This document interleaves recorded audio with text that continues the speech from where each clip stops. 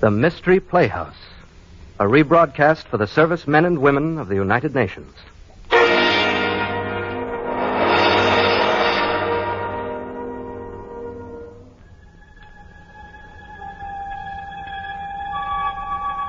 Good evening. This is Peter Loren. The circumstances leading up to horror and tragedy are many times as innocent seeming as a Sunday school picnic, and the perpetrators of evil appear often as ordinary, normal human beings. Yes, but they are capable of conceiving acts of diabolic destruction, as you will hear tonight in the Mystery Playhouse.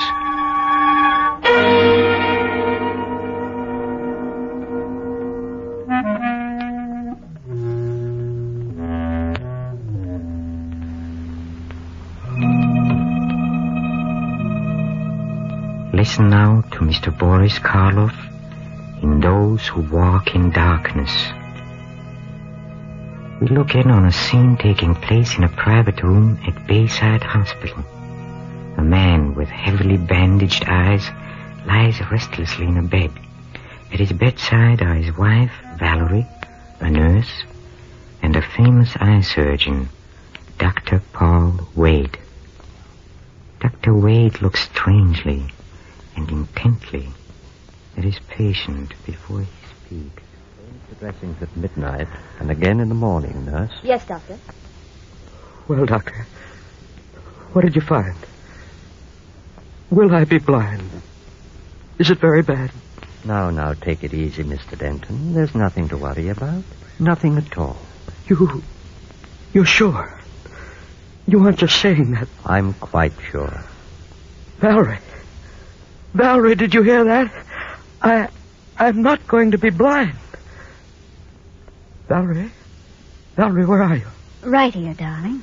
Did you hear? I won't be blind. Isn't that wonderful? Yes, darling, it's marvelous.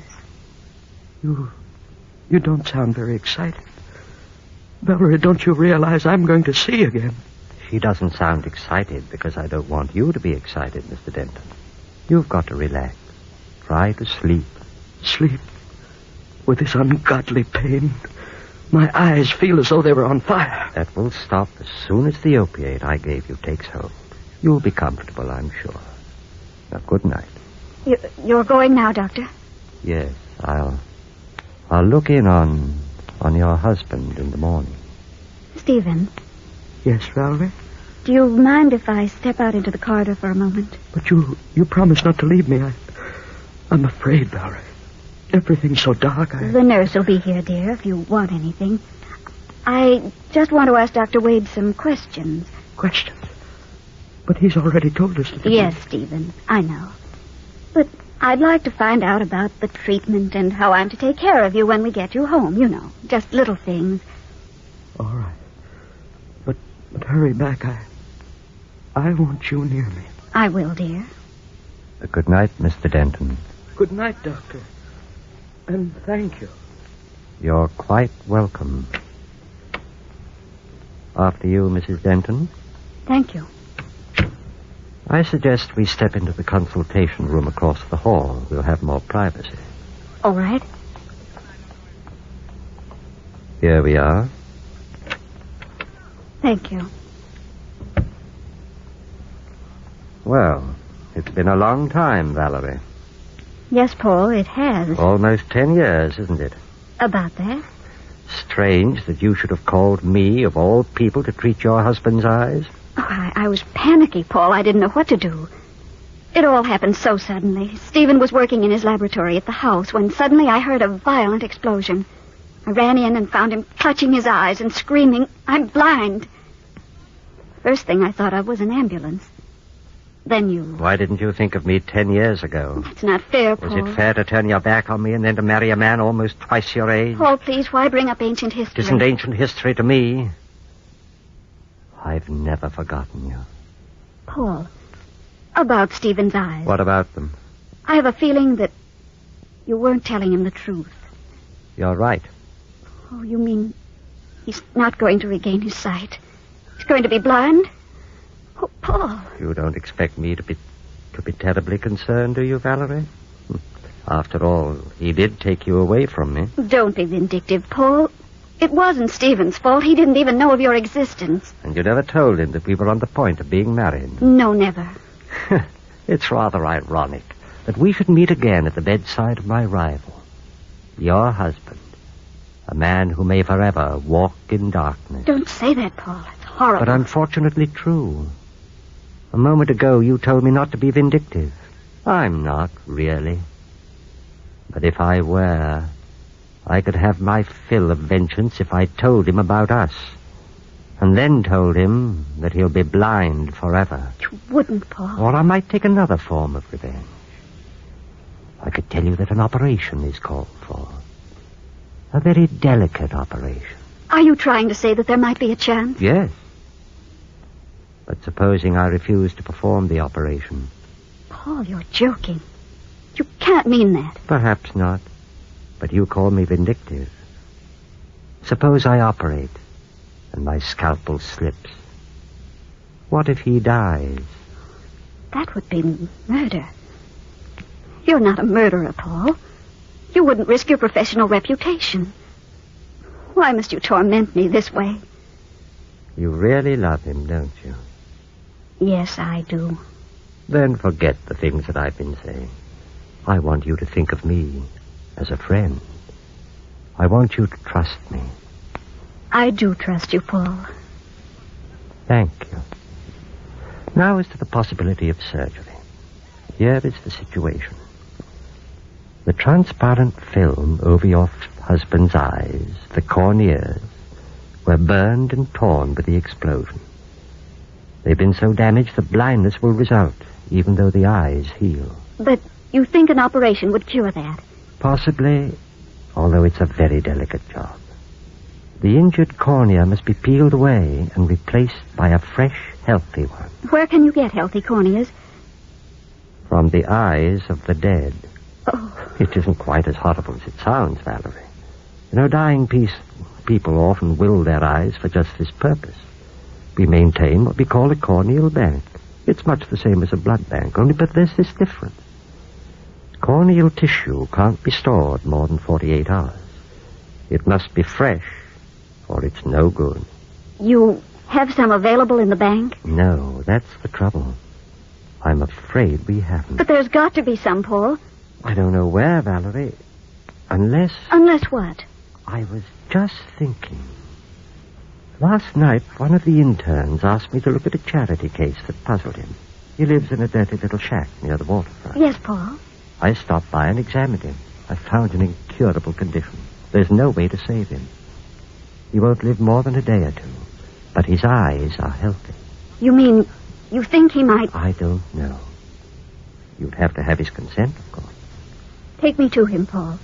I'm sure I can make him understand. Oh, it may not be so easy, Valerie. He's a strange person. A mystic and a spiritualist. Let me try. Just take me to him. All right. We can go there now.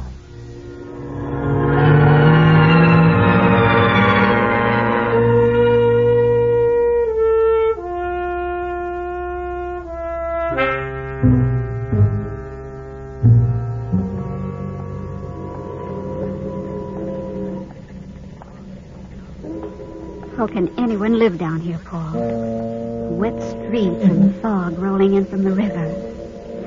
I shudder. You'd be surprised where people are forced to live. That's the house over there. That gray shack. Does he live alone? No. There's a toothless old woman. I don't know where he picked her up, who keeps house for him. She's rather hideous and, I suspect, a bit demented. So don't be frightened when you see her. I'll try not to be. Here we are. There's no bell. Those foghorns are giving me cold shivers. Yes, they do sound eerie. Here comes the old woman. Yes? We'd like to see Chandra, please. You can't. He's getting ready to go away. Chandra's going on a long journey. Yes, we know. We'd like to see him before he leaves. We are friends of his. Eh? I said we are friends of Chandra. I was here last night. Don't you remember?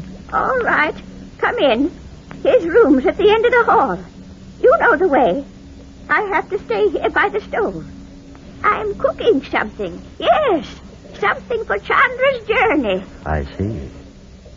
Come, Valerie. Something for Chandra's journey. Paul, she's ghastly. But harmless, I'm sure. Here. This is the room. Dark in there. Yes, but there's a lamp burning. But the wick is down. I'll turn it up. There, that's better. Paul, there on the cot. Is he alive? Yes, still alive. Chandra.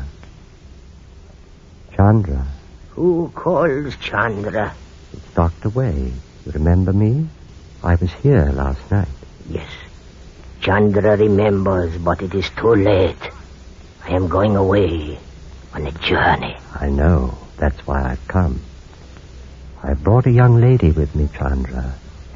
She has a favor to ask. Chandra has no favors to grant.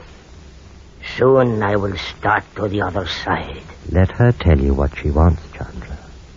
Now go ahead, Valerie. Chandra. Well? Chandra. My husband suffered an accident. An explosion. His eyes. Oh, Paul, I can't. You tell him, please. All right. Can you hear me, Chandra? I hear you. So this young lady's husband just lost the sight of both his eyes. He'll be completely blind unless I perform an immediate operation. Unless I take parts of two healthy eyes and place them on his. She's asking that you give her your eye. Do you understand? I understand I am visited by those who would rob me. But you're going to die anyway. Die? No, you are wrong. There is no death. I am going on a journey. Please. Please help me, Chandra. No.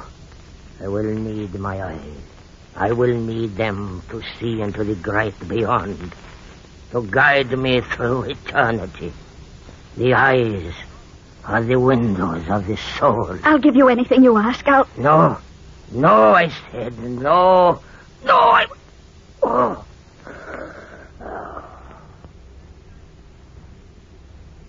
Oh. Something's happened. He's dead. Then it's all right. You can take his eyes. No, I can't. He refused you. Paul, listen to me. A doctor's first duty is to the living. To heal them, to make them whole. What responsibility have you to this lifeless thing? It's a matter of professional ethics, Valerie. Paul, you've got to do it. For me. Blindness would drive Stephen out of his mind. He's always hated the dark, like a little boy. Paul, please. It wouldn't be right, Valerie. It's a matter of life and death, not right or wrong. Paul, you have your surgical kit with you. Yes, but... Paul, please. I beg you. All right. Close the door.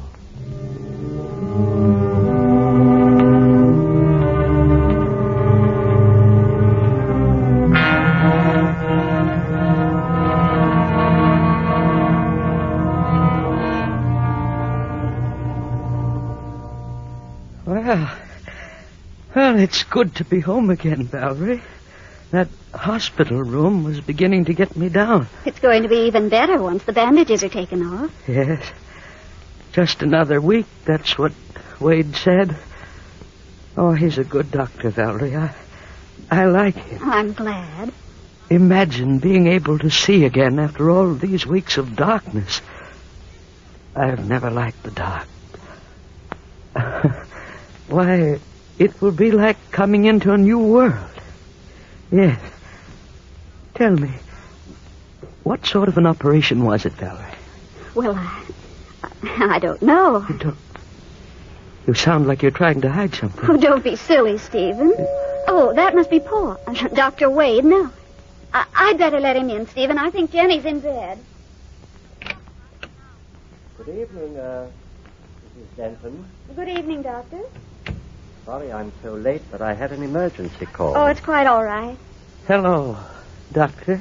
Well, how is the patient? Oh, fine, thank you, and anxious to get these bandages off. Patience is a virtue. Yes, but blindness is a curse. Don't be so morbid, Stephen. You're very lucky. Yes, I know I am. It's a warm night, isn't it, Doctor? Yes, a lovely night. Stars and a new moon. They say a new moon's a good omen if you look at it over your left shoulder. Did you know I was superstitious, Doctor? Well, I guess we all are in one way or another. Yes. Oh, would it be all right if we took a short walk in the garden while Valerie makes some coffee? That is, if you have the time, Doctor. Yes, plenty of time. Well, can't I come along? Oh, no, this is a stag party. You fix some coffee for us like a good girl, and we'll be back shortly. All right. Here, we can go out through the terrace. Here, let me take your arm. Thank you, Doctor.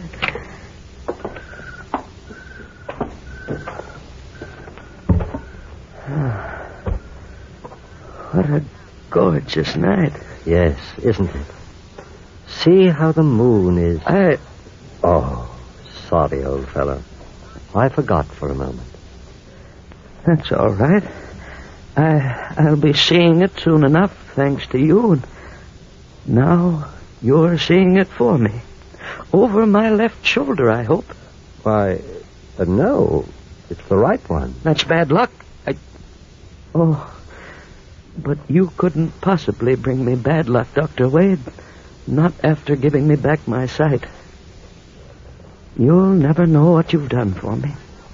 No? No. You can't possibly know how much it was because you're not in love with Valerie. Valerie's my life, Doctor. So young, so beautiful. Without eyes, how could I see her beauty?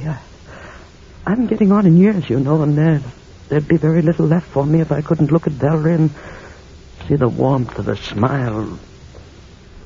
Oh, I don't expect you to understand that.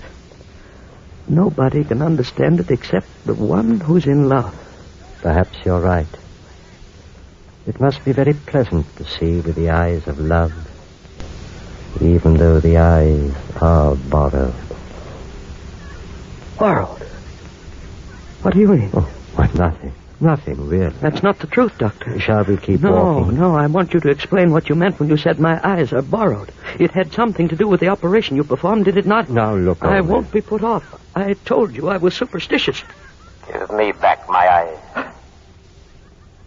Who said that? Dr. Wade? Who said what? Give me back my eyes. There, a strange voice. I didn't hear anything. Yes, I heard a voice saying, give me back my eyes. Give me back my eyes. There it is again, Doctor. Oh, for the love of heaven, whose voice is it? Tell me. Tell me, I'm blind, I can't see. I think perhaps we'd better go in, Mr. Denton. No, I tell you, I heard a voice. Oh, but you're tired. Now, come. But all right.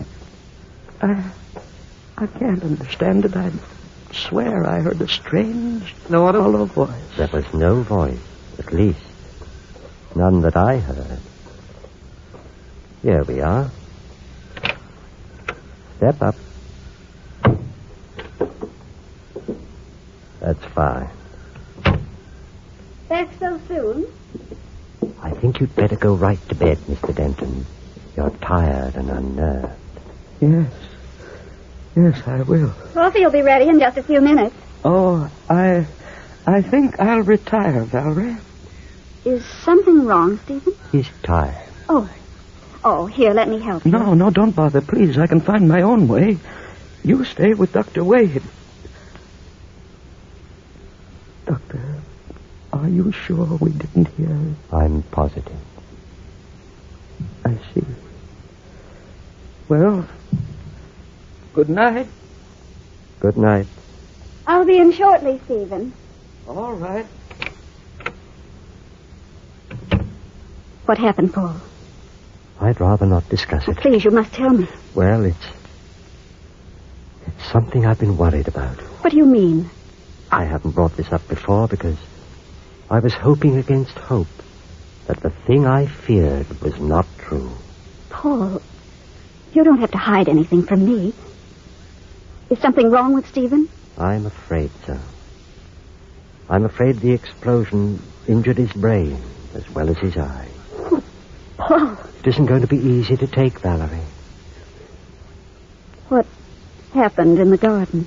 He said he heard a strange voice saying, "Give me back my eye." Oh, I shouldn't be telling you this, Valerie. You're trembling. Oh. I'm thinking of that Hindu, Chandra. You said he was a mystic, a spiritualist. Do you think it's possible that... Oh, no, it couldn't be. No, Valerie. I'm afraid Stephen's brain has been affected. And the horrible part of it is that I'm convinced the complete insanity will set in eventually. Stephen. I heard what you said, Doctor. Oh, Stephen. It's all right, dear. Stephen, darling. Come back into the bedroom, Mr. Denton. I want to talk with you. No, Valerie. You stay out here. Or better yet, go and get me some hot water. Hot water? Yes, I think I'll change these bandages and I'll want the water boiled. So watch it for at least 6 minutes. Very well. I'll go to the kitchen. Now, Mr. Denton, shall we go into your room? It's no use, Doctor. Let me guide you. There. That's fine. I know you're trying to cheer me up, but I tell you it's no use, Dr. Wade. I understand. I'm going mad. I'm sorry you overheard. After all, I could be wrong. Although you know it's true. I may as well be frank with you, Mr. Denton. Give me back my eyes. That voice. I tell you, Doctor, I keep hearing that voice. It's nothing. Your imagination is working overtime. Now, I'll get you a sedative. Valerie! Oh, here you are. I thought you were in the kitchen getting some water for me. No, I didn't go. You didn't fool me asking for hot water. Fool you? I'm afraid I don't understand. You monster. You horrible monster. What are you talking about? Get away from that door. Let me go into my husband. Let me tell him. Just a moment. Get your hands off me. Let me go. I should have known right from the beginning. Instead, I trusted you, had faith in you. Valerie. Holding me. Make my skin crawl. Valerie, I demand an explanation. You'll get it, all the explanation you want. I suspected something wrong when you sent me for hot water. That was just to get rid of me. Get me out of the way for 6 minutes. But I didn't leave this front room. Now, listen. I did listen. Bedroom door didn't quite latch. I saw what you did. He couldn't see you because his poor eyes are bandaged. He's blind. But I saw your lips move, and I heard you say the words, "Give me back my eyes." Valerie, will you please let me... If you don't get your hands off me, you unspeakable monster. Trying to drive Stephen mad, playing on his superstitions, his fear of the dark, of the unknown, to turn him into a raving maniac. Valerie, be quiet. Quiet? Why, you filthy, desperate... What was that? Stephen! Stephen! He shot himself. He's dead. Oh, Stephen. Valerie. Go away. Go away. Valerie, it was all for the best. Best? Let me talk to you, Valerie. I can explain everything. You murdered him. I did it for you, darling, for us. Come into the living room and let me explain. You murdered him. Just as if you'd held that gun to his head and pulled the trigger yourself. Please, darling. Go away. Leave me alone. Valerie, believe me, I did it to free you from a man who didn't deserve you. I did it so that you could know happiness with me. You're young, Valerie. You have years ahead of you. You're entitled to everything in life. You understand? Come into the living room. There, that's it. We're going to be so happy together. Let me close the door and shut out the last memory of what has gone before. Now, our life is before us. Here, sit down. My head, Paul. I have a terrible headache. I'll get you some aspirin. Where is it? In Stephen's laboratory. I'll get it. Let me help you. There.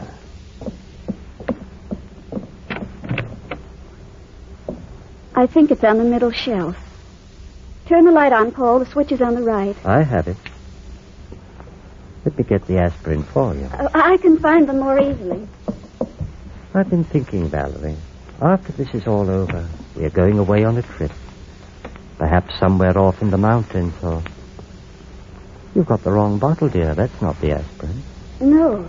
It's one of Stephen's chemicals. It's acid, Paul. Sulfuric acid. Oh, Valerie, put it back on the shelf. That stuff will burn. No, Paul. No, you cold-blooded murderer. You're going to know what Stephen knew before you forced him to take his life. You're going to know what it is to walk in darkness. Valerie. Forever. Oh, my eyes!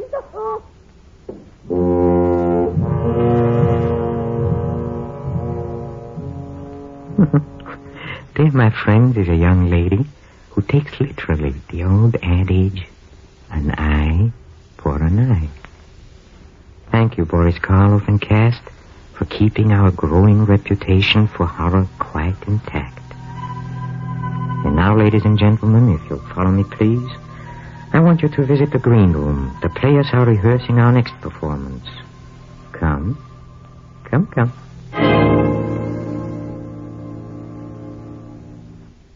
Watson, what do you know about this man Damery? Damery? What Damery? Lord Damery, of course. You seem to have his photograph in all the society weeklies. Well, naturally, the fellow's a household word in society. Yes. He's a man of the world with a natural turn for diplomacy, and he's asked me for a 4:30 appointment, which I've granted. You mean that Lord Damery's coming here, but it's 4:30 now. Look at the mess. Oh, yes. Sherlock Holmes and the elementary Dr. Watson, played by Basil Rathbone and Nigel Bruce, respectively, will appear in our next tale of mystery. This is Peter Lorre closing the doors of the Mystery Playhouse. Good night. Sleep tight.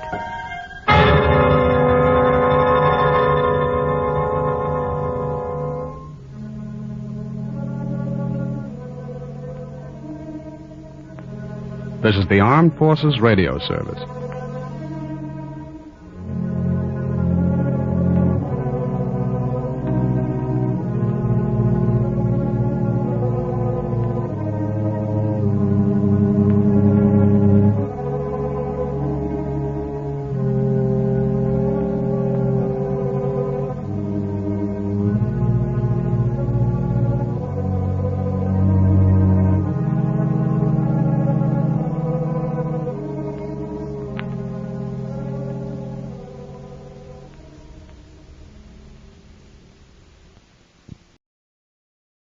All right now, ladies and gentlemen, if you just keep together, thank you.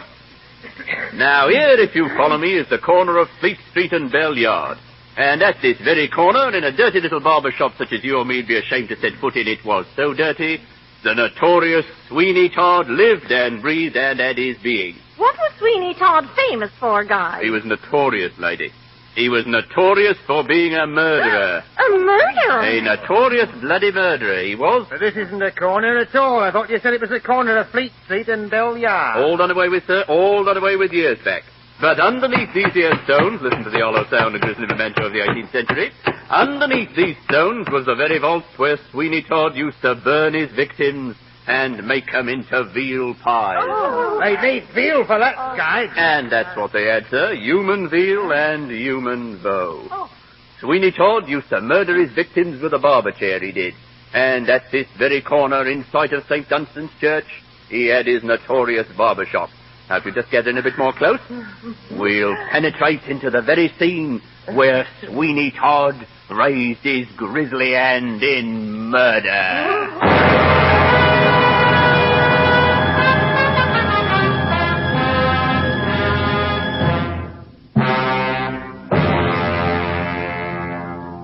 Stage 47. Item 16. Sweeney Todd, the Demon Barber of Fleet Street. An early Victorian melodrama written in 1842 by George Dibdin Pitt. Adapted for radio by Ronald Hambleton. Starring Mavor Moore as Sweeney Todd. Produced and directed by Andrew Allen. With an original musical score composed and conducted by Lucio Agostini. A melodrama of a London before the days of gaslights and hansom cabs. Sweeney Todd, the Demon Barber of Fleet Street.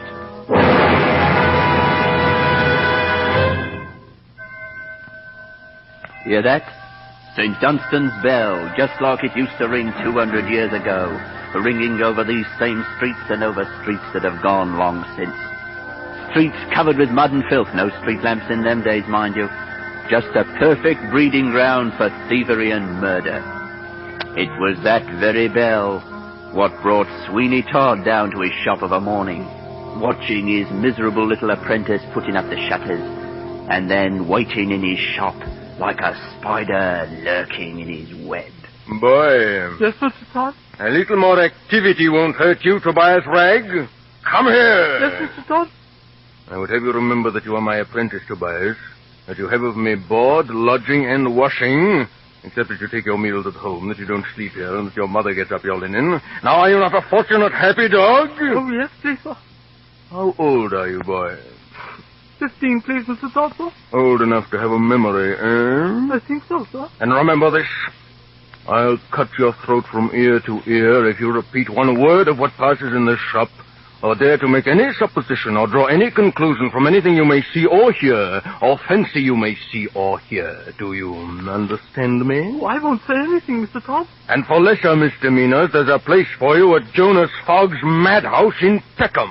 If I say anything, sir, may I be made into veal pies at Mrs. Lovett's in Bell Yard. How dare you mention veal pies in my presence? Do you suspect? Do you want to lose this nice job, boy? And on your first day? Oh, sir, I don't suspect. Indeed, I don't. I meant no harm. Very good. I'm satisfied. Quite satisfied. And mark me, the shop, and the shop only, is your place. Yes, sir. And if any customer gives you a penny, you can keep it, so that if you get enough of them, you will become a rich man. Only I'll take care of them, and when I think you require any, you can come to me. Understand? Sweeney, Todd. All right, boy. Into the back room with you. Well, good morning, Mr. Smith. How's the chair working, Mr. Todd? It seems to have picked up a bit of a rasp somewhere. Come over here and have a listen. Don't see why you should complain, Mr.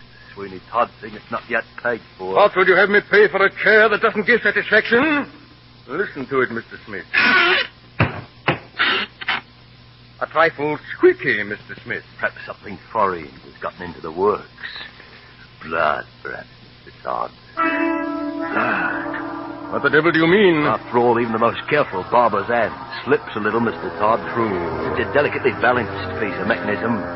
Barber chairs aren't made as a rule to tip down into the cellar, Sweeney Todd. Never mind what's the rule. Your job is to see it works properly. I have my customers to think about, Mr. Smith. Tip it again, Mr. Todd. Aha. There's rust in one or two spots. A little oil, I think. Then oil it, man, and get about your business. But, Mr. Todd, I've brought with me a little... You are surely not going to bring up again that little consideration owing to you in respect of this mechanical toy? Yes, Mr. Todd. I have with me an account for £7, 18 shillings and 9 halfpenny. And what may the 9 halfpenny be for, Mr. Smith? For £1 of 10-inch nails, Mr. Todd. And has it occurred to you, Mr. Smith, that some parties might consider 9 halfpenny a little excessive for a pound of 10-inch nails? It has occurred to me that I do not like your manner of haggling, Mr. Todd. Come a little nearer, Mr. Smith.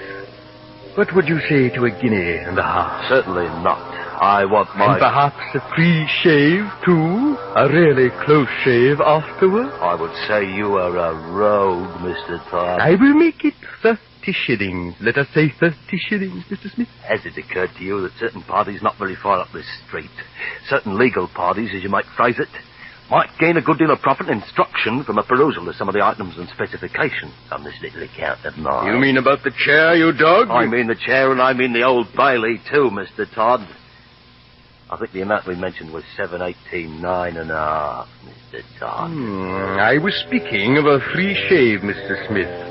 I discern a roughness about the region of your lower lip and a hairiness about your throat that makes my razor long to be at it. Pray come in and take a seat, Mr. Smith. I'll go now, you scoundrel, but I shall be back. Yes. Come back next week. I shall be back before next week, Mr. Todd. Considerably before next week. He was wicked, was Sweeney Todd. Glib as a sparrow and thieving as a jackdaw.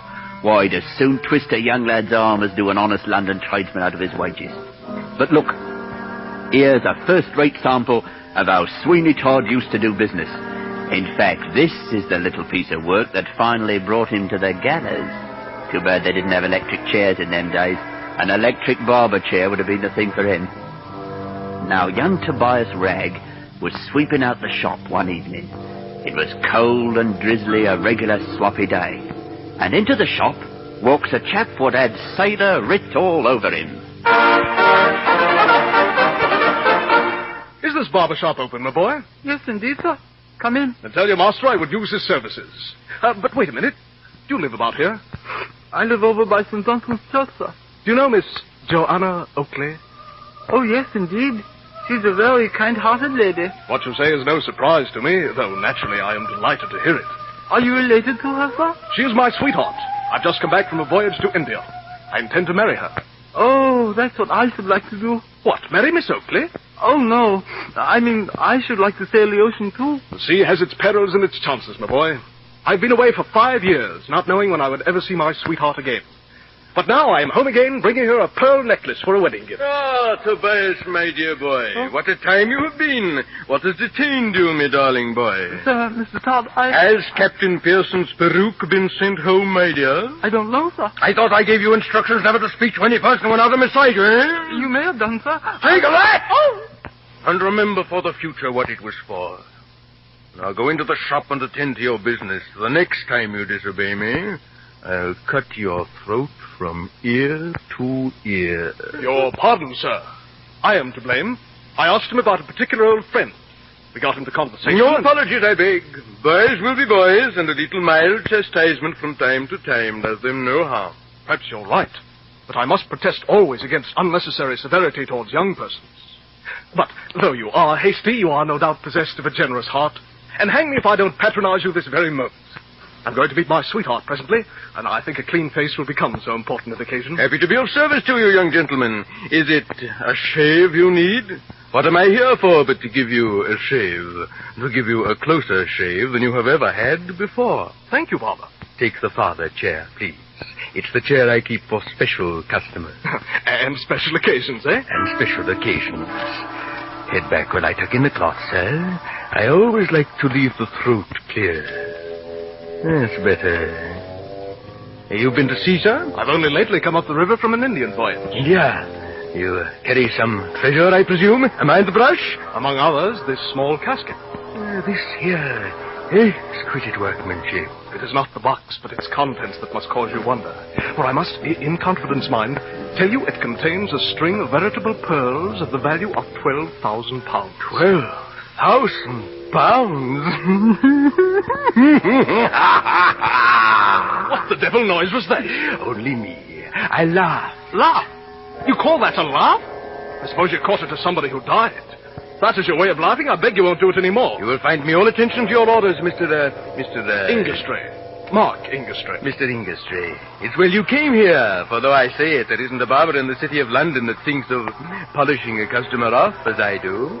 Fact, I assure you. I tell you what it is, Master Barber. If you come that laugh again, I'll get up and go. Well, very good, sir. It won't occur again, if I may make so bold. Who are you? Where did you come from? And where are you going? You seem fond of asking questions, my friend. Perhaps before I answer them, you'll reply to me. Do you know Mr. Oakley, who lives somewhere hereabouts? He's a spectacle maker. Oh, yes. Yes, to be sure I do. Jasper Oakley in 4th Street. He has a daughter called Joanna that the young bloods call... Head back a little farther, sir. The flower of 4th Street. She is respected, I hope. Oh, of course, of course. Now, bless me, where can I have laid Miss Strop? I had it this minute. I recollect. I took it into the parlor. Sit still, sir. I shan't be a minute. You can amuse yourself with the newspaper.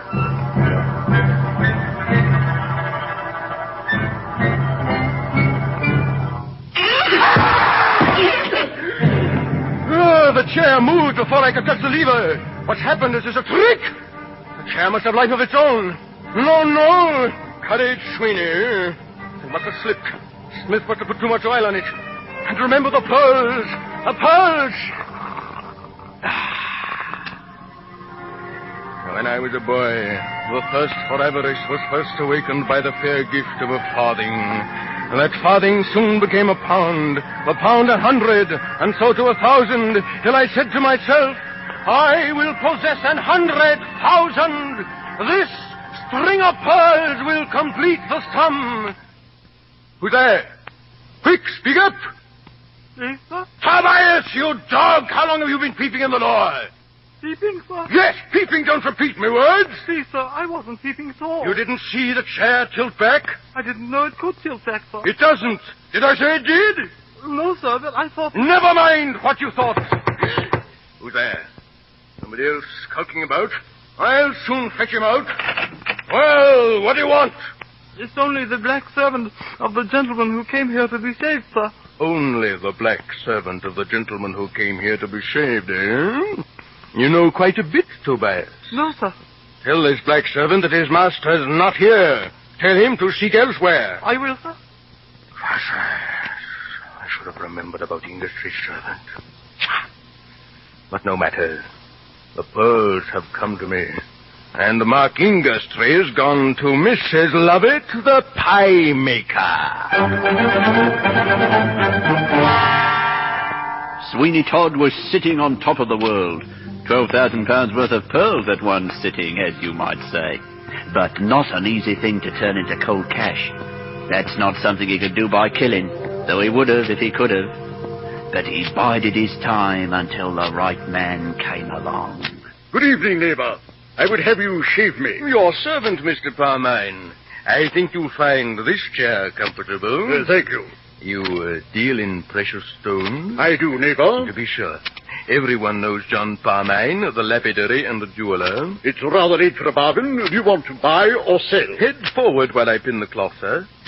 To sell. The only orders I get are for pearls, and they're not in the market nowadays. I have nothing but pearls to sell.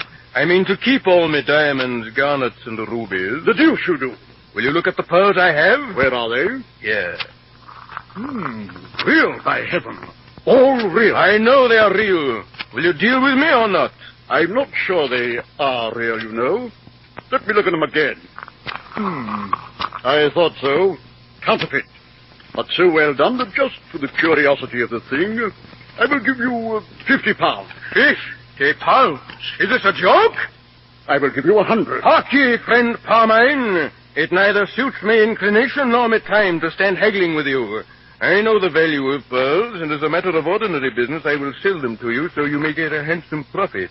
Well, since you know more than I gave you credit for, and this is to be a downright business transaction, I think I can find a customer who will pay £11,000 for them. Ah, that's better.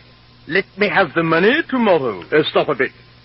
You must know that a string of pearls is not to be bought and sold like a few ounces of old silver. And you must give me satisfaction as to how you came by them. Sure, man, who will question you? You're in the trade. That's all very fine, but I don't see why I should give you the full value of an article without evidence to prove your title to it. In other words, you don't care how I came by the property involved, so long as I sell it to you at a thief's price. Mr. Todd, I am a respectable tradesman. And on the other hand, if I want the real value, you mean to be particular. I suspect you have no right to sell the pearls. And to satisfy myself, I shall insist on your coming with me to a magistrate. Respectable tradesman, you'll go all right, but by the road I choose. This chair will carry you, Mr. Parmine. Off you go, Mr. Parmine. Goodbye. Goodbye. Goodbye. Sweeney Todd. Ezekiel Smith. You!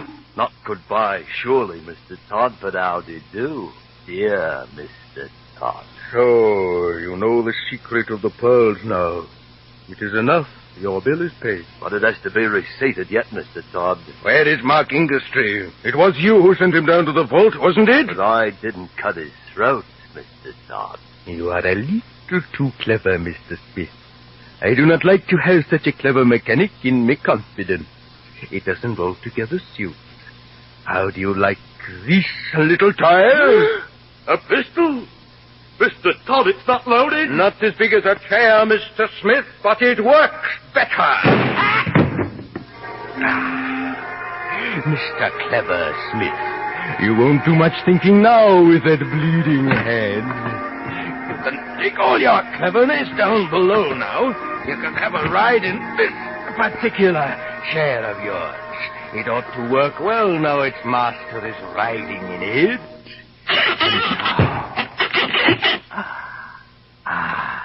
The secret is mine again. That's how Sweeney Todd went about his notorious bloody business. Lured him into his devilish barber chair, touched a lever, and down they went into the grisly vaults below Fleet Street. All he wanted was the smell of a bit of money, and he was after it like a ferret. Just one close shave, and he was cock of the walk, he thought. And all he had to worry about was doing poor old Mrs. Lovett out of her share of the swag. She was the lady that kept the pie shop next door. She was a fat, comfortable old girl, buried 5 husbands, and looked forward to 5 more. Why, here is Mr. Lupin, to be sure. Just fancy coming to see little me in all this rain. Do give me your umbrella this minute, Mr. Lupin, and sit down and take something warm or you'll die of cold. Yea, dear sister, I bear this misfortune like all others with fortitude, believing that our sufferings here will in a future world be changed to peace and happiness. Certainly, to be sure. Therefore, I beg you to take a little drop of tea. Dear sister, you are indeed an angel. Oh, Mr. Lupin, won't you draw your chair a little closer? Verily I will. And is it true, dear sister, that thou hast gathered unto thyself much of the mammon of unrighteousness by the sale of those same pieces of manna, which the ungodly call dough, wrapped around the flesh of the fatted calf? What a lovely way of saying dear says. There is much of the mammon of unrighteousness in what thou callest pie. Thou hast what the wicked call a stocking. Oh, brother, let us not talk of pies. Remember that all day and all night I think of nothing but pies. And sometimes pies haunt my dreams. Remember that all day I smell pies, and I might go for pies, and I'd like tuppence for pies. Verily, sister, it is a delicious text. Lo, the smell of gravy haunteth me nostrils, and me soul quivers with delight. Then would you like a pie, brother? Me soul fainteth, me soul crieth out, oh, me sister, oh, me beloved. Then take one, brother. Oh. Think that I made it only for you. Why, sister, of a surety, this is not a twopenny pie. No, Mr. Lupin, this is a very special pie, such as I keep for callers and friends. And tell me, sister, there is great profit in a twopenny pie. Dost thou put in a pennyworth of the fat of the calf? No, Mr. Lupin, how do you imagine I live? I'll put in a farthing's worth, no more. Verily a magnificent pie. Of a truth thou art a woman in 1,000. And how much flour puttest thou in a twopenny pie? A ha'porth, Mr. Lupin. And whence cometh thy flour, my beloved? I buy it from Miller Brown. And Miller Brown hath nearby his mill certain cavities in the earth containing chalk, hath he not, sister? Chalk? Miller Brown is a respectable merchant, Mr. Lupin. Hoity-toity, did I say aught else? Oh, sister, what a pie was that? Behold, my heart yearneth after thy beauty. Behold, a great love welleth up in my soul. Wouldst thou take me hand? And as the stocking thou sayest, hark, I will whisper, is it near thy bed? Oh, brother, thou... You mustn't. Mr. Lupin, you are a naughty man. Hist, my beloved, which call me Loopy now. Oh, not now. Not yet. true. There are yet certain ministrations of the spirit I must attend to ere time for pleasure cometh. You are such a godly man, brother. Yea, even today I was able to save a wandering soul from sorrow, even an unfortunate black whose master had left him alone in this steaming city. Black, a gentleman's black servant. Verily, even the heathen, dear sister, is... What did he say about his master, I mean? Verily, I am gratified, highly gratified to find stirrings of mercy in thee, sister. Wilt come with me to Joanna Oakley, who is suffering from a great depression of the soul, too? Joanna Oakley, a gentleman's black servant. We are undone. Undone, my beloved? Oh, Mr. Lupin, leave me at once. But, the beloved, this excessive pity for the unfortunate one seems to be a trifle, shall I say, excessive. What did you do with this black servant? I kindly took charge of a certain sum of money for him, lest he lose it, sister. What is he now? Swallowed up indeed into this teeming city. The work of the Lord calleth his servant, and I must be gone. I will bear to Joanna Oakley expressions of your solicitude. Yes. Tell her that I weep for her sorrow. Verily a gracious sentiment. And I shall add, my dear sister, that in your eyes every tear is a pearl.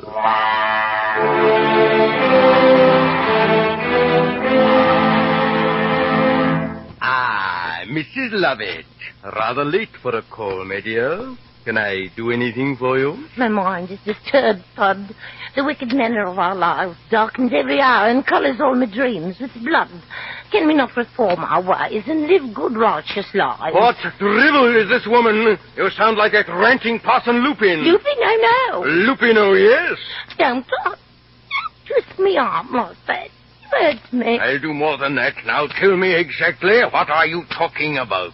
William Grant died last night. And who may William Grant be? He was my baker, Mr. T. But, my dear Mrs. L., your baker's name was Jones. But he got discontented, Mr. Todd. Surely you remember. So many of them, one gets confused. But never mind. Dry those tears, little crybaby. Mr. T, the pie shop and billiard must be closed. Closed, Mrs. Lovett. The conscience is aroused. I dreamt last night that I was being hanged with a rope of pearls. My heart goes out in sympathy to you, Mrs. Lovett. You must be tired of standing. Let me implore you to take a seat. Take this chair, Mrs. Lovett. That chair? Do you think I'm such a fool, Mr. T? Well, why not? It's a perfectly good chair. You and I have profited well enough by it in the past. It's a wicked chair, Todd.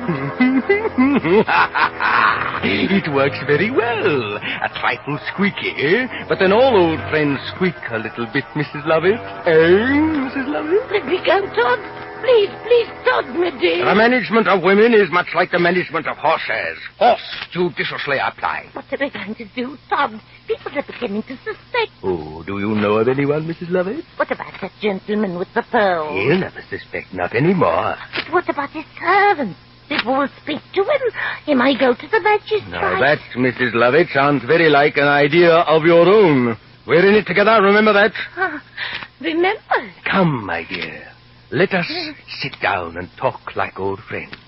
You know you don't mean to do anything, do you? Really, give me hand. It's crushing it. I have always been noted for mystery. I want to go out. I must breathe the clean air.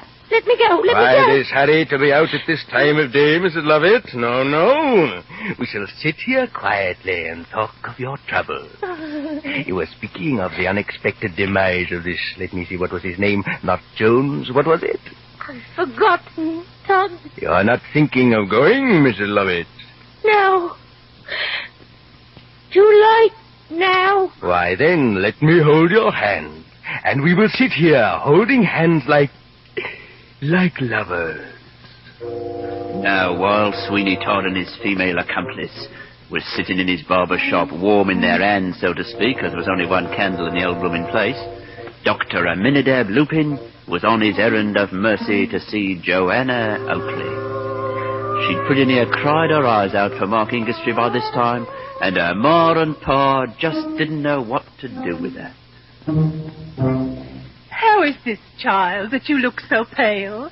I must speak positively about you to Mr. Lupin. Lupin may be all very well in his way as a parson, but I really don't know what he can have to do with Joanna looking pale. Hush, Mr. Oakley. I'm all right, Mamma. Really, I am. Lupin has been kicked out of more people's houses than anybody else from here to Aldgate. If the sainted man has been kicked, Mr. Oakley, he glories in it.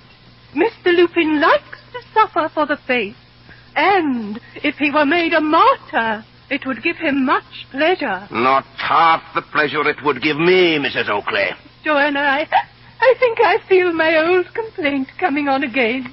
Your father's brutality always produces it. I must compose my nerves with a little cherry brandy. Let me help you, Mamma. No. I will suffer alone, Joanna. Well, I suppose I must offer her crumbs of comfort, as Lupin would say. Damn Mr. Aminadab Lupin. Ah, Miss Oakley, did I hear your parents retire? Yes, Mr. Lupin. I shall call them back. Dearest Joanna, I come here at the bidding of my conscience to consort with you in your dire need. You will allow me free passage from the room, Mr. Lupin. Thou art disrespectful, but I will not snub thee, virgin. Thou knowest not my mission here. I don't want your comfort, sir. What if I were to pour into your ears the knowledge that I have? If I whisper pearls in a black servant? Oh, servant, not Mr. Ingestry. Ah, I have touched a chord in thy bosom. Thou hast heeded the tongues of rumour that have been a-wagging. I do not listen to rumour, sir. Only by rumour do we learn of iniquity, virgin. It hath made a man of me, and my carcass, which was as lank as an herring once, is now round and comely to look at. Oh, where is Mr. Ingestry? Have you heard from him? Oh, how long have I waited for news? I, maiden, am news incarnate. Though I speak with the mouths of babes and sucklings, I shall offer me news. If you know anything, speak, I pray you. For a consideration. Oh, anything, Mr. Lupin. Then, maiden, listen. I have held converse with a certain black, for whom I was able to perform a small service. He had lost his master. He was as a ship without a rudder, as a principality without a prince. He told me of hours of waiting outside a certain shop on Fleet Street. A shop, mark you, from which his master never emerged. Where was it? I must go to him. Precipitation, virgin, is unwise. For next to this certain shop lives a lady for whom I hold a certain regard, and with whom, in fact, I have supped and drank. When I spoke certain words to her, she blushed and looked pale. All I wonder is this: did she blush from a lovely excitement of the pulse at the sight of me, or did she thus reveal a guilty secret? Then how will we know? What will we do? I know an unmannerly youth who might, for a consideration, ingratiate himself within this certain lady's shop. Stop riddling, Mr. Lupin. Whose shop? Who is the lady? The shop, virgin, is SWEENEY Todd's, and the lady is Mrs. Lovett, the pie maker.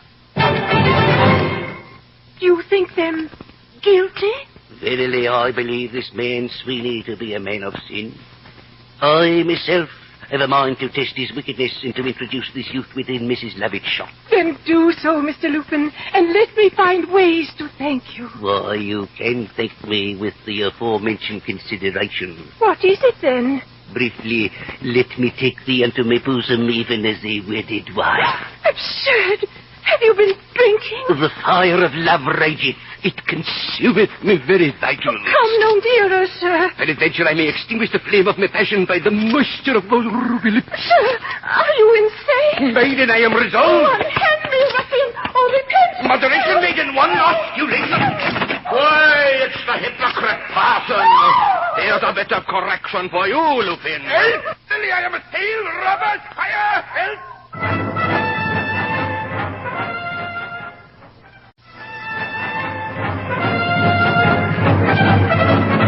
Now, what was all that confabulation with Lupin, Johanna? Oh, Papa, I'm afraid for Mr. Ingestry. Ingestry? Is he back again? That is why I kept it my secret, Papa. I thought you might still refuse your consent. It was because of you that he went to sea. And well he might, the wastrel. But now he has returned, rich from India, Papa. Rich? From India? Then why doesn't he show himself like a man? He has met with some misfortune here in London. Mr. Lupin believes him dead, I think. Where was this? He was lost seen at Sweeney Todd's shop in Fleet Street. And his black servant... Oh, buck up, lad. Dry your eyes. If Mark Industry is alive, we'll find him. And if Sweeney Todd is responsible for those tears of yours, he'll pay for it. And that's how the hue and cry started against Sweeney Todd, the notorious bloody murderer. Of course, it wasn't the hue and cry at first, because he was a slippery devil, but matters were coming to an end. Jasper Oakley was plotting to comfort his daughter, and as to Mr. Lupin, why, he thought he might line his pocket. It is well that the children of the Lord should partake of the ill-gotten gains of the wicked and strip the villain of his spoil. So while he figured out a way to blackmail Sweeney Todd, he sent his unmannerly youth, Jarvis Williams, to worm his way into Mrs. Lovett's confidence.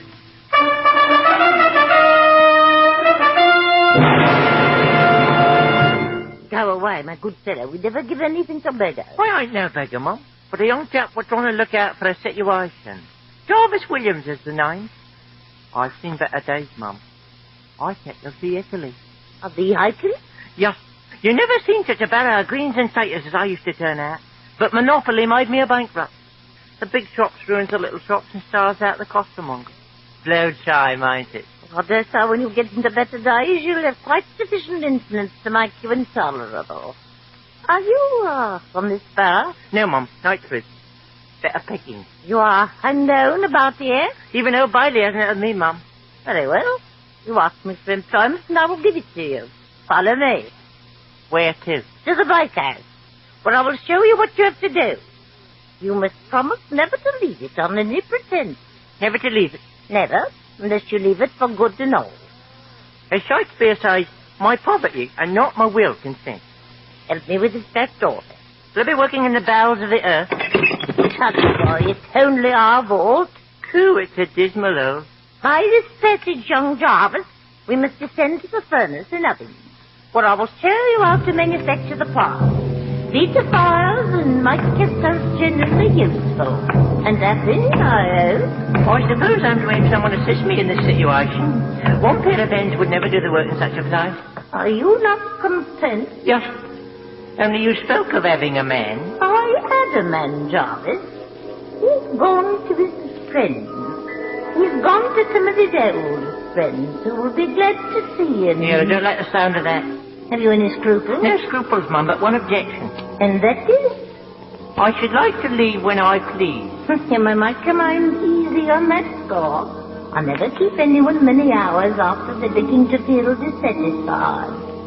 But now I must leave you for a time. What, down here? Yes, Jarvis. As long as you're industrious, you will get on very well. But as soon as you begin to get idle and neglect my orders, you will receive a piece of information. What is it, Mum? I'm an inquiring young fellow. You may as well give it me now. Now, I seldom find any occasion for that at first. But after a time, when you get well fed, you're pretty sure to want it. Everyone who relinquishes the situation goes to his old friends. Friends he's not seen for many years.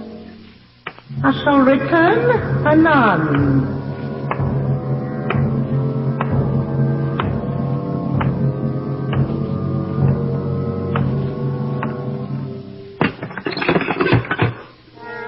Coo. What a strange manner of talking that respectable female has. There seems to be something singular in everything she says. And what a singular-looking place, too. Nothing visible but darkness. It would be quite unbearable but for the delicious smell of pie. Here, what's that? A rattlesnake? It rattles anyway. Here, let's have a feel. Bones. Skull. Ribs. I must have stumbled into a surgery, because these are human bones. Wish I could find a funny bone. I feel a bit poorly. She was a nice-looking old ma, too. Strikes me that Lupin and I would make a nice pair. Why have this bag of bones is the fellow who's gone to his oldest friend. Maybe it's Mark Industry, the sailor. Now he's dead. Oh, what's that? Oh, Ma. Here's one of the murdered ghosts come to ask for his body. Maybe it made into veal pie. Please, it wasn't me, Sir Ghost. I was only hired 10 minutes ago. Silence, my friend. Are you in league with these fiends? I hope, Mr. Ghost, they ain't going to murder me as they did you before me. Whose ghost are you? My name is Mark Ingestry. Merciful heavens, it's the sailor. Him that was murdered for his pearl. You know about that. You must be in league with the villain. Indeed, I am not. His wages is too high for an honest man. As Shakespeare says, mine only vice is honesty. Will you help me to bring Sweeney Todd to the hands of justice? Right you are, sir. But what are you stopping down here for? I don't know how it happened, but I suddenly fell into space. It was while I was being shaved. And I was knocked senseless on this stone floor. And when you come to? I suspected treachery. And since then, I've explored these vaults from end to end, seeking proof of the villain's guilt. How do we get out of here? Have you a stout heart? Me heart's stout enough, but my blood's running a trifle thin. What's your name? Jarvis Williams, sir. Do you know Joanna Oakley? Only by hearsay. You know where she lives? In 4th Street, I think. Then go to her. No, that won't do. Go to her father, tell him I'm alive, and request him to communicate that intelligence to Miss Oakley. Let her know that there is yet hope. Are you going on living here? Yes, for the present. I must gather evidence and proof that Sweeney Todd is the malefactor I believe him to be. Can you keep a secret, Jarvis? Well enough, I suppose. Then come with me through this passage. What more gory holes? Follow me. Up these stairs is a door that connects these vaults with Sweeney Todd's shop. This way. Right into the lion's mouth. There I will station myself, and there you will bring Mr. Oakley so that we may apprehend the villain. Quietly now.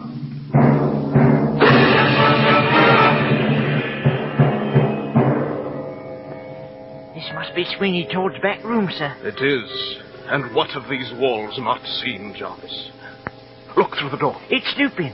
He's getting himself shy. Quiet, we may gather some clue. Listen to what they say. Try, Mr. Todd, not so hard, not so hard. What do you say? You're lathering me too hard. It's such a while since I had the pleasure of shaving you, Mr. Lupin. I wanted to make a good job of it. Mr. Todd, remember what a bountiful collection we had at church meeting yesterday evening. What of it?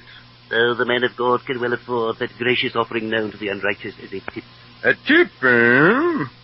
Dear me, perhaps you are worth polishing off. What did you say, Mr. Todd? Nothing, Parson. Pray shave me carefully, Mr. Todd, for I am to wed a wealthy heiress.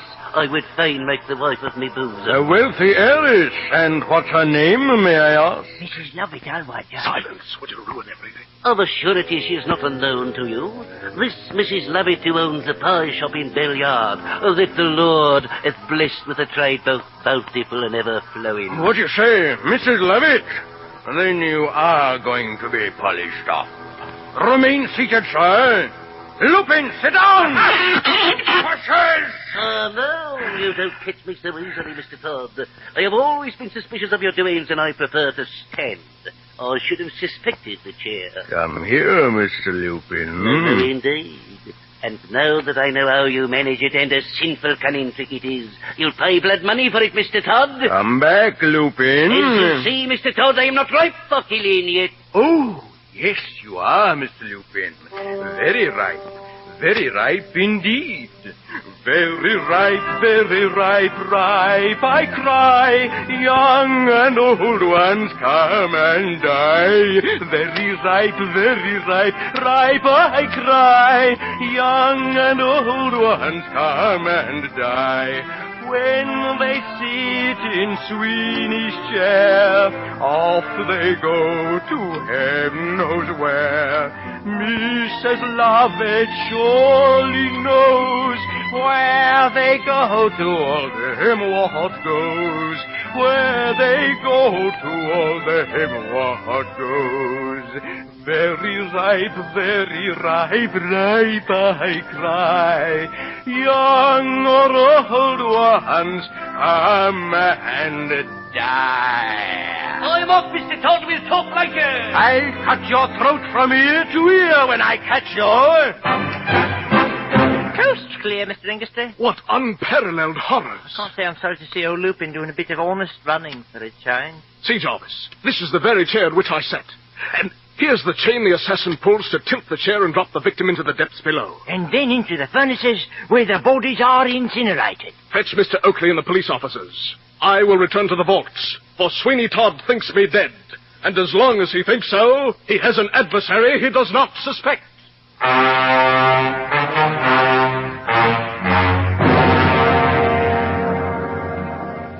That ranting parson has escaped me, but I fear no man of his kidney. A little money, an offering he would call it, blackmail I should say, merely a temporary disbursement to be returned along with all the other effects of the legator. A pretty jest, the legator. And when he has been polished off, I'll deal with the rest of them. I have too many enemies to be really safe. My first step must be to get rid of Tobias Ragg. I think he thinks. I need not take his life, but a close confinement of the boy in the lunatic asylum of Jonas Fogg will effectually silence him. Mrs. Lovett, too, grows dissatisfied and scrupulous. I've had my eye on her for some time, and I fear she intends mischief. A little poison, skillfully administered, may remove any unpleasantness in that quarter. Sweeney Todd. Spying, Mrs. Lovett. You might call it so, and since I discover that you intend treachery, I shall on the instant demand my share of the booty. Aye, an equal share of the fruits of our mutual bloodshed. Well, so you shall. I will balance accounts with you. What is the reckoning? I find it to be £12,000 to a fraction. That is just £6,000 each, there being two of it. But, Mistress Lovett, you will have to pay me for your support, lodging, and clothes. Clothes, Mr. Todd? I repeat the word, clothes. Why, I haven't had a new dress for these 6 months. Besides, am I to have nothing for your education? In killing, I mean, Mrs. Lovett. Oh, I have profited by that. To a degree, Mrs. Lovett, yes. For some years past, you have been totally provided for by me. And after deducting that and the expenses of erecting furnaces, purchasing flour for your delicious veal pies, we got the flour cheap because of the truck in it, and sundry other outlays, I find it leaves a balance of 16 shillings, 4pence, 3 farthings in my favor. In your favor? And I don't intend you to budge an inch until it is paid. You want to rob me, but you shall find to your sorrow I will have my due. You have instructed me in killing your son. Very well, Sweeney Todd. 'Twas you who purchased this knife. Don't be a fool, woman. Put your name to a deed consigning the whole of the wealth blood has purchased, or you perish. Idiot! You should have known Sweeney Todd better than that. I calculate my chances. I have also purchased this pistol. Todd! Throw down the knife. Todd, what are you going to do? Throw down the knife, woman. There it is, Todd. Now, say your prayers. Your last hour has come. Spare my life. For the love of it, as I spared yours. That's good. As you spared mine. Oh, you cannot have the art to kill me. Oh, stop before you spill my blood. I've been true to you upon my guilty soul. Take your hands off me, woman. What about Lupin? It was in our interest, Todd, that I led him on. Pshaw! Take your hands from about me neck. I don't like things crawling over me. Oh, Todd, a good lady told me of a home where I could end my days in solitude and peace. Let me go to it again and beg her on my knees to show you the same mercy and compassion. Let us never see each other anymore. Let us lead better lives and forget we ever lived except in prayer. Will you loose your hold? It is never too late to repent, Todd, never. It is too late for you. Perdition. Mrs. Lovett is dead, and there is blood upon me. Now Sweeney is alone. Now let the chair work, and let the furnaces consume the body, and destroy all evidence of my guilt in this, as it has in my manifold deeds of blood.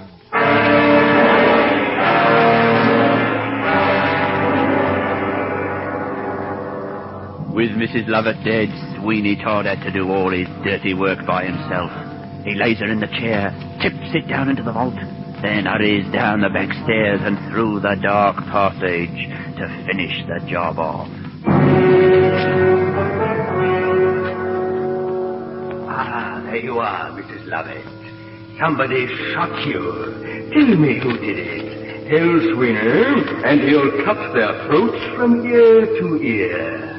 Little crybaby, it's too bad you missed getting your share, isn't it? But don't worry, I'll revenge you. What's that? Footsteps on the stair. No, in the passage. In the passage! Oh, but only Mrs. Lovett and that Ezekiel Smith knows about that passage, and they're dead. Go away! Your trade was a paying one, Mr. Todd. The sailor! I'm back, Mr. Todd. Go away, Mr. Sailor, you're dead. I denounce you, thief and murderer. I have caught you in the act of disposing of one of your unhappy victims. Wait a minute, Mr. Sailor. Would you like to go the way she went? I have lots of bullets left in this pistol, and Sweeney Todd has never been known to miss. I do not fear you face-to-face, murderer. Come not a step closer, then shoot!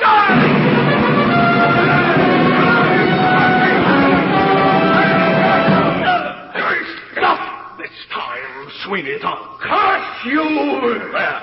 This pistol is too dangerous for you to handle. Now, Mr. Todd, with my own hands, I shall drag you to the gallows and the end you so richly deserve. Oh, Mr. Sailor, the fortunes of war, eh? One false move and I'll shoot you as I would a mad dog. That's a bargain indeed. But, Sailor, what's behind you? What? How's that for a bargain, eh? What a weakling. So, Mr. Sailor, you see I am still master about here. Now, up those stairs, through the trap door into Mrs. Lovett's pie shop, and one lever locks all the doors. You're lost now, Mr. Sailor. You'll never get out of this alive, and pretty soon you'll have company.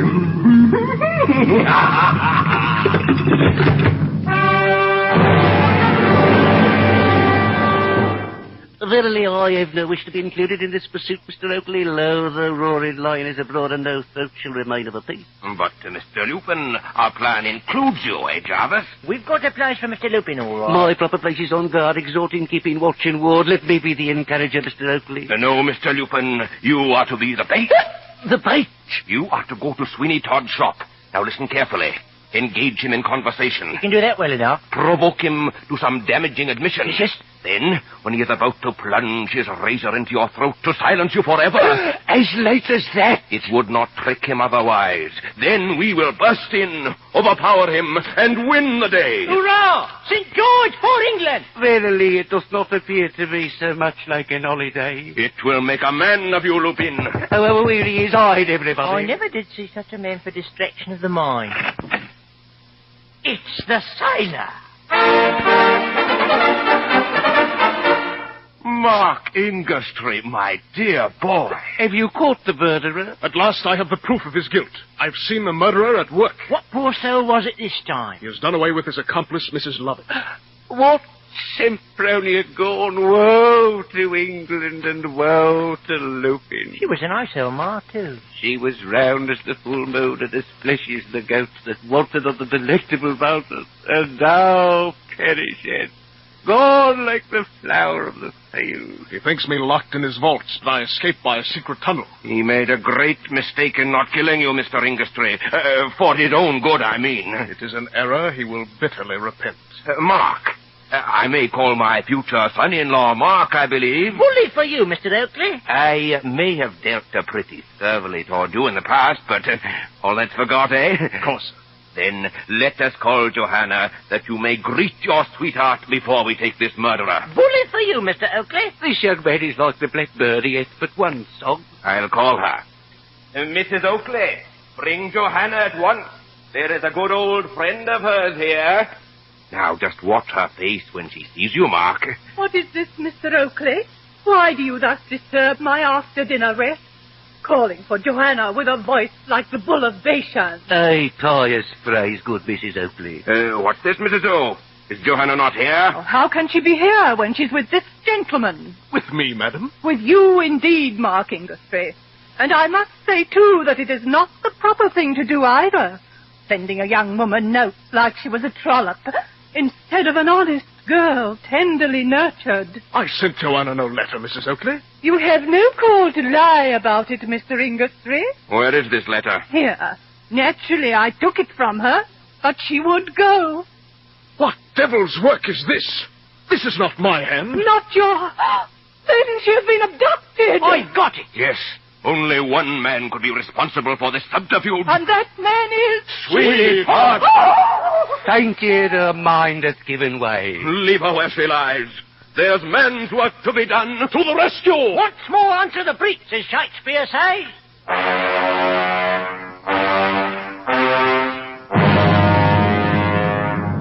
Sweeney Todd is doomed. But is there time to save Joanna Oakley? He is like a lion at bay now, enraged and unscrupulous.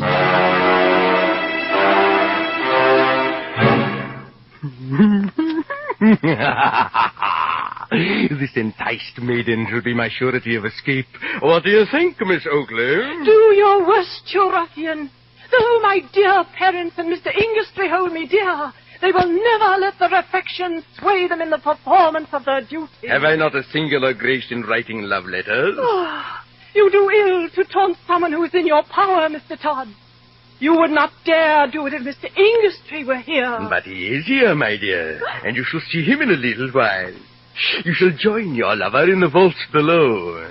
But first, don't be frightened. I'm not going to harm you yet. I just want you to be a witness. I'll be no witness to your doings, Sweeney Todd. I have a young apprentice who has shown distressing signs of madness lately. Fancy, I caught him yesterday stealing away to denounce me to the magistrate. Is that not an undoubted form of madness? I think he did well. Look, we'll have him in. It's near time for the keepers to arrive anyway, and you can judge his madness for yourself. I keep him in this room. Come on, Tobias Ragg. I won't endure it. I won't be knocked about in this way. You won't, eh? You are a designing, cruel, and cold-blooded murderer. There, you see, Miss Oakley, these are genuine ravings. Miss Oakley, have you lured her into your den, too? Now, don't you wish you'd been loyal to me, you dog, when we do such a brisk business? Have no fear, Tobias. Help will come.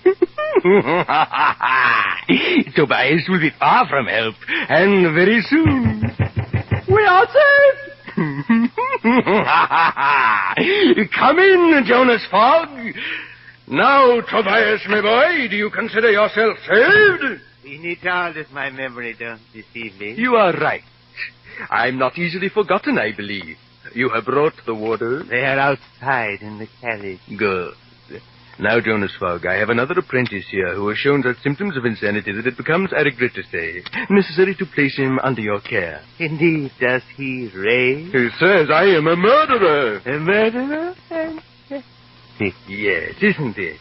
Could anything be more absurd? I that have the milk of human kindness flowing in me every vein. For how long, Mr. Todd, do you think this malady will continue? I will pay for 12 months, but I do not think between you and I that the case will last anything like so long. I think he will die like young Simpkins suddenly. I shouldn't wonder if he did. It is decidedly the best way. It prevents expense. We make no remarks and we ask no questions. Those are the principles on which we have conducted our establishment for so long. Those are the principles upon which we shall continue to conduct it and to merit, we hope, the patronage of the public. Unquestionably. But which is the patient? I perceive you have two of them. Pay no attention to the girl. This boy is the one. Quite young. Pity, isn't it? And of course we deeply lament his condition. Of course. But see, he raises his eyes. He will speak directly. Rave, I should say. Sweeney Todd is a murderer, and I denounce him. There, you see him? Mad, indeed. Save me from him. It is my life he seeks, because I know he is a murderer. Miss Oakley, add your voice to mine. Mr. Fogg, if you have any sympathy or justice in you, you will help us. This seems to be communicable insanity in its most terrible form. I shall be upon the necessity of putting him in a straight waistcoat. Mr. Todd, let me have both of them. No, the girl is shall I say, a deposit left for my safekeeping. But, Jonas Fogg, why shouldn't you have both of them? Why shouldn't I deposit her with you? Valuable security should always be banked, Mr. Todd. A pleasant little jest, Jonas Fogg. Take 'em both! A good day's business. Convey them to one of the dark, damp cells, as too much light encourages their delirium. Villain, do your worst. I shall always aver that Sweeney Todd is an assassin. It is true. Take him away! I will die before I submit to you all your vile myrmidons. Why, then you'll die, for no power can aid you. Yes, there is one. Where? There is heaven, which fails not to succor the helpless and persecuted. Hush! I am undone. Quick, bolt the door, Jonas Fogg. Too late, Sweeney Todd. Much too late, Mr. Todd. Mark! Stand off, you cowardly rascals, and I'll put the kibosh on the old consarn. The kibosh? Yes, it's a word of Greek extraction meaning the upset of the happlecot. You'll hang now, Sweeney Todd. And Mark Ingastry. You? Yes, Sweeney Todd. Mark Ingastry, who, preserved from death by a miracle, returns to confound the guilty and to protect the innocent.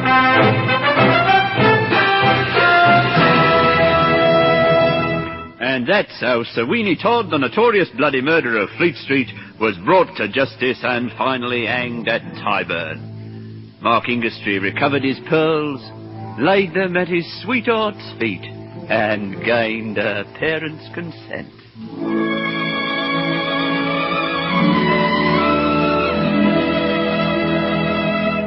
And what do you think Mark Ingastry did besides? Tobias Ragg, do you still want to follow the sea? Oh, yes, indeed, Mr. Ingastry. Then I shall buy you a commission in His Britannic Majesty's Navy. Bully for you, Mr. Ingastry. And furthermore, Hurrah! Mr. Lupin, if you are agreeable, you shall perform the rites at our wedding. Bully for you, Mr. Ingastry. And furthermore, Hurrah! Jarvis Williams, I'm going to buy you the biggest cart in London and outfit it with the best greens and taters money can buy. That seems to have silenced the youth. Let me say it.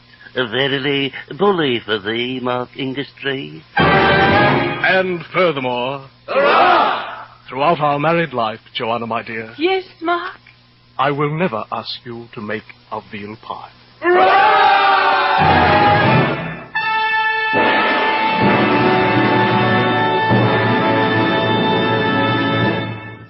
Sweeney Todd, the Demon Barber of Fleet Street.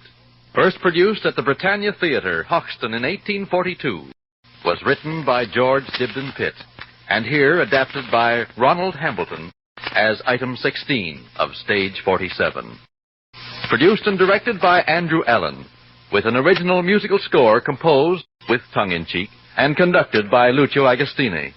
Starred as Sweeney Todd, Mavor Moore, with Lister Sinclair as the guide, John Graney as Tobias, Bud Knapp as Mr. Smith, Lloyd Bachner as Mark Ingastry, Frank Wade as Parmine, Jane Mallet as Mrs. Lovett, Tommy Tweed as Parson Lupin, Kathleen Kidd as Mrs. Oakley, Glenn Burns as Mr. Oakley, Arden Kay as Joanna, Bernard Braden as Jarvis Williams, and Alan King as Jonas Fogg.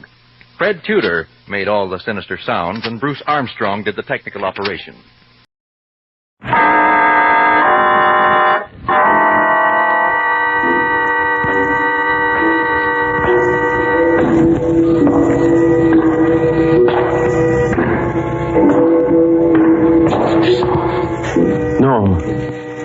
No, stay where you are. Do not break the stillness of this moment, for this is a time of mystery, a time when imagination is free and moves forward swiftly, silently.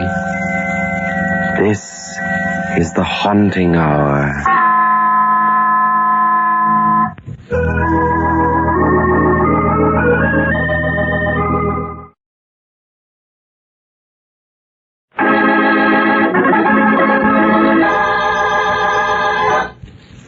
Breakdown.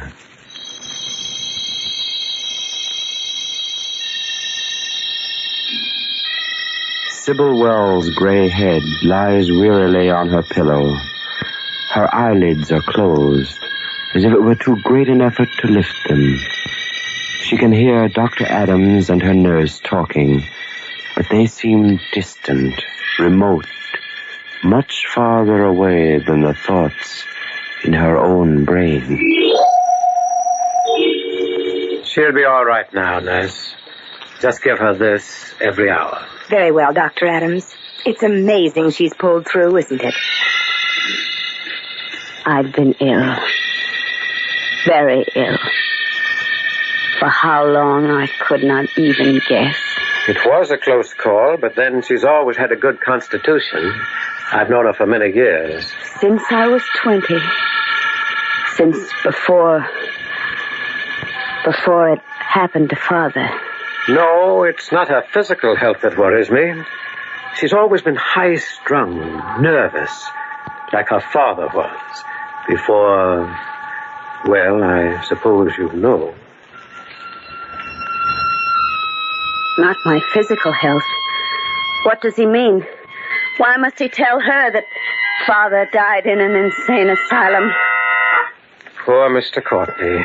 His family had to commit him. Mad as a March hare, of course. But each time I'd visit his cell, he'd plead that he was sane. Yes, he'd plead he was sane. And his eyes would be wild and desperate. And dead of hope. Sybil, I'm not mad. You're the only one who loves me. Who cares if I live or die? Please, make the doctor understand. I've been railroaded here, Sybil, because I had money and they wanted it. Oh, Daddy, I have to go now. You don't believe me. You don't believe me either. Oh, of course I do. No. Oh, Lord, if you could only know how it feels to live among these dead and be considered one. Oh, Daddy, please, please. I must go now. Goodbye. Oh, Sybil. Sybil, I swear I'm sane. Sybil, I'm sane. I swear. Tragic case. Well, I'll drop in tomorrow to see how she's doing. Madness. The horror of vacuum. I guess I'd always feared it.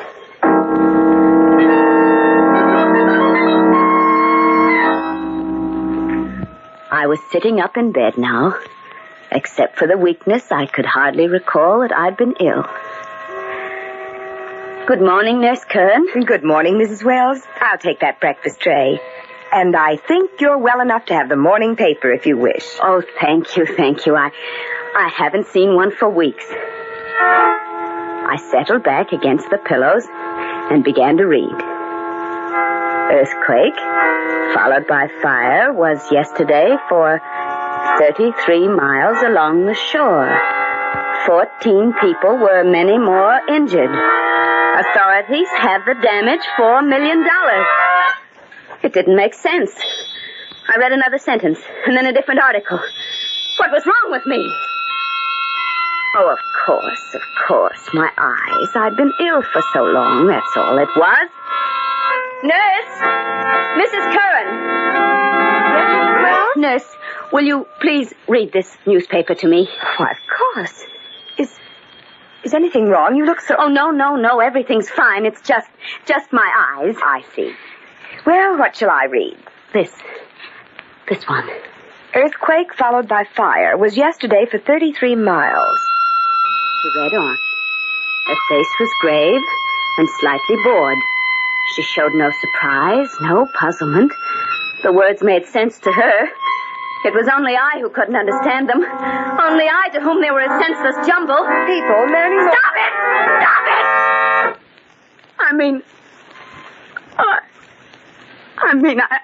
it! I don't want to hear anymore.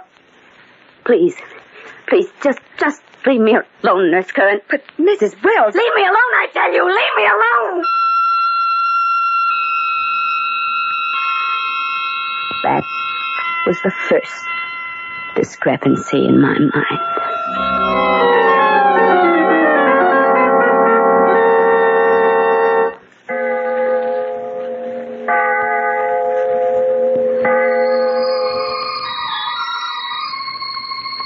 I don't know how long I'd been hearing the music. It had seemed all part of a dream. But then it began to unnerve me. It became frenzied and hating and evil. It sounded like all the demons of hell and the things of the night were after me. Make it stop! Make it go away! Please! Please! Please! Wells, what's the matter? Oh, it's all right now. It's all right. The music's gone away. The music? What music? For a few days after that, it didn't bother me. Not till early one evening. I'd rung for Nurse Curran twice. Where was she? I was very angry. I got out of bed and went across the room to the door. Mrs. Curran! She was walking down the hall, her back toward me. And she had my little daughter by the hand. Elsie, my baby. Her sailor hat was bobbing over her curls as she skipped. She had on a blue flouncy dress and the long white stockings and Mary Jane she loved to wear. Elsie! Elsie, darling! Mrs. Curran! Mrs. Curran! Why didn't they stop? They walked right on as if I hadn't spoken. Nurse! They turned the corner, then out of my sight. I began to run. Do you hear me? Stop, Mrs. Curran. I want to talk to you. Why, whatever is the matter, Mrs. Wells? Where's Elsie? Elsie? Yes, my daughter. I saw you walking down the hall with her, and then you turned this corner, and now she's gone. Where is she? I assure you, Mrs. Wells, I was with no one. As a matter of fact, I didn't know you have a daughter. Oh. Well, I haven't any more. She was drowned with her father 20 years ago.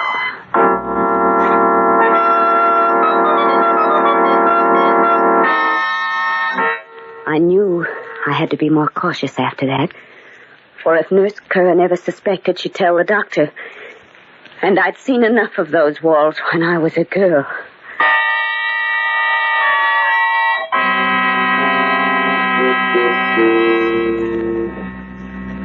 Well, how are you, Sybil? How does it feel to be downstairs for dinner? Oh, if you're ready to eat, I'll start serving. Why, Mrs. Curran, you needn't do that. Where's Mary? Well, there wasn't much for her to do with you ill, Mrs. Wells, so when she asked to visit her sister for a few weeks, I didn't want to disturb you with details. Oh, I see. That's all right, Mrs. Curran. Then I'll get the soup. Sybil, I've been worried about you. Worried? Really? You're not recuperating as quickly as you should.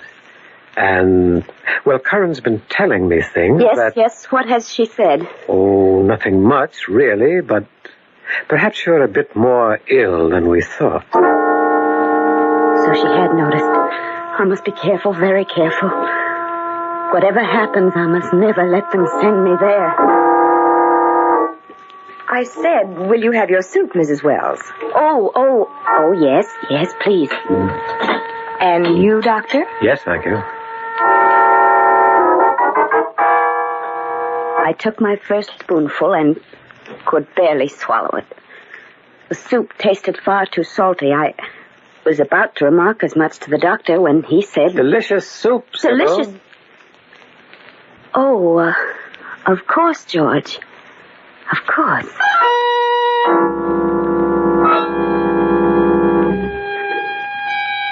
Sybil, what's wrong?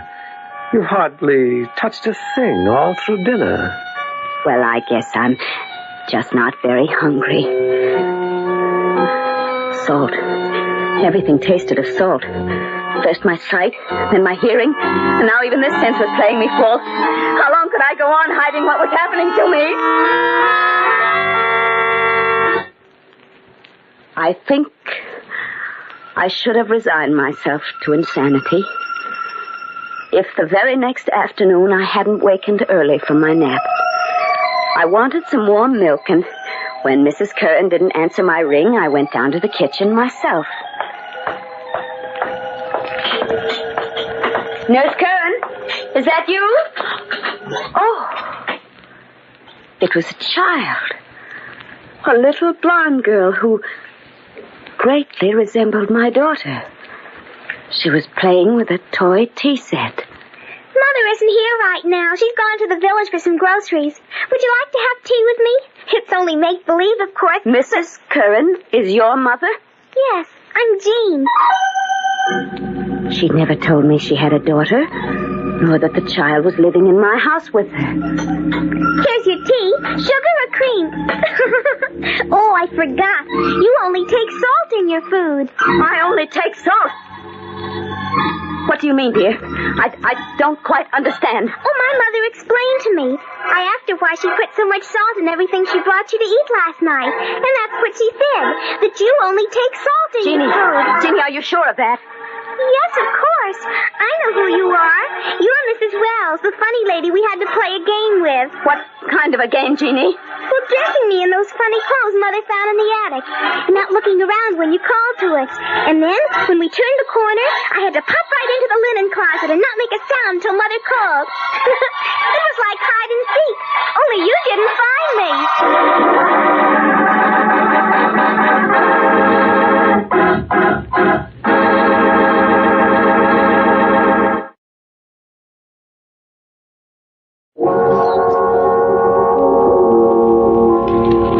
Yes, it had been a hideous, twisted parody of hide and seek.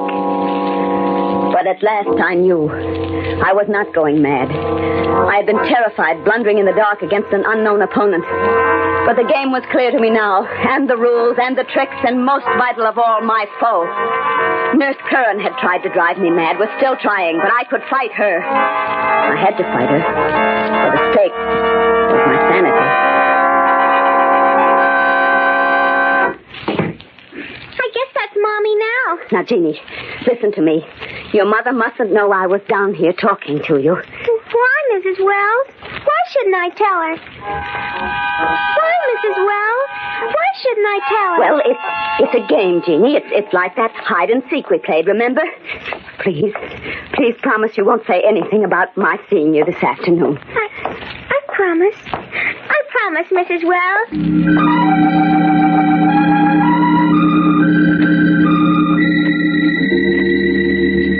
I needed patience now, and cunning. Mrs. Curran was trying to destroy my reason. I couldn't let her succeed. But I needed definite evidence. And then one day, a letter came. A letter? From me, Mrs. Curran? Yes, it's postmarked New York City. Well, now, who would be writing me from there?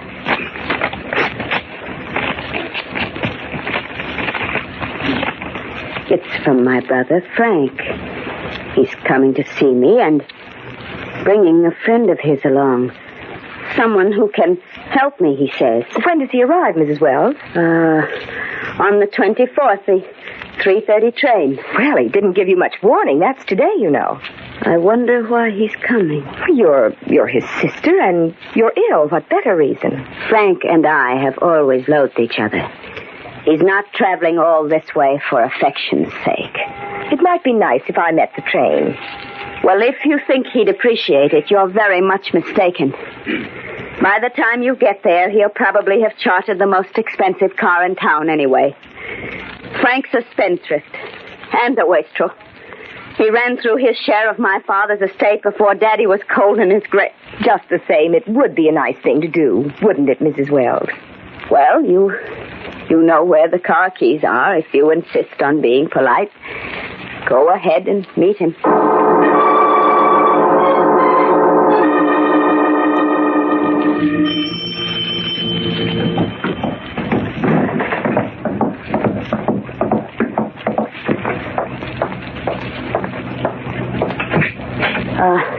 Yes? Special delivery for Mrs. Agnes Curran. That's your nurse, ain't it, Miss Wells? Oh, yes, it is. I'll take it, Postman. She's not in right now. I'm awfully sorry this is late, ma'am. But you see, one of our sorters put it in the regular mail route bag, and I only just discovered it. Oh, I don't suppose there's any great harm done. Oh, well, thank you. I hope not. Well, goodbye, ma'am. Goodbye. I shut the door quickly and stood turning the letter over in my hands. for I had suddenly recognized the writing on the envelope. It was Frank's. And how could he know the name of my private nurse unless they knew each other? George hadn't corresponded with him, I was sure. He was aware of the hatred between us. I quickly ripped the envelope. Dear Agnes, just a line to let you know of Jean's safe arrival. I think your fears that Sybil saw her and suspects you are groundless, but perhaps it is safest this way. I feel sure that by this time my dear sister has passed, or at any rate is near, the breaking point. I'm coming down next Thursday and will bring a specialist with me. I am certain that when she tells him of her hallucinations, shall we call them, he will have no hesitancy in declaring her insane. There it was. The whole fiendish scheme. I held all the proof I needed right in my hand. I called George and asked him to come over as quickly as he could. And then I'd barely gotten upstairs when I heard the front door open. Sybil! Sybil! Please, Mr. Courtney, she may have fallen asleep. She's still rather weak, you know. Of course. I understand. If you and Dr. Randall will make yourselves comfortable, I'll go upstairs and see how she is. Splendid idea, nurse. Mrs. Kern, wasn't it? Yes, sir. If only George would come. Now the showdown was at hand, I was frightened.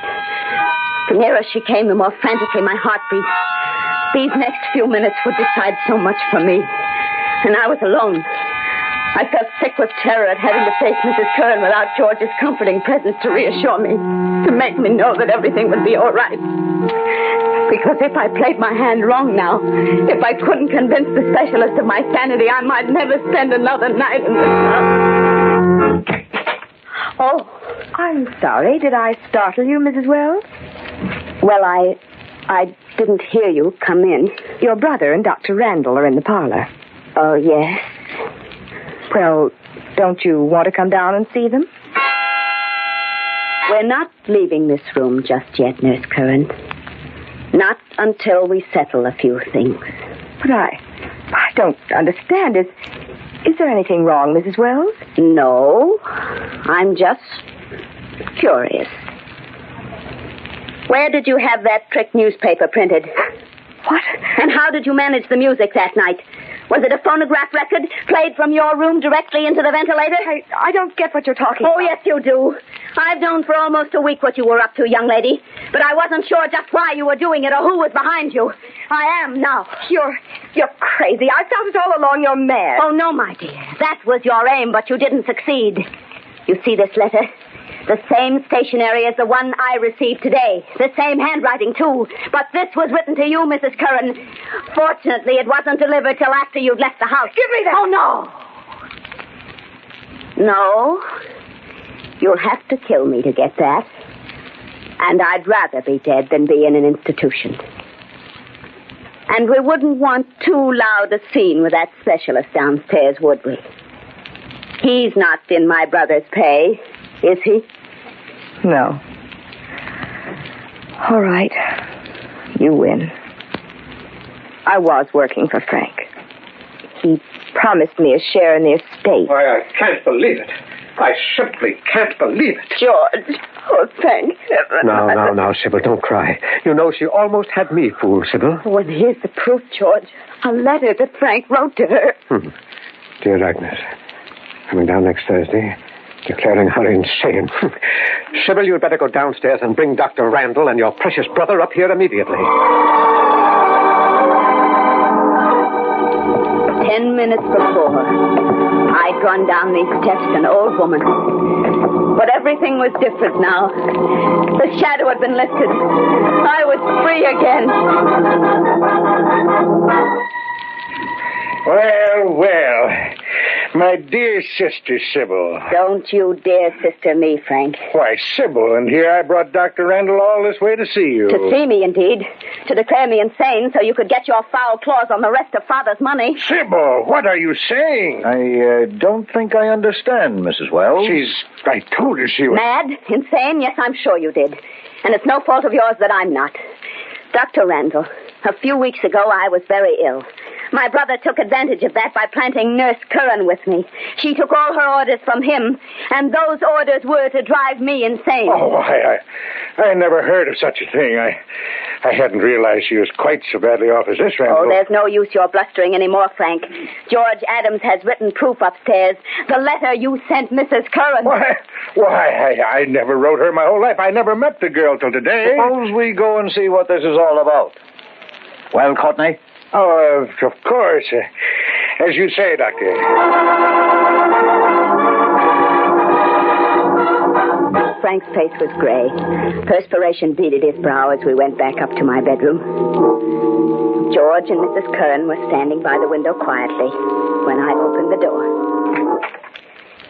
Here they are, George. Yes. Thank you, Sybil. Well, aren't you going to show Dr. Randall the letter? What letter, Sybil? The one Frank wrote Mrs. Curran. The one There isn't any letter, Sybil. But I gave it to you just before I went downstairs. Mrs. Wells told me she had definite proof that Mr. Courtney was planning to railroad her. Ah, it's terrible how convincing they can be. Isn't it, Randall? How very convincing. I see. George! George! I could hardly bear to recognize those first signs, Dr. Randall. I've known Sybil for 30 years. She was very dear to me. What did you do with it? Is it burned or torn into little pieces in your pocket, George? Where's that letter? But I'm too much of a physician to blind myself to facts. She'll be happier. Behind those walls, George, those walls where you and Frank put my father.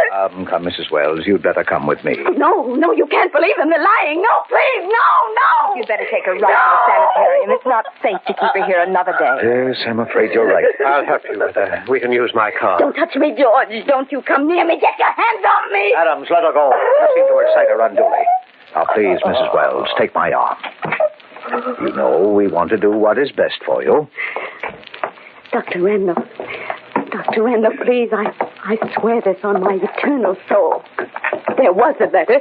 It was special delivery written by my brother Frank to Nurse Curran. I wish I could believe you, Mrs. Wells. Watch your step, Sybil. Don't be so solicitous, George. I'd rather you'd kill me than betray me as you have. If there were one shred of evidence on your side, Mrs. Wells, one slightest bit of proof. Oh, say, I beg your pardon, Miss Wells. I had to come all the way back again. I forgot to have you sign this slip on that special delivery for Mrs. Curran. Adams, give me those car keys. And turn around. We're going back into that house. I think we've got a few things to discuss.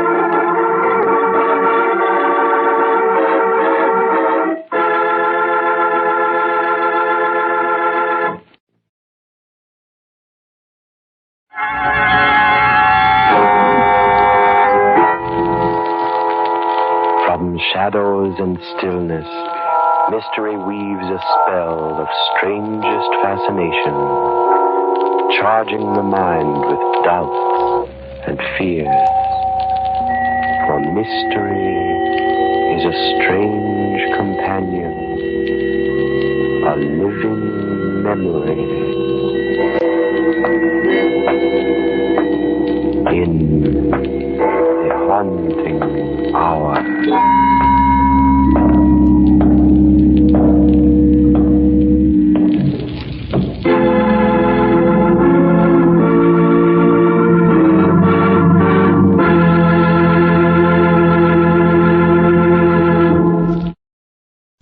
I have another story to tell you today. This one is about a crime in which a murderer is trapped by one of the most powerful forces of nature. Do you want to hear it?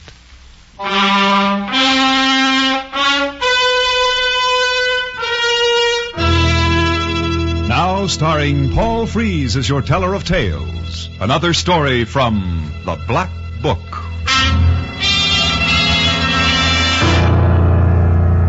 Yes. From the world's most fabulous collection of strange and unusual stories, The Black Book, I have selected a story called The Vagabond Murder.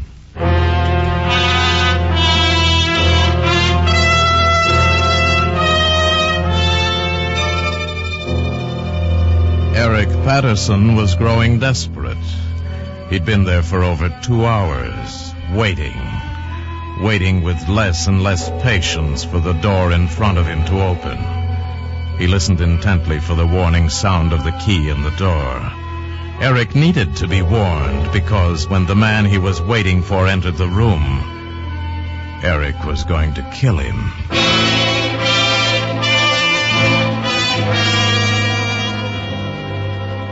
As the seconds ticked past in the darkness, Eric thought back to the beginning of all this. It was in New York. He had taken his wife, Karen, along on a business trip. It had been quite successful, and one of the best contacts he'd made was Henry Drucker. Drucker, the richest, most influential man in the whole investment business. And he seemed to like Eric from the start. And with Karen, they made a gay trio the last few days. Rounds of cocktail parties, the theater, endless nightclubs. And then on the last evening of all, Drucker had said, "Look, Eric, why not join me on the Bermuda trip? The best thing in the world for you and Karen. My yacht sails tomorrow. What do you say?" At first, Eric thought it was just talk, but he was wrong. And the next day they sailed for Bermuda on Drucker's yacht, the Vagabond. It wasn't until the return trip that Eric began to suspect that it wasn't him Drucker was really interested in, but Karen. And then the night before they were to dock in New York, it happened. The three of them were sitting at the small bar after dinner when Karen got up, said she wanted some fresh air, and went out on deck. A few minutes later, Drucker excused himself. "I think I'll go to my cabin, Eric. But I won't be long. Wait here for me, will you?" "Well, yes, if you like." "Good. Then we'll have a nightcap together."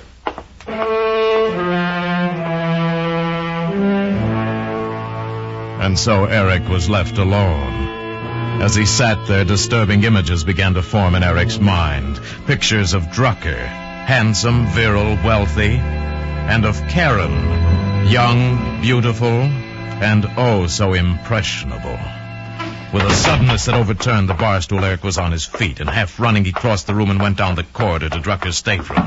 Drucker, open the door. Drucker, do you hear me? Open this door, I'll break it down. Just a minute, Eric. I'll be right there. Just take it easy. I'll take it easy till I count to 5, then I'm coming in. 1, 2... All right, Eric. Where is she? Where's my wife? Well, you must be drunk, Eric. Karen isn't in here. Was she in here, Drucker? Tell me the truth. Don't be a fool, Eric. Of course she wasn't. Then why was your door... I guess I have made a fool of myself. I'm sorry, Drucker. Forget it. I'll tell you why I locked the door. You see, Eric, I'm diabetic and have to give myself an insulin shot about this time every night. Naturally, I don't talk about it, nor do I like anyone barging in while I'm at it.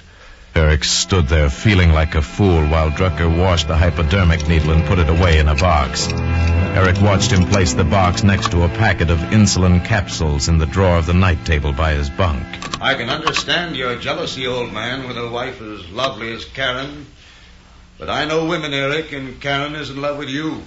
She always will be. Look, I'm terribly sorry about this, Drucker. Oh, now, let's just forget all about it. Matter of fact, I've been wanting to talk to you about something I've already told Karen. And it should prove how I feel about you, Eric. Here, pour yourself a drink. Thanks, I need it. You know anything about uranium? Oh, it's expensive. Know anything about Peru? What are you driving at? Uranium in Peru, Eric. Big. Really big. And the payoff is so big that I was going to put in $750,000 on my own. But I'll let you have $250,000 of it if you want it. That's a lot of money. So is a return of 23%. Yeah. But I haven't got that much. I'd have to borrow on everything. 180 days should see the first dividends. You'll have a certified check within 2 weeks.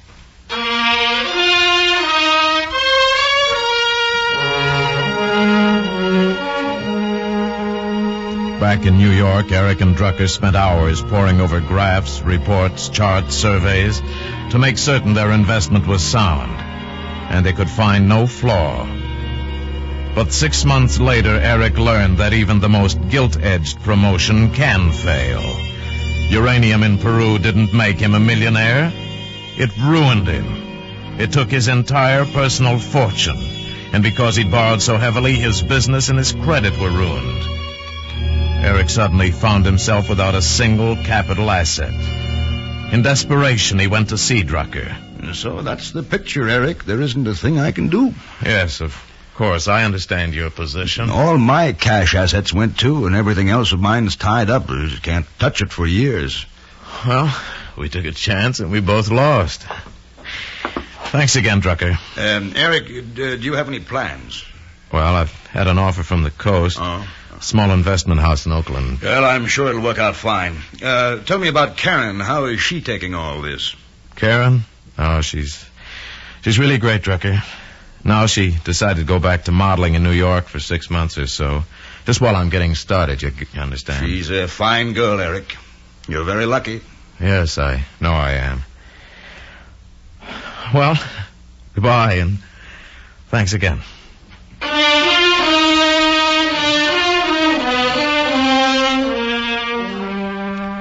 Out in California, Eric thought often of Drucker.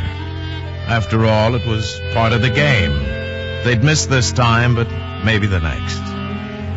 More often, however, he thought about Karen in New York. He'd heard from her regularly at first, and then the letters stopped. For 6 weeks, he heard nothing. He phoned long distance again and again, but nothing was able to find her. And he was beginning to be beside himself with worry and fear. Then one night, his phone rang. Yes, hello? Mr. Patterson? Yes? This is Oliver Fay. I do a little gossip column here for the Herald. I hope you read me. No, I don't. Well, anyway, perhaps you'd like to make a statement. Statement? What are you talking about? Well, it's about the marriage of Karen, your perfectly lovely ex-wife, and Henry Drucker. Where'd you hear this? I never reveal my sources, Mr. Patterson, but they're driving Mr. Drucker's Nash Healy out from Reno tomorrow. They'll be married aboard the Vagabond. Oh, it'll be terribly romantic, sailing off to the 7 seas in search of happiness, nursing their newfound love under the Southern Cross.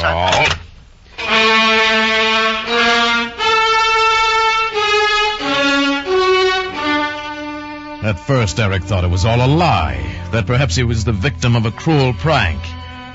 But he had to find out. And an hour later, he was standing on a fog-wet pier looking at the sleek white outline of the Vagabond.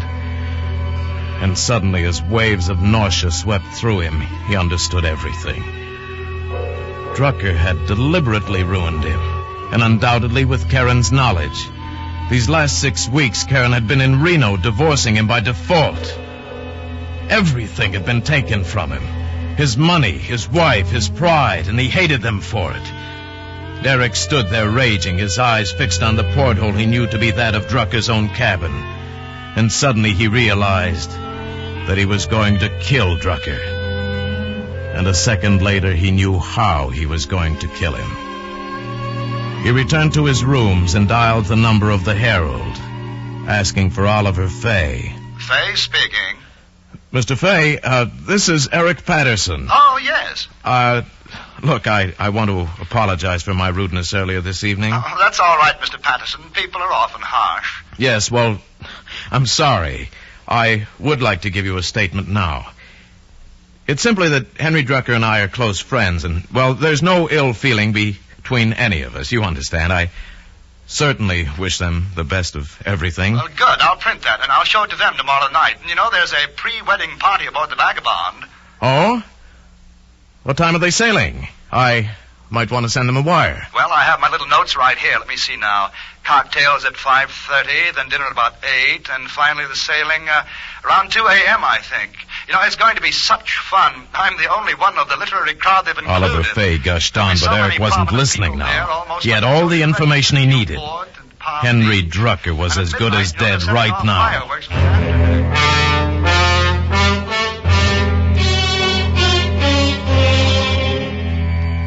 About 6:30 next evening, Eric stood in the shadows of the pier and watched the last of the guests arrive and board the Vagabond.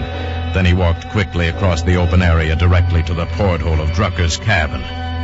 He was unobserved. The porthole was on a level with the pier, and Eric had to lie on his stomach in order to crawl through it. A moment later, he was safely inside. He closed the porthole and waited for his eyes to become accustomed to the darkness. Then he found the night table by Drucker's bunk and removed the hypodermic needle and insulin.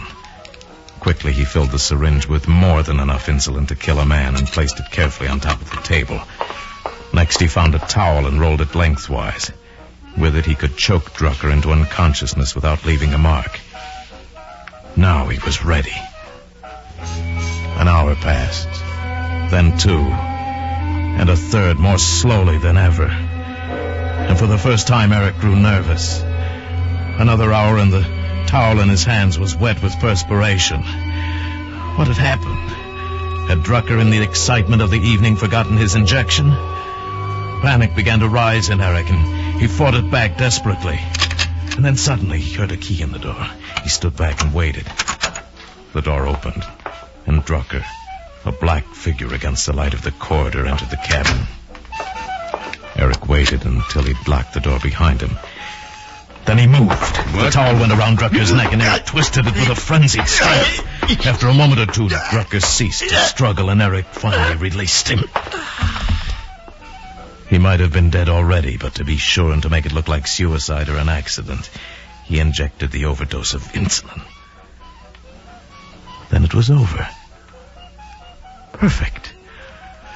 Eric sighed deeply with relief and satisfaction. Mr. Drucker? Mr. Drucker! Oh, come now, I know you're in there. You promised me an interview, you know. Terror-stricken, Eric moved to the portal. His hands trembled as he opened it and prepared to climb through. But something was wrong. The portal was open, but he couldn't get out. Blocking it 6 inches from his hands was a solid wall of pilings, great timbers side by side. The floor of the pier was now 2 feet above him. For a moment he was dazed. And then he knew. The tide. The tide was going out, and the ship had dropped a few feet with it. The tide had cut off Eric's only escape. He was hopelessly trapped. He sat down heavily, almost ready to cry. I'm still here, Mr. Drucker, and I'll wait right here all night if necessary. Do you hear me?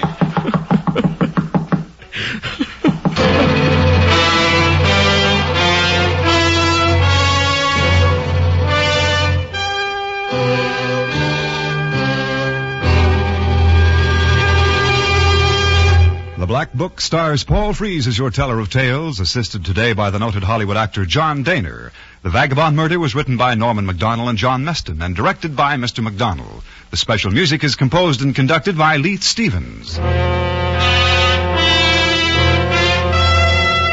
Every Monday night, a top Hollywood star plays the leading role in a thrill-packed story on Suspense on most of these same CBS radio stations. Clarence Cassell speaking.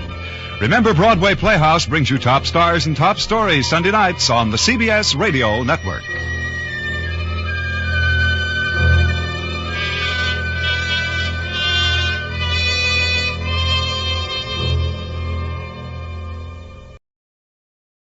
Welcome to the Black Mass.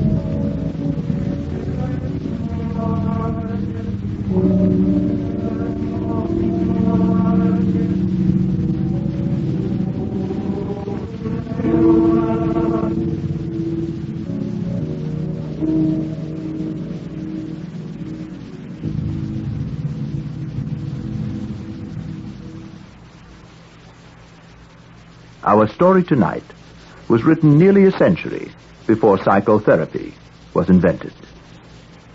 If it had been the other way round, our hero might have suffered a little more, and we a little less. Here is Eric Bowersfeld and Bernard Mays as the madman, and Pat Franklin as the women in The Diary of a Madman by Nikolai Gogol.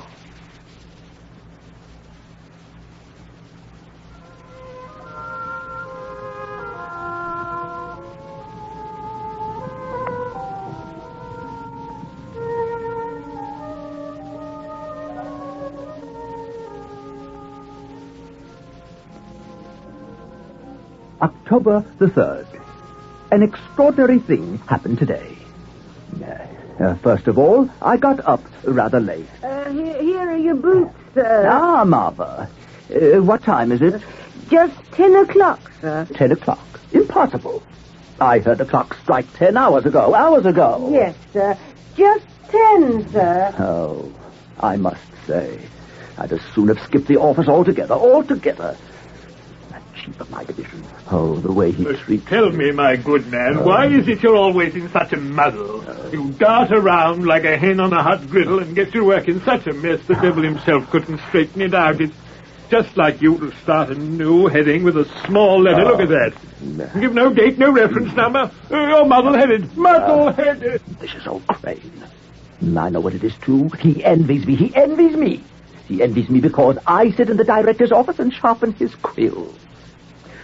Oh, if it weren't for the prestige, I really would have left that department long ago.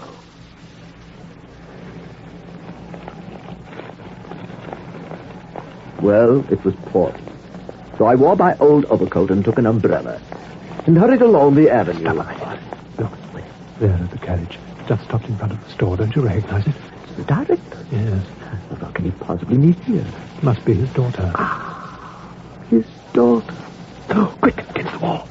Is her? Oh, look at her fluttering out of the carriage like a bird.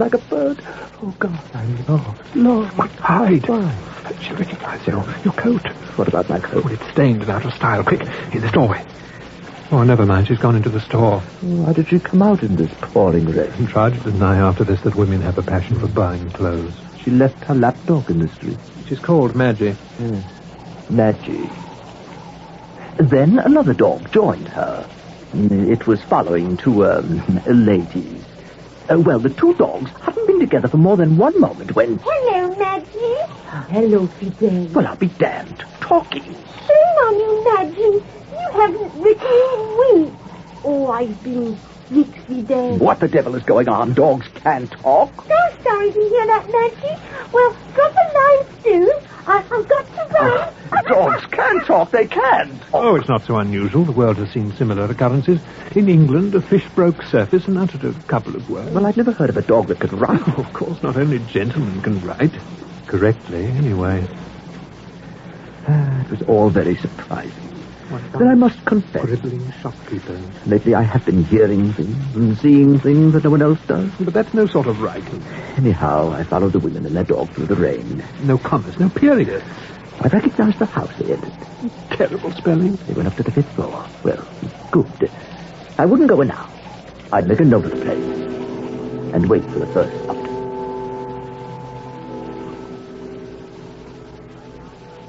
October 4th. Today is Wednesday, and that's why I was at our director's home, in his study. I came in early and sharpened all the quills. Our director must be a very brilliant man. His study is crammed with bookcases, such erudition all over the place. What importance shines in his eye. Quick, what? The door. The director, stand up, have the documents ready. No. No, it's... Oh, like a swan. And when she looks at me, it's like the sun. Hasn't Papa been in here? What a voice. A canary, an absolute canary. Hasn't Papa been in here? Oh, man, don't have me put to death. But if you do decide that I must die, let it be by your own aristocratic little hand. Hasn't Papa been in here? No, ma'am. Oh, well, thank you. At home that night, I lay on my bed most of the time. Then I copied an excellent poem. That new 1 hour crept slowly like a year. Like a year. Is my life worthwhile? I wept when you're not here. Sounds like Pushkin. Sounds like it. I put on my overcoat and walked over to the director's house, and waited by the gate for quite a while to see whether she wouldn't come out and get into her carriage. But she didn't.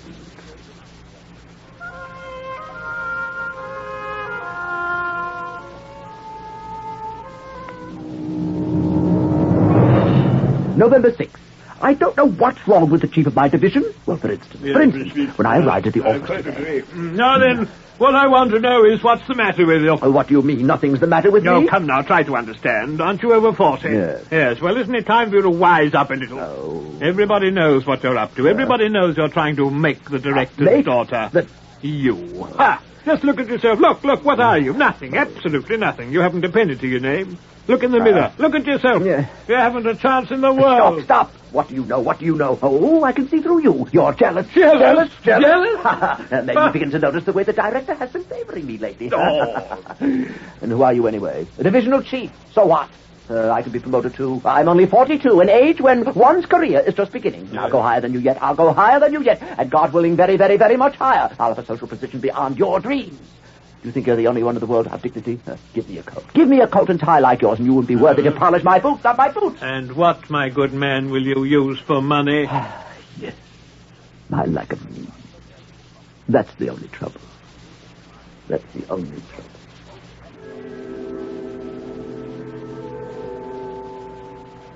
November 8th. Went to the theater. There was a vaudeville show full of amusing things. Making fun of everybody, even lawyers. So outspoken, I wondered how it got past the censors. It said plainly that merchants swindle everybody, and that we all need protection from the newspapermen. Playwrights write very amusing things nowadays. I love going to the theater. As soon as I get a few cents, I can't help myself. One actress sang really well.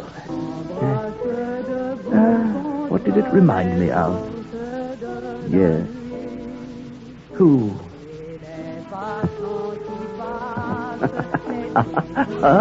Yes. Oh, what a rogue I am.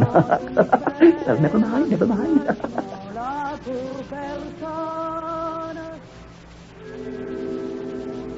November 9th. Today I sat in the director's study and sharpened 23 quills. How brilliant he must be. How I'd like to have a closer look at these people, see how they live, all their subtle innuendos and courtly jokes. Sometimes the door is open and I can see into their drawing room. Oh, you should see how it's decorated. Mirrors. Fine pieces of porcelain. How I'd like to see into her room. Oh, her boudoir. All those little jars and bottles standing there amidst the sort of flowers one doesn't dare breathe. There's the dress she's thrown off, looking like air. Her bedroom. Miracles. To see the little stool upon which her delicate foot descends when she emerges from bed. And see how an incredibly fine, immaculate stocking is pulled up her leg. Then that stupid lapdog came into the room. Oh, Madgie. Well, little Madgie. Listen, Madgie. We're alone now, and I'll even lock the door so that no one will see us. Madgie, tell me everything you know about your mistress. What's she like and everything. I swear I won't repeat a thing, not a thing. Oh, but the silly little mutt ran off as if she didn't understand what I was saying. She knew. And dogs can talk. Most of the time they just choose not to. Because they're stubborn. Well, anyway, I know what I'm going to do. I'm going to that house and find Fidel. And get my hands on those letters Maggie's been writing to her. Yes, that's what I'm going to do.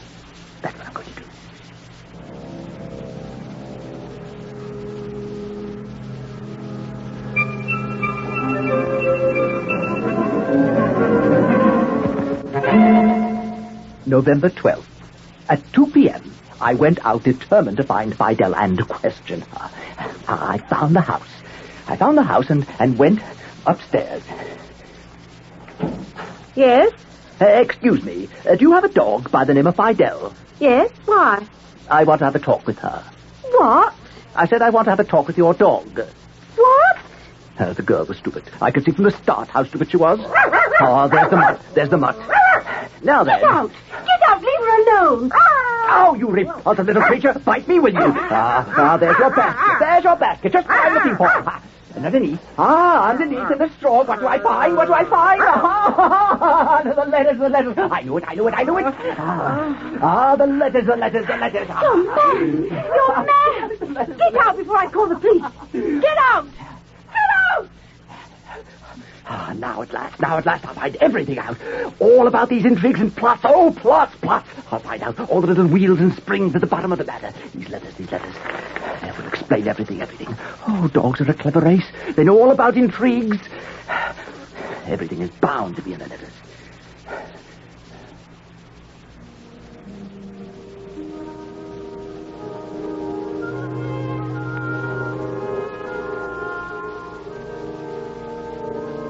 But it was too dark when I got home. I can't read too well by candlelight. So I lay on my bed and waited until morning.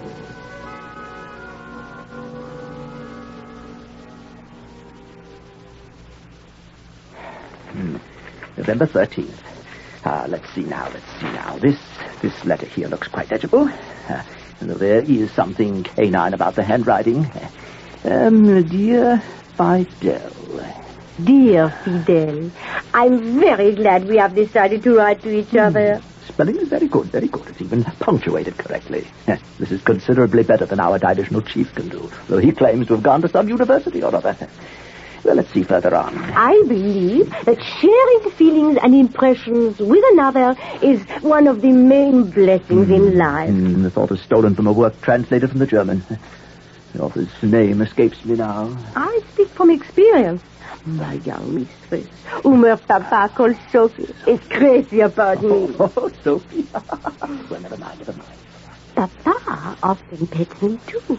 I drink tea and coffee with cream. Oh, I must tell you, my dear, that I am not in the least tempted by the bones Fido chews on in the kitchen. I only like the bones of game, and even then, only if the marrow hasn't been sucked out by someone else. Now, what's this all about? What rubbish, as though there weren't more interesting things to write about. Let's see the next page. There may be something less stupid here. Now I'll tell you with pleasure what goes on in this household. What goes on? My mistress, Sophie. She's always very happy when she's going to leave for a ball. But is always very irritable while she's getting dressed for it. You know, my dear, I personally can see no pleasure in going to a ball. Sophie usually returns home from balls at 6 a.m. And I can tell by her pale and emaciated features that the poor thing hasn't been given a bite to eat. I confess, I could never lead such a life.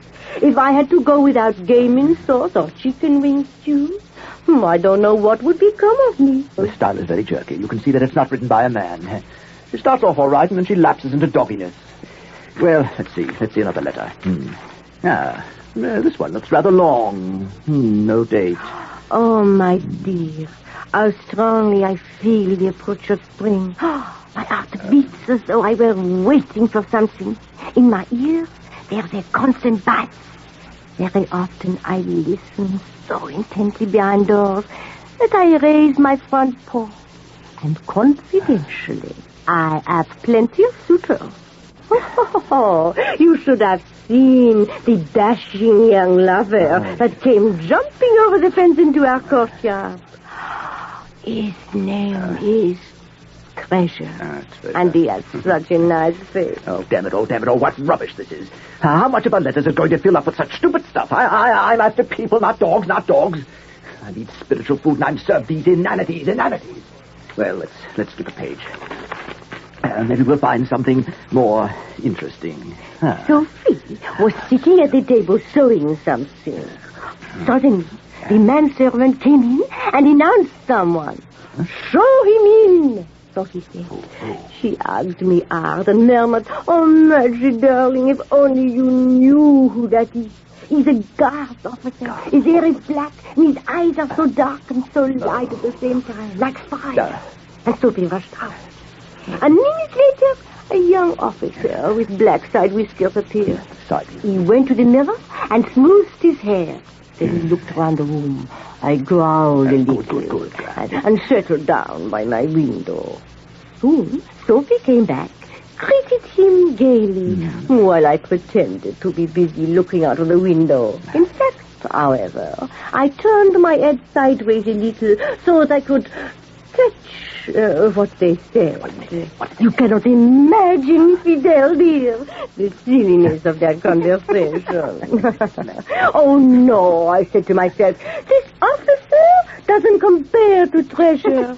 Evans, what a difference. Really a tremendous difference. I wonder what she finds in her officer. What she finds? What on earth can she admire in him? Yes, here I tend to agree. Something seems wrong. It is quite unbelievable that this officer should have swept her off her feet. Well, let's see here. If she likes the officer, I think she'll soon be liking the civil service clerk who sits in Papa's study. That one, my dear, is a real scarecrow. He looks a bit like a turtle caught in a bag. Which clerk can that be? Which clerk can that be? He has a funny name, and he's always sitting sharpening quills. The hair on his head is like straw. Papa sends him on errands like a servant. That filthy little car seems to be trying to get even. Why is my hair like straw? Sophie can hardly control her laughter when she sees him. Oh, you wretched, lying little dog. What a filthy, poisonous tongue. As if I didn't know. It's all your jealousy, your jealousy. I know whose tricks these are, too. I recognize the hand of our divisional chief here. For some reason, that man has sworn undying hatred for me.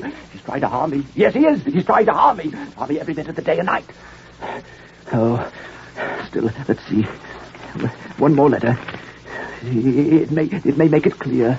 My dear Fidel, forgive me for not writing to you all this time. I've been going around in absolute ecstasy. I agree without reservation with the philosopher who said that love is a second life. Love is a second life. Moreover, a lot of things are changing in our household. The officer comes here every day now. Sophie is madly in love with him. Papa is very gay. I even heard Gregory say that the wedding is close at hand. Because Papa always wanted to see Sophie married to an high official or to an army officer with a brilliant career ahead of him. No, I can't go on. High officials, senior officers, they get the best things in this world. You discover a crumb of happiness. You reach out for it, and then along comes a high official or an officer and snatches it away. Oh, damn it. I would so much like to become a high official myself. Not just to obtain a hand in marriage either, no. No, I'd like to be a high official just so that I could watch them jump around to my benefit. I'd listen for a while to their courtly jokes and innuendos, and then I'd tell them what they could do with themselves. Oh, it hurts, though. It hurts. Oh, damn it. I tore those little dogs' letters to shreds. December 3rd. Impossible. Lies. There can't be a wedding. Well, he has a commission in the Guards. So what? Does he have a third eye in the middle of his forehead or a golden nose? Why am I a clock? Why should I be a clock? Maybe you only appear to be a clock. Maybe you're a general. Maybe I don't really know who I am. You know, there are plenty of instances in history when somebody quite ordinary, not necessarily an aristocrat, some middle-class person, even a peasant, suddenly turns out to be a public figure. Maybe even the ruler of a country?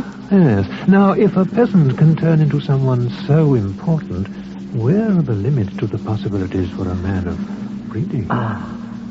I can see myself entering a room in a general's uniform. Yes. An epaulet on my right shoulder, an epaulet on my left shoulder, a blue ribbon across my chest. Yes. How that would be. Well, you can't be promoted to anything like that overnight. What I'd like to know is, why am I a clock? Yes, why are you a clerk? Why, precisely a clerk. December 5th. I read all the papers this morning. Strange things are happening in Spain. I don't understand it at all. They write that the throne has been vacated. Vacated? Yes, and that the ranking grandees are having difficulty in selecting an heir. Ah, an heir? It seems there's discontent. Sounds very strange to me. How can a throne be empty? They say that some Donya may accede. Donya? It's absolutely impossible. Of course it's impossible. A Donya can't accede to a throne. A king should sit on a throne. Of course, a king should sit on a throne. They say there is no king. Oh, that's impossible. It's impossible that there should be no king. There must be a king. Well, he might be hidden away somewhere. In anonymity. Ah, yes. It's even possible that he's around here, being forced to remain in hiding because of family reasons, or for fear of some neighboring country. France. Of course, France. Forced to remain in hiding. Well, there may be other reasons.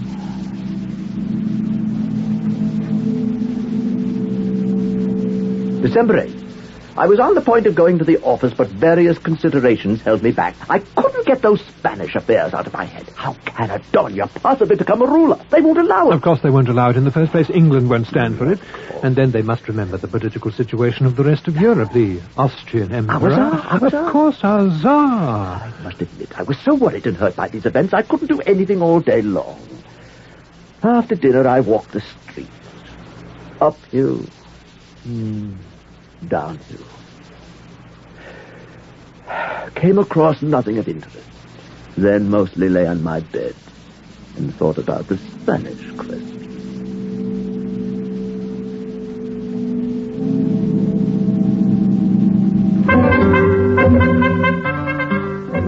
Year 2000, April 43. This is a day of great jubilation. Spain has a king. They found him? I am the king. Oh, no. I discovered it today. It all came to me in a flash. Oh, it's incredible ever to have imagined being a civil service clerk. Such a crazy idea ever happened in my head. You would thank God no one thought of slapping you into a lunatic asylum. Well, now I see everything clearly. But what was happening before? Things loomed at me out of the fog. But now... Wouldn't you say that all troubles stem from the misconception that human brains are located in the head? Yes. Well, they're not. Human brains are blown in by the winds from somewhere around the Caspian Sea. Oh, keep away, you're mad. Mother was the first to whom I revealed my identity. When she heard I was the King of Spain, she flung up her hands, almost died in terror. Silly woman, she'd never seen a King of Spain before. Oh, calm yourself, Mother, calm yourself. I can assure you of my royal favor. Oh, come now, bygones are bygones. The masses are so ignorant. True. She's probably frightened because she thinks that all kings of Spain are like Philip II. Mother, I'm not at all like Philip II. Oh, the hell with it. Right, the hell with it. The hell. I didn't go to the office. I'll never go there again. I'll never again copy those dreadful documents. October 86. Between day and night. You take it. Today the divisional chief sent someone to make you go to the office. Yes. You went? Well, just for the laugh. The divisional chief expected you to come apologizing to him for not being there for 3 weeks. Yes. Did you apologize? I did not. I looked at it with indifference. And what did you think as you sat in your usual place and looked around at all these scribbling rabble? I thought that if only they knew who was sitting there among them. What a fuss they make. They gave you some papers to abstract. Did you do the work? I didn't even stir. And when the director came in, what did the rest do? They jumped up trying to be noticed. Did you jump up? Never.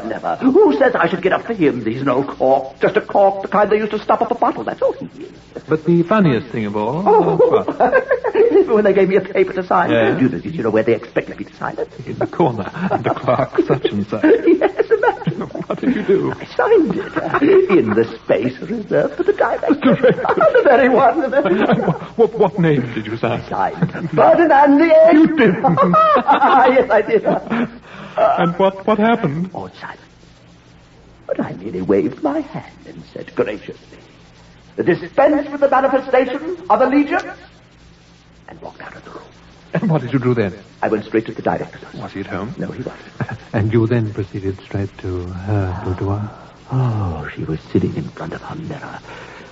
And when she saw me... Did you tell her that you were the King of Spain? Certainly not. I simply told her, Madam, you cannot imagine the happiness awaiting you, and despite all our enemies' intrigue, We will soon be together. Get out, you idiot! Women are such perfidious things, really. Never really understand them. Never really understand them. Who is woman really in love with? The devil, of course. Devil? Of course, you can see it. Just look over there. Do you see in the front tier of the boxes? She's raising her lorgnette. Yes. She's looking at the Batman over there with the star. No, she isn't. Nothing of the sort. She's staring at the devil. Where? There, hiding behind the fat man's back.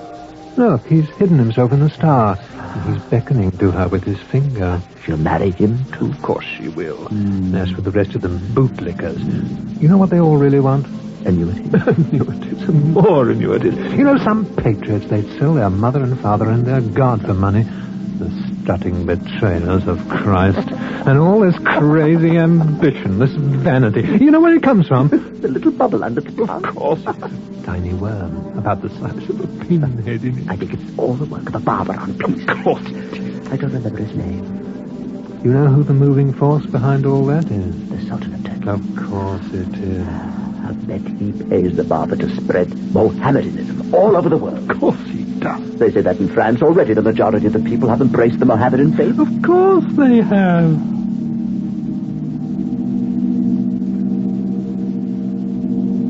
No date. A day without date. Went along Nevsky Avenue incognito. There's the Tsar riding past. Everyone's removing his hat. Well, I will too. I don't want to give the least sign that I'm the king of Spain. No, it would be undignified to reveal one's identity here in front of all these people. It would be more proper to be presented in court dress. Yes. What's prevented me so far is the fact that I haven't yet got the royal Spanish attire. You know, you should get hold of a royal mantle of some sort. Well, I thought of having one made. Those are so stupid. They're not really interested in their trade nowadays. Actually, they go in for speculation. Most of them end up by mending roads. I know what I'll do. I'll make a mantle out of my best coat. Oh, you better do it yourself. Of course I'll do it myself. I'll lock my door so that no one sees me. Now I'll have to cut this coat into ribbons with the scissors. A mantle, after all, has a completely different style. A completely different style.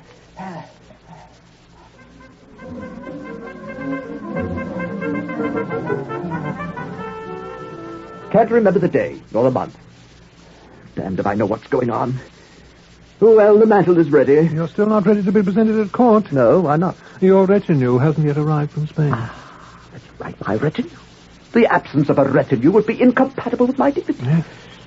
I'll wait. They should be here at any time. A first date. I'm puzzled by the unaccountable delay in the arrival of my retinue. What can be holding them up? I went to the post office to inquire whether the Spanish delegates had arrived. Oh, but the postmistress is an utter fool. No, there's no Spanish delegates around here, but if you'd like to mail a letter, we'll be delighted to accept. Letter? What the devil is she talking about? What letter? Letter my foot! Let druggists write letters.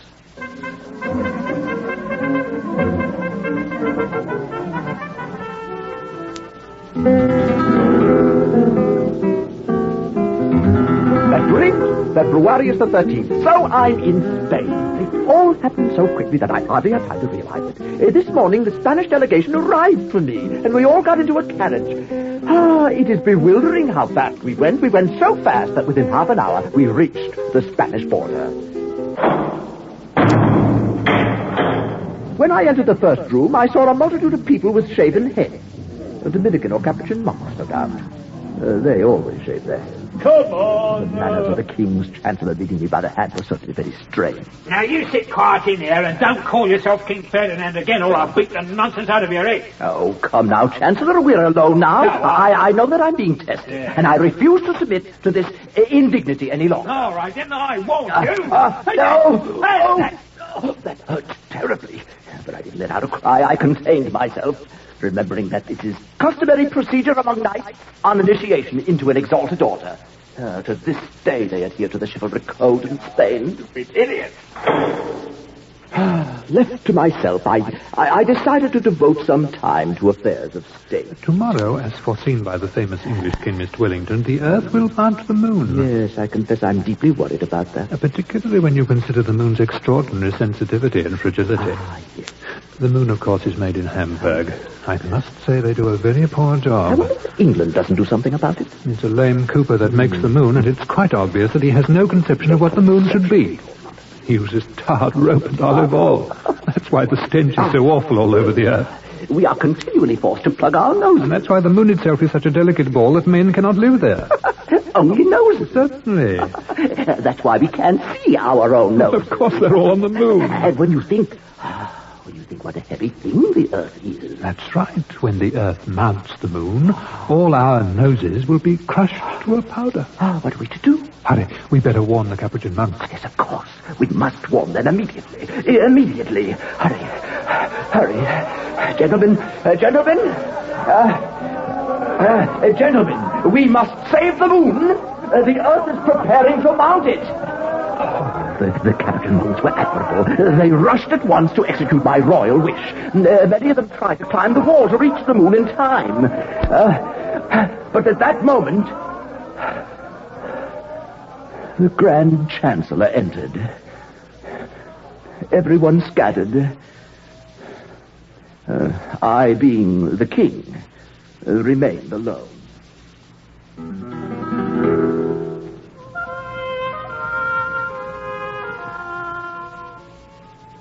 January of the same year, which happened after Februarius. I still can't make out what sort of a place Spain is. The customs and the etiquette of the court are quite incredible. I don't grasp it. Incomprehensible. They shaved my head, even though I shouted with all my might that I did not want to become a monk. They began to drip cold water on my head. I've never been through such torture. Who can understand the point of such peculiar customs? But it's senseless. And the irresponsibility of the kings who never got around to outlawing this custom, it's quite incomprehensible. I can't grasp it. There are indications that would make one wonder whether one hasn't fallen into the hands of the Inquisition. Inquisition? That Chancellor, for instance. The Grand Inquisitor himself? Yes, but then how could the king be subjected to the Inquisition? True. Oh, true. Unless this is the work of some other country? France. Yes, that fellow Polignac. That Polignac is an absolute beast. He swore to drive me to my death. Oh, there's no end to his maneuvers. And he is himself being led by the English. Of course, the English are great politicians. Spread the seeds of dissension everywhere.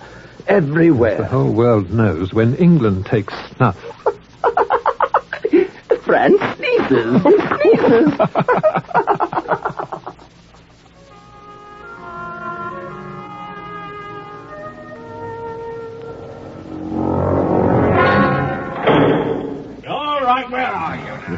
Today, the Grand Inquisitor entered my room. I heard him approaching, and I hid under the chair. Where are you idiot? I remained silent. He couldn't see me. Come on, out of there. Oh, it's a trick. Oh, no. Come on. They won't get me that way. They'll pour water on my head again. Now, where are you? There you are. Spain hiding under a chair. Come out there. I'll teach you. He beat me terribly. It's all right. He's gone. Come now. Think of your latest discovery. That'll make you feel better. Which discovery? The one about roosters. Yes. Every rooster has his own Spain. That's right. Of course he has. But he hides it. Of course he does. He hides it under his feathers. Of course, his feathers.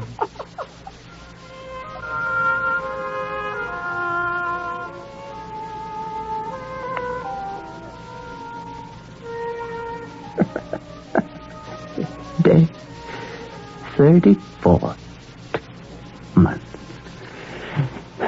Year a Wurbeck. 3, 4, 9.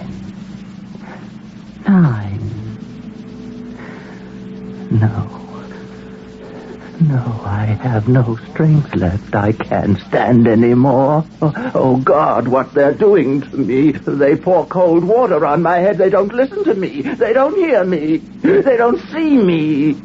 What have I done to them? Why do they torture me so? What do they want from me? What can I give them? I haven't anything to give. I have no strength. I cannot bear this suffering.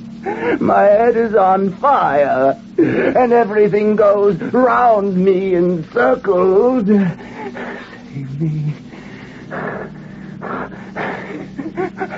Save me. Save me. Take me away from here. Give me a carriage. Give me a carriage with horses swift as wind. Oh, yes. Yes, drive on, coachman. Let the harness bells ring. Soar up, my horses. Carry me away from this world. Farther, farther, farther, where I will see nothing. Nothing, nothing. Nothing, nothing, nothing. Ah, there's the sky smoking before me. A star twinkles far away.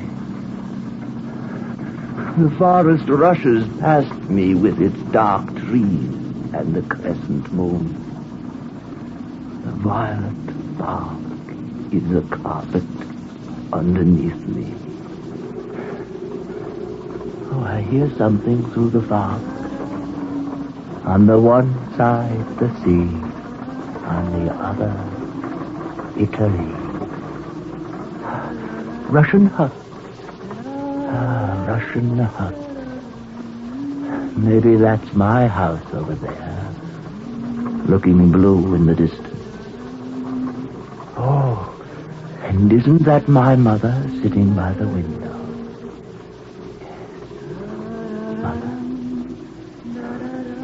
Mother, Mother, save your wretched son. Let your tears fall on his sick head. See how they torture him. Hold me in your arms. There's no room for him in this world. They are chasing him, Mother. Mother, take pity on your sick child.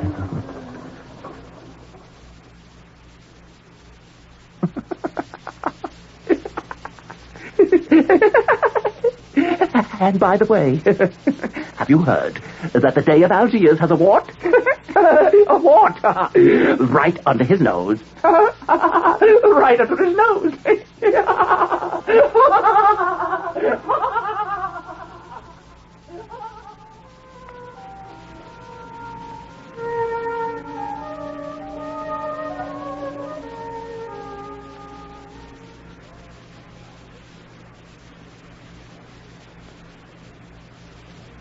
That was The Diary of a Madman by Nikolai Gogol. The technical production for this broadcast was by John Whiting. The music was designed by KPFA music director Charles Shear. Eric Bowersfeld played the Madman, with Bernard Mays as the alter ego and several other men, and Pat Franklin played the several women in their lives. And now, good night.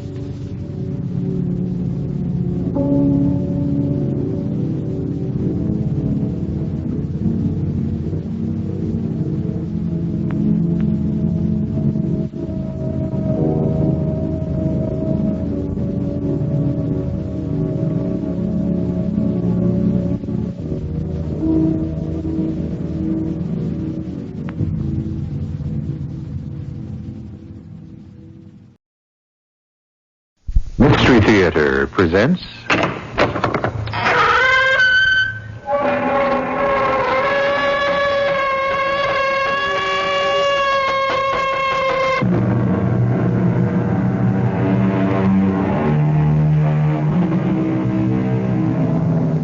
Come in. Welcome. I'm E.G. Marshall. As he looks into the face of death at the hands of his enemies, Shakespeare's young King Richard II says, "The love of wicked men converts to fear, that fear to hate, and hate turns one or both to worthy danger and deserved death." We're about to see how a kind of love became so poisoned with fear and evil that it became transformed into brutality and hatred, and finally, a kind of death. I heard what you said to my mother. Why do you hate her so? No more than I despise you, my husband. Shut your ugly mouth! You slapped me. You dared, the little weakling dared. No, stop it. Stop it, Therese. Put down that poker. You'll kill me. If I did, it might be the best thing that happened to both of us.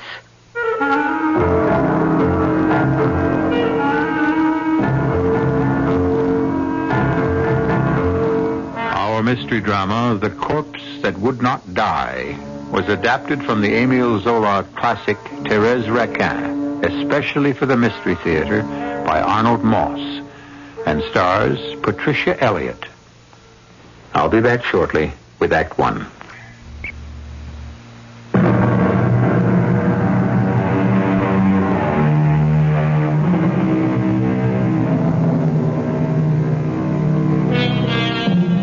The year is 1865.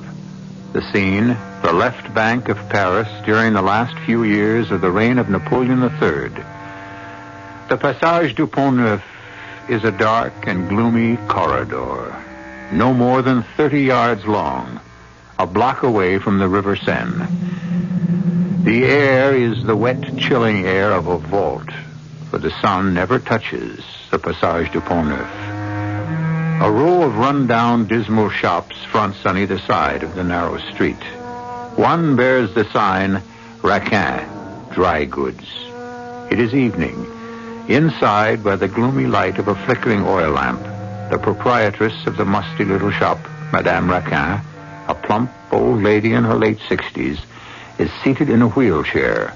A huge red cat snuggles on her lap. Camille, my dear? Yes, Mother. You've locked the iron shutters over the shop window? Yes, I have, Mother. Therese, you've put away the needles and thread Madame Grivet did not purchase? I have, Madame Raquin.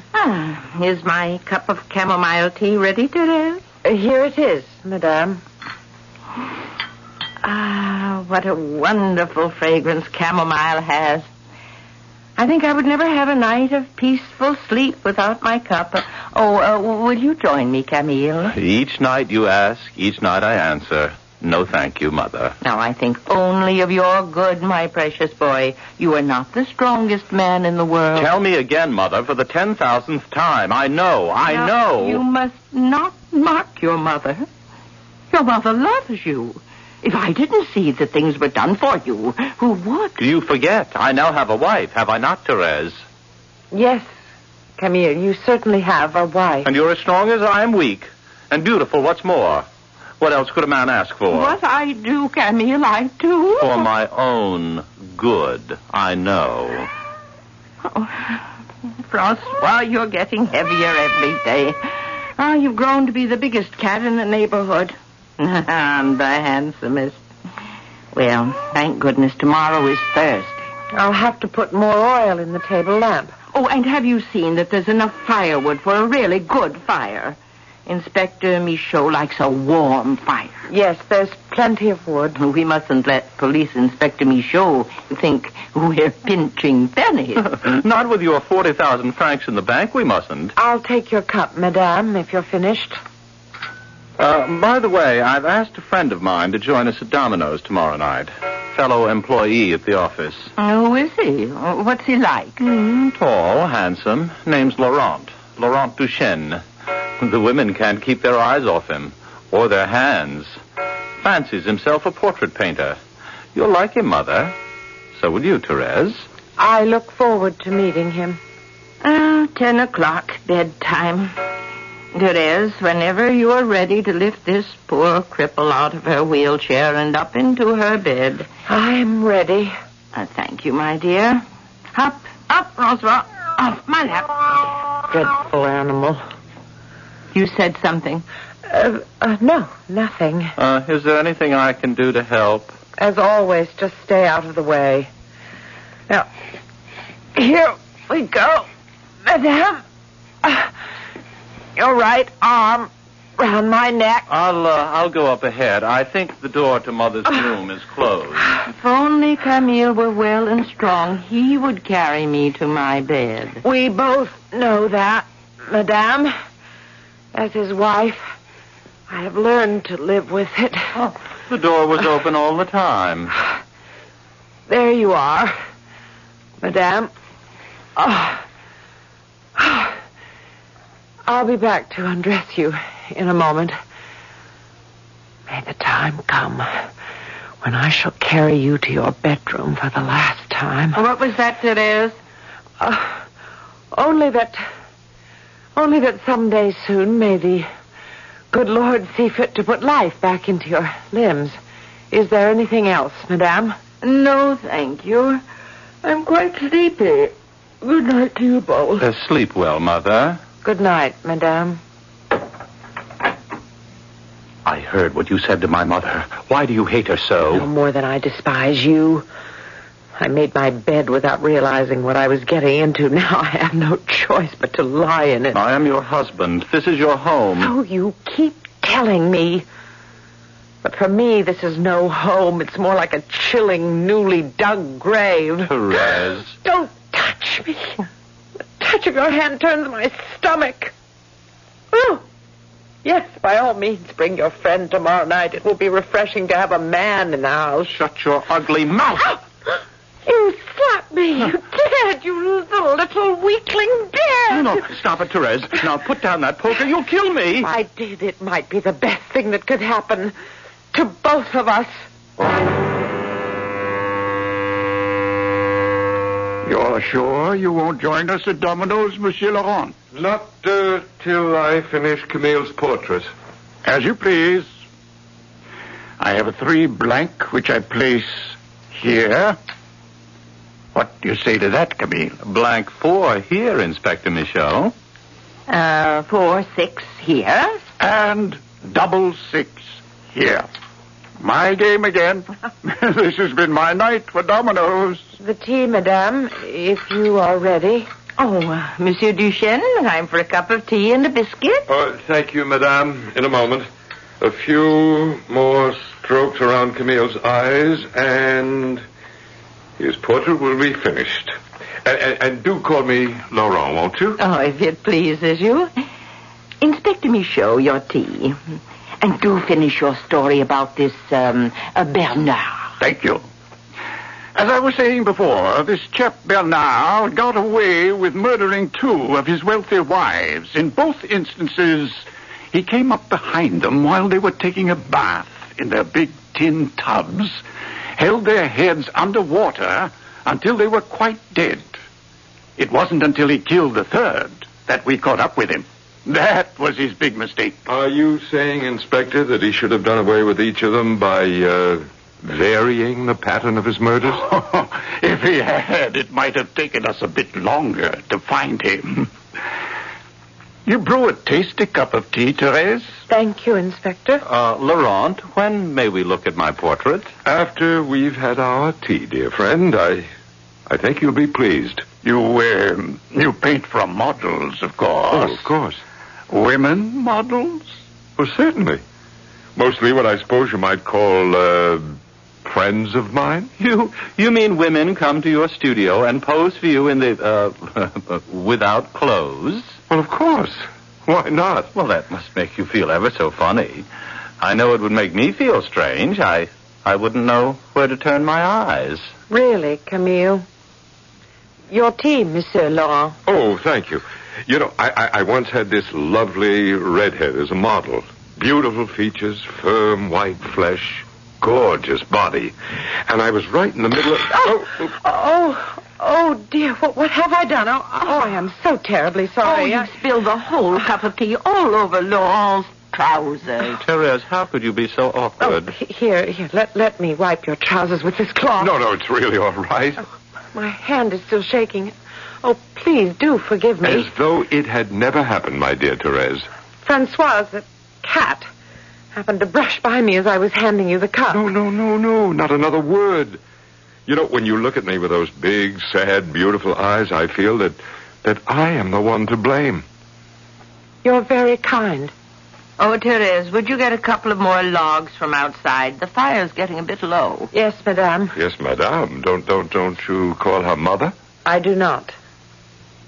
Excuse me. Let me help you with the logs, Therese. Oh, there's no need, Laurent. She is strong. I can carry them all alone, but if you wish... I insist. Now, let me go with you, please. The domino pieces are set up for another game. May I help myself to another biscuit? Oh, please do, Inspector. Oh, what a charming man, your painter, Camille. Yes, I'm very fond of him. He makes Therese a little nervous. Is that why she spilled the tea over him? Of course. Didn't you see that? Her hands are as steady as a rock. Not a nerve in her whole beautiful body. Inspector Michaud, you see everything. Even sometimes when there's nothing there. Perhaps. Now, you see?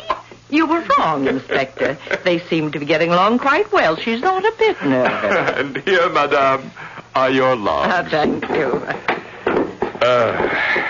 Will you permit me to place one or two on the fire? Oh, thank you, Laurent. But isn't it time we saw the portrait you've been painting of Camille? Why not? Turn up the lamp, Therese. I turn the easel so, and there it is. Oh, no. I can't believe it. I really don't believe it. Is that how I look to you, Laurent? But that's not you he's painted, Camille. Why, the features are twisted and distorted. The hair soaking with water. And the color, the greenish, the look of a man who's been drowned. Laurent, what have you done? Well, an artist only paints what he sees. But that is not a portrait of my son. What you have painted is the face of death.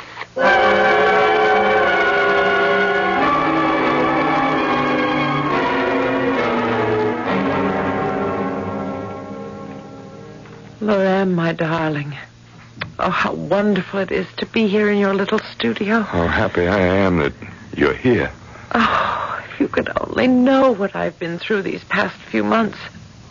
Oh, buried alive in that horrible shop. And when he puts his cold, clammy hands on me, my blood freezes. But we're changing all that, aren't we? You and I. Oh, yes. Yes, we are, my darling. Oh, Laurent, I love you so. And I love you. There's a cloud of fire that surrounds you. It burns into my body. I could never... What's wrong? These stolen moments are too few, Therese. They're not enough for me. Nor for me. I want to sleep the whole night beside you and be awakened in the morning by your warm kisses. Oh, I want that too, my love. But how can we? Accidents happen every day. Do they not? Laurent.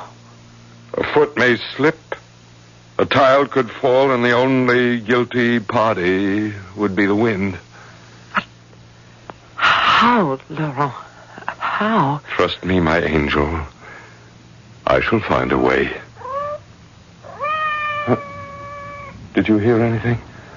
Outside the door. It sounded like Madame's cat, Francois. How could that be? He may have followed me here. Shh. Quiet.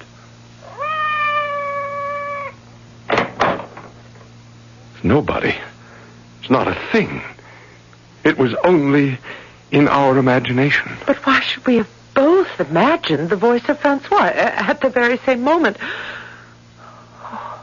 Hold me close, Laurent. I'm very afraid.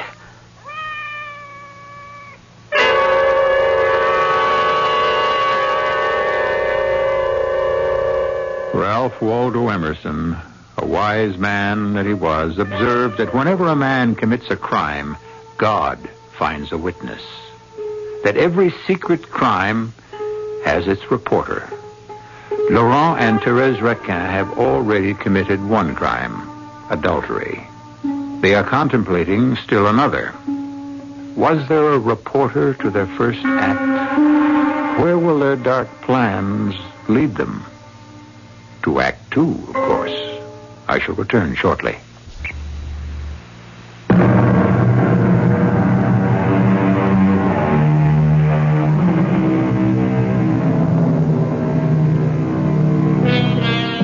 It's a Sunday afternoon toward the end of September at Saint-Ouen, a beautiful wooded section on the outskirts of Paris, along the River Seine, where the less fashionable Parisians of 100 years ago gathered for their picnics. On this particular morning, Thérèse Raquin, her husband Camille, and her newly acquired lover, Laurent, are in a narrow little rowboat they have hired. They've spotted a tiny island in the river away from the Sunday crowds, where they can set up their picnic lunch in a clearing among the trees. Yeah, we shouldn't have too much farther to go. A few minutes, no more, and we should be there, Laurent. Well, take your time. We're not in all that much of a hurry. Oh, sorry. Keep the boat steady, please. I will, of course. Now, remember, I can't swim, not a stroke. When I was a child, Mother never allowed me to swim. Of course, you, on the other hand... Like a fish, Camille, like a fish. We're going to have the island all to ourselves. Oh, the water looks so cold and forbidding. This must be the deepest part of the river. Since we're in no particular hurry, is it all right if we just drift for a while? Well, why not? Just don't move about, either of you, please. Everything is so beautiful. So quiet and peaceful. We can hardly see the people on the shore, and nobody can see us. It's our own little world. Oh, floating here on the river with my wife and my best friend. I wish this moment would never have to come to an end. Yes, but like everything else, dear friends, it must. Inspector Tag, for you, Camille. What are you doing, Laurent? You'll upset the boat. We'll all fall into the river. We'll drown. No, not all of us, Camille. Not all of us. Stop him. Stop him. Perez, stop him. Hold on to your Perez. I've got him. He can't get away. He's holding on to the side of the boat. We'll take care of that. I put on his fingers. So. Now, over the side, my boy, into the... He's shoving his teeth into the flesh of my neck. Let go, Camille, let go. Oh, into the river, my friend. Start rowing, Therese, while I hold his head under the water. So.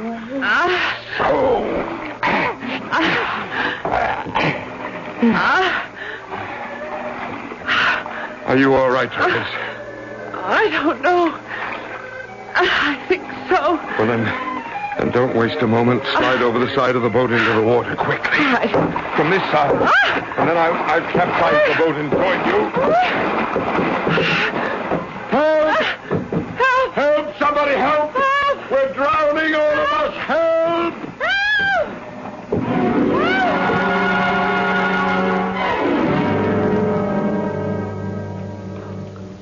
And that, Inspector Michaud, is exactly what happened. When the boat overturned, I reached first to save Therese, and by the time I'd rescued her, it was too late, alas, for poor Camille.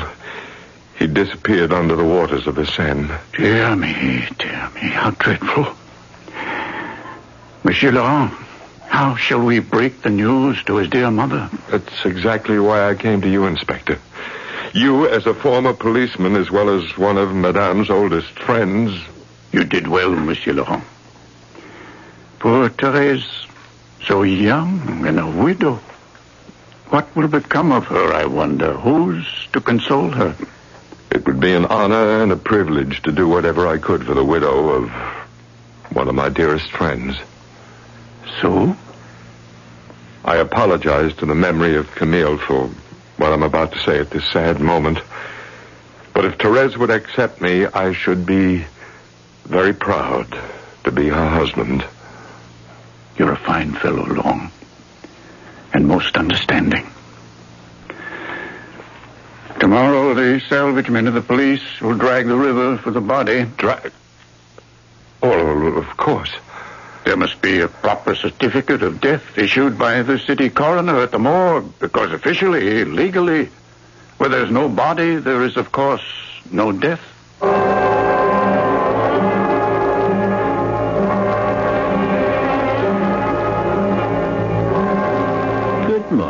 Good morning, monsieur. You're bright and early, as usual. I must find the body of Camille Raca.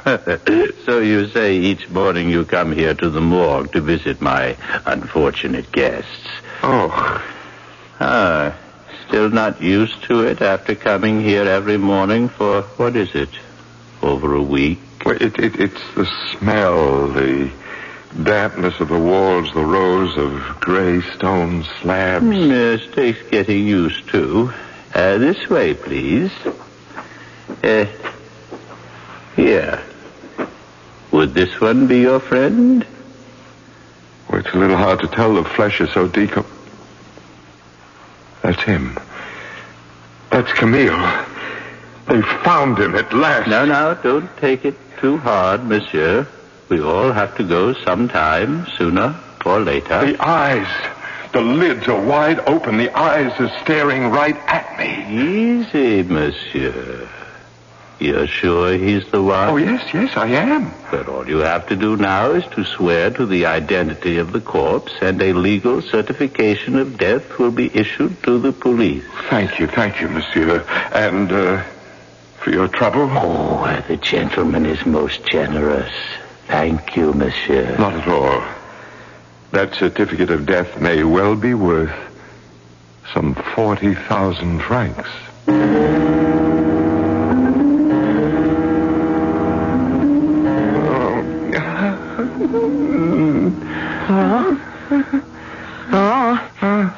Laurent, you all right? Wake up. Wake up, you're shivering. Oh, Therese, I managed to doze off for a moment. I had another horrible nightmare. So did I. Tell me, what was yours? It was before we were married. It was a dark, starless night. I'd left my studio, was running through the streets to you in your bedroom. I got to the passage, to the back door. I lit a match to light my way. It went out. I lit another. In the dim, bluish light, I heard weird voices. I thought I saw monstrous shapes against the walls. It was hard to breathe. I climbed the steps. I opened the door, which you had left unlocked. I quickly undressed. I got into bed where you, all white, were waiting for me. I started to kiss you. Yes. What then? It was not you, but Camille, as I had seen him in the morgue, green, disfigured, his hair plastered to his face by the waters of the river. Oh, how dreadful. The corpse held out its arms to me, cackling hideously, poking out a stump of a black tongue from between its white teeth. Oh, Laura. And then a moment later, I was standing in front of a cracked mirror looking at the red scar on my neck, the one Camille had ripped into my flesh with his teeth. And as I looked, with Camille's grinning face behind mine, the wound grew larger and larger, eating a black hole into my neck on fire. And always his twisted face behind me, mocking me with his dead yellow eyes. Laurent, go back to sleep, if you can. Tell me what you dreamed.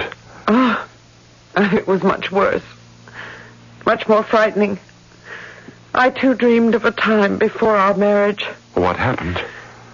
Well, it was a time when I loved you and you loved me.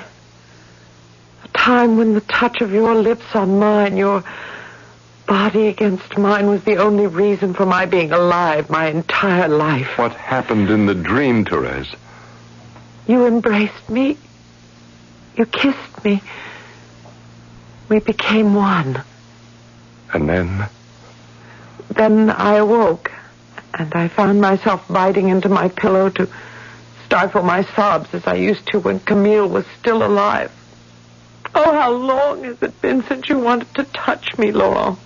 How long has it been since I wanted to touch you? Why is it? Since the day we murdered Camille, we've never once desired each other. I don't want to talk about it. To me, that is the most horrifying thing that could have happened to both of us. Because now, Laurent, we are both murderers. With nothing to hold us together.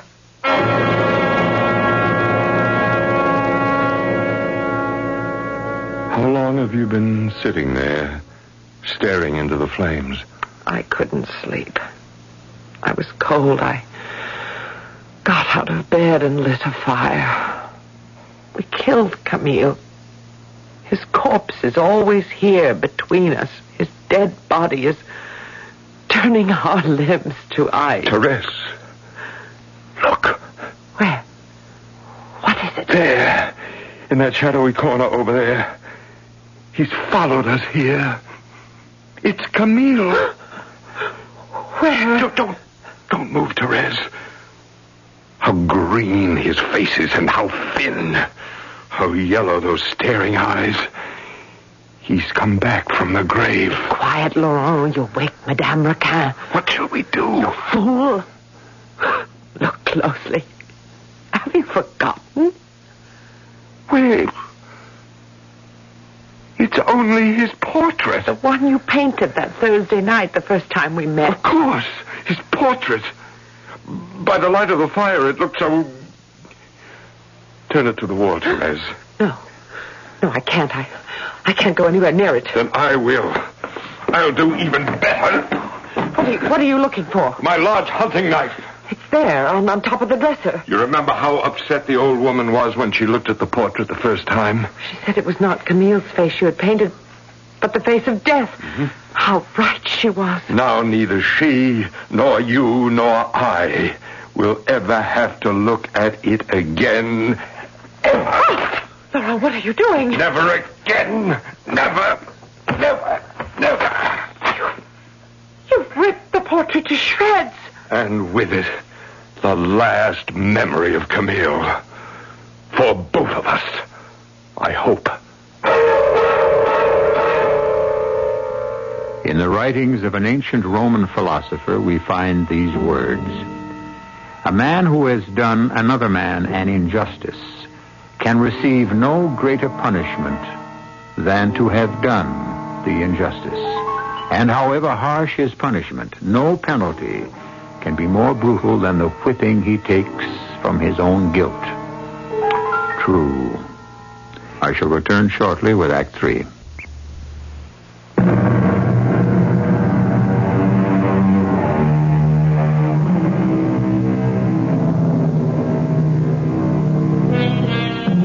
Oh, what a tangled web we weave when first we practice to deceive. The guilt starts piling up and in the end destroys us. Therese and her husband Laurent have already wrecked what love there ever was between them by the murder of Camille. How much further will their guilt lead them? It's another Thursday evening. In the dingy little room behind her tiny dry goods shop, Madame Raquin sits in her wheelchair, the cat Francois on her lap, playing dominoes with her old friend, Police Inspector Michaud. And I place my double blank here, Madame, next to your 6 blank. What do you say to that? I say, Inspector Michaud, that you remained a bachelor all your life because you couldn't be all that lucky, both at love and at domino. 10 o'clock, Madame. Time for bed. Oh, already? Well, so it is. Would you like me to carry you upstairs, Mother? Oh, that's very kind of you, Laurent, my boy, but Therese is used to it by now. Up we go. So, good night, Michaud. Perhaps I'll have better luck next Thursday. Good night, Laurent. Good night, Madame Raquin. Sleep well, Mother. The old girl is slowing down a bit, I fear. Yes, I'm afraid so. That case you were telling us about before, I didn't quite follow you. The young woman who was drowned. Oh, that one. Not a trace of water in her lungs, which led the authorities to believe she had died of natural causes. And what made them change their minds? A person can drown or be drowned if he's taken by surprise. Surprise suffocation, we call it. Not a drop of water in the lungs. It all happens Madame when... Raquin gets heavier and heavier every time I carry her up and down those stairs. Oh, time for me to go. Must get my 8 hours. Keeps me young and spry. I'll say good night to you two. Good night, Inspector. Until next Thursday. Until next Thursday. Next Thursday. Beautiful night, isn't it? That stupid, boring old fool. Why can't we just pack up and leave? Start a new life somewhere. Anywhere. Well, what would we use for money? When that miserable old woman signs a paper handing over her 40,000 francs to us, we can think about going away. But not before. But even if we were to... Yes, Laurent? Even if we went to the ends of the earth, he would follow us. Camille. Who else? When we lie awake at night in our bed, you near one edge, I near the other, he lies there between us. Stop saying those things. No, I tell you, Therese, I can hear him breathing. I can feel his cold, wet body next to mine, turning the sheets to ice. Therese, you're not really a widow. You never were. What are you saying? You're still married to the man we drowned. There's somebody at the front door. Do you hear it? Who could it be in the middle of the night? Don't move. I'll see. No, it's Francois. I didn't know he was still out. I thought we'd already let him in. That cursed cat. Go away. Away. Soaking wet, dripping with water. And it's a beautiful night out there. The sky is clear and filled with stars. Shh. Don't you jump onto that table. Give me that iron poker, Therese. No, get down off that table. Look out, Laurent. He's getting ready to spring at you. I'm not afraid of him. He's going to spring for your neck. Watch out. Look at those unblinking yellow eyes, how they stare at me. And why does he drip with the smell of the river? Put down that poker, Laurent. Look out. He's going for your throat. I know who you are. Camille. I killed you once. Now stay dead, Camille. Die. Let him be, Laurent. Your neck is bleeding where he bit you. Let it bleed. It's bled before. You know something, Therese. What? The day I first set eyes on you, I cursed that day. And so do I, Laurent. That was the blackest day of my life.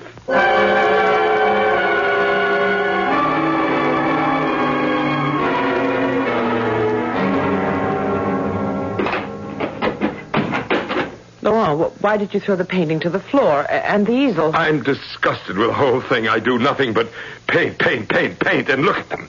Every one of them. They're not bad, Laurent. That's not the point. Look, here's Monsieur Tristan, the tobacconist, and here Madame Colombe, the greengrocer, and there, the 3 children of the postman.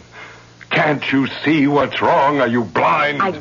I don't know what you're talking about. Look at the eyes, the texture of the skin, the expression on the faces. They're all the same.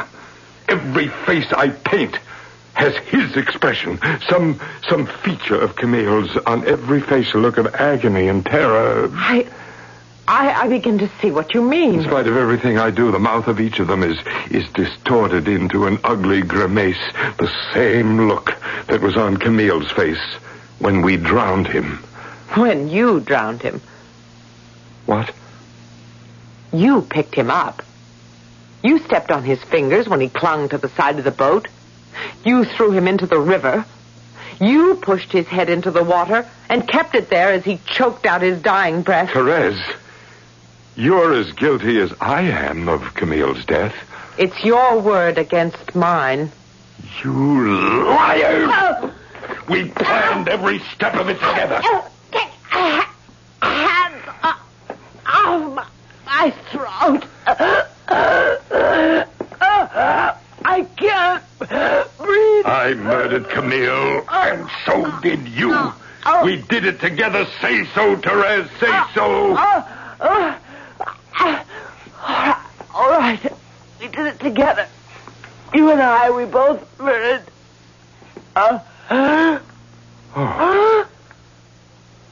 Madame Raquin, What are you doing here? I heard every word you said. I was here in my wheelchair, in the doorway. Your backs were to me. You killed my son. My only son. You...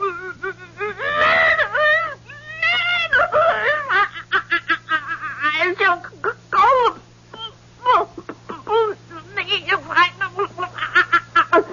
What's wrong with her?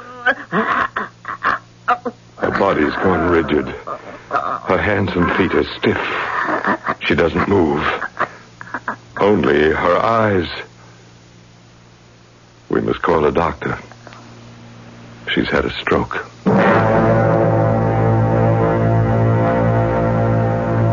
Easy with her now, Laurent. Now, hold the chair still while I put her into it.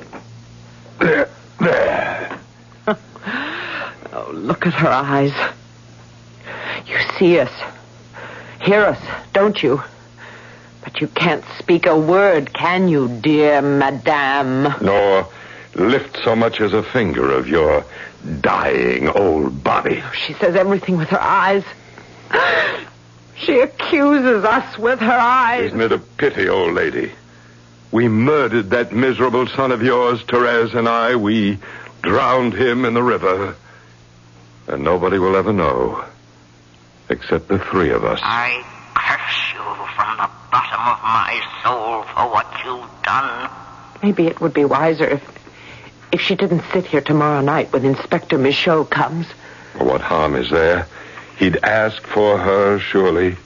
Besides, the doctors told us there's no hope for her. If she ever manages to speak again, it'll be the last breath she ever takes.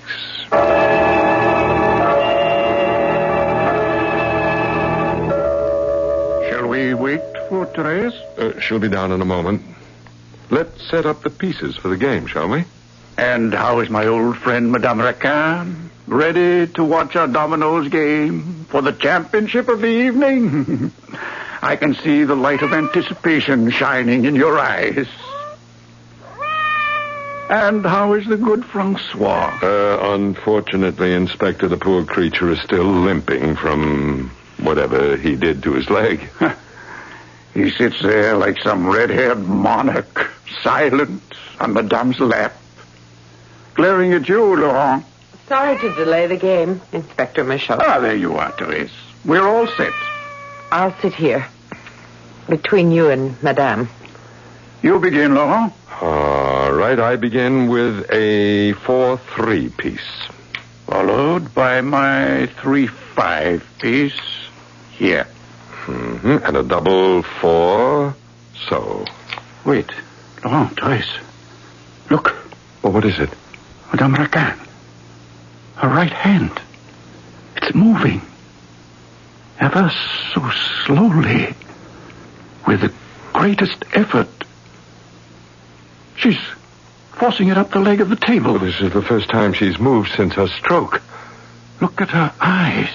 She's moving the tip of her index finger. Trying to get our attention. Yes, Madame, what is it you want? What can we do for you? If my strength holds out, you'll know. Just watch my finger.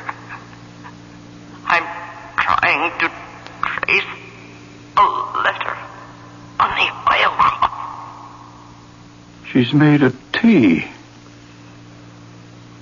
And an H. And an E.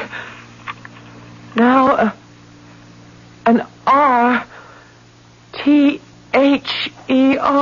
She's spelling your name, Therese. Go on, Madame. We're following you. Therese and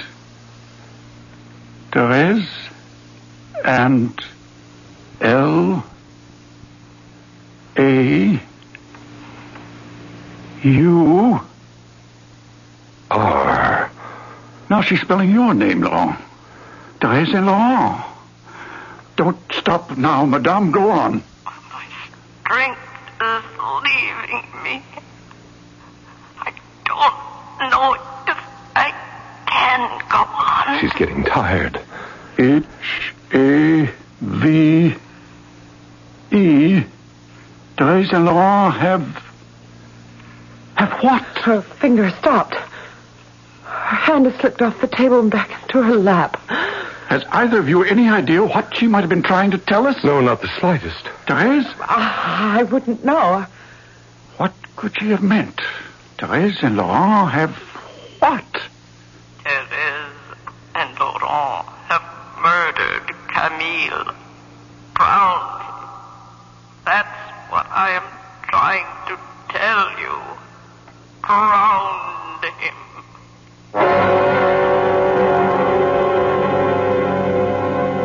I'm going up to sleep, Laurent. It's late. How can you even think of sleep after what we saw her do tonight? We'll never be safe now.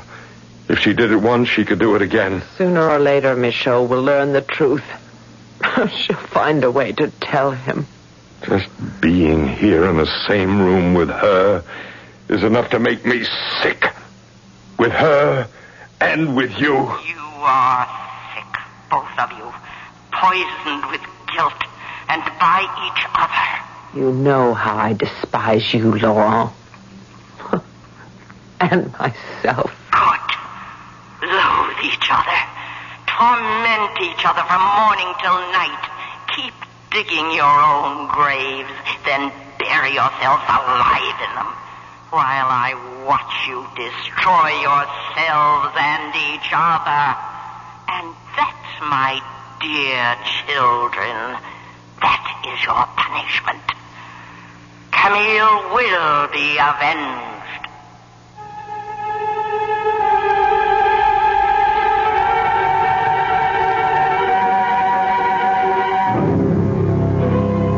Stiff and silent, Madame Raquin sits in her wheelchair, the big red cat in her lap, feasting her eyes on Laurent and Thérèse, eyes that crushed them with brooding hate. Murder, though it have no tongue, will speak with most miraculous organ. You suppose Émile Zola, at age 26, as he wrote the final page of his story, remembered those lines of Shakespeare? I shall return shortly.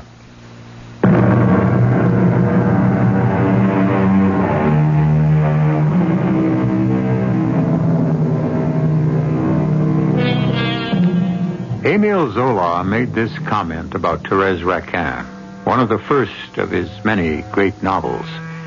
I looked at myself as a scientist. I applied to two living bodies, Thérèse and Laurent, the same method that a surgeon would apply to corpses. This in order to discover how conscience can drive a criminal to despair and madness, to degradation and moral decay. Our cast included Patricia Elliott, William Redfield, Mary Jane Higby, Roger DeKoven, and Arnold Moss. The entire production was under the direction of Hyman Brown. And now, a preview of our next tale. Here you are, boys. Yeah. Yeah, good crowd. Your friend, the owner of this place? Oh, he does things right, you'll see. Well, have a good time, the both of you. Now, watch your step getting out, Mrs. Manning. Thank you, Corey. Yeah, be back at 1 o'clock, huh? Right.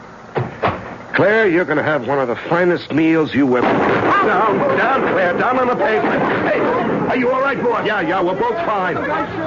Here, let me help you out, honey.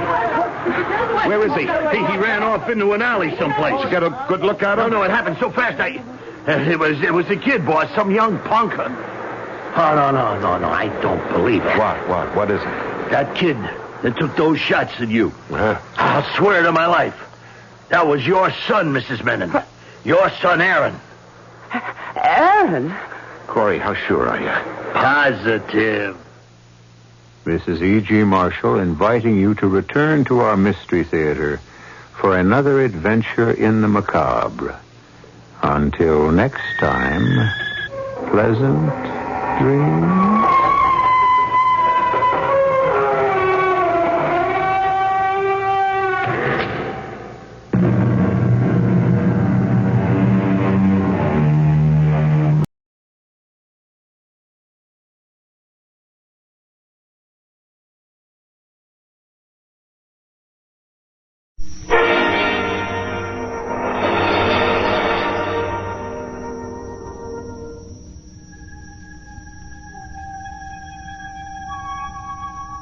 Good evening. This is Peter Lawrence. Man kills passionately out of hunger or anger, out of fear or love. But man also destroys life coldly and impersonally, without rancor, unemotionally, and with but one purpose, to gain. It is of greed and murder that you hear tonight in a mystery playhouse.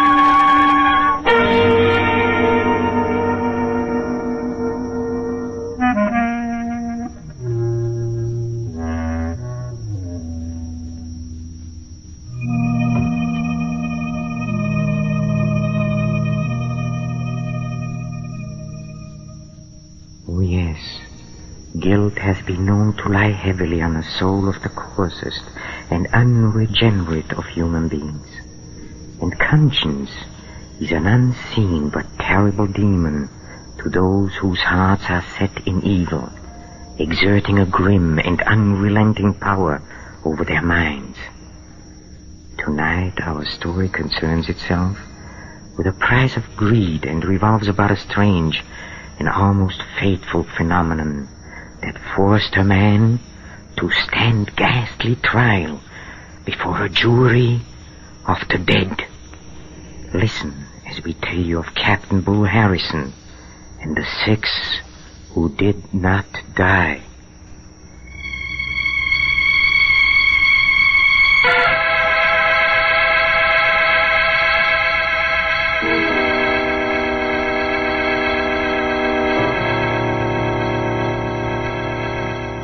Far below the equator, where the blinding sun beats with fierce hatred on the endless surface of the sea, lie the lonely islands of the Gambier archipelago. There is no movement in the white, hot expanse of sand and ocean, no movement save the brief, fluttering excursions of flying fish and the few palm fronds that wave languidly above precarious footholds in the scanty soil. Barren and lonely are the Gambiers. And lonelier than most is the atoll of Mandariva, a strip of sand and gray coral rising from the sea like something foul and festering. For at high water the tide sweeps over it, and retreating leaves on its sloping beach all manner of snails and shellfish that helpless broil and putrefy under the blazing sun. No trader has ever visited Mandariva, for there is no one with whom to trade. And the gunboats of the Australian Territorial Patrol give it wide berth, for there is no one to watch. Only an occasional pearling vessel with its crew of native divers ventures within sight of Mandariva. Such a vessel is the sloop Nancy Hale, 4 days out of Sydney. A weather-beaten hulk with caulking oozing from her open seams, she lies at anchor in the lee of the island. It is sundown, and her small boat is returning from a day of pearl diving. The oars stroked by 6 dark-skinned natives, the Cockney mate standing in the bow. As the boat swings broadside to the sloop, the mate clambers aboard. All right, Kamali. Make her fast to the stern cleat. And mind you don't lose one of those oars overside. May not turn. Now it is 10. May do some work all time. Go, blimey, stop your heathens battling. I don't care whose turn it is. Make her fast and ship them oars. If it ain't done by the time I get back from seeing the captain, I'll take the eyes off you. And you mind what I say. Filthy beggars always getting their ends up about something. It ain't one thing, it's another.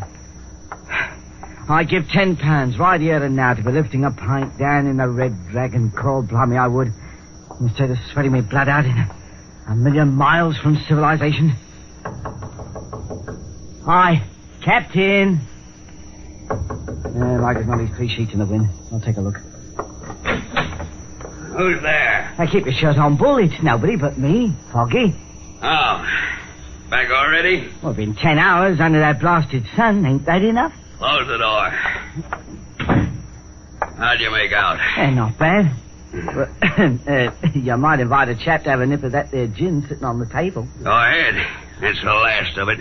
Oh, blimey, the last of 60 bottles we took on at Sydney. You ain't been bashful about drinking it, have you?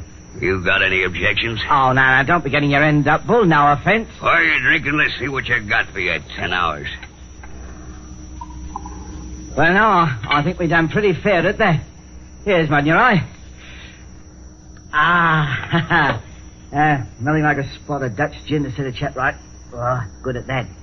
Too bad there ain't more of it for the all back to Sydney. What makes you think we're hauling back? I thinks we are, Mr. Addison. Fast as the old trouble takers. I thinks we are. Come on, out with it. What'd you get? A handful of stinking seed pearls? Seed pearls, is it not on your life? Give an eye to these, if you please. Good Lord. Not bad, eh, Mr. Addison? Where'd you get these, Foggy? 50 yards southeast of Manga River in 2 fathoms of water. You know what they're worth? God, they must weigh 50 grains apiece. How many are there? 1, 2, 3, 4, 8 by my count. That's right. 8 times 50. 400 grains. All perfect, too. Hardly need peeling. There's 1,000 pounds here, Foggy. Maybe more the way the market is today. By heaven, you're right. We are hauling back. I can do a lot with 1,000 pounds. Ain't you forgetting something, Captain? As about me and the natives. What do you mean? Well, the natives get half the catch according to the agreement with their chief, and I get 10%. Well, figuring rapid and not intending to be accurate, I should say that leaves you 400 pounds, not 1,000.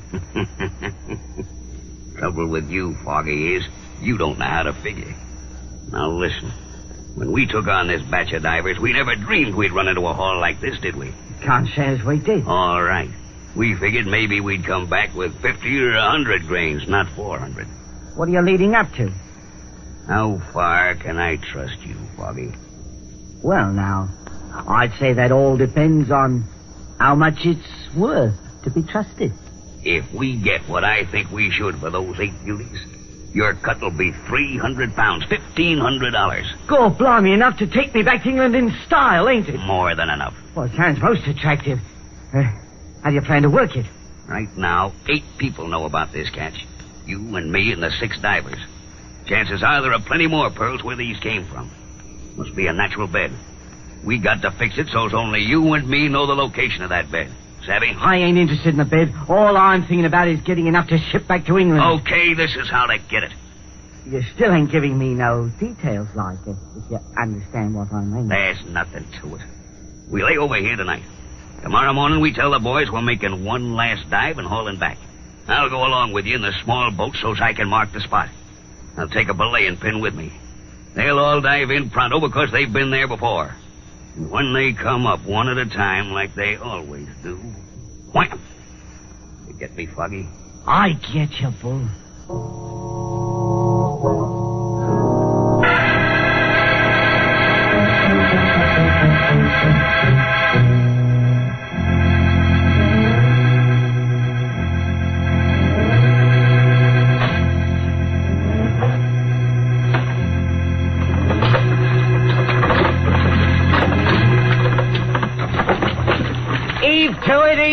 We ain't going to no tea party. You say no more dive. You say we go back.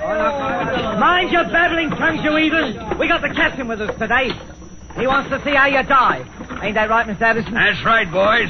This is the last dive, and then we haul back. Good catch this trip. Plenty gin. For the likes of them as is left to drink it. Shut up, you fool. We make only one dive, then we going back. How about that, Mr. Addison? Yeah, one dive, then you're through. They likes that. They're poor beggars. Button your lip, Foggy, and tend to business. Well, we're southeast of Manga River, about 50 yards off. This the spot? Close enough, I'd say. Shippers! Heave that anchor, Taru. Over with it.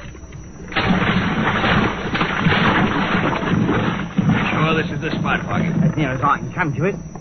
She holding, Taru? Yeah. All right, let her swing with the tide, what there is of it. Water slack. Okay, get him over, Foggy. Here we go, boys. You first, Kamuli. No dive. Me ear hurt. He's got to dive. Here, let's have a look at your ear. No can see. Hurt deep inside. Why'd you say something about it before we left the sloop? Wait a minute, Foggy. I'll handle this. Come, Ollie. Ear hurt bad, Captain. Very bad. One dive won't do it no harm. I come out here special to see you and your boys go down. Tell you what I'll do. Anything you bring up this dive belongs to you. No split. All pearls yours. How's that? Well, what about it, Kamali? No dive. Stand up in the boat. Stand up, I said. Now, for the last time, Kamali, You gonna dive or not? No, no dive. Here hurt the bad. Well, maybe this'll cure it. Now, the rest of you get over and make it fast. Go ahead.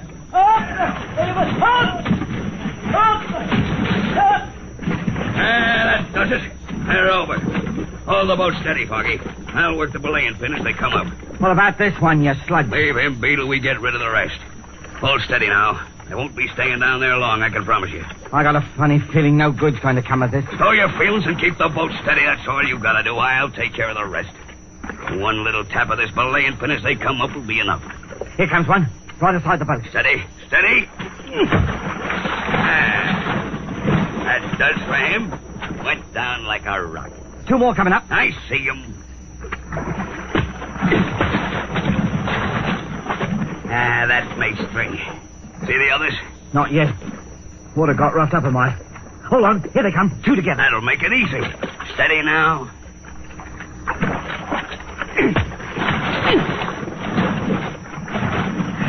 Blimey, did you see the way them two's eyes rolled up? Like to send the shivers through me. Give me a hand with this one and stow the gab. What you gonna do with it? Heave him over. Wait till I tap his skull to make sure he don't come to. There ain't nothing finicky about you, is there, Bull? Grab his feet. Lift him now. You're all right. Here. Now, get that anchor up. The job's done. All neat and clean. It ain't done for me. I'll be seeing them poor beggars' eyes rolling up for a long time to come. You'll forget about it once we hit Sydney. There'll be plenty of gin and rooms in the best hotel in town. All I want is to book passage on the first boat back to England. Don't worry about that, Foggy. You'll go back to England a rich man. I got another idea. The money we get for those pearls is gonna be nothing compared to what we end up with. Now what's on your mind? You'll find out. Get that anchor up.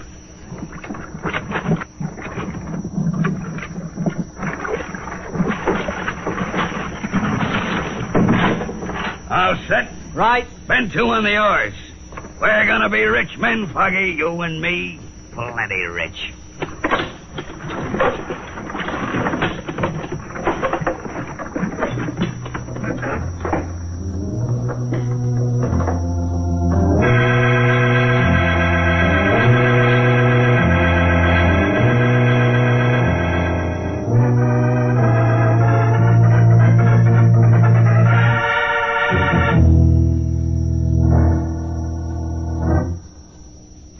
1,200 pounds you got for them pearls, and me supposed to get my share, and I ain't seen a shilling, and I'm not going to now. Shut up and open the door. You got the key? No, I ain't got nothing. Nothing for killing 6 men. Right down, you stupid fool. Like to get us hanged? Here's the key. Open the door. We're going to be rich men, Foggy, you and me. How's about that, Mr. Harrison? Open the door, I said. 1,200 pounds, and now we ain't got nothing. Close the door. 1,200 pounds lost. Stop talking about it. I've heard all I want to hear. Oh, you have? It don't bother you that I ain't got no passage money, does it? You think I figured on losing it? I had a system to beat that roulette wheel. Something happened. Didn't work. I told you to stop. You told me. What do you know about it? All I was trying to do was to build that stake up, make us some real money. Yeah, now we ain't got nothing. Gamble it away you did. There's more where that came from. I've got 20 pounds left. Enough to pay for this hotel room, dock charges on the sloop, and provisions. We'll go back to Mangareva and get ourselves some more of them big pearls. I ain't going nowhere near Mangareva. Not on your life, I ain't. Why not? Because it ain't got pleasant memories, that's why. I'm quitting. I know a rum deal when I sees one. 1,200 pounds left in a gambling house. So you're quitting, huh? What makes you think I'll let you quit? You ain't got no right to stop me. No, I got a right to see that you don't open that big blabbing mouth of yours. I got that right. I knows when I'm well off. I ain't doing no talking. Maybe I'd better make sure of that. Yeah, always one for making jokes, aren't you? This don't happen to be no joke. We murdered 6 men back at Mangareva, you and me. We're the only ones knows about it. I think you better ship with me when the Nancy Hale pulls out in the morning. Yeah, I think you better. I ain't shipping on no more pearl boats, and I ain't going nowhere near Mangareva. Now, that's final. All right, Foggy. That's how you feel about it. Open the window, will you? It's hot in here. It ain't a bit hot. You've been drinking too much. Open it anyway. Thanks. Yeah. Nice view of the harbor from there, Foggy. Pretty with all them lights blinking. Bull, how's about giving me half the £20 you've got left? Sure. Why not? Yeah. 2 5-pound notes. Much obliged, Bull. If I wasn't so set on going home, What are you holding my wrist for? You're going out the window, Foggy. You're going to fall out. No, I ain't done nothing. I want to make sure you won't do anything. Let go of me, Bull. Let go. So long, Foggy. Bull. 12 stories to the street. You won't talk now, Foggy. Not at all.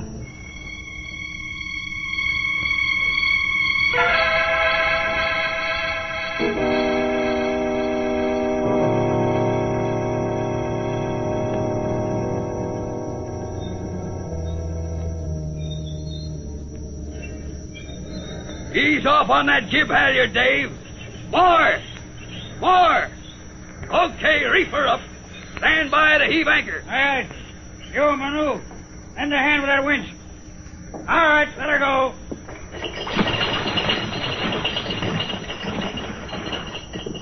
Anchor down and holding, sir. Make her fast. Aye, aye, sir. Make her fast, Manu. This is the spot, sir? Yeah, this is it. We stole the aye and the sir business, Dave. We ain't formal on the Nancy Hale. That suits me all right. So that's Mangariva, is it? Ain't much to look at. Best pearl bed in the South Seas right under us. Won't even bother with a small boat today. Work right from the sloop. Get the divers over. Okay. Manu! Yes, boss. Get your boys over. Oh, no good first. Me, headman, goes first. You'll learn, Dave. First dive's taken by the head man. These boys are new to this spot and won't go under till he comes up and says it looks clear. Sorry. All right, Manu. Got 8 beauties out of here last trip, Dave. You're gonna be real glad you shipped with me. Manu, come. Give him a hand. Here you are. Take boat out of here, quick. Bad water. Shut up! What's the matter with you, Manu? Me dive. Go to bottom. 6 men down there. Dead. You're crazy. No, crazy. 6 dead men. They stand up like they live. My boys know dive here. Bad water. Hey, wait a minute, Manu. What do you mean there's 6 dead men down there standing up? Like live, they standing up. But they dead. That's enough from you. Shut up. Now the rest of you listen to me. You'll dive or I'll know the reason why. I came here to get pearls and you're gonna get them. There'll be no acting up on my boat. Dave, there's a diving helmet and lead shoes in one of the starboard lockers. Get them out. Test the air hose in the pump. Know anything about diving equipment? Plenty, but I never went down myself. You won't have to. I'm going down. I'll prove to these beggars there's nothing wrong down there.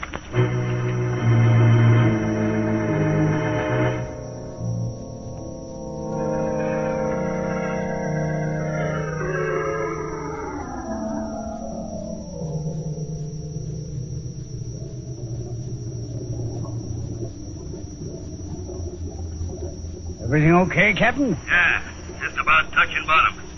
Ease up on the rope a little. Let the rope go, Manu. Easy.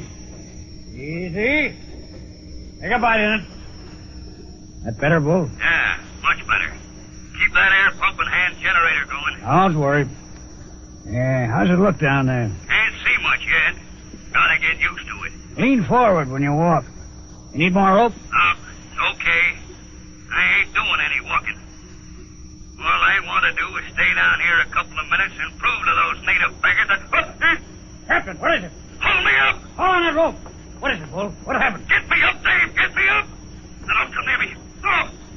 Rope stuck. No can pull. It can't be stuck. Lay on it, all of you. Dave!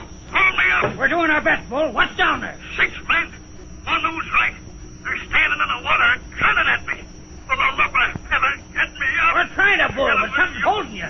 What is it? I don't know. My feet are sinking. rope for the windows. Move fast. Excuse me. I can't get away. We're lashing the rope for the windows, Bull. We'll get you up now. Hold on. No, let go. Let go. You... No can do. Rope stuck. Get back to that air pump. Air. Gotta have air. No, man the pump. No. Captain Bad. Stay in bad water. Aye, you. Bull. They won't man the pump. We can't budge you. Bull. You're stuck just the same as I am, aren't you? Stuck in the asphalt. That's why you're standing there grinning at me. You can't move. Bull. Bull, listen to me. Sure, I killed you. And I killed Foggy, too. I wanted it all for myself, and I'm gonna get it. Pearls, the biggest pearls you ever saw. They're down here all around me. I'm not afraid of you. You're dead. Dead, you hear me? Bull, for the love of heaven, listen to me. Pearls all around. Big ones. Go ahead. Bring your dirty devil's grin. You can't beat me. You can't.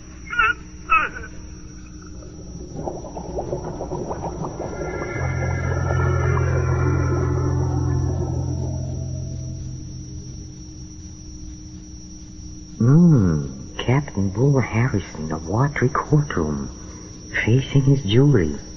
The jury with good reason to pronounce him guilty of murder and greed. Poor Bull. Down there with the pearls he wanted so much, and the men he murdered to get them. Funny, isn't it? Or is it? Please don't go. Come with me to the green room where the players are rehearsing our next performance. Come. Come.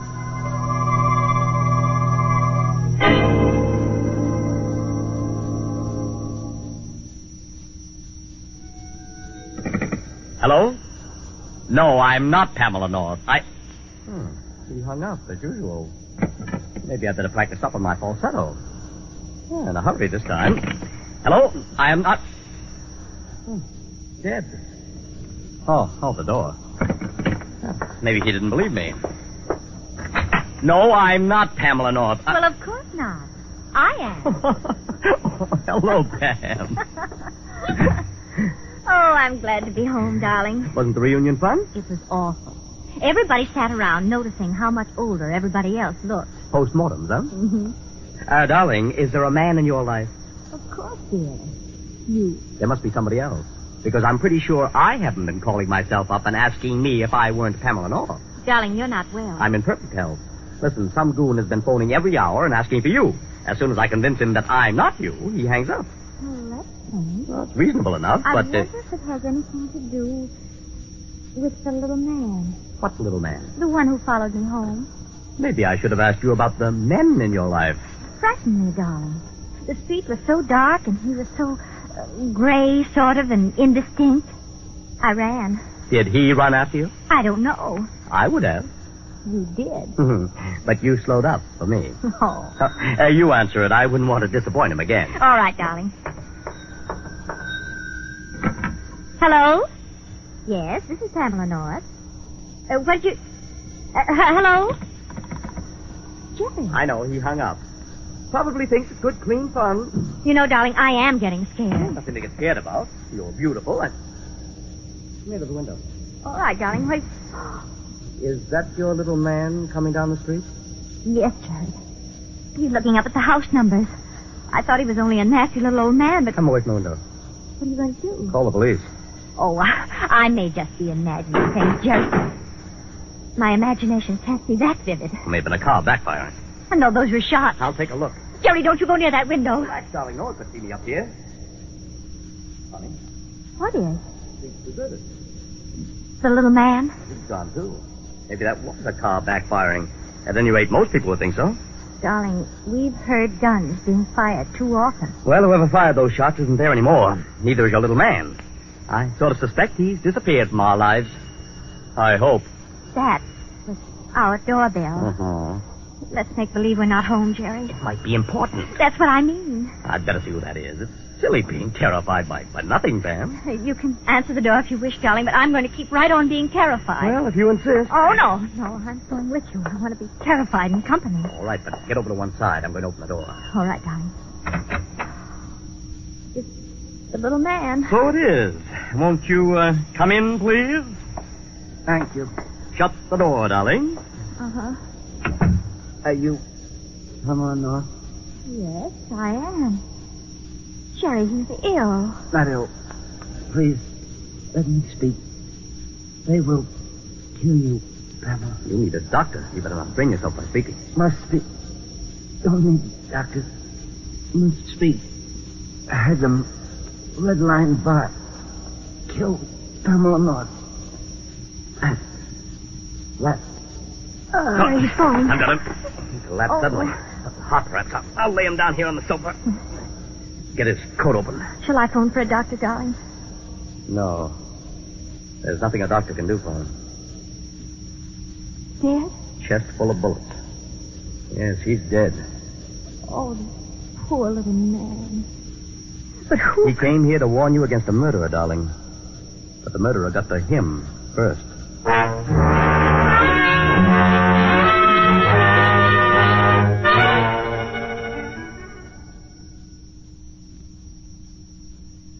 Well, what is all this, do you suppose? Why do you think anyone would want to kill Mrs. Pamela North? She seems to be a perfectly harmless young woman, don't you think? But there must be a reason. Well, I'm afraid we'll have to wait for our next performance. Then our guests will be the famous amateur detectives, Mr. and Mrs. North. Oh, incidentally, we are interested in your reaction to our shows. So why don't you write to the Mystery Playhouse, Armed Forces Radio, Los Angeles, USA, telling us what you like or don't like or anything you care to say. Would you do that? We'd appreciate hearing from you very much. This is Peter Lorre, closing the doors of the Mystery Playhouse. Good night. Sleep tight.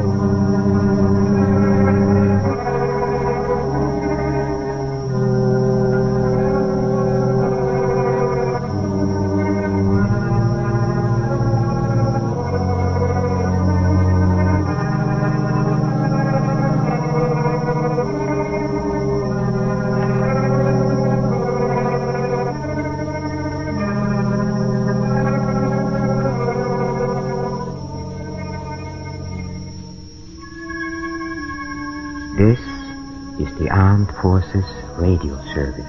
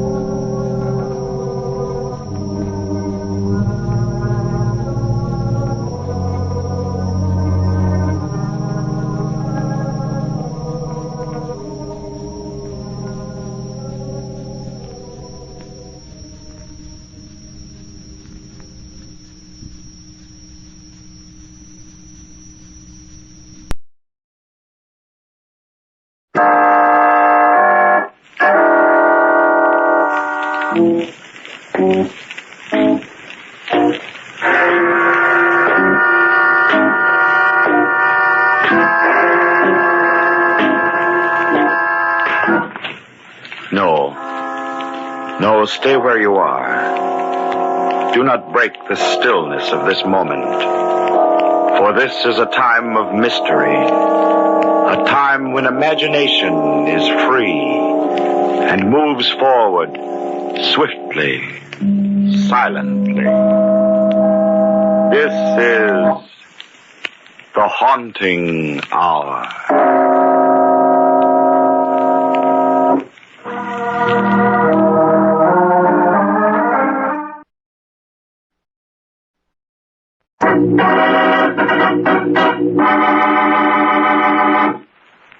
A corpse there was.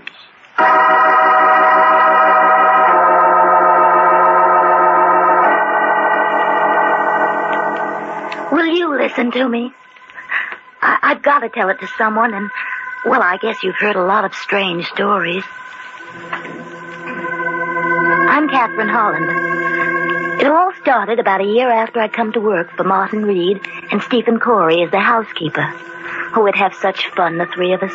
Martin was forever making me promise that I'd be with them always. Always. I didn't know how long that could be.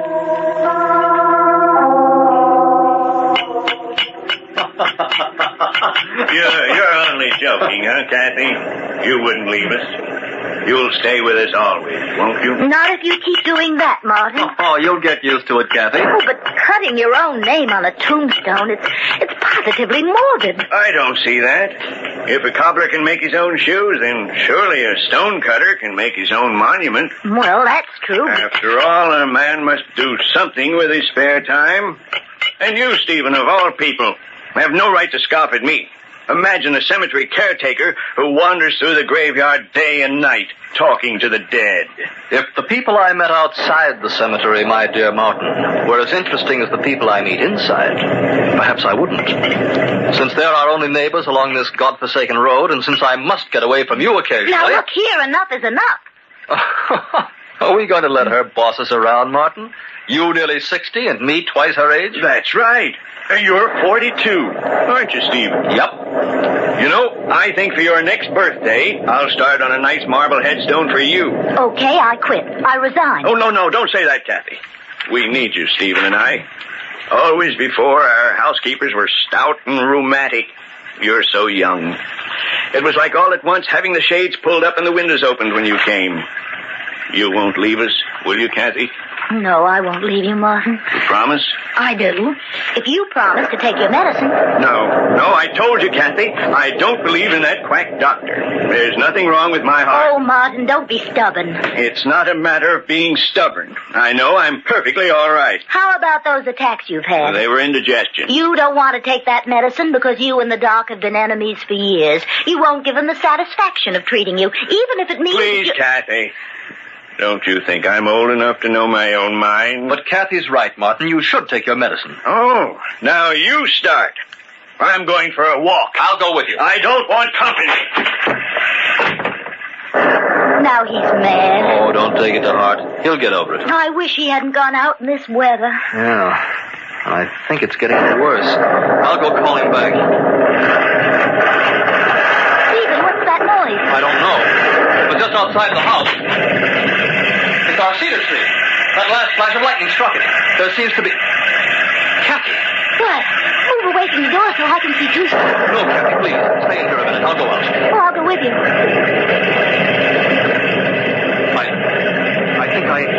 I think I see something beside the cedar. Come on, Kathy. Stephen, it can't be. Yes, Kathy. It's Martin. He's dead. The tree? It didn't touch him. He died from the shock of it falling so close. It was heartbreaking. Strange, isn't it? The last tombstone he ever carved was his own.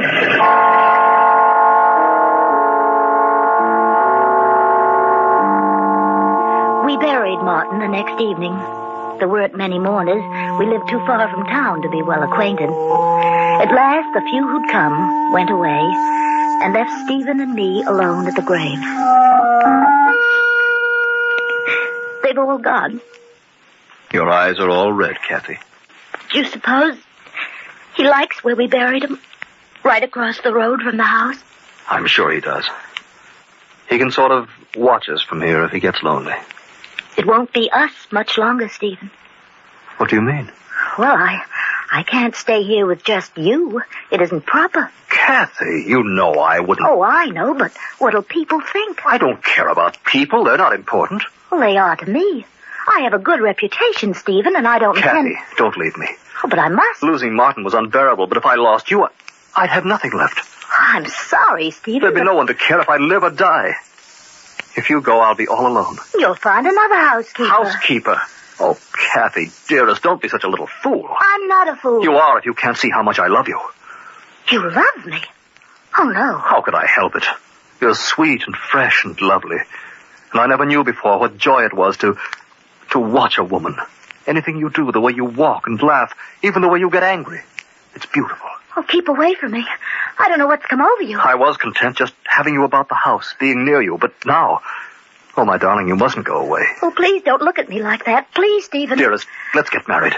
I'll make you happy. No, I don't love you. Don't touch me. Oh, I like you a lot. I'm very fond of you, but, well, it's not love. I could never love you. Why, Kathy? I'll make you a good husband. Oh, no, Stephen, no. You're twice my age. But I'd worship you, Kathy, dearest. Oh, will you quit bawling Kathy, dearest, at me like a lost lamb? I'm going to the house and pack my things. I won't let you go. You belong to me. I don't belong to anyone. If you don't get out of my way, I'll throw this rock at you. There's someone else. You love someone else. No, Stephen, I just don't love you. Don't come near me. I'll throw it, I swear. Kathy, no! I told you I would, didn't I? Why couldn't you believe me? Well, get up. Stephen! He was lying on his back, motionless. I bent over him and... his face, the rock had caught him between the eyes. I couldn't think. I was terrified. I only knew that Stephen was dead, that I had killed him. A murderess, that's what everybody would say. They'd put me on trial, all those faces gaping at me like I wasn't human, and then they'd... No. Had to get out of here. The road past the graveyard. If I followed it, I'd reach the main highway. I'd run. I'd run so fast no one would catch me. Oh, it was dark. The body wouldn't be found till morning. By then I'd be far away. Had to keep moving. Had to. Where could I go? Where could I hide? Flying down the road for hours and hours till my legs were numb and my heart tearing at my chest, deafening me with its thunder. No, that wasn't my heart. It was a car. They were looking for me. Somehow they'd found Stephen already. Oh, it was getting nearer and nearer. I slipped behind a tree.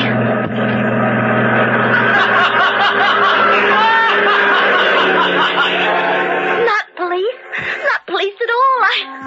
Picnickers. Oh, the only ones who might have seen me. They'll forget they even passed this way once they're safe at home.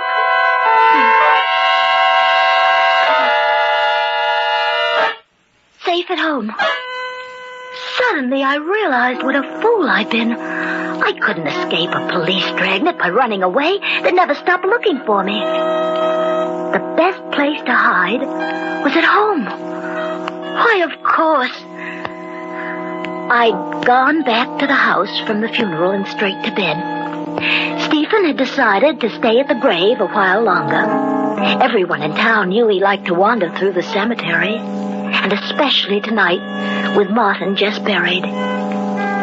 He must have caught a prowler, and the man had thrown a rock at him. That's how it happened.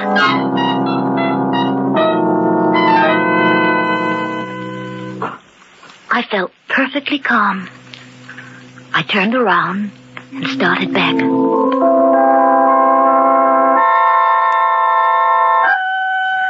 The sky had been cloudy all evening, but as I walked up the road toward home, it cleared. I remember how lovely the moonlight looked, spilling down the steps of the house. I started to climb them. Suddenly, I had an impelling desire to see Stephen's body. Oh, I tried to fight it, but the thought of him, cold and crumpled, lying like some cast-off doll in an attic, hypnotized me. I went down the stairs and started across the road.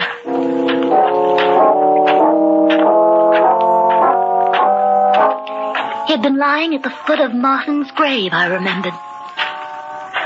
From where I was, I couldn't make out the body. Well, that wasn't right. The old man was buried directly across from the house. I should be able to see Stephen. I slipped through the gate, hurried to where the corpse had lain. It was gone. There wasn't a trace of it. I dropped to my hands and knees, searching about the new mound of earth for some proof that it hadn't all been a nightmare, that I'd really killed Stephen. There wasn't anything. No matted grass where the blood should have dried, nothing fallen from his pockets, not even the stone with which I'd struck him. And it was so quiet, so deathly quiet, with the moon whitewashing Martin's headstone, and the one next to it. The one next to it. But there hadn't been any grave there before. And this one was fresh. As fresh as Martin's. I slowly raised my eyes and looked at the tombstone. Stephen Corey, born May 9th, 1901. Died April 20th, 1944. Why, I'd know that carving anywhere. Martin was dead. But Martin had made that gravestone.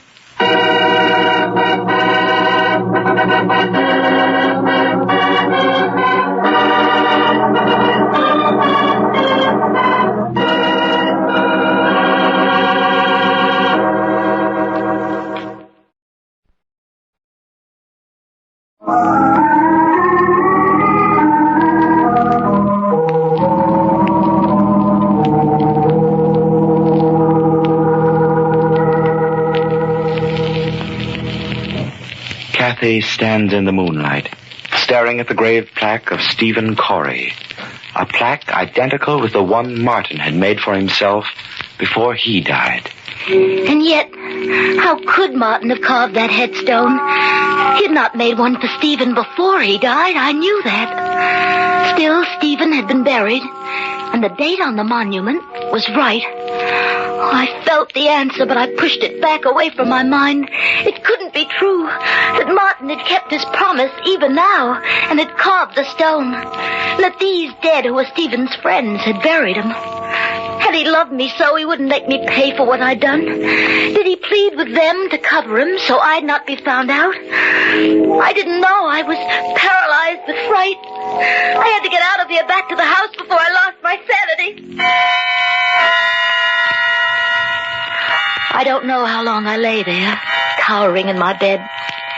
At last, the darkness of the night closed in about me, and I slept. But then, out of the darkness, the doorbell rang. Sharp sounds sent a streak of fear over my flesh. The police had come. Stephen's grave had been discovered. I had to go to the door. Are you Catherine Holland? I'm Estelle Bailey, Martin's sister. Oh, yes, I should have known.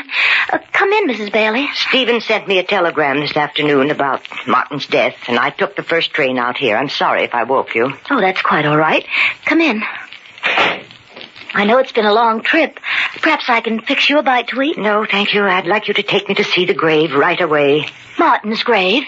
Now? Miss Holland, I hadn't seen Martin for 9 years. I'm ashamed of that, and I want to rectify it now as soon as I can. If you won't take me, perhaps Mr. Corey will. Oh, he's not here. He's in town. Well, I'll wait up till he comes in. Oh, you'll wait a long time. I don't understand. Oh, Stephen was quite shocked by your brother's death, you know, and, well, he felt he had to get away from this house, so, well, he mightn't be back tonight. But if he went into town, why didn't he meet me at the station as he wrote he would? Well, I don't know.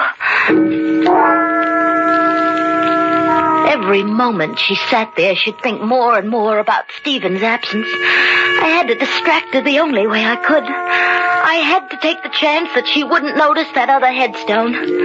But if she did notice it, I would have to kill her too. But just then something happened to spare us both.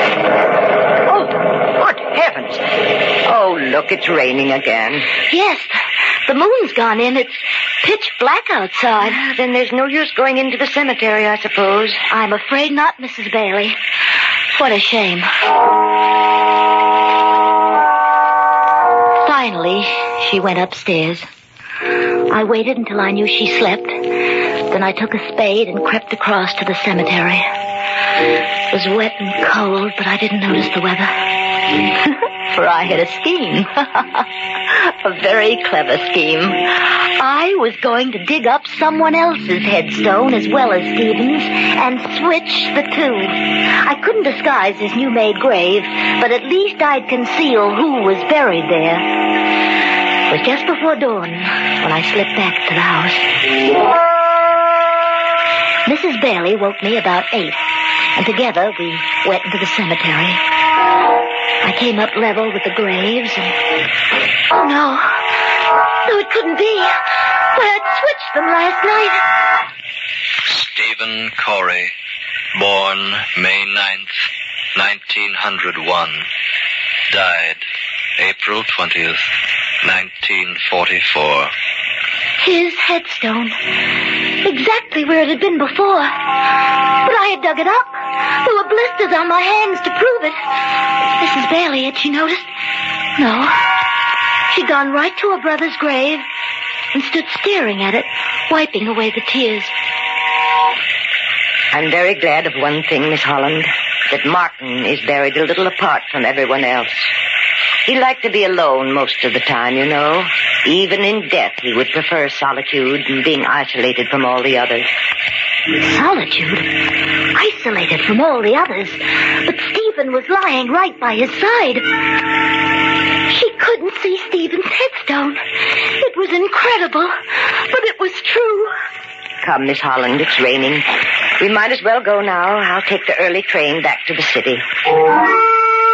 After she'd gone, the house was empty, yet full of a screaming silence. And I sat looking out at the grayness of the lonesome day. Had there really been a grave at all? Growing inside me was a grim fascination to see. The mud sucked at my shoes. Through the dusk, I walked determinedly toward that spot where the headstone stood. I slipped through the fence. Then I was standing beside the tree, leaning against it. For I couldn't believe what I saw. There, beside the others, stood a third headstone, and stretching almost at my feet, a freshly dug grave. Even before I crept forward to see, I knew what the plaque would say. Catherine Holland, born June 7th, 1923, dead April 21st, 1945. Tonight. April 21st. That was tonight. And I was still alive. Martin, listen to me wherever you are. I said I'd be with you always, but you can't force me to follow you. You can't force me to follow you. Tears filled my eyes. I took hold of the hateful stone and tried to flatten it into the ground, Then through the tears, I saw the dark bruises on my hands. Bruises on my hands, but it wasn't possible that... I touched one of the dark splotches. It rubbed away. Then the truth went through my mind. I fell to my knees. The letters I thought were carved into the stone. They too were blurred. I drew my finger along my name. It was lettered in black crayon. Thick, archaic lettering, darker toward the middle than at the edges, giving the illusion of depth.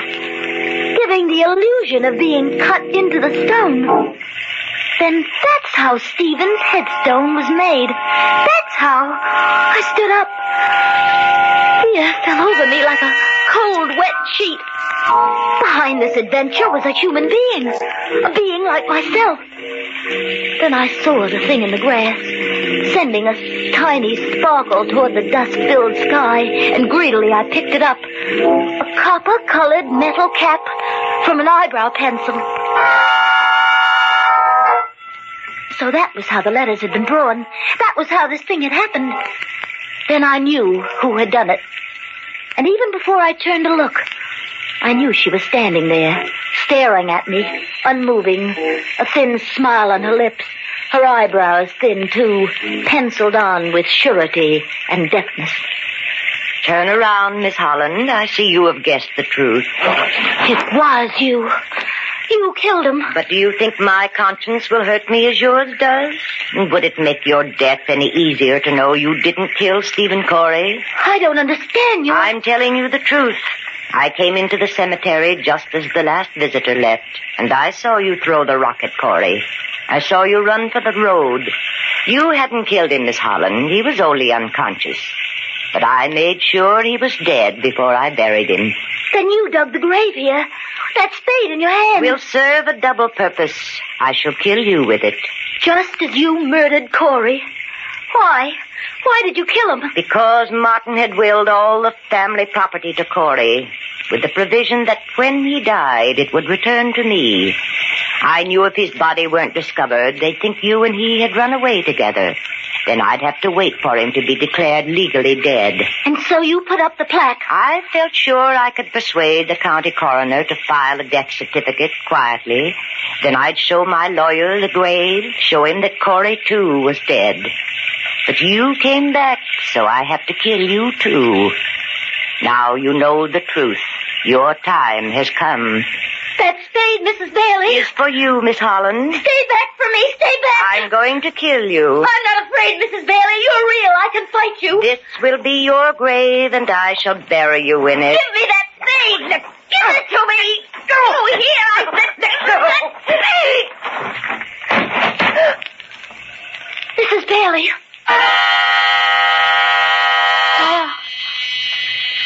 My eyes were clouded with flashes of blackness.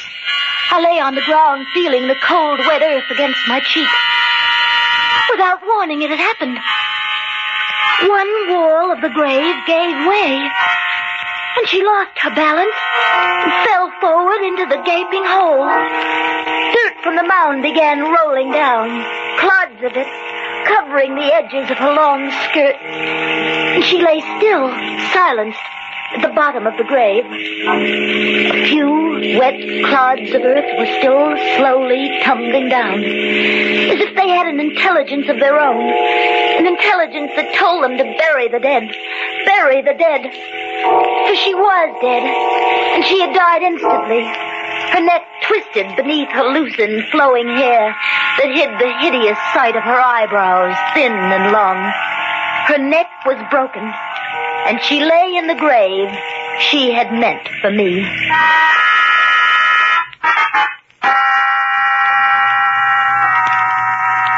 Perhaps, now I've told it, I can forget the horror of what's happened.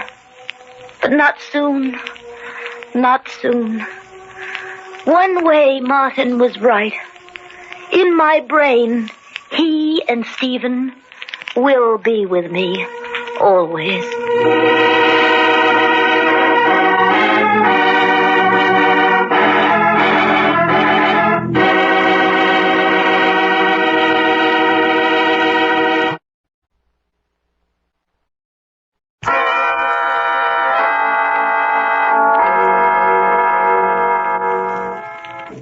From shadows and stillness, mystery weaves a spell of strangest fascination, charging the mind with doubts and fears. For mystery is a strange companion, a living memory in the haunting hour.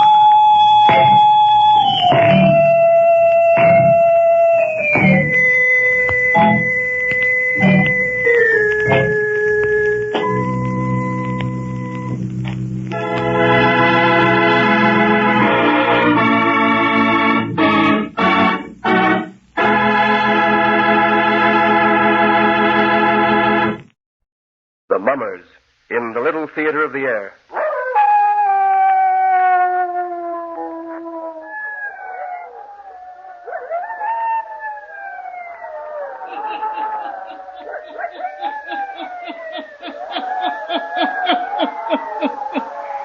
Ghost stories.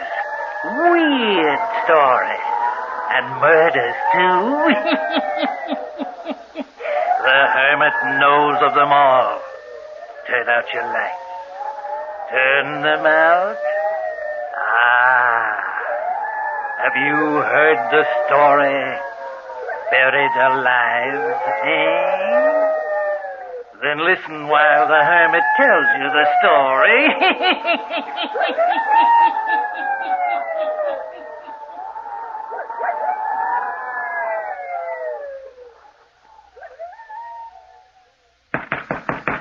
Let me out of this room. Help! Can't you hear me calling? Where are you? Let me out of this room, I say. Do you want to drive me mad? Why have you locked me in here? Bruce, where are you? Come here and let me out of this room. Lenore. Lenore.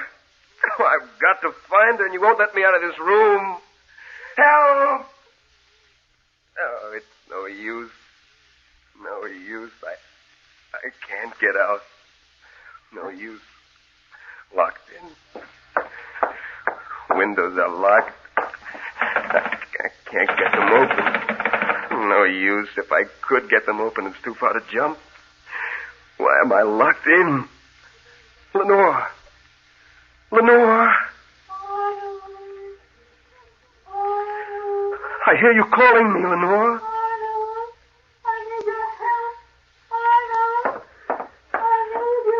I hear you calling. I hear you. But they won't let me out of this room. I'm locked in.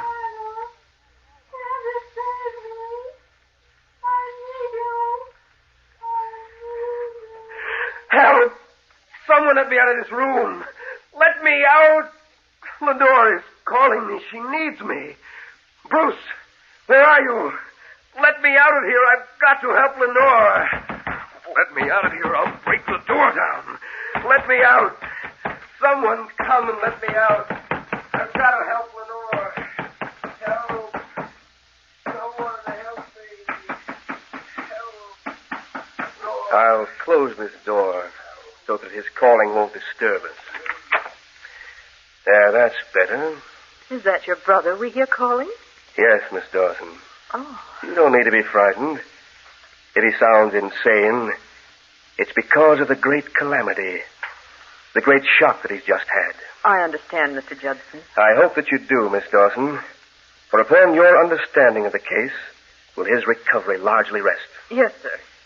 You've brought your credentials with you? Yes, sir. May I see them? They're right here in my purse. Just a minute, I'll find them.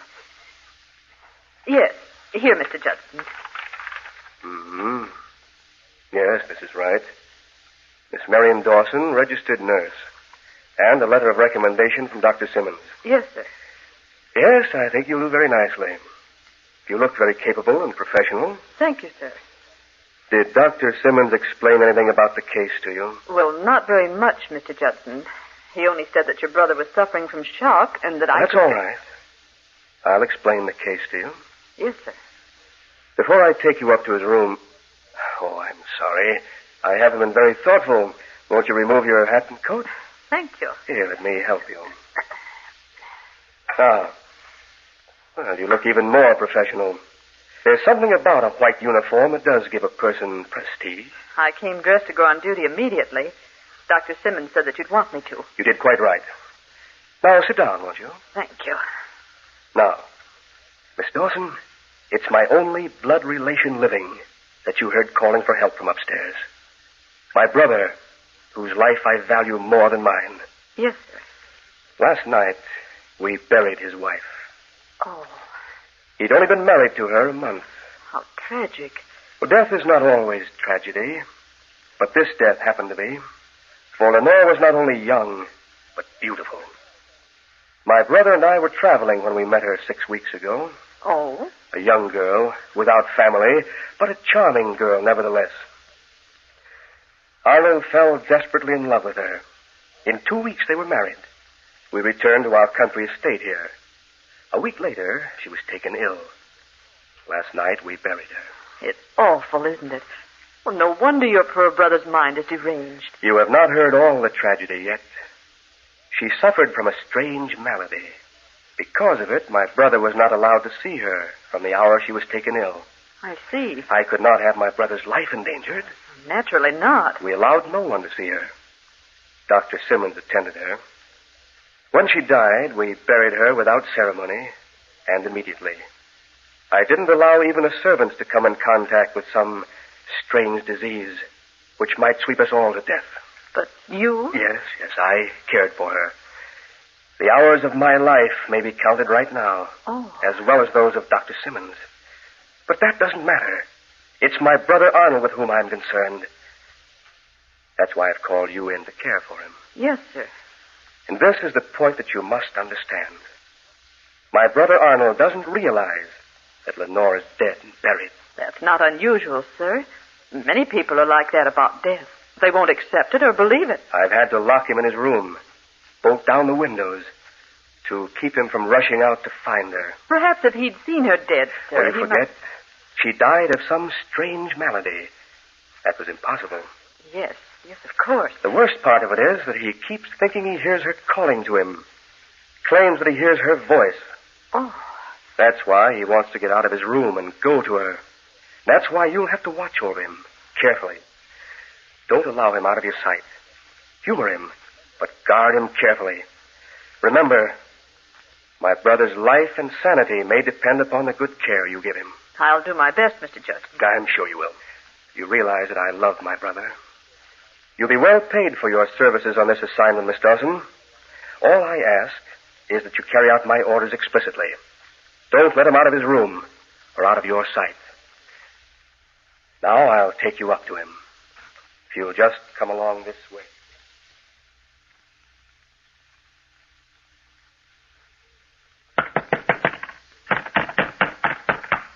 Open the door.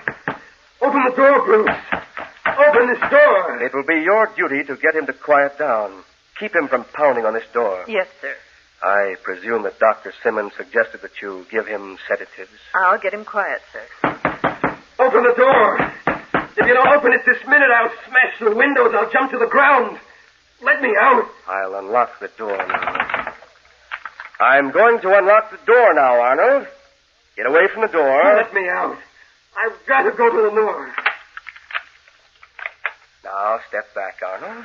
Bruce, where is she? She's been calling to me. Why did you lock that door? Let me go to her. Go lie down on your bed, Arnold. No, never. Don't you understand? Lenore has been calling for me. She needs me. Come now, lie down. Won't you lie down and rest, sir? Who is she? Well, this is Miss Dawson, Arnold. She's come to care for you till you're well again. I'm not ill. It isn't I, it's Lenore. And you won't let me go to her. Bruce, why are you doing this? Unlock the door and let me go to her. There, now, it's all right. Everything's all right. Miss Dawson will care for you. You'll get a good rest. And when you wake up, you'll feel a lot better. Your brother's right. I'll leave you now. It's 8 o'clock. I'll have your dinner served in here immediately. If you need me for anything, I'll be down in the library till near 11 o'clock. Then I'll retire. Yes, sir. My room is the 4th one down on the right. Call for me if you need me during the night. I will, Mr. Judson. Wait a minute. Don't go, Bruce. Tell me what Lenore is. What is it that's wrong? Why can't I see her? Why have you locked me in here? I've tried to tell you, Arnold. You won't believe me. Perhaps Miss Dawson can explain after I leave. Ring this buzzer if you need to get out of the room. You understand, Miss Dawson? Now get away. Get away from the door, Arnold. What? He's locking the door again. He's locking us in. He knows what's best. Now come lie on your bed. No. I'm going to give you something so that you can rest. What's wrong with Lenore? Lie down on your bed and I'll tell you. She's ill, and they won't let me see her. Here. I want you to take some of these tablets. I won't take any medicine. I'll get a glass of water. I tell you, I won't take anything that will make me sleep. Lenore is calling to me. She needs me. Now take these, please. They won't make you sleep. They'll just calm your nerves. Take them and I'll tell you about Lenore. Have you seen her? What is it that's wrong? Take these tablets first. All right. There. That's it. Are you here in the house to take care of her? What's wrong? Lie down now. There, that's better. You promised to tell me. Close your eyes. I'm going to turn off the light so that you can rest. Answer me. Don't you understand? Your wife was very ill. She suffered from a disease that was contagious. Your brother couldn't let you see her. But now she's out of her pain. You see... No, she's not dead. I know she's not dead. It's hard to believe, I know. She's not dead, I know that. What? Listen. You hear that?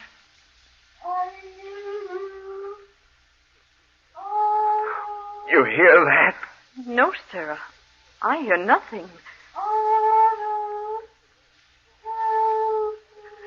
You must hear it. It's Lenore. She's calling to me. All day she's called to me. All last night, all the hours of the night she's called to me.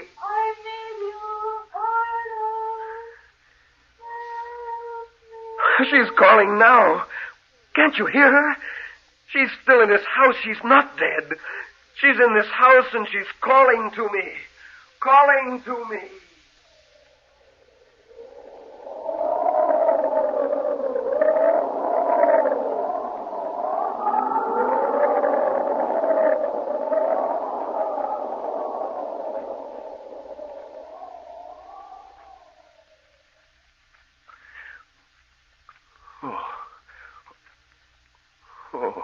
You're all right. I'm right here beside your bed. What's happened? You've been asleep. Sleep? How long? It's nearly midnight. You've been sleeping since I first came into the room. You gave me medicine. You forced me to sleep. You needed the rest. Where's my brother? He's retired, sir. The whole house is quiet. If you'd like me to get you something to eat, No, I'll... but I've got to get out of here. What's that? Listen. What was that? It sounded like someone at the door. It is. Open the door. It may be Lenore. I don't hear her calling, but it may be her. It can't be her. But I'll see who it is. Who's there? Unlock the door. I have to ring for your brother if I want the door unlocked. I have no key. Who's there? Who's outside the door? Is it you, Lenore? Why don't you answer? I guess we must have been mistaken. There's no one outside the door. Someone knocked at the door. I think we must have been mistaken. Listen. There is someone outside. What? They're tapping on the door again. It does sound like it. But when I called, there was no one there. Look. Yes. Yes, I am. Doesn't it seem to you as if the door was slowly opening? Yes, it is. It's like it was opening all by itself. But the door is locked. Well, that may be, but that door is opening all by itself. How can it be? Oh. Look. Standing in the doorway. It's Lenore. Oh, great heavens. Lenore, you're not dead. You're here. They told me you were dead. Lenore. She's leaving again. Where are you going? Wait. She's vanished. Oh. She just vanished, but now look. She's standing at the head of the stairs. She's waiting for me to follow her. Lenore, I'm coming. I see you. Stop! Oh, Mr. Judson, help! Come here quickly! He's gotten out of the room! Oh, Mr. Judson, please come quickly! Oh,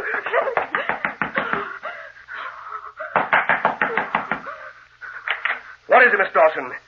Well, what is it? Oh, Mr. Judson, he's gone down the stairs. What? Are you sure, sir, that Lenore is dead? Of course I'm sure. What are you talking about? I don't know, sir. But a woman dressed all in white just stood in the doorway of your brother's room. She moved down the hall, and now he's gone to follow her.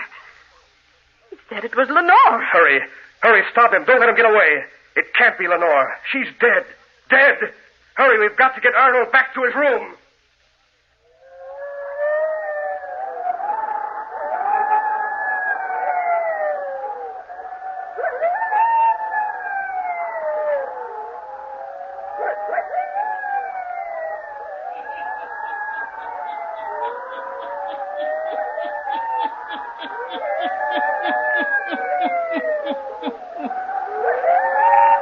If Lenore is dead, how can she appear in the doorway of the room?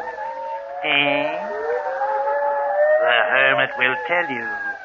before the night is done.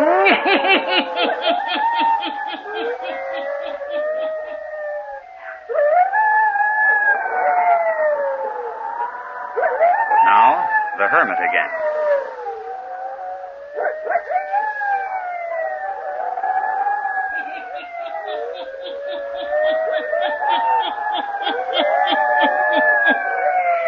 Arnold follows the figure dressed all in white that beckons him out of the house.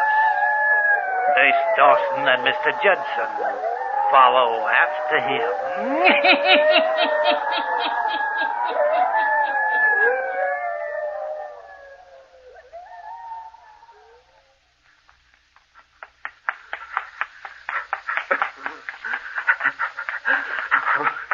Wait for me, Lenore.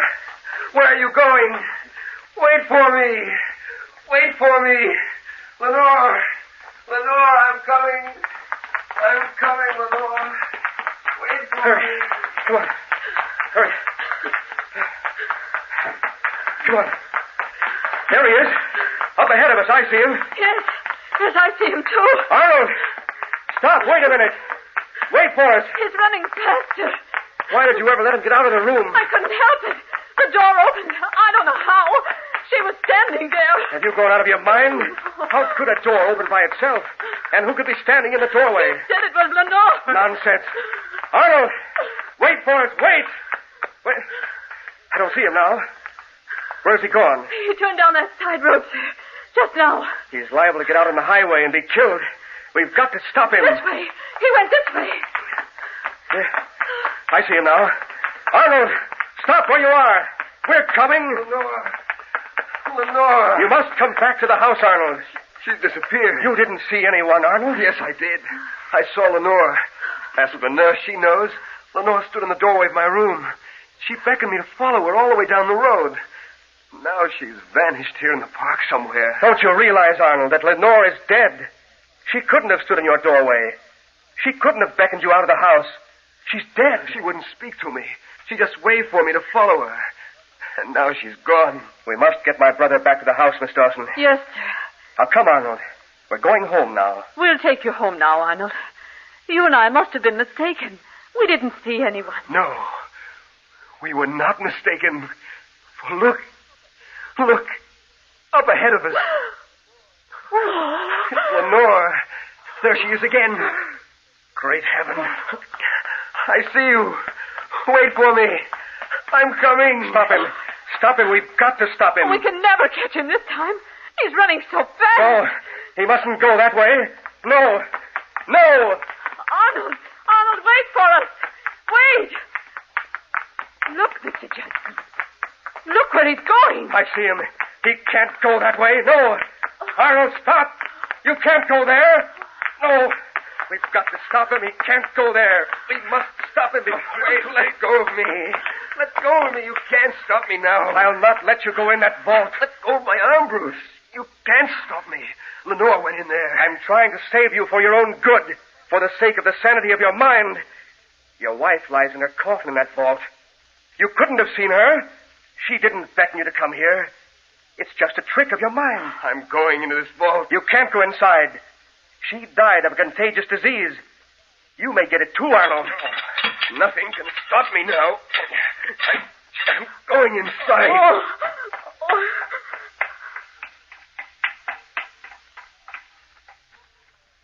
Lenore. Where are you, Lenore? Come back out there. You'll only find her lying in there dead. We'd better follow him, sir. He's likely to faint when he sees her. Arnold, come out here. Look. Lord. Lenore. You see, she is dead. What did I tell you?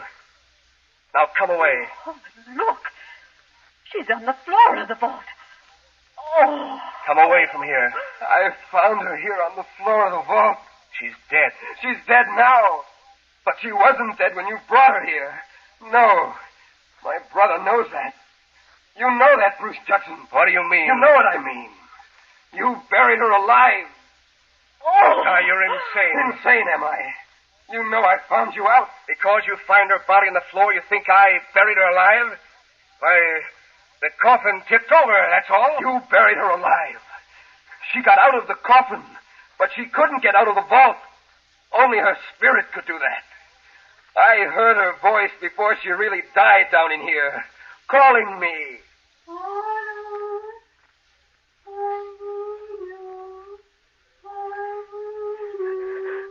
She called to me. But you locked me in my room. And then her spirit came to me tonight to tell me what had happened. Oh, Lenore. Oh, what a terrible thing. You did that to your brother and that woman.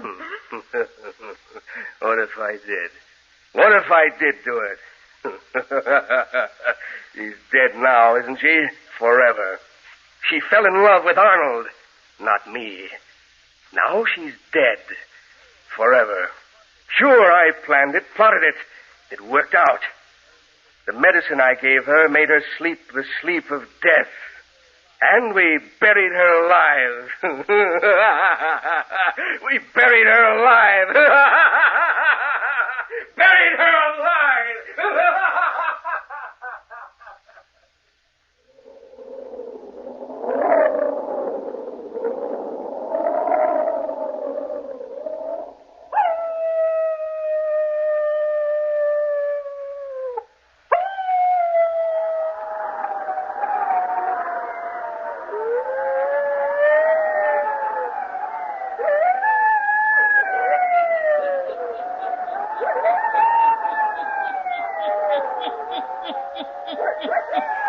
And the brother who had planned such a heinous crime will live in a world of mad darkness from now on. The compensation for his crime. Turn on your lights. Turn them on.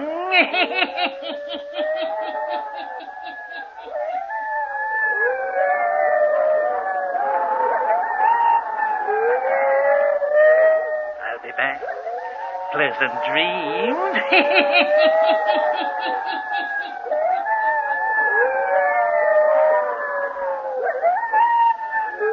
All characters, places, and occurrences mentioned in the Hermit's Cave are fictitious, and similarity to persons, places, or occurrences is purely accidental.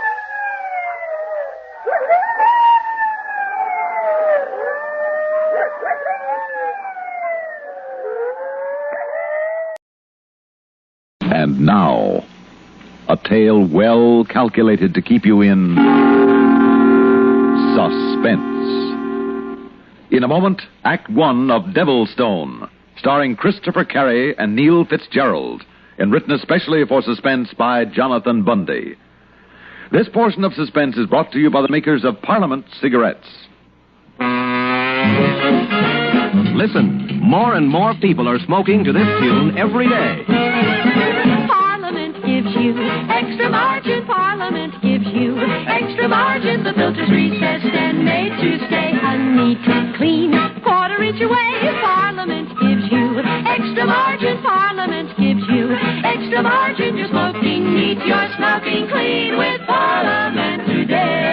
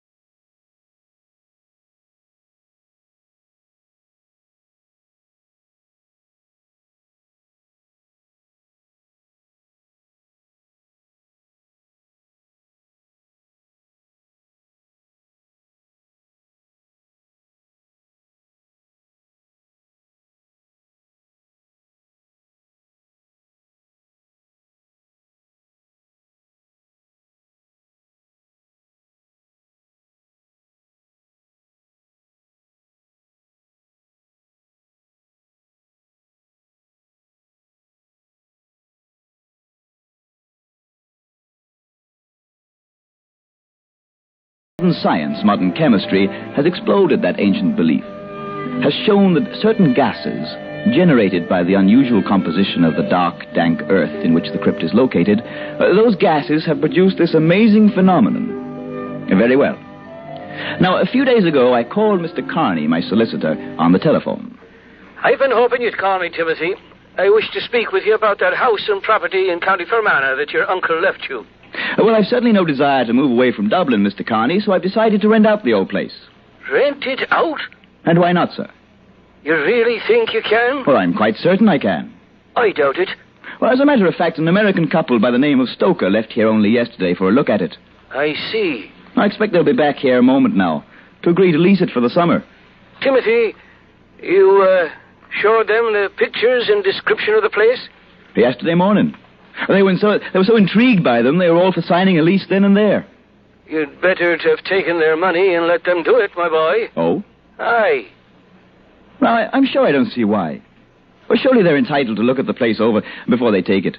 After all, Mr. Carney, never having been there myself, there wasn't too much I could tell them about Devilstone. Exactly as it should be, Timothy.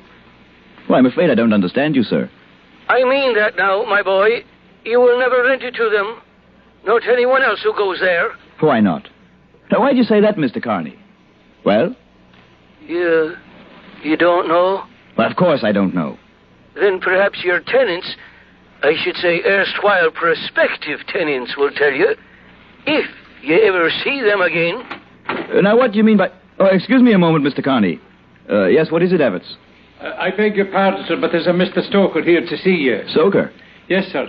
And if I may say so, he appears to be quite excited about something, rather angry. Hello?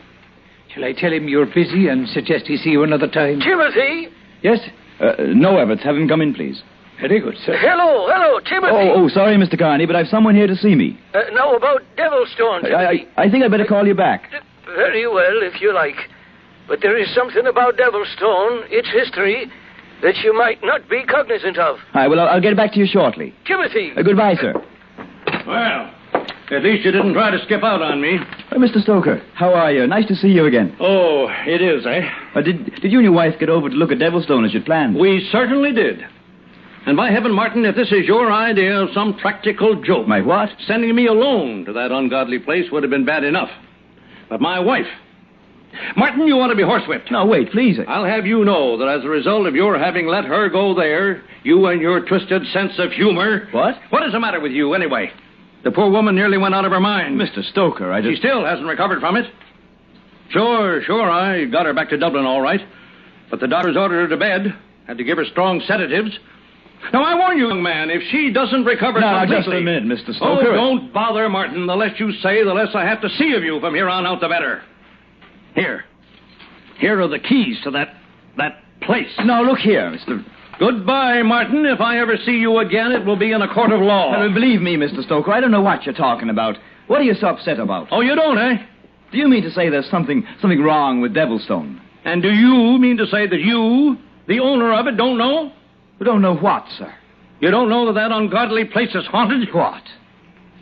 You heard me. Haunted.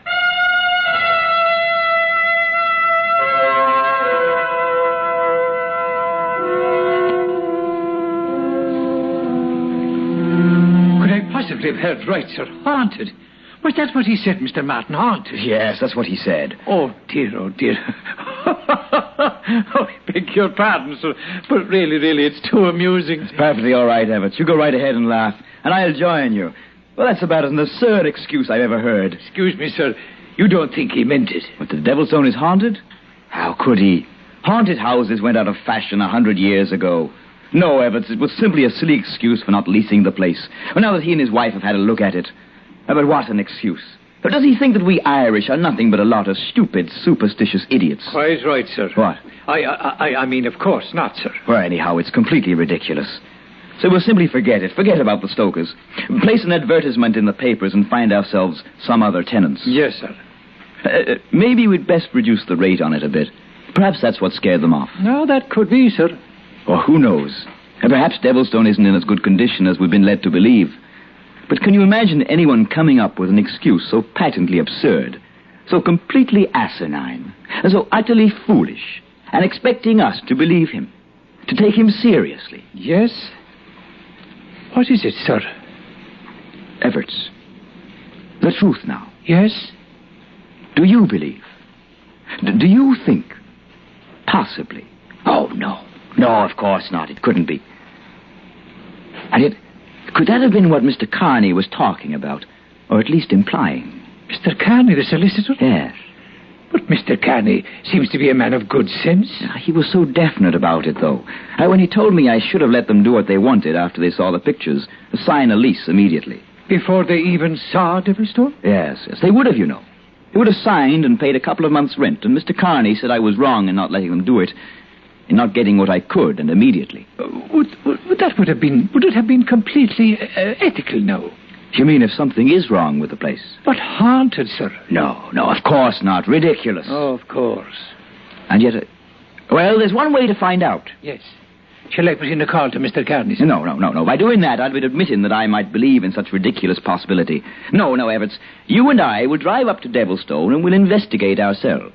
Capital, sir. A splendid idea. You like it, eh? Well, never having seen the place, either of us, and after Mr. Stoker's reaction to it, it might be quite exciting, sir. Let's see now. If we leave right away, we should be able to reach Devilstone by nightfall. Yes, sir. So fetch the car and a couple of flashlights, too. Very good, sir. And perhaps I'd better take along a pistol, just in case. And of course... What, sir? Well, to conduct our investigation in the ghostly place and style, we'll take along one of the dogs with us. Say, Red Kim of Heatherscote. An excellent idea, sir. Now, let's get underway. Yes, sir.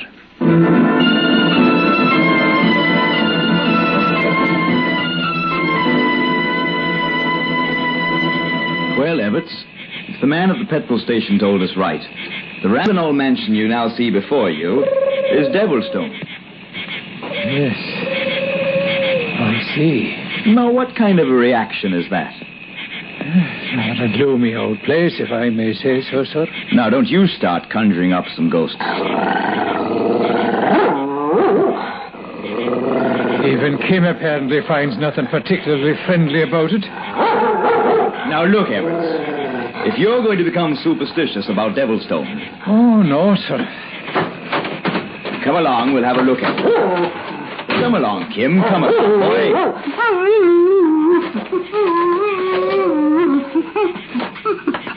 Now, let me see if I can unlock this door. Yes, sir, here.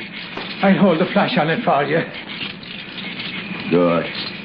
I believe this is the key. Well, the door is already ajar. Oh, yes, sir. So I see. Well, come along, you two. Come on, Kim. He's protesting rather vehemently, sir. We'll just get him inside and we'll close the door. Yes, sir. Kim! What the devil's the matter with you? Oh, come now, boy. Are you a dog or a mouse? He most certainly is frightened of something, sir. Yes. He doesn't look like a ghost hunter crouched down there in the corner that way. And if I remember the pictures correctly, this door here should lead to a small, enclosed court, sir. And my word. It's just another night bird, Everts. Don't let it bother you. Now, do you mind telling me why did you do that? I beg your pardon. What? Why, you're still over there at the door. And yet, I distinctly felt something or someone bump against my shoulder. And I thought someone walked on past me. Look here, Mr. Martin. Yes? What is it? In the mud, out there in the court. Shine your light on it, sir, where mine is. Why, yes. Footprints. Big ones. And fresh. And do you see? More of them are being made even as we look at them. No. And yet there's no one there to make them. Impossible. I know, sir. But you're right, Evans. You're right. Back inside now, and quickly. Yes. Now, Whatever is making those footsteps can't follow us.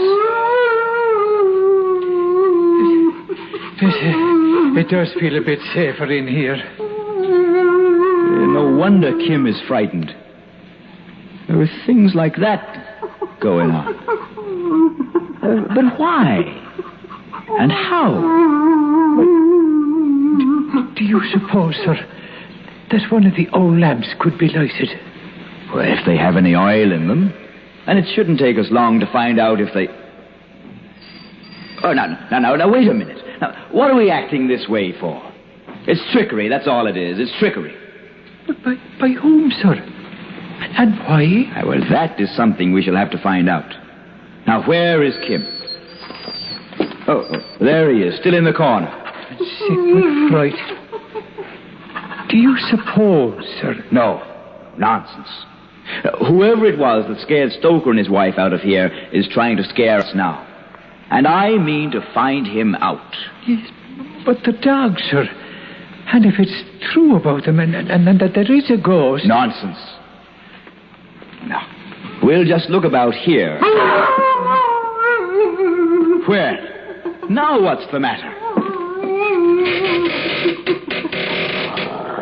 That door. At the other end. What? Behind you. It's opening by itself into a small room beyond. Good.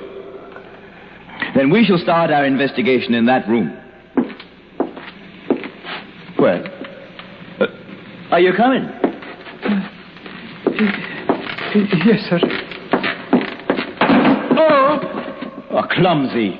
Now you've dropped your flashlight. What? I didn't, sir. I didn't. It was knocked out in my hand. It what? Honest it was, sir. I swear it, sir. Now, Everts, don't be silly. Go on back in there and get it. Well, I really rather not, sir, if you don't mind. Oh, the door. It's closed by itself. And now we're locked in. Oh, we are, eh? Who did this? Who closed this door? Who's there? Who's there, I say? The same one. What? The same thing. What are you talking about? The same thing that struck your shoulder, that made the footprints in the mud, and that frightened poor Kim so badly. And frightened you, too. Well, I say it's trickery. Trickery. It has to be. Who's doing this? Answer me. Answer me. You'd best begone. What? You'd best begone. Yes. Yes. I guess we'd better. Yes, sir. No. Not a bit of it. Please, sir. Please, in the name of heaven, sir. No. We're going to stay right here, Everts, until we find out. You'd best begone. No. Not until we learn just what's going on and... Where's that voice coming from? I've tried to warn you. Oh, please, sir. They have tried to scare us, that's all. Tried to scare us. Yes. Yes. So that you'd leave this place. Why? Because if you do not, you will suffer the same fate as the dog. Kim? Fate? What are you talking about? Oh, look, sir. The door is opening. Yes, look. In the light of the flash that was dropped in there. Kim! Everts. Kim is dead. Then, Mr. Martin... Oh, please, sir, I beg of you. Who did this? Who did this? Show yourself. Yes. I will show myself. Look. What? Oh, look, sir. Out of thin air. Yes. I see him. Mr. Martin. Yes. All right. We'll leave. Come along, Everts. Come on.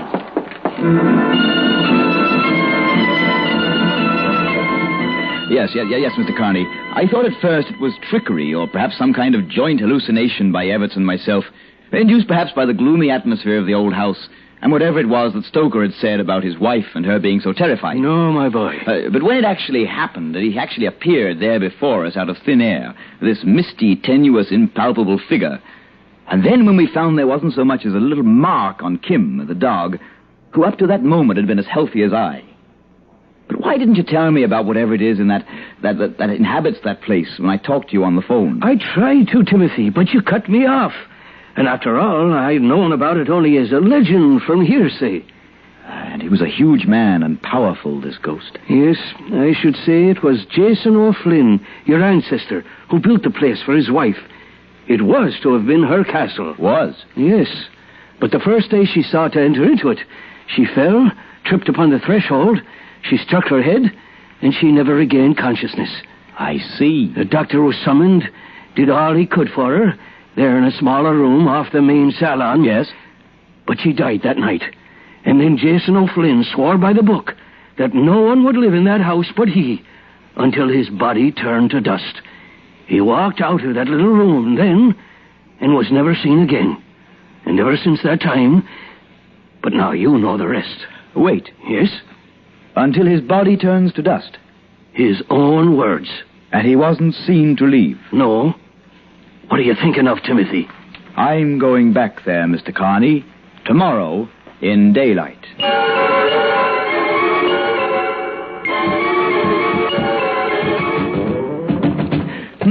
I just don't get it. And I certainly found no signs of hollow walls or hidden panels on the floors above, sir. And yet, Everts, somewhere close to that small room. Don't you think it's best we simply leave the place and No. No one but he. What? Until his body turned to dust. What, sir? And although there must have been other people about, he wasn't seen to leave. And to me, Everts, that means only one thing. Somewhere in this house lies the key to this mystery. But we've been here most of the day, sir, and we've found nothing. And it's getting on towards dusk. I know. But until I find some... Oh, sorry, sir. Let me help you. The old rug was so badly wrinkled, it's no wonder you tripped. Wait. Everts. Listen. Very hollow floor, I should say. Here. Help me fold this rug back. Yes, sir. Here now. And look. A sort of trapdoor.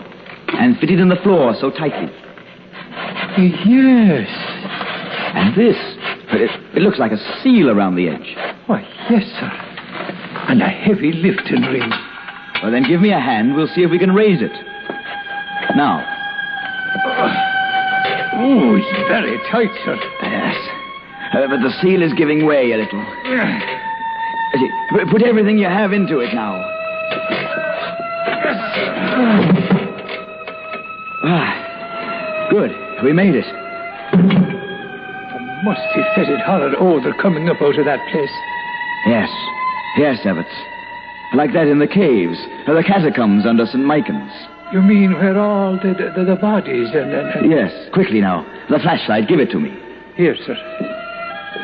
Now, look down there on the earthen floor below. Do you see? The wrists are cut. He killed himself. No, it's he. It's the ghost that we saw. Yes, Everts. The body of Jason O'Flynn. And so perfectly preserved as though he died only moments ago. Oh, it's horrid. Until his body turned to dust, he said. So we know now that we've found it. So please, sir, let's leave this place. Wait, Everts. Wait. Do you see? Now the fresh air has reached it. Oh, good Lord. Yes. The color is leaving the cheeks. The pallor of death is taking its place. And yes, now, at long last, the body will turn to dust. No longer will Jason O'Flynn walk the night. Requiescat in pace.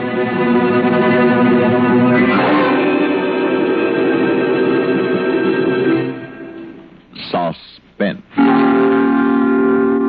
You've been listening to Devilstone, starring Christopher Carey and Neil Fitzgerald, and written especially for Suspense by Jonathan Bundy.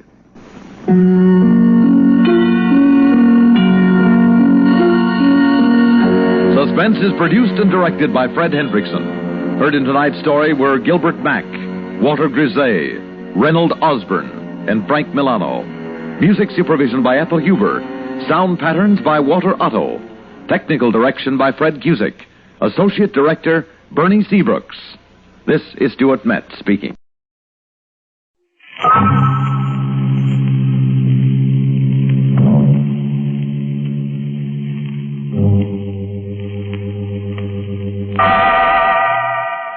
Inner Sanctum Mysteries.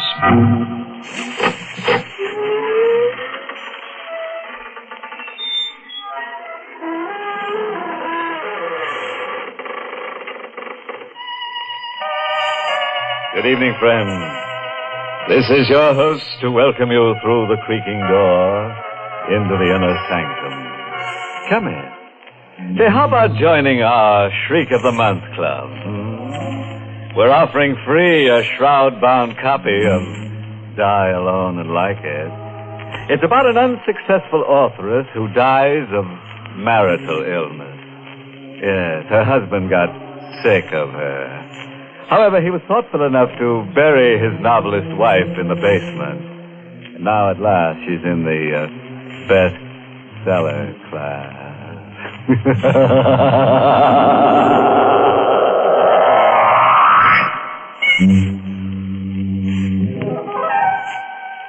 And now for tonight's gruesome little item. Oh, you better not disturb that fellow in the corner. He's our ghost of honor tonight. Poor guy. He died last night for lack of sleep. Now he's in for a wake. Meet John Thompson, age 29, driving a blue coupe across the George Washington Bridge, heading west. It's kind of a close night. Heat lightning is dancing up in the sky when I come down off the bridge into Jersey. Running a Mobile gas station isn't bad when things are breaking right. But the way things are, I figure I'll do better out west. I hit the highway and let her out of it. I spot her a few miles past the bridge. She's standing there by the side of the road, out in the middle of nothing. I don't know exactly why, but I stop. Want a lift? Thanks. Hop in. Going far? Not very. Well, yell when you want me to leave you off, huh? My name's Thompson. It's John Thompson. Hello, Johnny. Yeah. Hello. What's your name? Anne. Where in particular are you heading for? I don't know. But... I'll know when we get there. Yeah, sure. Look, this ain't the old routine, but you look like I kind of know you from someplace. Do I? I don't remember from where or when, but your face. Oh, maybe it just reminds me of somebody I used to know. Don't anymore. Maybe. You don't remember me, huh? Should I, Johnny? Well, it would be kind of more sociable. I'll try, Johnny. We go on like that for a couple of 3 miles. Her not saying anything and me sneaking looks at her. She's pretty young and nice to have next to you, but there's this feeling that I ought to know her and don't. And I get to wondering where she's going in the middle of the night. Hey, Ann. Yes, Johnny. Maybe we can get some music. The knob for turning on the radio is over on your side. See it? All right. They got these all-night programs for people like us, you know, driving at night or jockeying a truck or Sitting up with a sick friend. Our next request number, just phoned in this minute by a young lady named Ann, well, we can't make out your last name, Ann, but anyway, Lou's going right ahead and play it for you. Lou White at the piano, playing Stardust.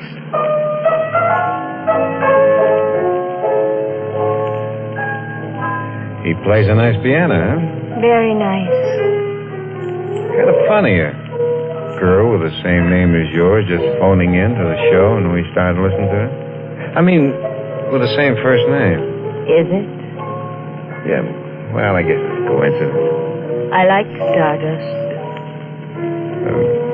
Maybe you better try another station. Why? I like Stardust. Yeah, but get another station. I'm happy with this one. Get another station or turn the set off. I don't care which. Do what I'm telling you. Why? Don't ask me why. I can't take that music. It bothers me. Now, will you please? No. I said, will you please turn it off? No. Look, it's my car. It's my radio. I want you to... Oh, never mind. I'll turn it off myself. You better watch the road. You might have an accident. I'll turn it off myself. And I'll let go of my hand. No, I don't want you to turn it off. Let go. I gotta keep my other hand on the wheel. I won't let go. I want you to listen to Stardust. I like it. But I don't. I'm warning you. Very pretty. All right. This is what you wanted.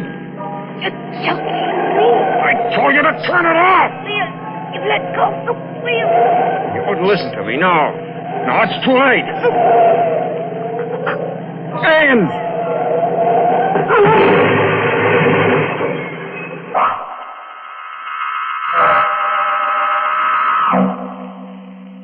It's all black for a while, and then there were streaks of light through the blackness. I shook my head.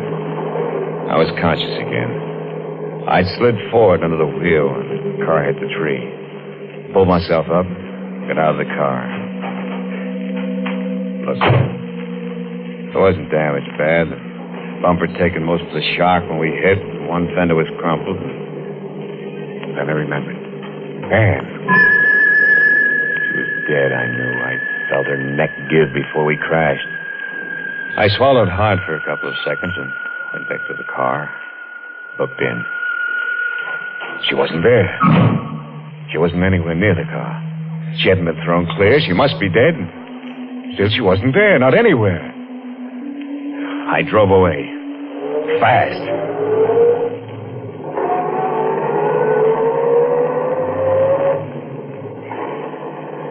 My head don't feel so good, but I stop thinking as I go through the night. I do puzzles and arithmetic. Multiplication. 49 times 76, 102 times 27. So I won't think. But not thinking isn't easy when you're alone, so when I see a diner, I think that's for me. And I stop and get out. I walk over to the diner. The air's still heavy and the crickets are raising cane. I go in.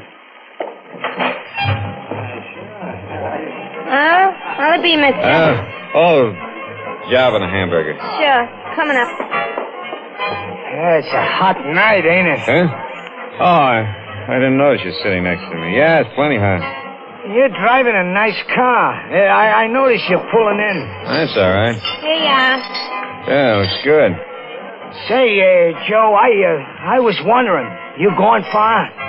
Far enough. Yeah, that's what I was thinking. West? Uh-huh. How about me riding with you for a bit? My feet are getting awful tired holding me up. Well, sure, I guess so. Thanks. Thanks a lot. Yeah, I could use a bit of company for such... Hey! Hey, you dropped your coffee. I'm sorry. Did I get any of it on you? Oh, you missed, but your hands are trembling. Well, I'm tired. Come on, let's get out of here. Hey, that'll take care of my check. But, hey, you ain't finished your hamburger. Oh, I'm not hungry. Well, you mind if I work it over? No, of course not. Only let's get out of here.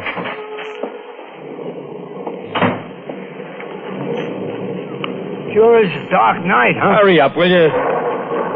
Yeah. Dark enough to hide a corpse in.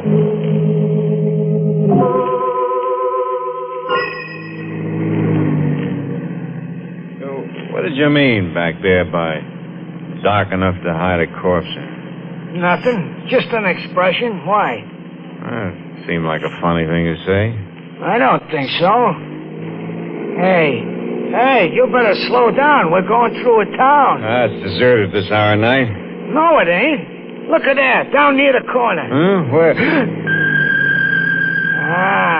You seen her, huh? Standing under that lamppost? Pretty as a picture, ain't she? Hey, slow down, will you? Maybe she wants a lift. You're crazy. Well, look, she's giving us the thumb. We're gonna pass her in a minute. And don't bother me. Yeah, but... Hey, she's calling you. She knows you. You can't pass up a girl like that. Will you shut up? I don't get it. You was willing to give a hobo like me a lift, and you don't even know me. You know that She's girl. not there. She can't be. Well, you seen her. No. You looked where I was pointing. You heard her. No. All right, yes, I did, but she's not real. She couldn't be. Why? She's dead. Yeah, how do you know? Because I saw her die. Yeah? Yeah, in an accident. 100 miles from here. Well, and what was she doing under that lamppost? I don't know. Maybe it was a ghost. Maybe I'm going crazy. I seen her. And maybe you're dead, too. And the ghost riding with me.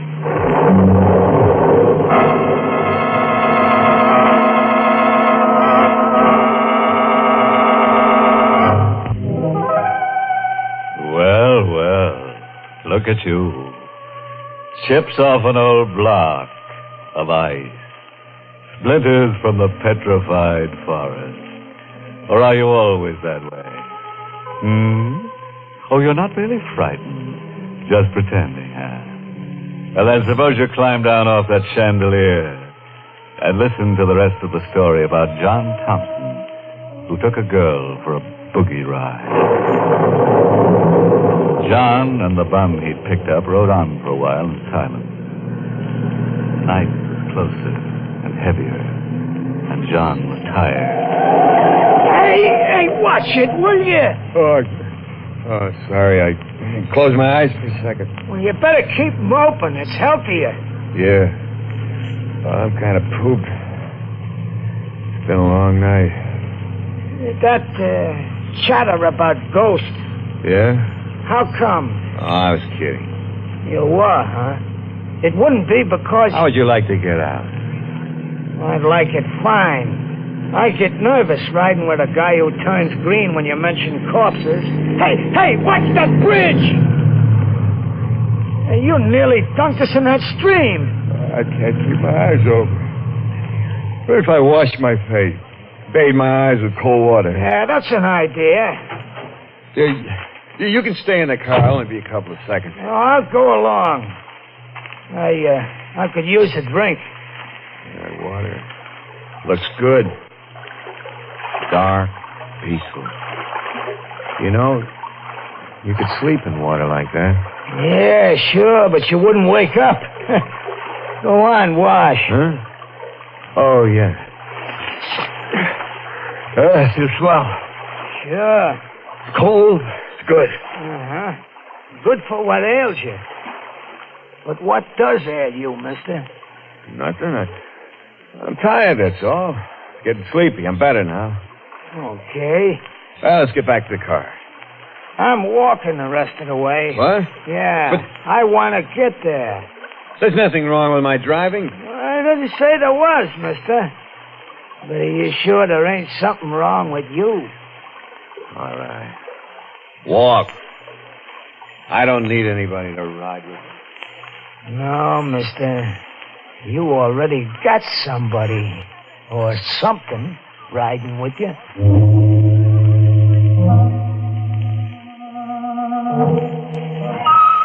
So I walked back to the car. Get in. I don't pay no attention, the old bum said. Nothing wrong with me. Nothing. Start the car and drive off. Down the highway into the darkness. It's a long night. Maybe the longest night I ever lived. But it's only night someplace, west of New York, and that's all. The storm hanging overhead, never breaking. That's all. Hello, Johnny.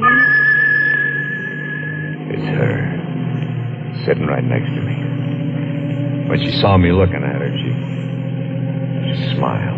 Hello, Johnny. Oh.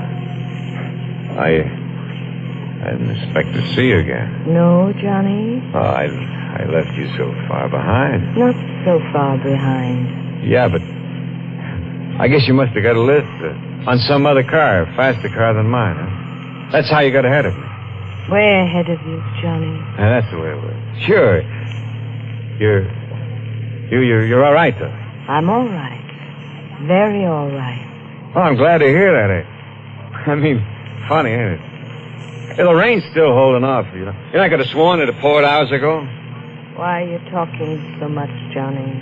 Because I'm afraid, Anne.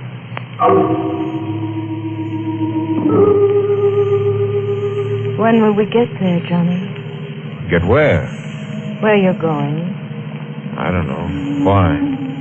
'Cause I'm going there with you. Oh.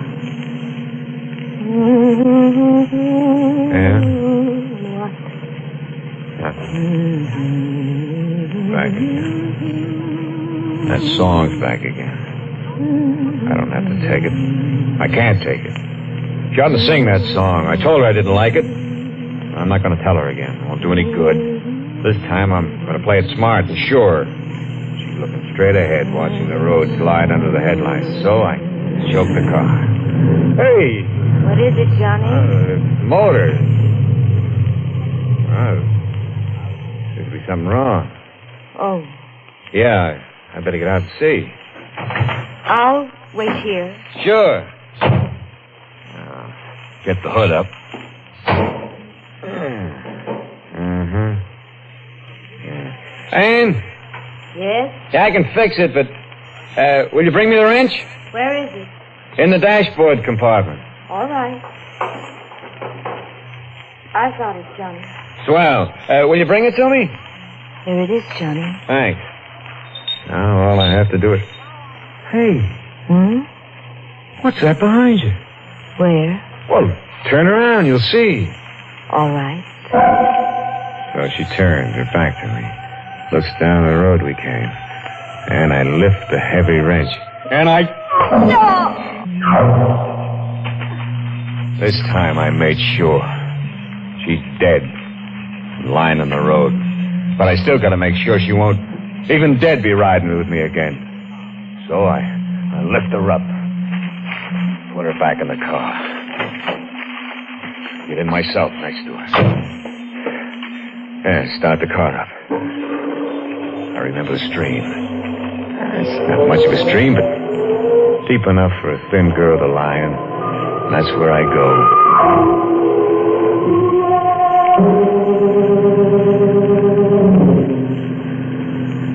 It don't take long to get back to the stream and the bridge over, which is where I stop. Nobody around. Only the darkness and the water flowing underneath, where Anne is going to lie.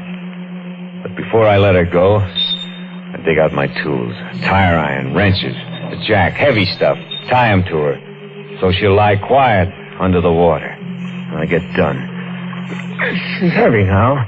Heavier than she ever was before. But I lift her over the rail and hold her for a second in my arms, and then I let her go. She drops quick and not awful loud into the water. Drops to the bottom of the stream, where maybe it'll be soft and cool for her. And well, I gotta get away from here fast. Fast!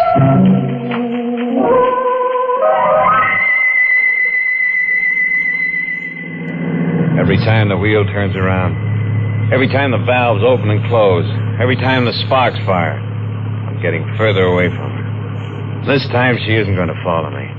This time she's deep under the water with irons tied to her and her head bashed in. I'd never turn around again and find her sitting next to me. I'd never hear her calling Johnny again. I'd never see her eyes or her thin body again. Clouds are pressing down now. No more moon. Thunder's purring closer like a big cat. I don't care. I'm through with her forever now. I'm so happy I could sing.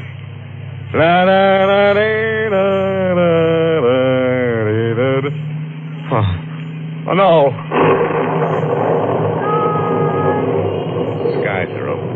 lightning's turning off and on like God's neon sign. The thunder's pounding in my head. I go faster. Hit a curve. Take it at 60. I'm standing there, lit by the light, and it's... Gas pedals down to the floor. The motor's roaring like 100 horses screaming. We're pulling up the hill with rain slanting against the window pane like a million fingers tapping on my brain. The top of the hill swept by the wind, her wet dress plastered against her body. I can't take it much more. The car's sliding down the wet road like death on butter, and she's there all the time now, running with the car, face plastered against the closed window next to my seat. Johnny. And you're dead. Am I, Johnny? You're dead. I killed you. Don't you remember? No, Johnny. Back there, I hit you. I dropped you into the water. I hit you. You're dead. Am I, Johnny? No, Ann. Please. Aren't you tired, Johnny? Tired of running away? Isn't the road too long? The road away from me? Go away, Ann. No. You want to drive me mad? No, Johnny. Then what do you want? Just to go with you to the end of your road. But where's that? Why, maybe here. Maybe right here. In this town, Johnny. In this town. Yeah. It's a town. Small place, and I'm riding through it. The storm's dying out. Yeah, and the air's clear now, fresh after the storm. Ann?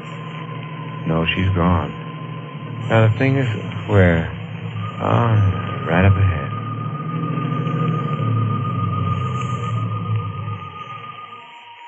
Sure. They always have one. Yeah, with a green light shining over the door. And they're always open. And there's always a sergeant half sleeping in the chair behind the desk. Hello? What do you want? My name is John Thompson. All right, so your name is John Thompson. So what?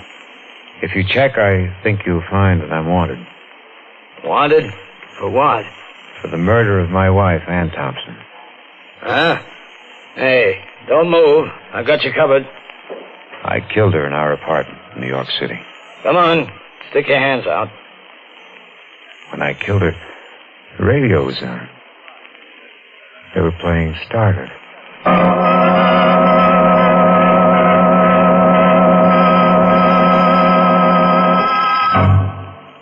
How'd you like our new arrangement of Stardust?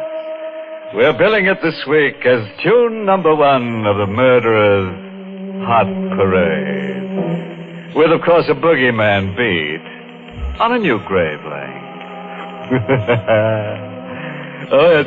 Before I stop off for a little chat with John in that one-way death cell of his, let me give you a bit of homicidal advice.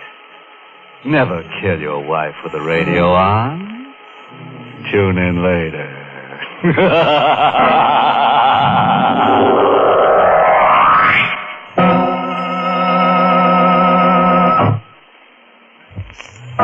Well, friends, it's time once again to close that creaking door. Until next week at the same time, when we'll be back with a little hunk of horror. You'll be sure to listen, won't you? Until next week, then. Good night. Pleasant dreams.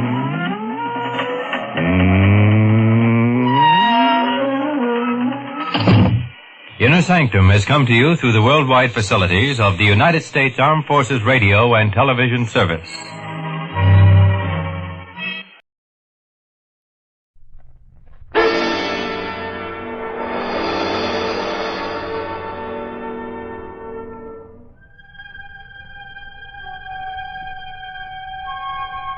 Have you ever watched a magician work? A really good sleight of hand artist can pull lighted cigarettes from the air. He's able to saw a woman in half. He can pull a rabbit out of a hat or make a fountain pen disappear. But have you ever seen a magician who could make a 200-pound corpse disappear?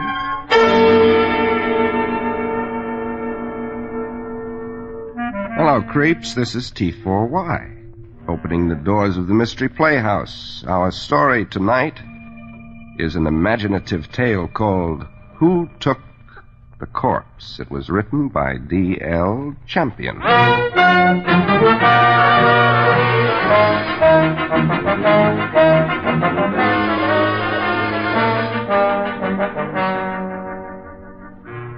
The little town of Fernville's only scarlet crime was born of a corncob pipe and grew to the stature of a celebrated case when its corpse vanished. The crime involved 3 men. One became the corpse, another the killer, and the third lived to record tonight's story. It all started one night in the Palace Bar, where Sid Doughton, the police deputy, watched Fernville's newest resident amuse the mill hands with clever card tricks. The newcomer was good. He was a magician, a suave, satanic figure in a red-lined cape. He called himself Marvolo. And Marvolo, Sid Doughton noticed as he crowded in to watch, carried his many drinks well. And now, gentlemen, a flip, so, a shuffle, so, and here is your carefully concealed card, the ace of spades. Now, gentlemen, will the man who is smoking that horrible pipe desist? The odor is offensive. I guess he means that corn cob of yours, Sid. May I see that pipe, sir? Oh, sure. Well, let me knock the ashes out first. Here you are. I place the horrible object on the bar. So. Then I place the magic cloth over it. So. What you gonna do, Marvolo? Make it smell like violet? No, I will do better than that, my friend. Now a magic word. Dushavi. Presto, a new pipe. Well, hey, somebody should have made Sid's old pipe disappear a long time Come, ago. sir, don't you approve of a new pipe for an old one? Nope, I like my old one. Let's have it. I'm terribly sorry, sir. I can't bring your old pipe back. It's in a limbo beyond my call. Bartender, another scotch, please. Marvolo. Sir? Give me that pipe. You, sir, are an individual I dislike. A poor sport. Might be, but I'm a deputy. And also, I think you've had a lot of drinks. And also, I think I ought to take you home. Now, come on. It'd be most unwise of you to lay a hand on me, my friend. Yeah, I know. Now, come on. I told you not to lay a hand on me. Hey, Sid, what you doing sitting on the floor? Yeah, lots of chairs around. Hey, that's what they call jujitsu, isn't it? Yeah, that's what they call that stuff. Now, bartender, that scotch, please.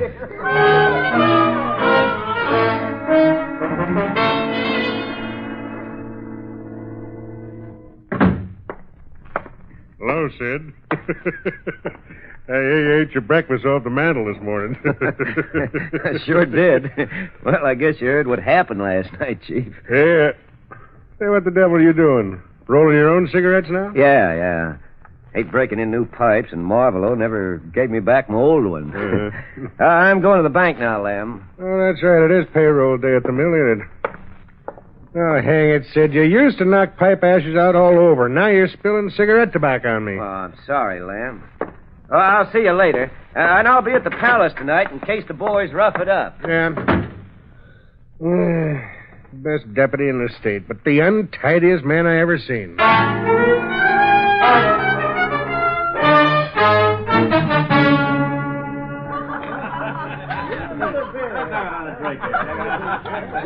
You can tell it's payday, huh, Sid? Yep. Palace is sure busy tonight, Tom. What? Here comes your pal Marvolo. Gentlemen, may I have your attention? Gentlemen, please. Thank you. He's gunning for you, Sid. Now, shut up, Tom, and listen. Card tricks and feats of magic are merely a profession, gentlemen. My basic interest is the study of the occult, the black arts. Very few men, gentlemen, have gone as deeply into the forbidden realm of evil as I. Very few men possess my powers. What's he driving at, Sid? I read men's hidden thoughts. I see their souls mirrored in their minds. Tonight, in this room, a man plans murder. That man plans to murder me. You're all my witnesses. I will point this man out to you by means of this knife. You blasted fool. All right, Marvelo, you asked for it this time. I don't know magic, but this is a 38, and these are handcuffs. And tonight you can study your black books in our jail. No jail and no steel handcuffs can hold Marvelo, you idiots. Well, what do you say we just try it, huh?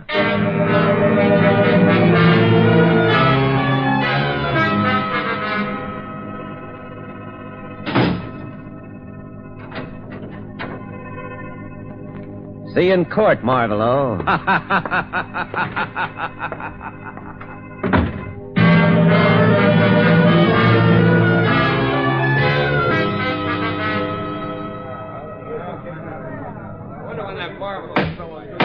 All right. A little quiet, please. Next case. Daniel Biggs, alias Marvelo. Where's the defendant? Sid Doughton's upstairs getting him out of his cell, Your Honor. Well, what's keeping him? Somebody go up and... Judge Wentworth, come on. Well, Deputy, where's the defendant? He's gone, Judge. Gone? What do you mean gone? Where? Wasn't he in the cell? Oh, he was locked in the cell with handcuffs on. And I locked the outer door, too, but he's gone. Well, that's ridiculous. Any signs of escape? Nope, the door's locked from the inside, and the bars are solid. He's just disappeared into thin air. But I'll find that black devil, Your Honor. But the last thing I do, I'll find... It could very well be the last thing you do, Mr. Doughton.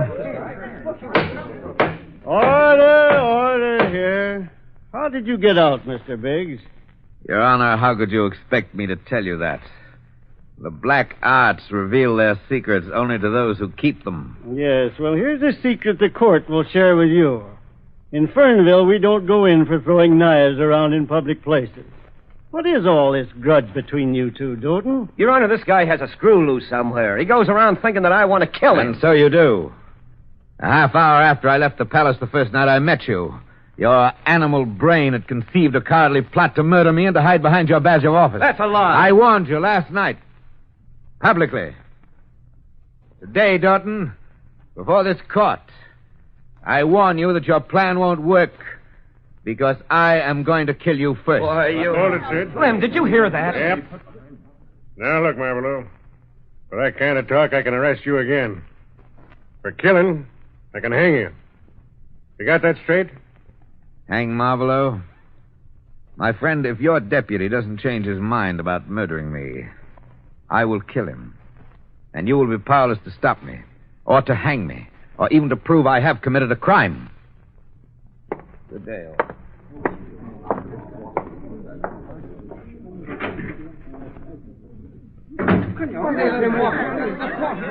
Don't trust him, Sid. Keep an eye on him. Yeah, he's just a nut. Oh, that doesn't bother me, Lamb. But I'll watch him.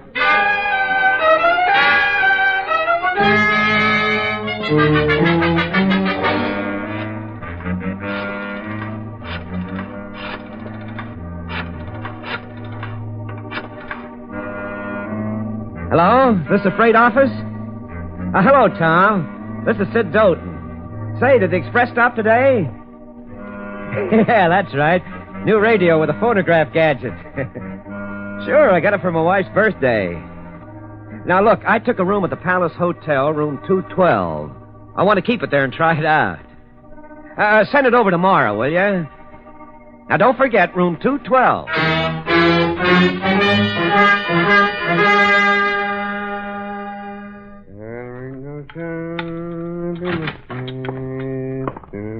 Morning, bartender. Oh, hi. I must be your first customer. Yeah, you sure are, Marvelo. It ain't noon yet. What'll it be? Double brandy, please. Right, sure. There you are. Say, you don't come around till night, usually. How come you're here so early? Yes, it is unusual, isn't it? But then it isn't every day that one kills a man, huh? Is it? I'm going to room 212. Hey, that's Stoughton's room. He's up there now. There's no radio. Yes, I know. Huh? How'd you know? It's a secret. How I know is my secret. Hey, you can't... he's nuts. He wouldn't do that and tell me about it. Sid can handle him anyhow.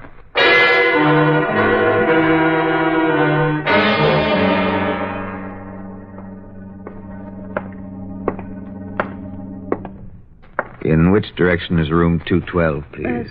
212. It's right here, sir. That door over there. Oh, thank you, thank you.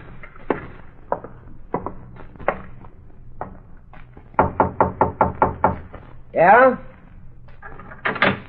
Marvolo. You can't say I didn't warn you, Doughton. No, you idiot. No, put away that gun. No, you'll hang. No, don't, Marvolo, don't. No, look, what do you want? This is it, Doughton. And after you're dead, they won't be able to bury you because they'll never find your corpse.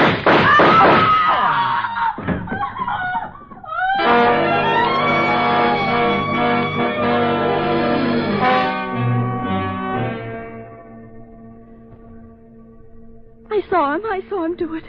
I saw him lying right there in the blood. I saw him. Oh. Jalem, yeah. Sure, he's dead. Marvolo?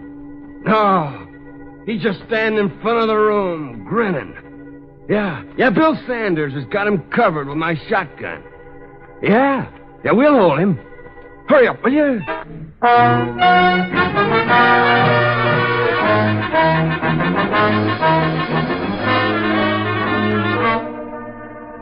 Here comes the sheriff now. Yeah, there's coming right up the stairs. All right, Bill. Take the shotgun out of his ribs. Well, Marvin, you weren't bluffing, they tell me. You actually killed Sid. You're the police chief, Mr. Tracy. You expect me to testify against myself? Here's the gun. Thanks. Open the room door, Bill.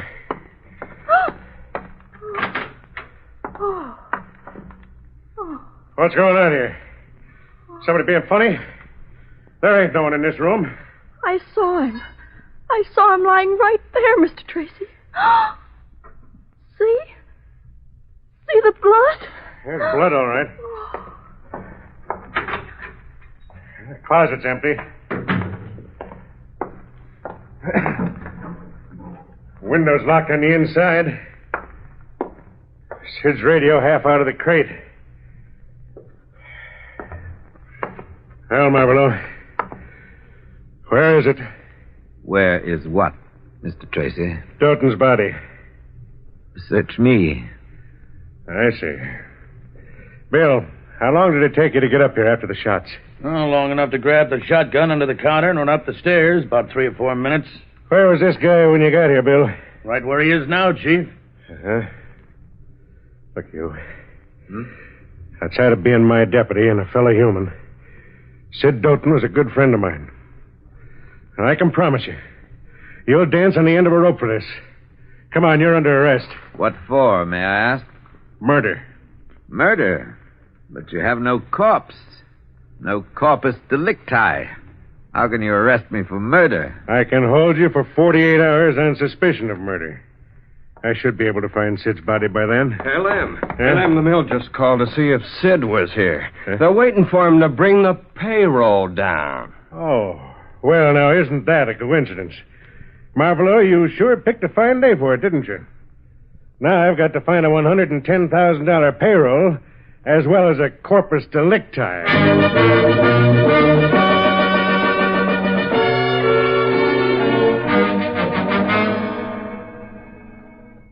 Well, then, maybe the guy really used magic to get rid of Doughton. As a district attorney, you make a lousy detective, Milton. You realize I had to turn that killer loose in 12 hours? How about the bullets? Did you find them? Marvolo's gun shows he fired 4 chambers. It's a .25. That caliber slug stays in a man's body. You searched the palace? Top to bottom. He didn't hide it there. How about his house? Even Superman couldn't carry a corpse over the other end of town and come back in 4 minutes. But I searched anyhow. The only thing missing was his car. He's got a bill of sale showing he sold it to a dealer who drove it west 3 days ago.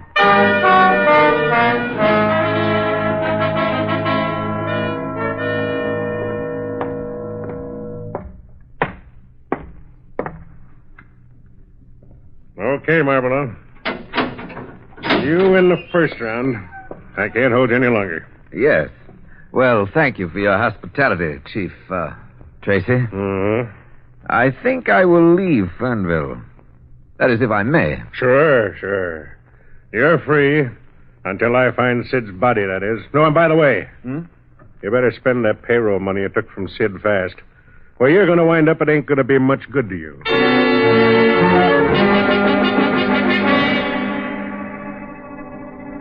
Hello, Milton. Yeah, Lem, what's up?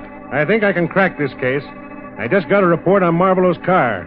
I can't make an arrest, of course, but the Chicago police have been able to tail the car, and they've told me where Marvelow is living there. He's apparently been there since he left here 4 days ago. I'm leaving for Chicago today.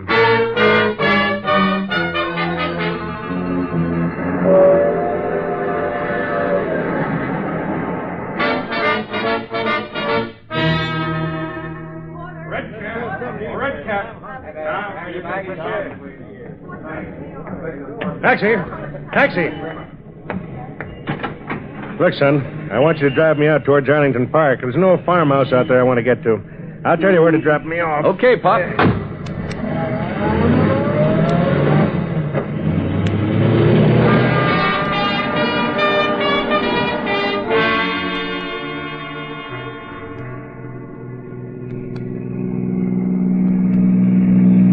All right, son. Let me off at that crossroad. Don't you want to go to the house you want? Nope. I want to surprise a friend of mine. Here, son. Keep the change. Thanks, mister.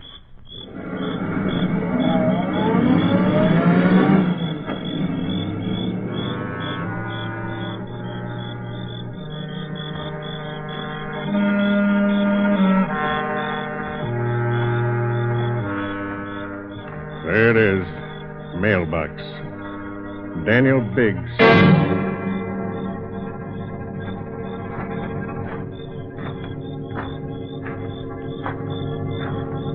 And there's Marvelow's car in the driveway.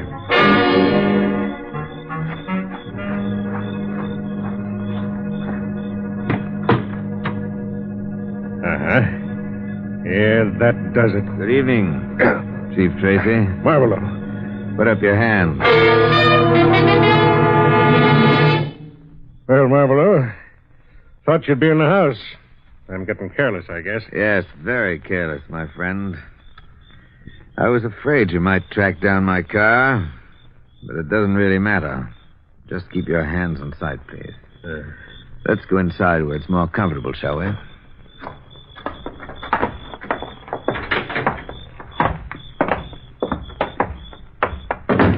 Believe me, I regret having to do this, Mr. Tracy. Yeah. You'll probably regret it longer than I will. I'll do you one favor, Tracy. As a detective, there are aspects of this case which you might like to know about. I'll answer any one question for you. Just one question, Tracy.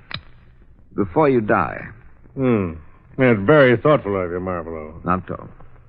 All right. What did you do with Sid's body? Your deputy is... Sid! Sid Doughton!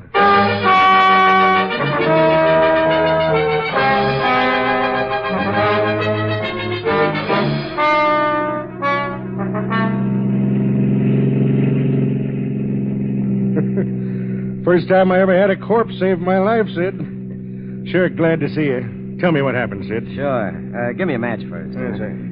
Here you are. Thanks. Well, there's lots of it that I don't know, Lem. Marvelow comes in the hotel and fires at me.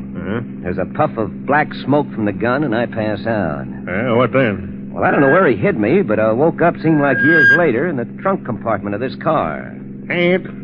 Now that Marvelow's dead, we'll never know how he worked it.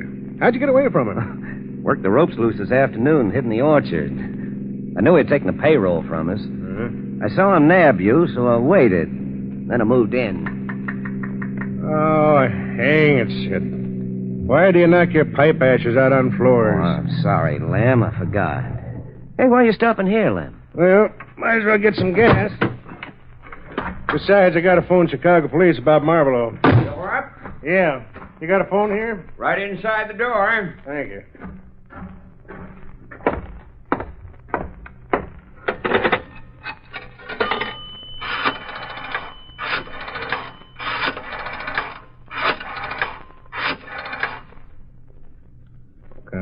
Come on. Hello, police headquarters? Give me Deputy Green, please. Hello, Green? This is Tracy from Fernville. Yeah. Say, send that squad car down the turnpike to Letner's gas station, will you? Yeah, I got them both. The corpse and the killer. Sid. You were listening. Yeah, I was listening. I come in behind you. Easy. Don't try anything, Sid. Try anything. Why, I'll blast you one up. I'm sorry you made me do that, Sid. I'm arresting you for the murder of your partner, Daniel Biggs, alias Marvolo.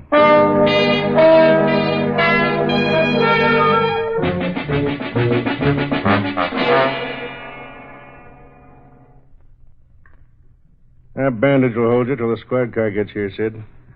Light your pipe if you want it. Oh, thanks. How'd you figure it out, Lem? Oh, well, I don't believe in magic, Sid. Marvolo had to have an accomplice to get out of jail. You were the only one who could have helped him stage that hokum. That all you had to go on? No. No, a man has habits, Sid. Little habits like pipe smoking. Oh? Yeah. You said you never got your old pipe back from Marvolo. And then you pulled it out when we were in the car. Yeah, I forgot, I guess. How do you dope out my disappearance? Well, Marvolo probably shot 4 blanks at you. You cut your arm for the blood. The gal saw you lying there, and she ran out. You went out the window to the roof, and Marvolo locked the window after you.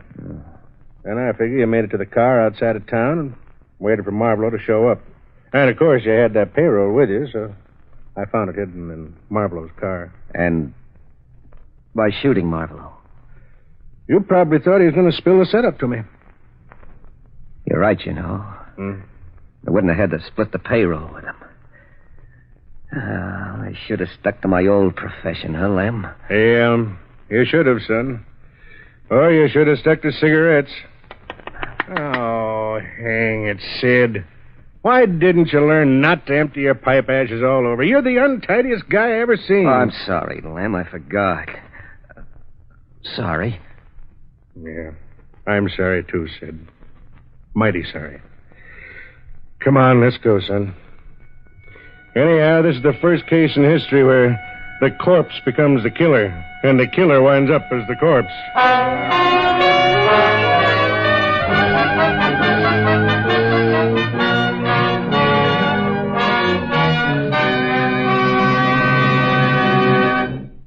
The story was called Who Took the Corpse? This is T4Y closing the doors of the Mystery Playhouse and saying good night. Sleep tight. This is the Armed Forces Radio Service.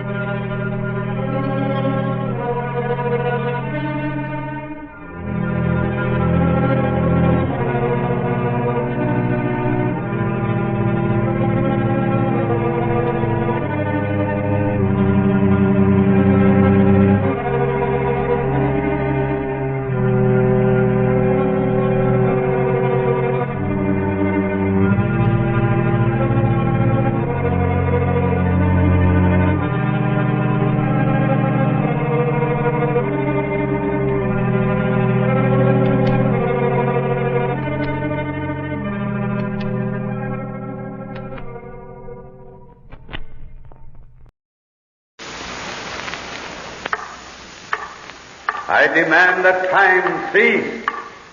The past will return and the stories of yesterday unfold. Listen to the weird circle.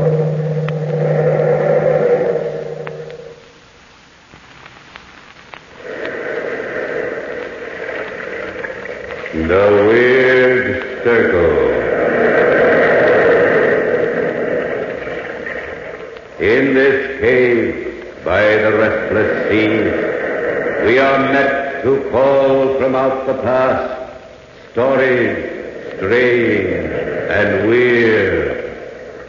Bellkeeper, toll the bell, so all may know we are gathered again in the weird circle.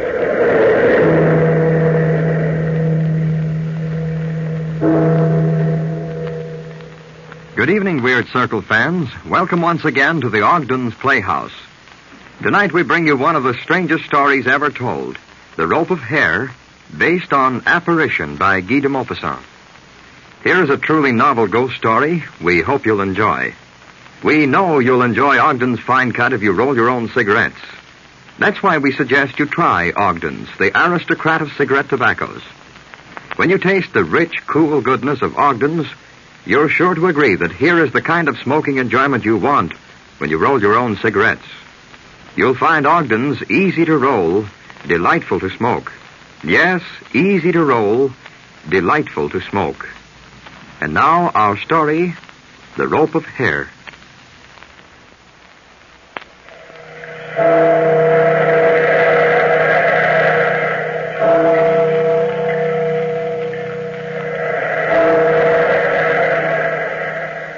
Out of the past, phantoms of a world gone by, speak again the immortal tale, The Rope of Hair.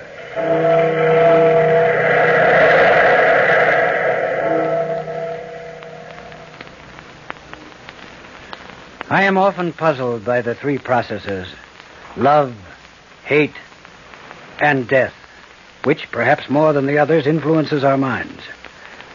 I have learned but little more of them in my life. Perhaps the words and secrets of the three were in the diary in the old chateau. I have never known that. But I have learned fear. I have become afraid of the night. It was long ago when I was in garrison at Rouen. I was walking one evening along the quay when I observed a man who looked up at me from thoughtful contemplation of the slowly moving water. I hesitated, surprised at some recognition in his eyes. Victor. Yes? Victor, don't you know me? Why, Jacques. Can it be you, Jacques Lafontaine? Yes, Victor, of course. Well, Jacques, I can't believe it's really you. Then even my oldest friend doesn't know me. But it's been so long, Jacques, so long since our last meeting. It's 5 years since Jean d'Arac's ball. It's changed me then. Well, at first I didn't recognize you, but in 5 years... In 5 years, most people don't grow gray and stoop, do they, Victor? It depends. Say it, man. Go ahead and say it. You think I've let myself go. You even think I was ready to jump off the quay. Well, were you? You've always been like that, Victor. Calm and easy. But no. In fact, unbelievable as it may seem, I was wondering where you were. You must have known I was stationed here. Yes, everyone knows where the distinguished captain, the Marquis de la Tour Samuel, can be found. But, you see, Victor, I hated the thought of coming to you like this. But as officers, we must soon have had business together anyway. Then you haven't even heard that... Heard what? That I had resigned my commission. Left the glory of our country in the hands of the dashing... Doc, you had a fine career ahead of you. Your position, your influence, they pointed to everything ahead. And now perhaps everything is behind. Is that it, Victor? Oh, life is never as bitter as that. For men as young as we, a great deal lies ahead. For a man who has written his own destiny in one moment? No. What's happened, Jacques? Can't you tell me? Perhaps supper, a little entertainment. The city will be lively tonight. It'll do you good to forget your trouble. Thank you, Victor, but we've been walking toward my rooming house. I hoped you might dine with me. We can talk quietly there. Because we're old friends, yes. For anyone else, though, well, the evening is young and there are other things to do in the city. Just this one evening. Can't you, Victor? If that's what you want, Jacques, my time is yours. Good. Here. This is the place here. This? I know it's not a good section of the city. The place is run down, but it's comfortable. And with your soldiers quartered here, it was hard to find any place to stay at all.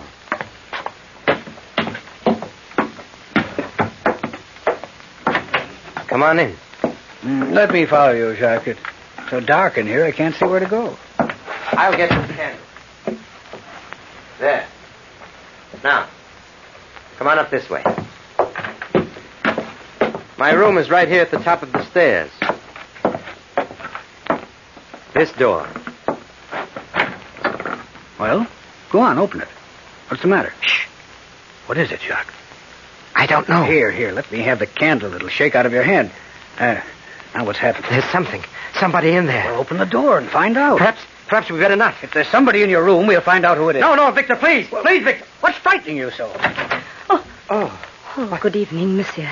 Oh, Mrs. Dupre. Yes, monsieur. Did I startle you? You see, it was time for supper, so I brought it up to you, monsieur. I lit the candles in your room. I know that you... Yes, thank you, Mrs. Dupre, and bring another, please. The captain's dining with me. But certainly, monsieur. Immediately, monsieur. Come in. Come in, Victor. We'll wait just a few minutes until she comes back. I think your Mrs. Dupre was as frightened as you were. Do you always frighten each other? No, it was just that I didn't expect... Jacques, seriously, what's on your mind? Certainly you aren't living in this place from choice. It's so near your own chateau. Why aren't you there? That's what I wanted to talk to you about, Victor. Well, if it's money, Jacques, why say so? You know you needn't go through all this. I'll gladly... It's more than money. Well, then, love? Love, Victor? In the circle of things, where does hate end and love begin? Can you answer that? Did you want me to come up here to talk riddles, Jacques? Well, it was love, Victor. The most beautiful woman in the world. Well, come on, out with it. Don't just sit there picking at the front of your tunic as though you were covered with dog hairs. What's this all about?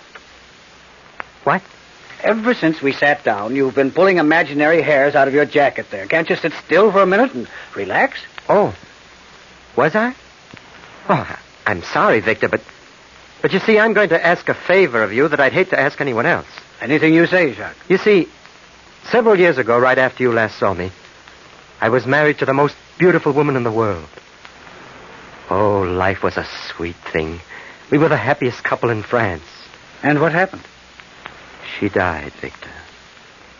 She died, and now she's dead and rotting in her grave. That's what death does to people, isn't it, Victor? She died just 1 year after I'd married her. Just 1 year of terrible happiness. Terrible because I guess no man has a right to so much. Well, on the day she died, I locked the door to our room, left the chateau, and as you see, Victor, I can never make myself go back. And you want something? Would you do it? Would you go back to our room there, Victor? What do you want me to do? In the right-hand drawer of the desk in our room, there is a book. A diary which right now can mean more to me than anything else in the world. You'll know it because on it, it's marked with my crest across the front. Will you go? I'll go tomorrow. I'll be free then. I'll wait here until you come back with it. Oh, Victor. Your supper, monsieur. Oh. I've brought it up as quickly as I could. Will that be all right, monsieur? You see the... Just put it on the table, Mrs. Dupre. Thank you. There, monsieur. I hope you enjoy it, monsieur. Victor, sit down there. I'll write a note to the caretaker at the chateau and get you the keys to the room and to the desk. Hasn't he the keys? No one has a key to that room but me. Why, Jacques? Is it haunted? No. Oh, come, Jacques. Your nerves are all on edge. Let's go out. There's a little place... No, thank you, Victor. I'll stay here until tomorrow. Tomorrow when you come back with the diary. I left him then, sunk into that attitude of deep concentration I had noticed as he stared into the dark waters of the Seine. For a while, I forgot Jacques. But the strange depression and fear that marked his attitude had shocked me. The way he sat, almost afraid to speak, plucking those imaginary hairs from the front of his tunic like a weak, frightened child. Not like the stalwart, ambitious young man I had known as a companion in boyhood. A young man, if ever there was one, destined to become the pride of his regiment. In the morning, my ride across the fields and through the cool summer woods somehow filled me with an intoxicating happiness. I took with me for a companion a Lieutenant Leroc, a friend of mine from the regiment, and I was thankful later for his sensible company. But in the exhilaration of the moment, I almost forgot the gloomy implications of my trip. There's that old chateau, Captain. Have you noticed it before? That's where we're going. To that place? Yes, I have an errand there. You know the place, then? Well, I've passed by it several times. Never stopped. I thought it was deserted until the other day when I saw an old man standing by the gate. Caretaker, isn't he? I guess so. He threw stones at one of my soldiers who tried to stop for water. Chased him away before he could get inside the gates. I almost had to have the man thrown in jail to calm the soldiers' feelings. Well, he's not on guard today. He's not at work either. Look at the condition of this place. Why, the gate's practically rusted off its hinges. I can remember when this lawn was as smooth as velvet, and every path was well kept. But it's not my worry. Oh, where is this confounded caretaker anyway? I'll see, Captain. Hey there! No sign of life? I'll join you. Is anybody here? Try another door, Lerock. Yes, sir. I'll try this one around the side. Well? You the caretaker? Yes, I am Pierre. What is it you want? I have a letter here. Well, there's no one here. Can't you see that? This place is deserted. The letter is for you. Well, then give it here. See here, you. Take off your hat when you're addressing an officer. Never mind, Lerock. Let him read the letter. I'm anxious to get this over. Military dignity doesn't have much place here. What's that? That once did. This was the proudest house in Normandy. Never mind, Pierre. Read the letter. Well, I have read it. Well? Well, what do you want? You ought to know. Your master's orders are there. I want to enter the chateau. Are you going into his room? Are you trying to put me through an examination? But, well, I'll go and see if it is prepared. If it is all right. That won't be necessary. But it has not been entered since the death. I'd better see you. But you see, Pierre, I have the key, and you have not. Now step back. Let us go through. Yes, Captain. Right through my kitchen there. That door enters the main hall. Come on, Rock. Coming, sir. This door, Pierre? Yes, Captain. Through there and up the stairs. Oh, look, Captain. Look at the size of this hall. Yes, Lerock. And look at the dust. Must be half an inch thick on that table. You know, it must have been magnificent here once. I knew it well when it was. Here, the stairs are over here. Let's go up. Somehow I don't like the place so much now. Oh. The old man has shut the door down there. I don't think he likes us very much. We're just invading his privacy, that's all. Anybody'd be strange stuck in this place. Well, I certainly wouldn't like it. This is the door, I think. Why, the air hasn't been changed in here for years. What's that? Smells like a tomb. It's dark enough to be one. I'll open that shutter over there. Oh, it's stuck, Captain. Never mind. My eyes are getting used to the dim light now, anyway. Yes, so are mine now. Look at this room. Somebody must have had a fight in here. The furniture's all out of place. Stop imagining things, Lerock. I don't like this at all. Let's not add anything to this by digging into a man's private past. Captain, didn't you say you had the only key to this room? Yes, I have. Why? Look at the bed. Why, the pillow's still pressed down. Somebody's been lying on it. And lying very still. Look there. You can almost see the form of the body pressed into the covers. Almost like a corpse.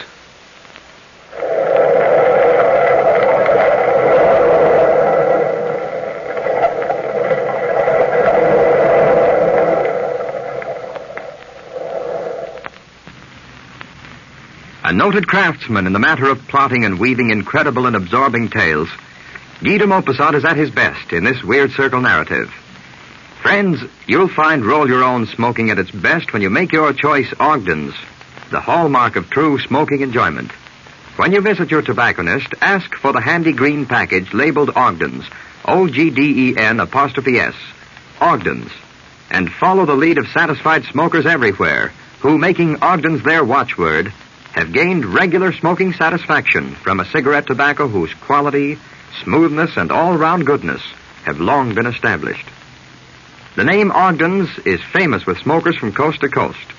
Make Ogden's your watchword for good roll-your-own smoking and treat yourself to the best. You'll find Ogden's easy to roll, delightful to smoke. Yes, easy to roll, delightful to smoke. And now, back to our story. To help his friend Jacques, and to discover the cause of his depression and fear, Victor, the dashing young Marquis de la Tour Samuel, has undertaken to retrieve 3 packets of papers from Jacques' deserted chateau. He had already entered the room, unopened since the death of Jacques' wife, when he discovered to his horror the imprint of a body still pressed into the covers and pillow of the bed.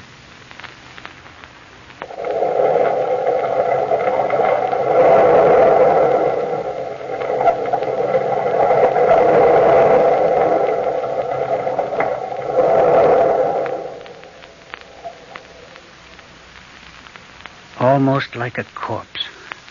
Yes, it was almost as though a corpse had lain there. But all at once, the ridiculous aspect of the situation brought me back to my senses. Larock? Yes, Captain. You'd better go stand guard outside the door so that our real menace, the caretaker, doesn't come up and interrupt us. I'll get the diary I'm after, and we'll get out of here. Very well, Captain. I'll shut the door so you won't be disturbed. I was trying to sound brave. There are times when the uniform of a captain forces courage. But I did feel better with Larock guarding the door. A draft from the still-shuttered window was beginning to freshen the atmosphere. I opened the drawer of the desk and began fumbling among the litter of papers there. I found the diary just as Jacques said I would, in a plain packet with his crest on the face of it, a crest that had been the bravest in France. The breeze from the window stirred the hangings behind me, but engrossed as I was in finding the diary, I paid but little attention to the stirring in the room. Yes. There it is. You have really come for it. But you are not Jacques. I shall try to remember. He should have come. Not you. No. You are not Jacques. But you will do as well. For endless time, I say, we faced each other there. But only for a moment, really. The woman seated herself in a chair. Her white garment made no sound as she put her hand to her head. She tried to stroke the long black hair that hung almost to the floor. It was black, but with a blackness that has no light, no life. In her other hand, she had a comb. She held it toward me. Monsieur, you can do me a great service. I am suffering. Oh, I am suffering so. They will not comb my hair. You will comb my hair. You will comb my hair. Oh, I am suffering. I took the comb from her hand and lifted that long hair. That hair which gave my skin a feeling of awful cold. A feeling of handling snakes. Cold. Cold and dead. The feeling still clings about my fingers. I handled that icy hair. I twisted it. I braided it. I bound it and unbound it. And while I let that horrible mane run through my fingers, she sighed and, trance-like, began to talk, forgetting, perhaps, that I was not Jacques. Ah, that's better. The mirror is gone now. The mirror in which I watched you so many times combing my hair. And with what adoration in your eyes. Your brave, strong fingers playing there in the hair of a weak woman. So brave, so strong. Jacques loves me. Jacques loves me. That was the song that my heart sang when first we were here like this. I love Jacques. I love Jacques. That was the song I thought was echoed back. But pride and strength and killing. Yes, I saw you kill Jacques. Once I saw you kill for power. Power, strength, pride, being a soldier, being strong, they were your idols. What does a weak woman want of those things? When you brought me here, Jacques, my head was high. My pulses beat with joy at the peace and happiness I expected. But you'd always been strong, Jacques. Always strong and brutal with the strength you adored. Then when I saw you kill Jacques, I knew that the fascination of hate was my love. Hatred of you, of whom I need fear nothing because you loved me. Hate, not love. I was fascinated too, Jacques, when I wrote these things. Wrote them in that diary you're taking. Wrote of my hatred and my growing fear of you. Then that day, I watched you in the mirror as you braided my hair. Braided it into a strong rope. And because I'd written that I hated you, slip it slowly, so slowly and calmly, over my head and around my neck. But you will never do it again, will you, Jacques? Because now, Jacques, You're going to comb it free again.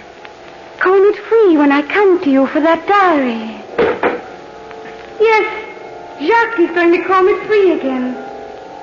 I shall come for the diary, Jacques. Laroque! What is it, Captain? This closet door. That woman went in there. For the love of heaven, open it quickly. But, Captain, it's locked, bolted outside here. Can't be. She went in there. Who? That woman who was here. Well, no one came in here, so perhaps it was a shadow. No, Laroque. I saw her. I heard... Can I be mad? I'll break that shutter, Captain. We'll have some light. And the closet door was bolted. In the light that flooded the room, I began to feel foolish. There was no sign, no indication, except for an overturned chair, that I had not been alone the whole time. With more calmness than I felt, we descended the great stair, crossed the huge, dusty hall, and were at last out in the fresh air. We did not see Pierre again when we left the chateau. We drew rein before my lodgings. The groom took our horses. Well, sir, the ride has been very pleasant. But, Captain, do you feel all right? Laroque, I'm going up to my room. I need a rest. Will you deliver this diary to my friend? Here's the address. Tell him anything you like. Tell him I'm ill, sunstroke, anything at all. I'll see him later. Of course, Captain. Oh, just a moment, sir. What is it? Why are you looking at the front of my coat like that? Why, those hairs. Hairs? Yes, Captain, all twisted in the buttons. They're long and black like a woman's. Yes, there were the same dead long hairs twisted in the buttons of my jacket. I pulled at them, every nerve in my body revolting at the cold feeling. Slowly, one by one, I pulled them off, dropping them from my fingers like poison things. Can I help you, Captain? Could he help me? No, but there was another he could help. I remembered how Jacques had sat, like a bashful child, pulling at the imaginary hairs in the front of his coat, begging me to get that diary to him. No, Laroque. But take this diary to my friend quickly. Quickly, Laroque. Yes, sir. It was better in my room. Somehow I could think there. But Jacques, his fear and his worry haunted me. A few hairs still clung to my jacket. Absently, I pulled them out and dropped them from the window, every nerve in my body revolting at their cold feeling. Then, with a sudden resolve, I went into the street again and headed toward Jacques' lodgings. I knew that I had to talk to him about what had happened. I hurried across the city.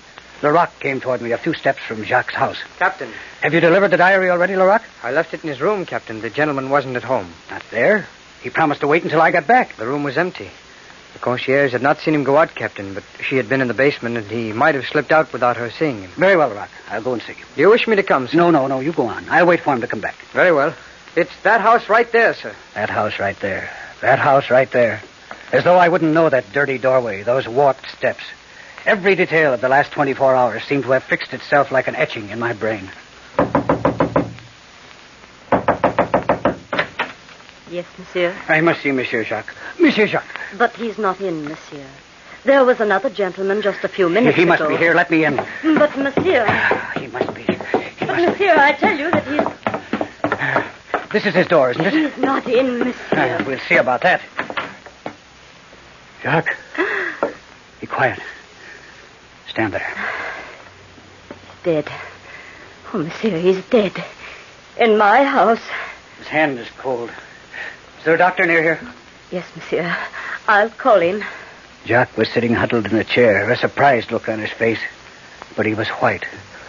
White and somehow shriveled. I looked around for the diary which Laroque had delivered, but it was not to be seen. Some touch of the fear I had felt in facing the woman at Jacques' chateau chilled me again. After only a moment, I heard voices outside in the passageway. It is here, monsieur. A gentleman came, and we found him so... All right, then take me in there. It doesn't seem it could be possible. It was only a few minutes ago, and I saw with my own eyes that Monsieur Jacques was not in his room. It could not be. Be quiet, please. It isn't possible. Quiet, please. Pardon, monsieur. What has happened here?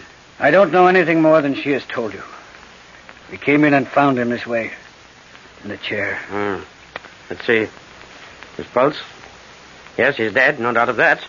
His hand's cold already. But there was no way in which... The man must have led an active life. He was not very old, and yet...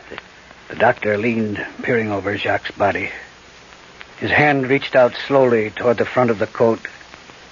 He plucked at one of the buttons. Here. What do you suppose this is? Why, it's a hair. Long, black hair. And there are more of them. almost as though he had been combing a woman's hair when he died. Look, monsieur. Still more of them. Around his neck. I watched the doctor with his thumb and forefinger hold the hair before his curiously staring eyes. I knew then that it had been no shadow I had seen at the chateau. I had heard the threatening words, and she had come for the diary at last.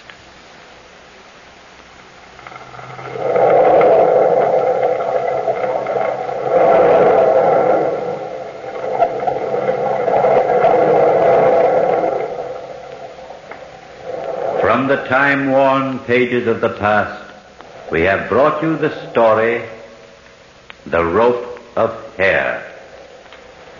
Bellkeeper, toll the bell.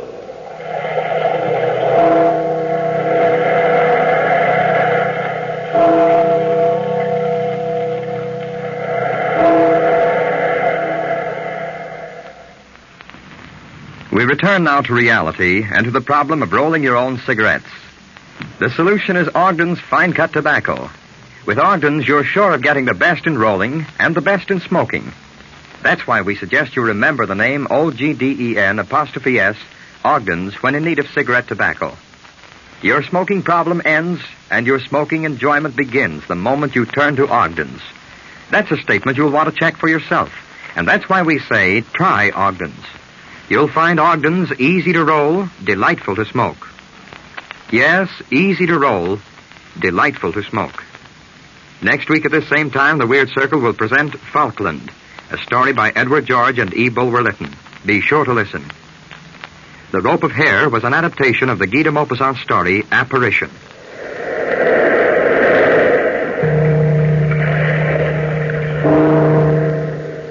Attention, pipe smokers. For a smooth, fragrant smoke, try Ogden's Cut Plug.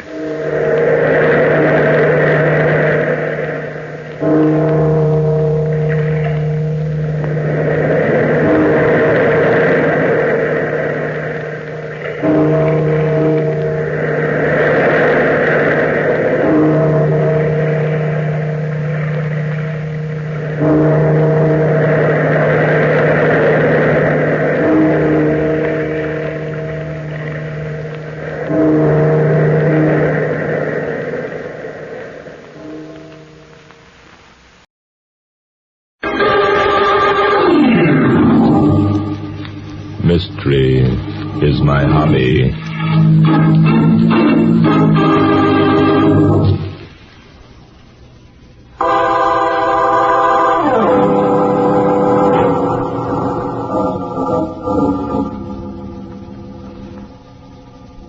The story began last autumn. Mr. Grant Parker, a wealthy art collector, had called me and asked me down to his country place for the weekend. 15 minutes later, I picked up my good friend, Inspector Noah Danton, and we were on our way to Woodsville, the small country town where Parker spent his summers.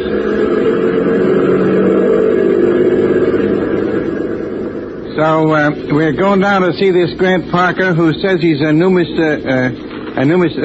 what's the thing you call him by? A numismatist, Inspector. Is that good?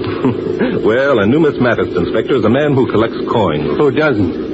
Personally, I prefer collecting the folding kind of dough. Numismatology, Inspector, is somewhat different than merely collecting money. Oh? Some rare coins, minted at a value of, say, 50 cents, have sold for as high as $10,000. You don't say. And I understand that Grant Parker has an equally valuable coin in his collection. It's called a Maria Teresa Toller from the island of Matsira. Well. Say, Bart. Yes, Inspector? Doesn't it ever hurt to know so much? Now, don't you take it seriously, Inspector. I looked that information up before we left headquarters. Why? Because Grant Parker explained to me over the phone that he believes one of his weekend guests is planning on stealing that coin. Now you're talking my language. What gave him that idea? Because last night Parker was knocked unconscious while working on his study. And the coin was stolen, eh? No, but the room was ransacked. Fortunately, Parker had taken pains to find a good hiding place for the coin. Yeah, but not so good that the thief can't eventually find it, eh? Yes, that's right, Inspector. Oh, Inspector, we are to pretend we're merely guests. Parker told no one of the attempted theft, and he doesn't want his guests to know our real purpose in being there. Good idea.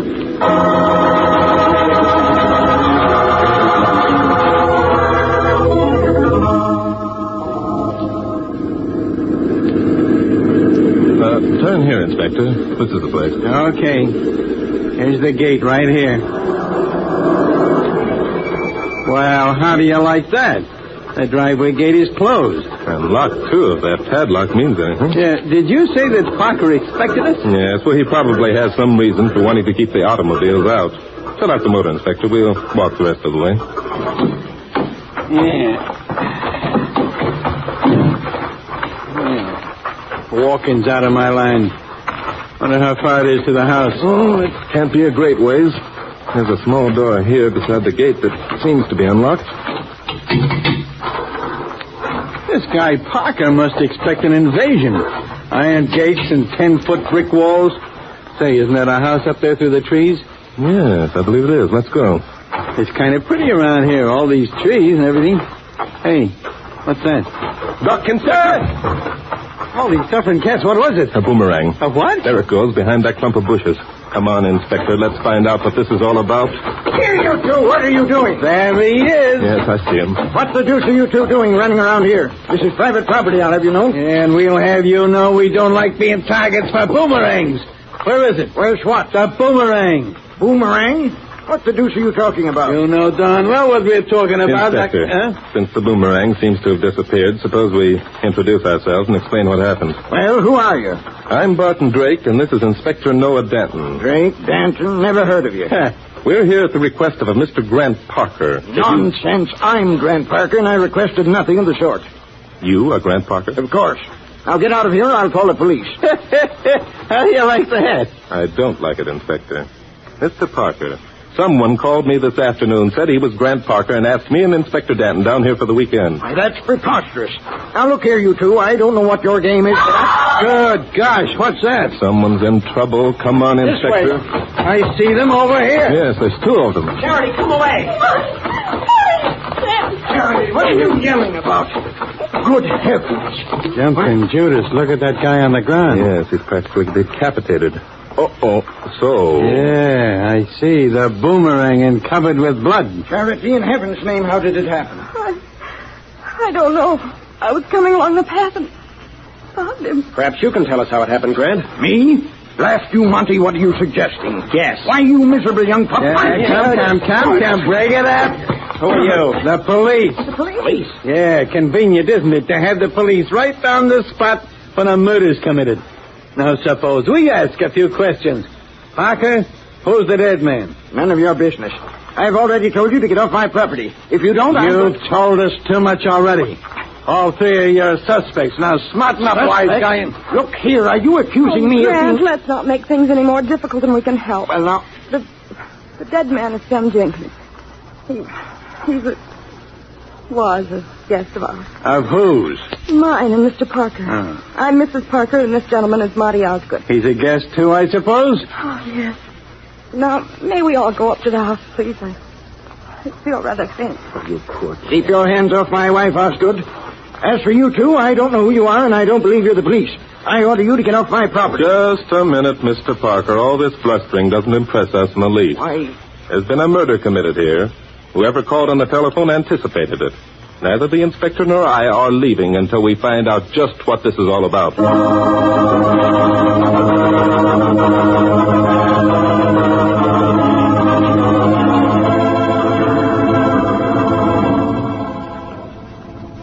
Look, Bart.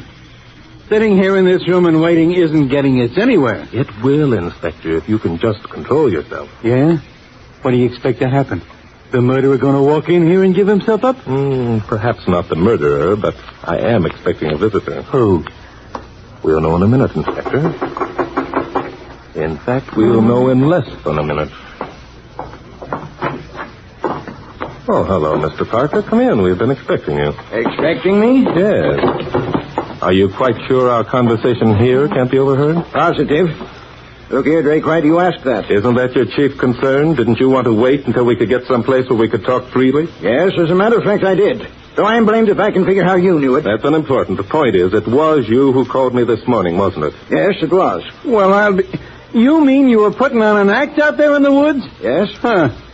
Gentlemen, I'm in grave danger. What kind of danger, Mr. Parker? In danger of being murdered, I'm afraid. Whoever threw that boomerang this afternoon intended me to be the victim. How do you figure that? I had announced earlier that I meant to take a walk. I knew I'd be followed. How did you know it, Mr. Parker? Because one of the guests who's staying here this weekend is determined to get hold of my Maria Teresa Toller. Is that $10,000 50-cent piece you were telling me about, Bond? Yeah. So you figure somebody would murder you for a $10,000 hunk of lead? No, I can't buy that, Mr. Parker. There's easier ways than that to get dough. Ah, you don't understand, Inspector Denton. Numismatists, in fact collectors of all types, become fanatics. Oh. They'd go to any lengths to acquire a rare specimen. Yes, that's true, Inspector. The intrinsic value of items can't be considered here. Mr. Parker, why exactly did you put on your act out there in the woods? Was it because you feared that whoever followed you would overhear our conversation? Yes, I was sure of it. I didn't want anyone to know that I was suspicious enough to call the police. Not even your wife? I see what you mean, Drake.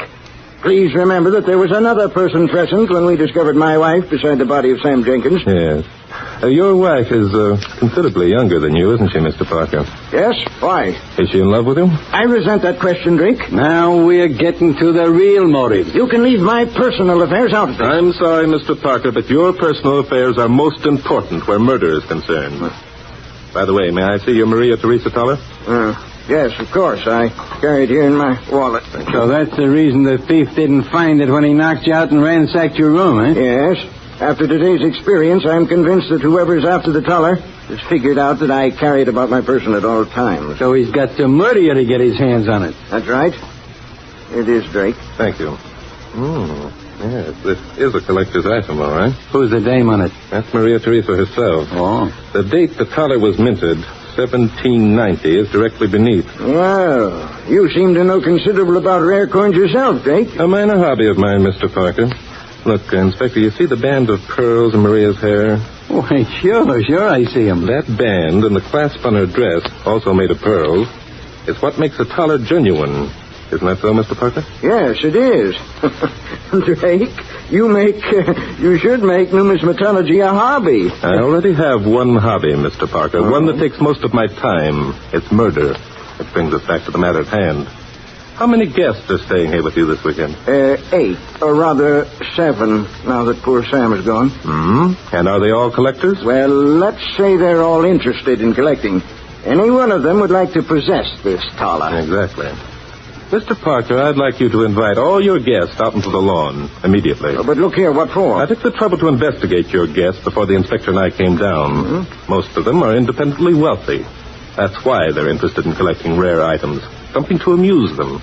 That and hunting big game with boomerangs. I get it. We'll let them show us how good they are with those boomerangs, and that'll tell us something, huh? That, Inspector, is going to tell us more than you think, if we're allowed to live that long.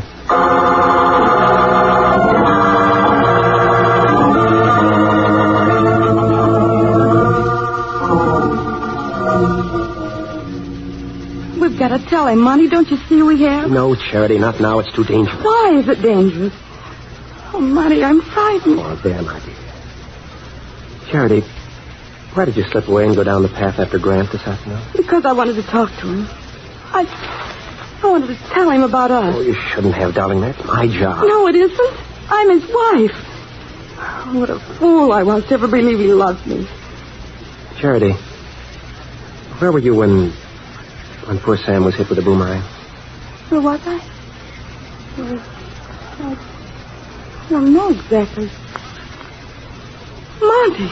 There, darling, I only thought... You thought what? Charity, please, don't look at me like that. You thought that I murdered Sam. Of course I don't, darling. I only want to help you. Be reasonable. I can't believe it. Now, see here, Charity, listen to me. You were alone out there in the woods, and so was Grant. You hated him, and everyone knew it. Stop it, I won't listen. You will listen.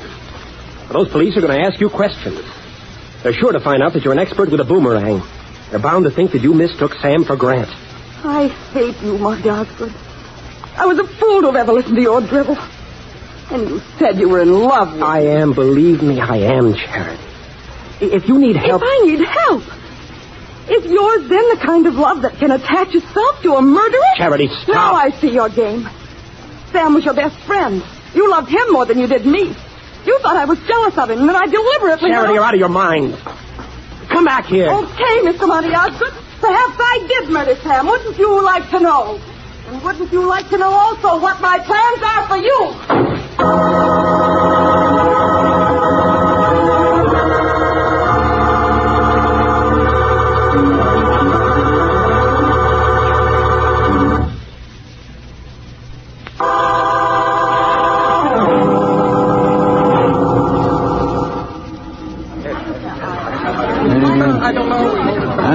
Drake, I don't like this. After what's happened today, no one's in the mood for playing games. This isn't a game, Mr. Parker. It's deadly serious. And we're not kidding. All right, folks. Who will be the first volunteer? I will. I'm no good at boomerang throwing, but I'll be glad to help you out. Thank you, Osgood. Select your weapon and go ahead. One's as good as another. Hand me one, Drake. Yesterday, you were bragging how good you were. Here, take this one. No, thanks. Man's out of style if he doesn't brag in this gathering. Okay, here goes. This is the craziest... Nice throw! Right around that clump of trees. Here it comes back. Too bad. Off about 10 feet. There you are, Drake. Does that make me the murderer? The purpose of this experiment, Osgood, is not to identify the murderer. No? No, on the other hand, making a wild throw doesn't prove you innocent either. I don't like this. I'm only trying to cooperate, and you fellas are trying to... Thank you very much, Osgood. Now, will you please step aside and let the next volunteer take over? Who's next, please? I suppose sooner or later you'll come to me. I'll throw if you like. Thank you, Mrs. Parker. So, it's a woman's game, too, eh? My wife is considered an expert at many kinds of games. Are you trying to be subtle, Grant? Please don't. You succeed only in sounding ridiculous. Blast you, Charity. I'll not tolerate Would your... you mind throwing the boomerang, Mrs. Parker? Well, he... I never. Very well.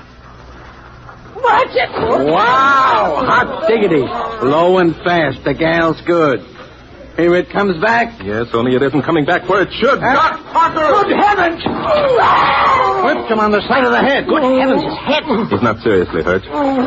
Well, Mrs. Parker, whoever said you were an expert with the boomerang was either lying or you are being very clever. Oh, no, it was an accident, I swear it. Oh, Grant.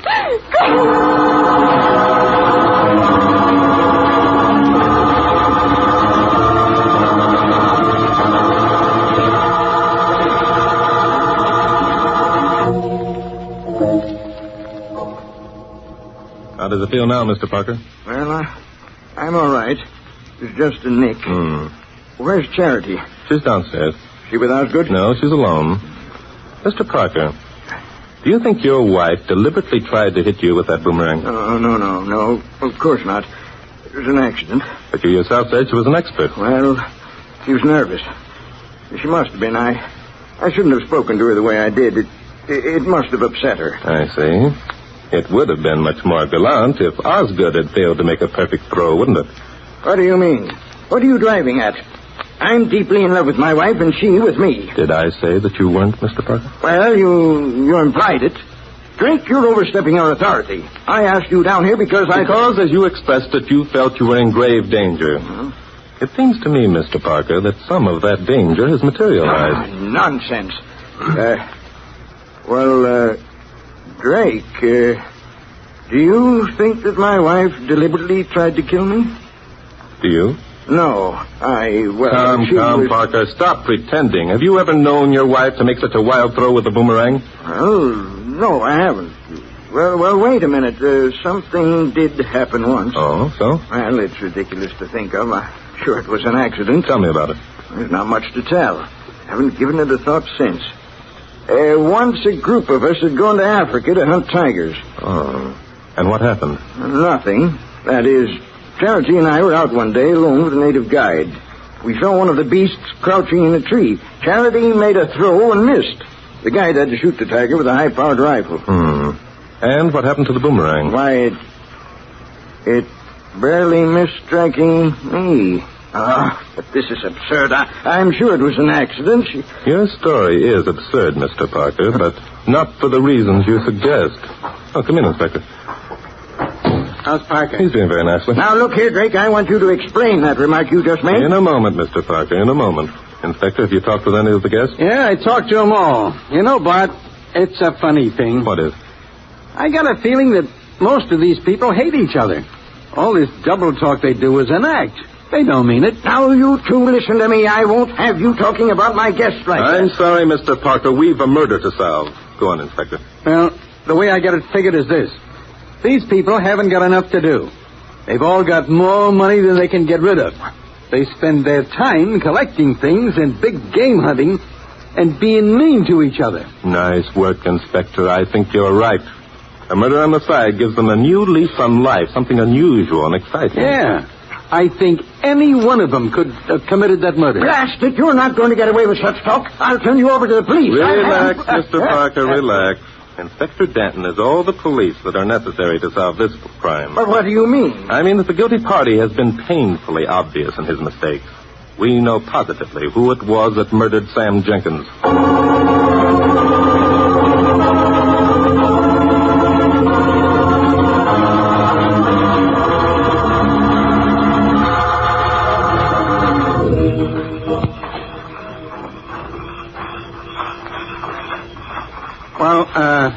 Look, Bart, if we know who it was murdered Sam Jenkins, why don't we arrest the guy? Well, it would be much easier if the murderer came to us than if we went to him. Don't you think so, Inspector? No. No? No.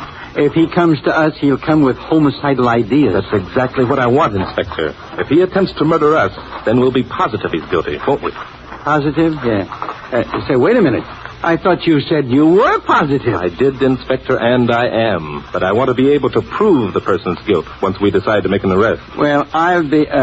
Look, Bart, sometimes, boy, you wear me down. Oh, I'm sorry, Inspector. Yeah. But 2 hours ago, you announced that you knew who murdered Jenkins. Where are we going now? We're going to trap the murderer. We're going to trap... Jumping Judas, Bart...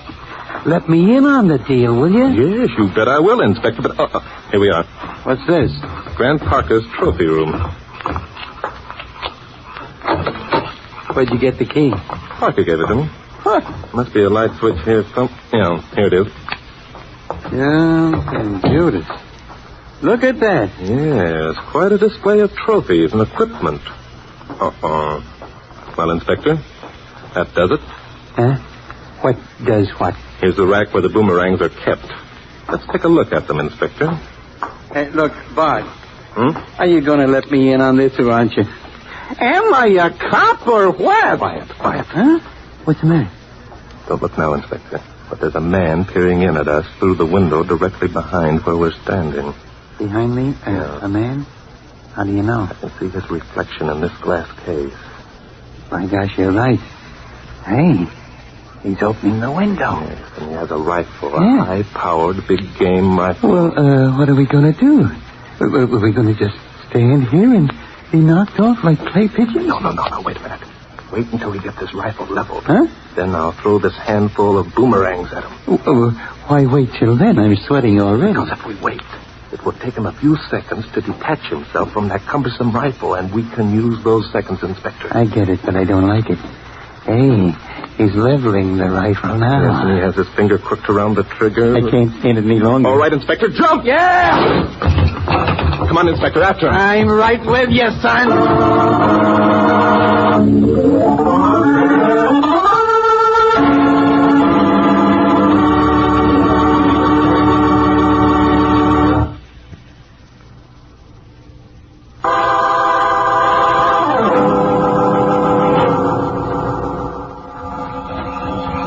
There he goes, Inspector. Yeah, I see him. Stop or I'll shoot. I guess he didn't hear you. Well, he'll hear this. Too bad, Inspector. He ducked behind the garage. Why, the dirty... He's shooting at us. I suppose we have to expect that kind of treatment from a murderer. Have you got to be funny at a time like this? There he goes. Yeah, and this time he's out in the open. Take your time, Inspector. Yeah, I can't miss. Good work. Your aim is improving, Inspector. I only hit him in the leg. He dropped his rifle when he fell. Come on, let's have a look. Jumping Judas. Look who it is. Are you surprised, Inspector? Grant Parker. Say, I thought he was the guy we were supposed to protect. He was and still is, Inspector. Here comes his gang of alleged friends from the house to gloat over what they probably hope will be another murder.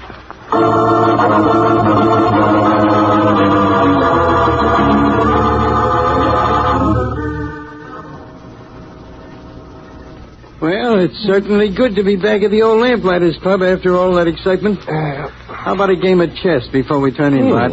Excellent idea. Oh, Inspector. Yeah? Well, don't you want to know? You've been sitting there for 15 minutes trying to act unconcerned. Oh, is that so? Mm-hmm. Okay. How'd you guess? It wasn't guesswork, Inspector. It was knowing certain facts. I suppose so. What facts? Facts about the Maria Teresa Toller that Parker had. It was a phony. Well. You see, in the first place, the date on it was 1790. All collars from the Madeira Island, Inspector, carry the original date of minting, which is 1780. My. Also, the band of pearls in Maria's hair contained exactly 8 pearls, but there were 10 on Parker's coin. How can you argue with a guy like that? You see, Inspector, Parker knew that Osgood was in love with his wife, and she with him. So he used the coin as bait to get Osgood down here, because Osgood is a collector of rare coins. So Parker decided to become a collector of corpses, eh? Right, Inspector. And Parker thought it was Osgood who had followed him on his walk this afternoon. He had to throw that boomerang hurriedly because he heard us coming through the brush. When he discovered his mistake, well, it made him a little mad. No regrets, eh? Nice people. Plus, he saw a chance to get back at his wife by letting me think she deliberately tried to kill him when she made that wild throw this afternoon. But, of course, you knew he was lying, eh? Yes, Inspector, I did. How? Because Parker said he and Mrs. Parker had hunted tigers in Africa. Well? There are no tigers in Africa, Inspector. All the tigers known to exist are in Asia. Well, I'll be a monkey's dear departed aunt. Hey, Bart. Yes, Inspector. I can't wait. Tell me. All right, Inspector. Murder is my hobby.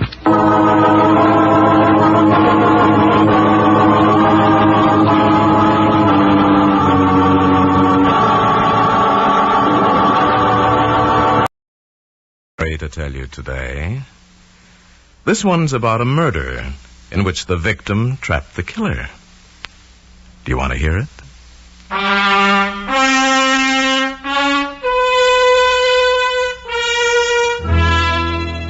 Now starring Paul Frees as your teller of tales. Another story from The Black Book.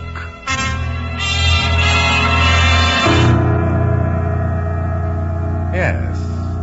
From the world's most fabulous collection of strange and unusual stories, The Black Book, I've selected a story by Dorothy Horton. She calls it My Favorite Corpse.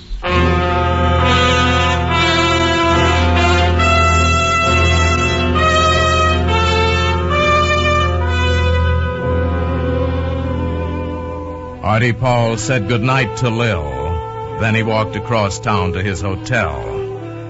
Lil's kiss was still heavy against his lips. Artie smiled as he remembered the pleasures of the evening. Now for tonight it was ended. But there'd be more evenings like this, many more. At the hotel he bought a pack of cigarettes, said goodnight to the desk clerk, and went up to his room. He let himself in, flicked on the lights, then placed a telephone call to Long Island. While he waited, he whistled softly through his teeth. There was just one obstacle in the way of complete happiness for Artie. Just one. A voice answered on the other end of the line. Hello? Jenny, this is Artie. I just finished that work for the office. Oh, that's nice, dear. I didn't realize how late it was until just now.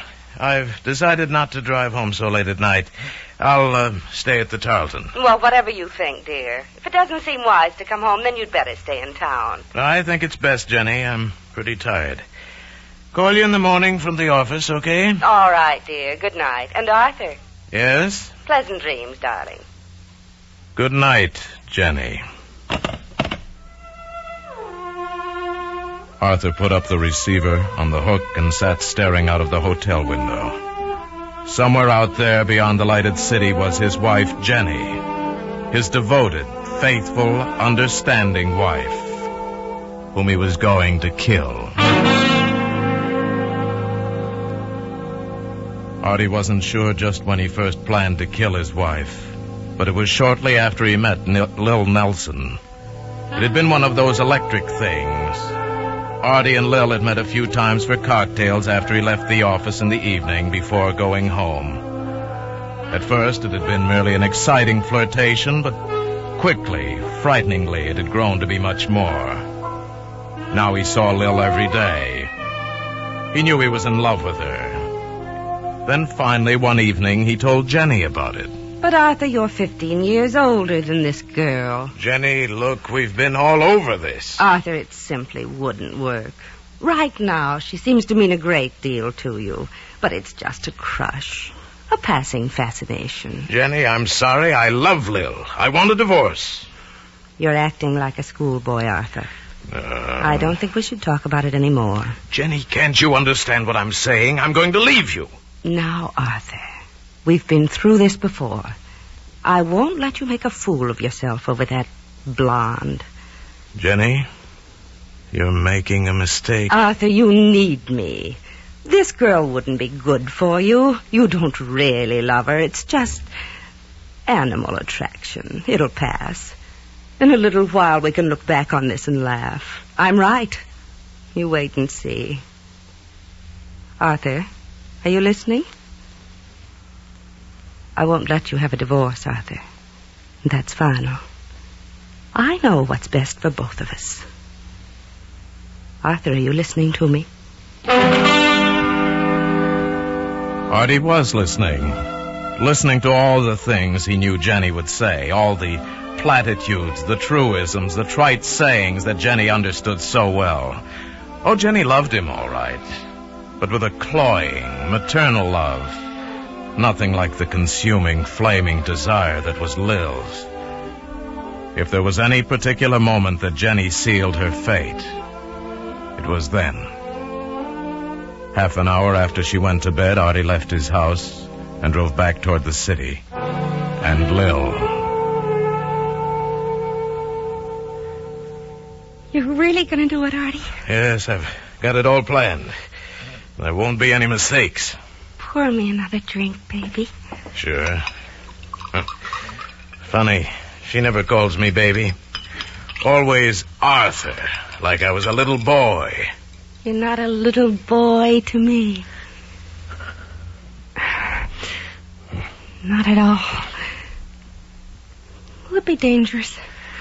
No. When, baby? It'll take time. 2, maybe 3 months. But I've got it planned. Then you won't be stuck in this second-floor walk-up. You'll live where you want. Near you's good enough for me. We'll travel, have fun. Florida, Bermuda. You and me, Lil. Soon? Soon.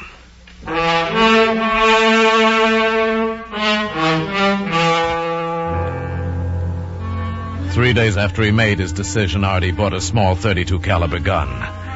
Then he began his period of stage setting. Lil was never mentioned in his home again. She stopped coming by the office to see him. There were no more cocktail rendezvous in the dark bar. And as time passed, people at the office forgot about her. The kidding died away. At bridge parties, his friends remarked on how nice it was to see a couple so much in love as Jenny and Arthur. They were getting along wonderfully.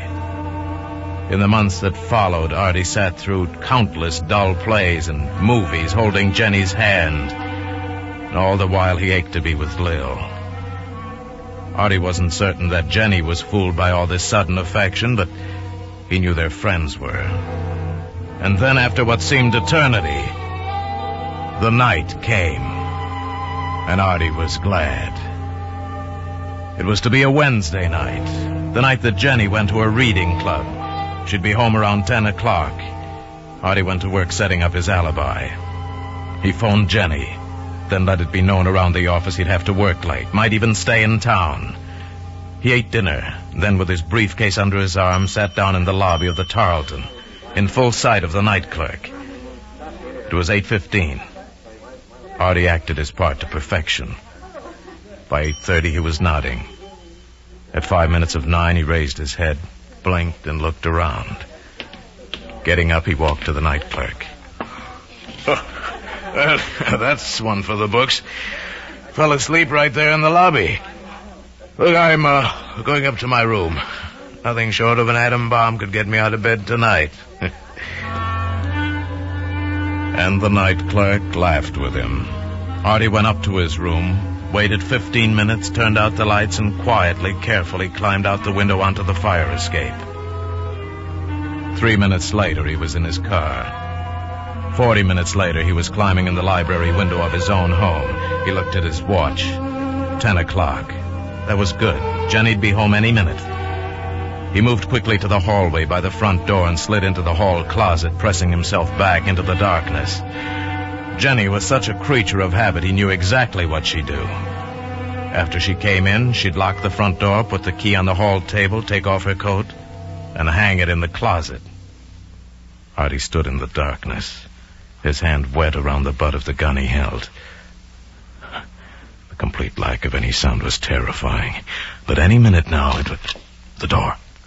She was home. His ears strained, listening. The stale air of the closet made him dizzy. Then a sound he hadn't expected. What was the fool crying about? Now she was walking, just walking back and forth, and crying softly to herself. Then the crying stopped. She was right outside the closet now. He pressed farther back. Another door was opening, and a knife blade of light sliced into the closet. The coat slithered off a hanger onto the floor. Jenny bent down to pick it up, and her eyes found his shoes, his legs, traveled up to his face. A rasping cry, her eyes wide. Artie lunged. I've got to tell you something. I've got... Artie dragged her into the smothering closeness of the hanging coats and pulled the trigger.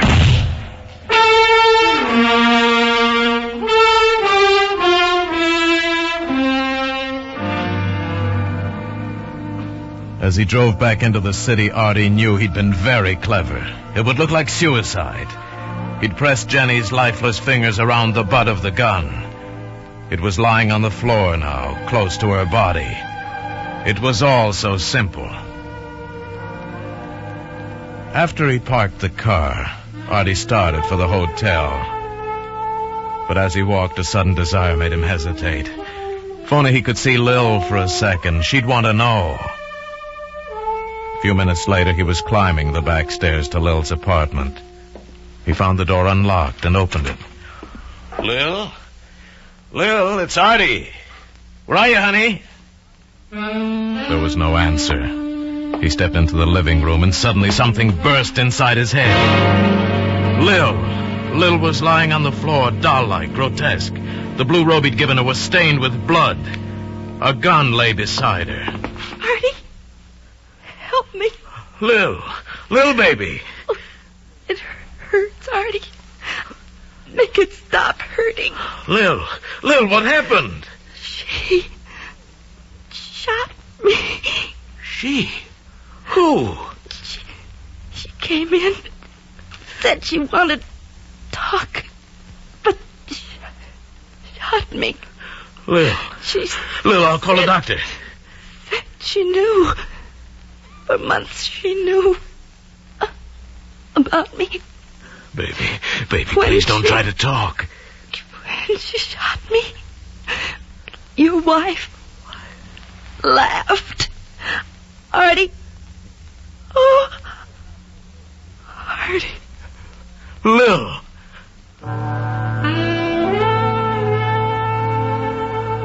Artie got to his feet. Lil was dead. He picked up the gun. It was his gun. His gun. The one he'd always had around the house. The one he had registered in his name. Now, too late, he remembered he hadn't seen it for several days. Of course. Jenny had taken it when she planned a murder of her own. Jenny had fooled both of them. And Artie stood there for a moment, looking down at Lil. Tears filled his eyes and spilled over. After a moment, he walked to the phone and slowly picked up the receiver.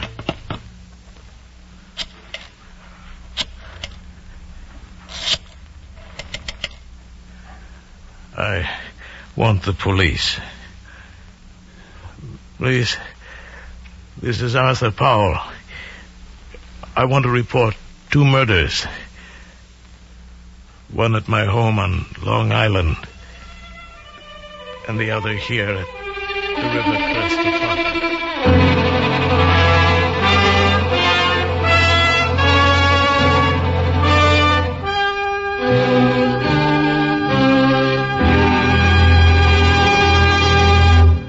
The Black Book stars Paul Frees as your teller of tales, assisted today by the noted Hollywood actress Virginia Gregg. Dorothy Horton's suspense magazine story, My Favorite Corpse, was adapted and directed by Norman MacDonald. The special music is composed and conducted by Leith Stevens.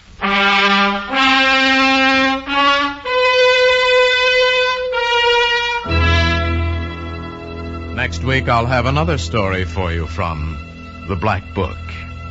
It's most unusual, and it's called The Vagabond Murder.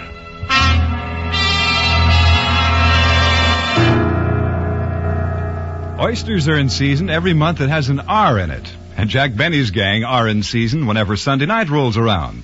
Listen in whenever you are in the mood for fun. Clarence Cassell speaking.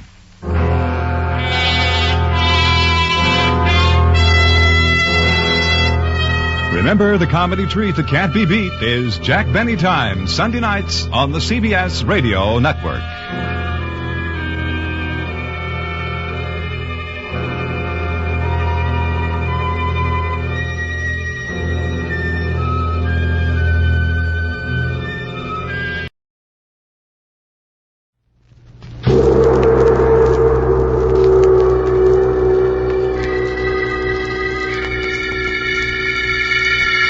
The Sealed Book.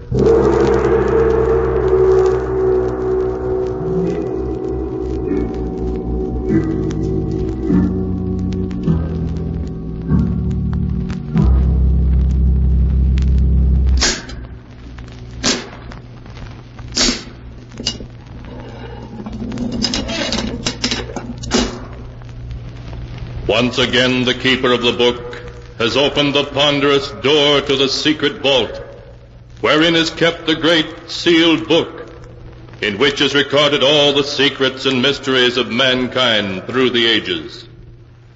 Here are tales of every kind, tales of murder, of madness, of dark deeds, strange and terrible beyond all belief.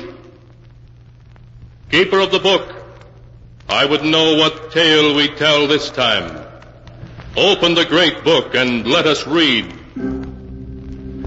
Slowly, the great book opens.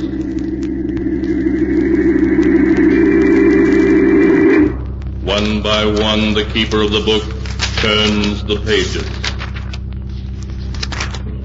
and stops. The strange story of a man who would stop at nothing to accomplish his ends. A tale called The Accusing Corpse.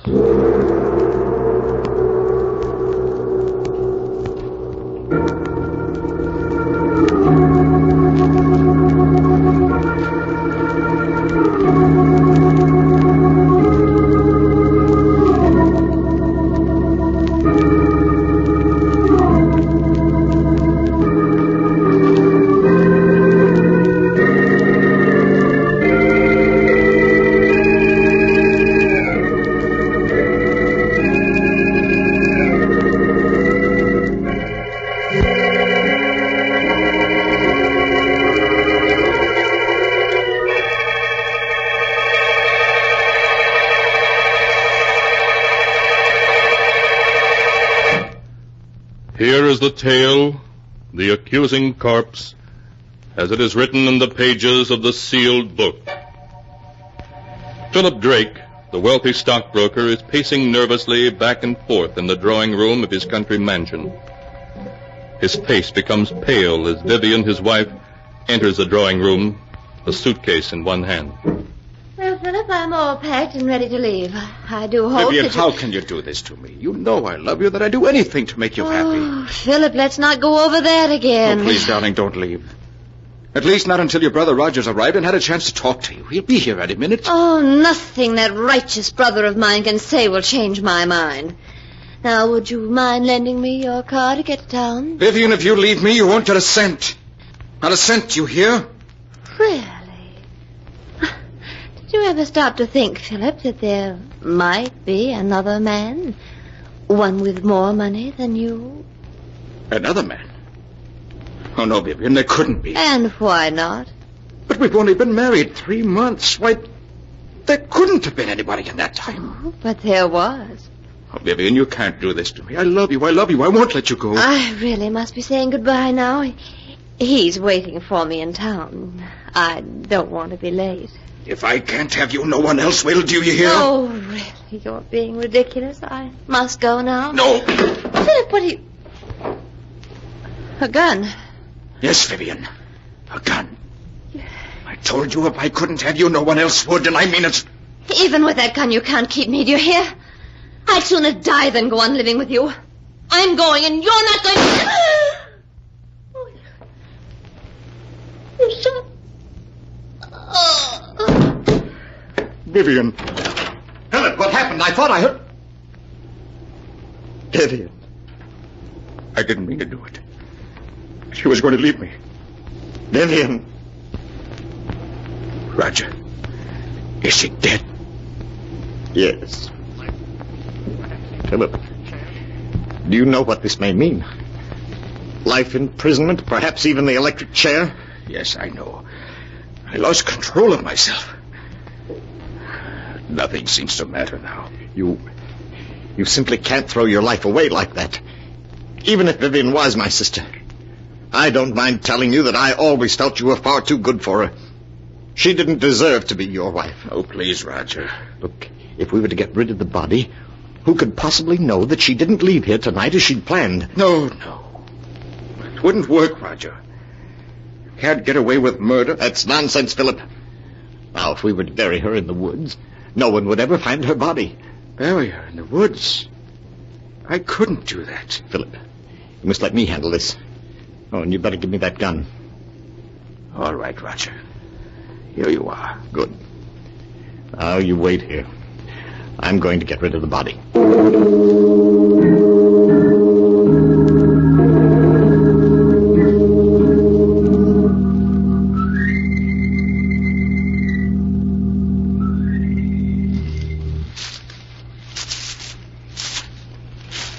I think this is quite far enough. I'm afraid I'll have to bury you now, my dear Vivian. Put me down, Roger. I'm tired of being carried like a sack of potatoes. All right. There.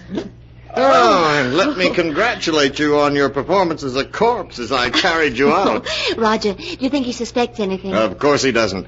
He's positive that he shot and killed you. It was very clever the way you taunted him into doing it. You've got the gun, haven't you? Certainly I've got it. You don't think I was going to let him discover that the bullets had been removed and blank cartridges substituted, did you? No, not you, Roger. You always know what you're doing. It was a lucky day when you met me. Look, now here's the key to the apartment I rented in town. You'll find my car a quarter of a mile down the road. All right. I'll be waiting for you at the apartment. I'll be there in a few hours. Well, now let's see. This seems like a nice place to dig.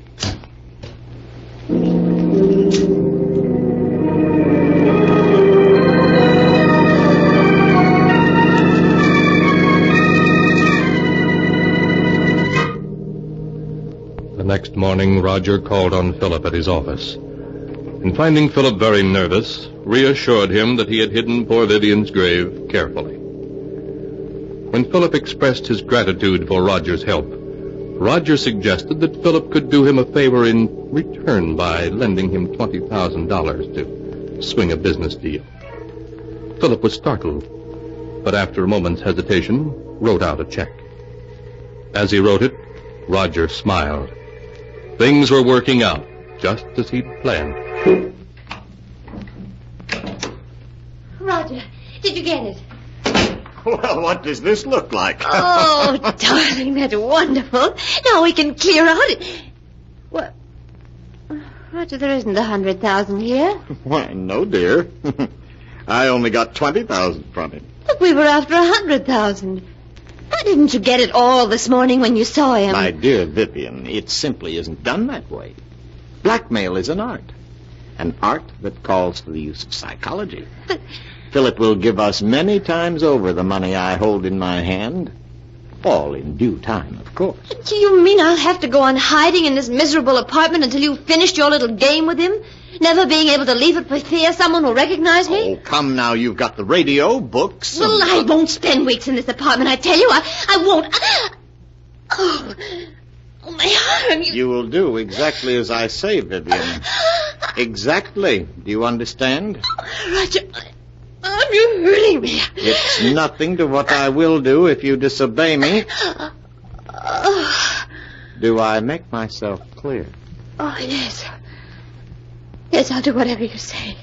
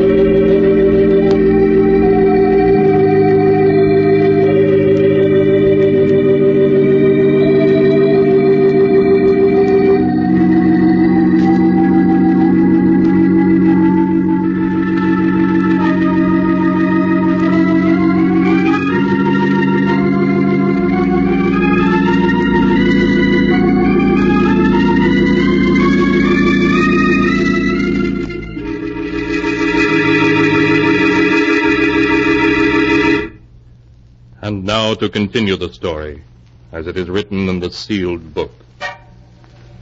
A week passed. A week in which Roger patiently bided his time. For time he knew was working on his side against Philip. Then one morning he called on Philip at his office. Good morning, Philip. How are you? How do you expect me to be? This past week I've been able to think of nothing but Vivian. What happened that night? Philip, you must stop brooding over it. Whatever happened was her fault, not yours. Yes, you're right. Perhaps what I need is a vacation. Of course. A trip would do you a world of good. And if I could afford it, I'd go along with you. You mean you haven't any money? I'm afraid not, Philip. That's what I've come to see you about. I must have $40,000 at once. 40,000? Yes. If I don't get the 40,000, it may mean prison for me. You wouldn't want to see that happen, would you? No, of course not, Roger. After all, Philip, I saved you from prison. In fact, I made myself an accomplice to Vivian's murder by not turning you over to the police. Yes, I know, but... You could hardly expect me to remain loyal to you if you weren't willing to help me, could you? I see. Seems I haven't any choice. Very well, Roger. I'll write you out a check.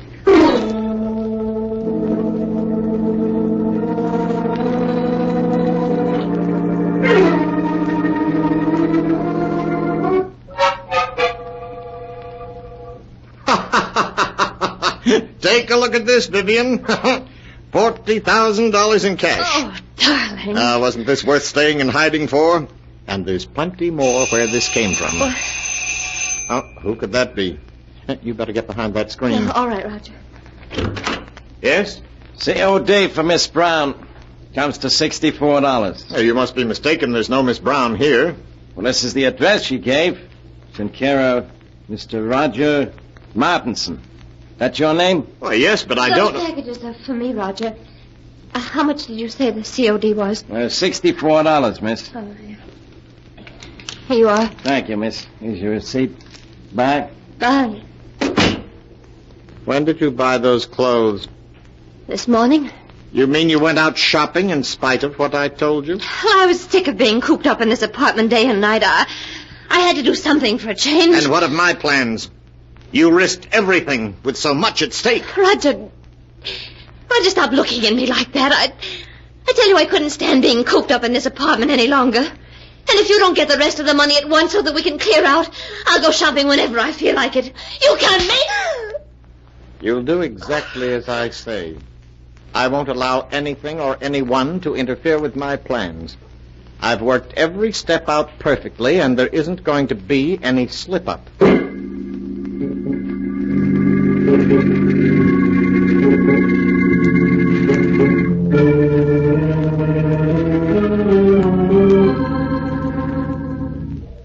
Another week passed. A week in which Roger made no effort to see Philip. Then early one evening, he got into his car and drove out of the city to Philip's home in the country. Oh, it's you, Roger. Come in. Good evening, Philip. Where are the servants? This is their night off. You're not looking well at all, Philip. You shouldn't remain in this big house by yourself. What difference does it make where I am? Wherever I go, the memories of that night follow. It's hard to believe that it was only 2 weeks ago tonight that I killed her. 2 weeks ago tonight? Why, so it was. By the way, Philip, do you think you might possibly lend me $60,000? 60? Well, you can't be serious. Oh, but I am. But I've lent you that much already. Yes, I know, but I must have more. No. I won't give you another cent. You've blackmailed me enough. Blackmail is a harsh word, Philip. What else would you call it? You're just as hard and grasping as Vivian was. Oh, yes, but you must remember I'm alive and she isn't. I suppose you're glad she's dead. In life, she was worth nothing to you. In death, you were able to get $60,000 for her. In death? How do I know she is dead? Don't be foolish, Philip.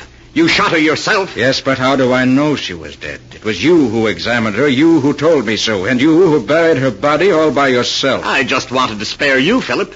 Just exactly where did you bury Vivian? As a matter of fact, how do I know the whole affair wasn't staged for my special benefit? You're quite capable of such a scheme? I tell you she's dead, Philip, and buried out in the woods. And I want to see the grave. And the body you say is in it. This is ridiculous. I won't go searching for a grave in the middle of the night. You shouldn't have to search for it, Roger, not if you really dug one. Come along. I won't do it. Why, this is I said all... come along, Roger. Oh, very well. But I'm not certain I'll be able to find the grave. After all, the woods is fairly large, and it's been 2 weeks since I buried her. Quite all right, Roger. We'll stay out there until you do find her.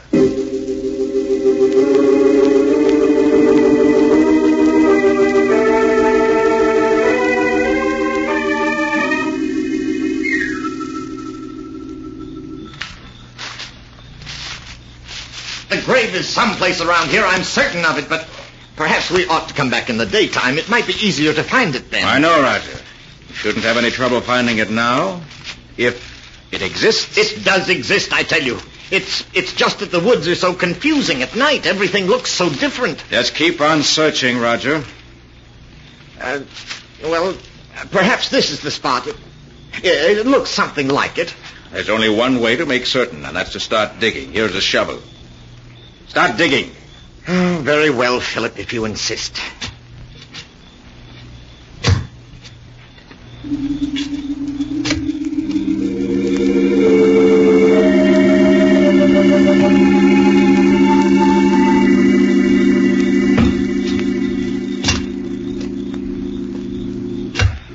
Well, Roger, you've been digging for 20 minutes now, and you haven't uncovered a body. You're a great actor.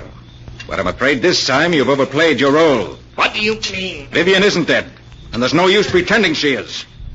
Everything that's happened was part of a scheme the two of you planned to extort money from me. I tell you she's dead, Philip. And where's the body? I thought this was the spot, but I must be mistaken. I'm sure I didn't bury her any deeper than this, but... Philip, turn the flashlight this way. What is it? Look. Do you see what I've uncovered? A hand. Yes. This is the spot where I buried her. Just a few more shovels full. I'll have her body uncovered. Vivian. No. No, it can't be. But it is Vivian. Look, Philip. Here's the bullet hole under her heart. The bullet hole you made. I don't want to see anymore. I've seen enough. You should trust me a little more, Philip. Everything I did was for your own good. After all, you don't want to go to the electric chair, do you? I don't care what happens anymore. I can't stand having her death on my conscience any longer. I'm going to call the police. Don't be a fool, Philip. You know it can mean the electric chair. I'll take my chances. Anything's better than going on living the way I have these past 2 weeks. I'm going back to the house and call the police. Philip, come back! Philip!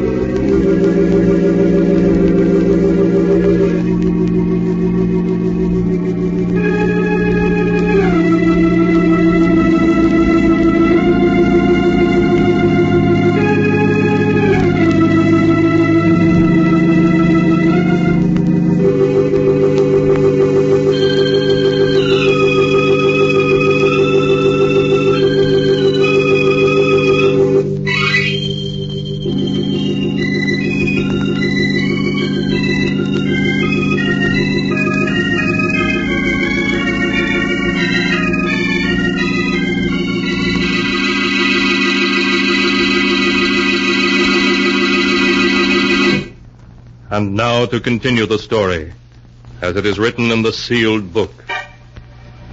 After Philip and Roger had dug up Vivian's body, with the bullet hole through the heart, Philip decided that the only thing left for him was to call the police and confess.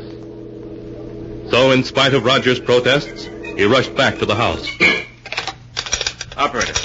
Operator, Philip, wait. Don't do anything foolish. You cut me off. Take your hand off the phone, Roger. All I want you to do is to listen to me for a few minutes. Then if you still want to call the police, you can. Now, please, put the receiver down, Philip. That's it. What do you want to tell me? Well, do you mind if I mix myself a drink first? It's been a rather difficult evening. Very well. What about one for you?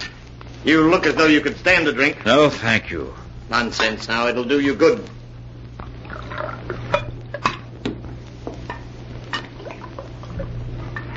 What is it you want to say to me, Roger? Say to you? Oh, yes. Here's your drink.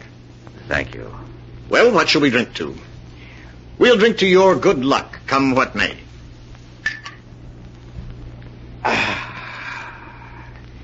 There, I feel a good deal better. All right, now we've had a drink. What have you got to say? Oh, yes. What I wanted to say was, I never let anything interfere with my plans, Philip. I can't allow you to go to the police, and therefore you shan't. It would spoil my plans. It would it? But I'd like to see you stop me. I have, Philip. In a very little while, in fact, in just a few seconds, you'll be dead. Dead? What do you say? Yes, Philip. The drink I mixed you was poisoned. Aren't you finding that it's becoming difficult to breathe? No. You couldn't have... My throat... It burns. Yes, I know, but it'll all be over in a matter of seconds. Now I see it all. You murdered her. Yes, Philip. Just a week ago tonight. She died according to plan. I'll call the police. I'll tell them that... I'm afraid you haven't the strength left to reach the phone, Philip. I will...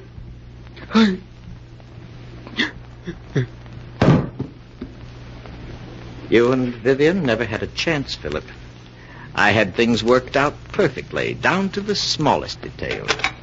Hello, operator. Operator, please connect me with the police.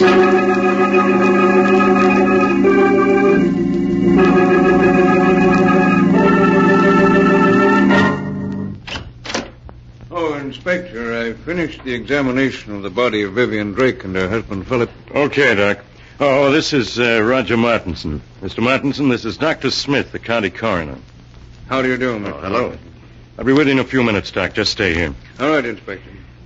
Now, Mr. Martinson, you were telling me how you came to this house 2 weeks ago tonight to see your sister and found she was gone. Yes. My brother-in-law, Philip, told me that she had gone on a vacation. I thought it strange at the time that she should have gone away without saying goodbye to me, as we were always very close. Then days passed, and I didn't hear from her. Was it like your sister to go away and not write? No, and that's what worried me so. The past 2 weeks, Philip kept putting me off when I inquired about Vivian's whereabouts. Tonight I couldn't stand it any longer, and I came to this house to have it out with him. Well, what did your brother-in-law say when he saw you? He was, quite agitated at my unexpected arrival. When I threatened to go to the police, he broke down and confessed to having murdered Vivian. When had he murdered her? He told me he'd done it 2 weeks ago tonight. That was the very night I'd come here to see Vivian, and he'd told me that she'd left for a vacation. I see. Go on.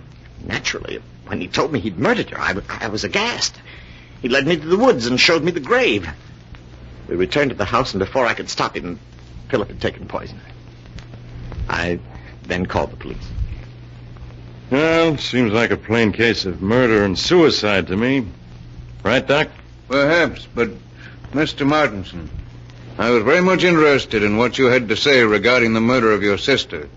You say that your brother-in-law confessed to murdering her 2 weeks ago tonight. Yes, that's correct. And you never saw her alive after that night? Oh, why, no, of course not. What are you getting at, Doc? Please, Inspector. Mr. Martinson, would you mind telling me where you live? Why, at 425 West 106th Street. Tell me, were some clothes delivered to that address? In your care 1 week ago today? Clothes? Yes, to be exact, a woman's sports suit, which cost $64 and arrived COD. Why, no. You're lying, Mr. Martinson. I have in my hand a slip of paper that not only proves that you're lying, but will send you to the electric chair. Doc, what are you saying? Yes, Inspector. Mr. Martinson's plan was perfect, but he slipped up badly. He forgot to search Vivian Drake's clothing before he buried her. When I examined her body just now, I found in one of her pockets this receipted bill bearing the date April 9th. That proves beyond a doubt that she was alive 1 week ago, and consequently couldn't have been murdered by her husband on April 2nd, as Mr. Martinson here claims. I know. Yes, Mr. Martinson. It was you who killed her. The corpse has accused you from the grave of murder and has given us proof of your guilt. No, it can't be. I had everything planned perfectly. Perfectly, do you hear? Down to the last detail. I couldn't have failed. I couldn't.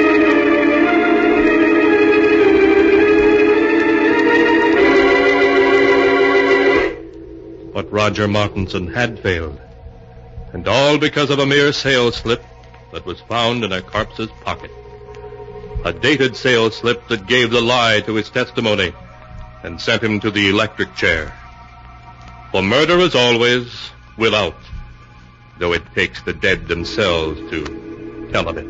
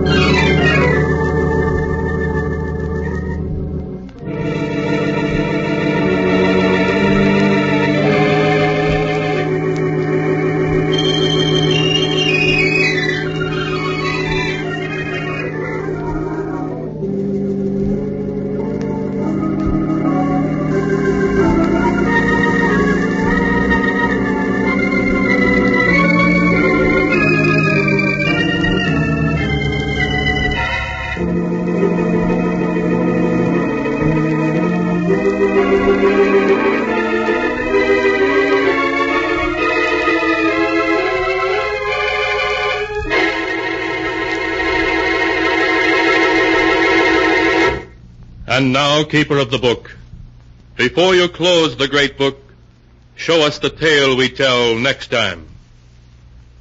This one? Ah, yes. An incredible story about a young married couple who bought an old New England colonial house. A house that was cursed. Cursed with the evil spirit of a dead woman. A tale called Stranger in the House.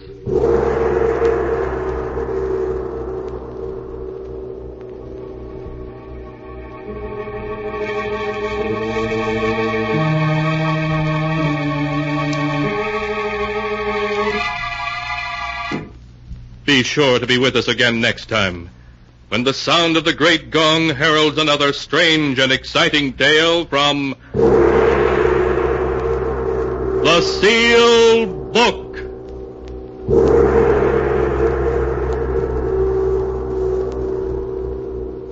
The Sealed Book, written by Bob Arthur and David Cogan, is produced and directed by Jock McGregor.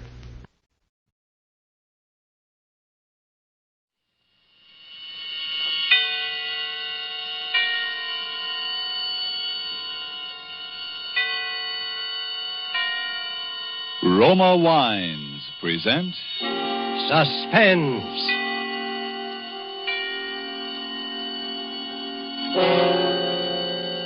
Roma Wines, made in California for enjoyment throughout the world. Salud. Your health, senor. Roma Wines toast the world. The wine for your table is Roma Wine, made in California for enjoyment throughout the world. This is the Man in Black, here for the Roma Wine Company of Fresno, California, to introduce this weekly half hour of Suspense. Tonight in Hollywood, Roma Wines bring you the distinguished actor who has just won the New York Film Critics Award for his performance in Watch on the Rhine, Mr. Paul Lucas. The suspense play which stars Mr. Lucas and which is produced and directed by William Spear is called A World of Darkness. And so with the performance of Paul Lucas as the musician named Anton Rizak, to whom the world was a world of darkness, we again hope to keep you in suspense.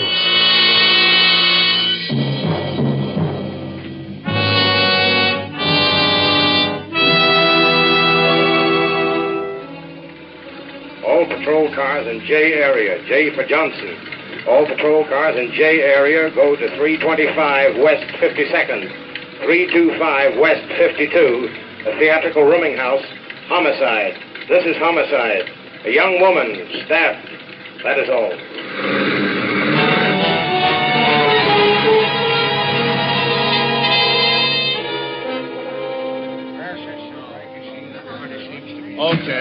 Okay. Is everybody here now? Yes, I think I've got all of them. There's Mrs. Collins, Mr. Farrell, Miss Walker, Mr. Gunther. Yes, they're all here, Lieutenant.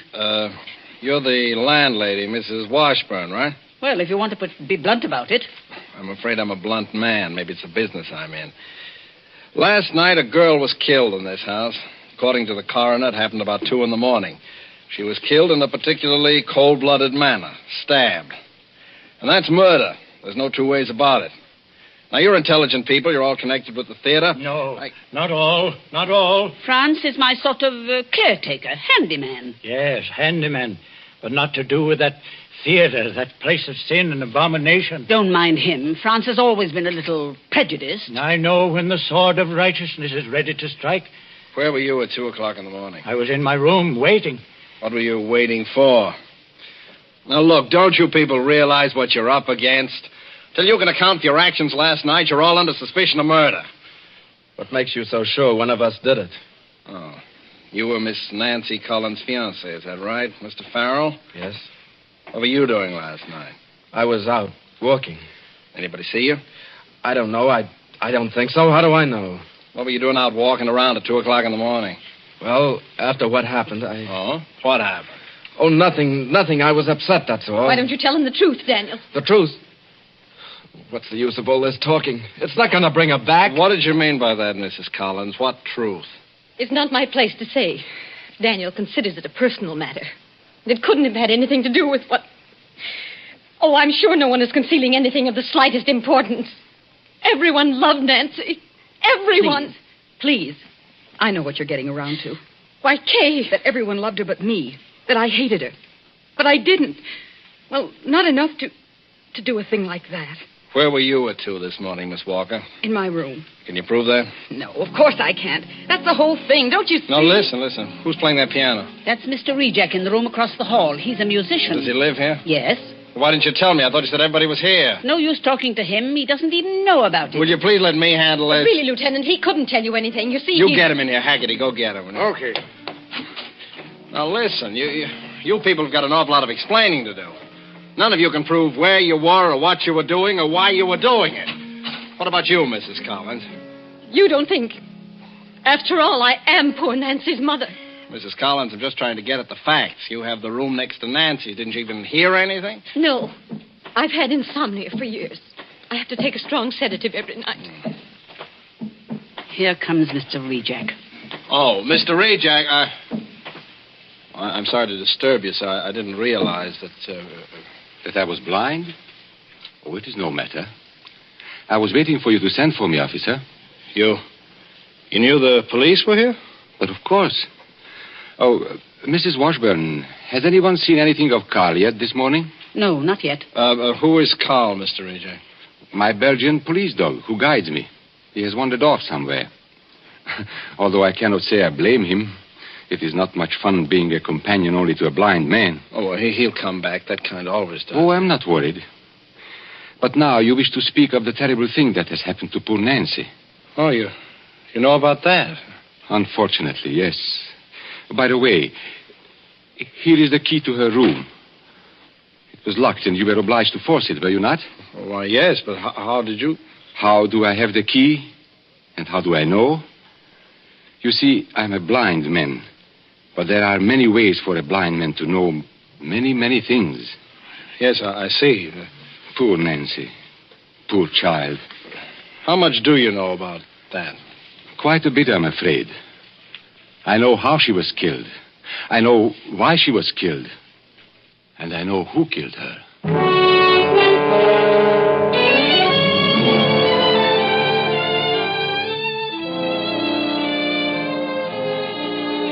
Tonight in our suspense theater, murder was unseen in the dark, but the crime was witnessed by a single human being with the eyes of night. Roma Wines is bringing you Paul Lucas as star of Suspense in the Robert L. Richards story, A World of Darkness.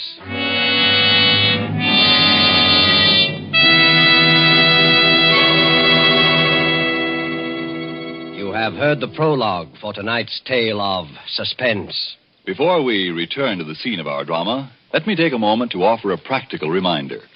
Sudden calls on your hospitality suggest the advantages of having several Roma wines always on hand. For smart and gracious entertaining, nothing can take the place of a glass of Roma wine, whether as an enjoyable beverage by itself or on the table with meals. And look how economical entertainment centered around good wine can be. Only a few cents a glass when you choose the largest selling wines of America, Roma Wines. Location of Roma wineries in favored wine districts of California and Roma's vast experience and skill as winemakers explain why wine connoisseurs of other lands hail Roma wines and keenly enjoy them. So you know you are complimenting your guests' good taste when you serve Roma wines, made in California for enjoyment throughout the world. And now it is with pleasure that Roma Wines bring back to our soundstage Mr. Paul Lucas in A World of Darkness, a tale well calculated to keep you in suspense.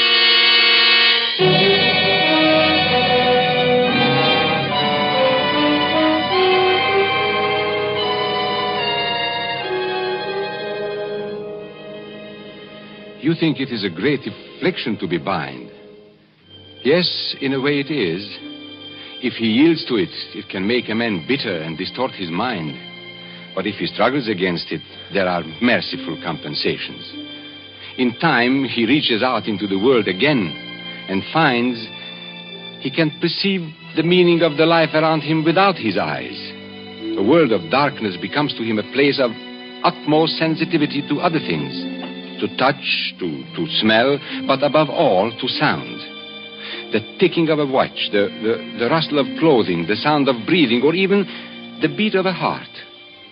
I have only to focus my attention on a sound so distant or so slight as to be utterly imperceptible to anyone else. And to me, it is magnified and amplified 100 times. Last night, though sitting in my room and confined in my eternal darkness, I heard what I could not see. And I was witness to a murder.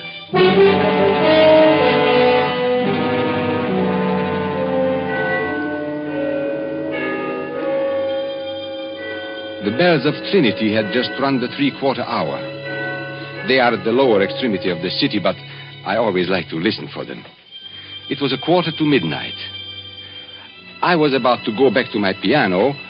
I had been working on a little composition of my own when I heard Nancy coming down the street from the direction of the theater. She was walking very fast. It was clear to me that she was disturbed about something, so I knew she would want to see me. I waited for her knock.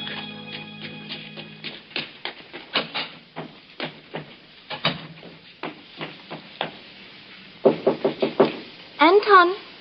Yes, Nancy, come in. Oh, you are troubled. What is it? How did you know? You know I can always tell these things. See, even Carl knows. Oh, hello, Carl. He's so nice. You're both so nice.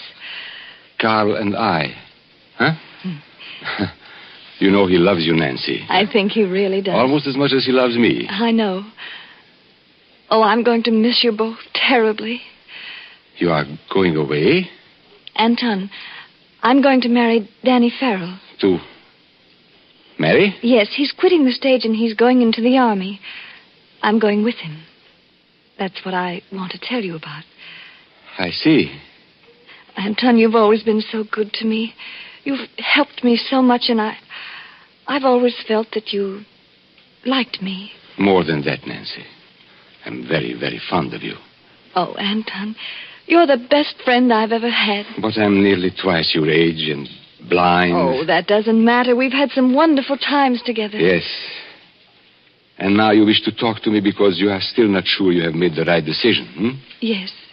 Now, to leave the stage now, just when you are having the first time such a wonderful success. Oh, it isn't that. I've always hated the stage. Hated it? No, Nancy, now. You have a very great talent. You can't have a talent for anything you don't like. And you can't like anything you've had crammed down your throat ever since you were barely able to talk. Oh, it's your mother. She's counted on it all these years. She sacrificed everything for my career. Oh, Mother loves me in her way, but sometimes she's so strange. When I told her about Danny tonight, I thought she was going to have a stroke or something. I've seen her angry before, but never like this. Oh, it will pass. Anton, for a minute she looked insane. I was frightened, really frightened. Listen. What?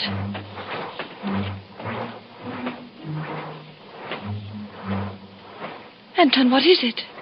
Your mother, leaving her room. She will be coming down here to look for you. How do you know? The rustle of her satin robe. I hear it often. Perhaps you better not speak anymore just now of your little trouble. Oh, I shouldn't have bothered you. I know it must seem childish and silly to you. No, Nancy. It is not for me. But perhaps your mother will not like it that you confide in others. But how could you know that Nancy? You see? She is coming. Nancy? Yes, Mother? Oh, there you are.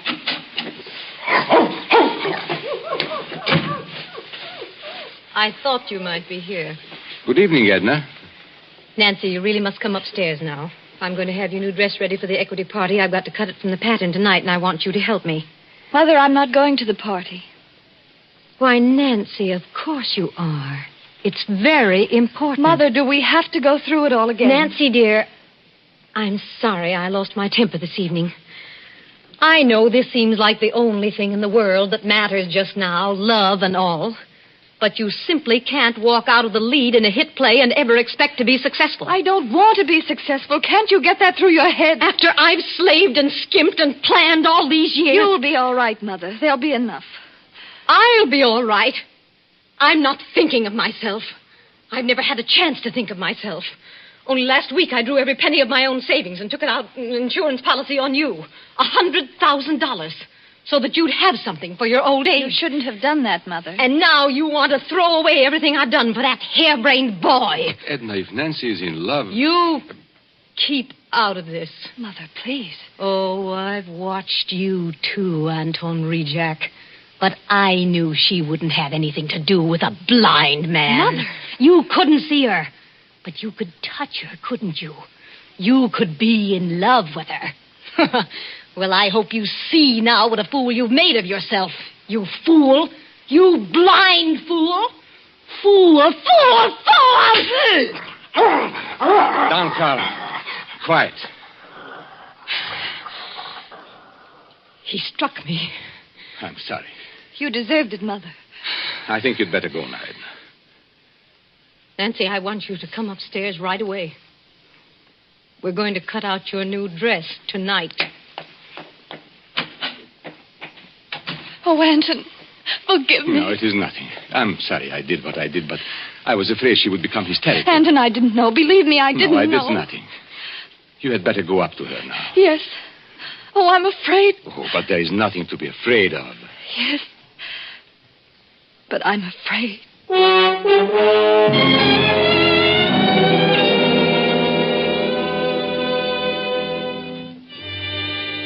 I could not sleep, although it was late. I tried to go back to my work, but my attention wandered. I could not keep mind from what was going on in that room upstairs. I heard each sound as clearly as though the cause of it were there at my very side. Nancy was weeping, and against the sound of her tears, like an inexorable counterpoint, the scissors, deliberate mechanical snipping and crunching of heavy dressmaker's shears, cutting material on a table. Then there was an interruption. Footsteps running up the stairs. The footsteps of Danny Farrell. I knew what would happen then. Mrs. Collins, you've got to listen. So I did not want to listen. Here. Nancy, but for a moment I did. Danny, I don't know what to do. Well, it's about time you found out, isn't it? I shut my mind to it. I didn't want to hear anymore. There was to be another quarrel, another agonizing scene. And then presently I heard the steps again. Slow and heavy this time, coming down the stairs. They went towards the front door instead of to his own room. He was going out. I did not know what he might do. I went to my own door, and as casually as I could, I opened it. Oh, hello, Anton. Why, hello, Danny. Were you going out? For a little walk. It's late. I guess it is. I'm sorry, Danny. You know about it, do you? Yes, Nancy told me tonight. There was a scene with her mother again, but it will come out all right. Oh, no, it won't. Why? Nancy's changed her mind. Or rather, her mother's changed it for her. The poor child. Anton, Nancy's a lovely girl. She's the loveliest girl in the world. But she's weak. Oh, but we are all weak in one way or another. But she doesn't know what she does to people. She doesn't know the torture she puts people through. No. And I can't stand it any longer. If I can't have Nancy, I'll do something. Danny, now, it will be all right. It can't be all right. How do I know it won't go on like this after we're married? Oh, I'm crazy, I suppose, but I know how these things are. Two young people in love cannot be kept apart by anyone or anything in this earth. No, Anton. I thought it over and over every way there is. It won't work. Oh, come in. Anton, I didn't know you were here, Danny. Okay. I just heard the news over at the theater. Congratulations. Thanks. I suppose I had to say that. You know I don't mean it, Danny. Please, Kay, I don't think you love her, Danny. I don't see how you could. Kay, I don't want to talk about it tonight. Are you afraid to talk to me, Danny? Are you? I'm sorry, Kay. Good night, Anton. Danny. Danny, listen to me. Danny! Oh, let him go. He's upset tonight. He's upset. He's upset. Kay, stop it. Get hold of yourself. I love him. I love him. I can't let him go. Oh, but you must, don't you see? He's going to be married. Before she came along, he couldn't even think of anyone but me. Well, she planned it very nicely. Just the way she's planned everything else. She doesn't care how many lives she wrecks, including his.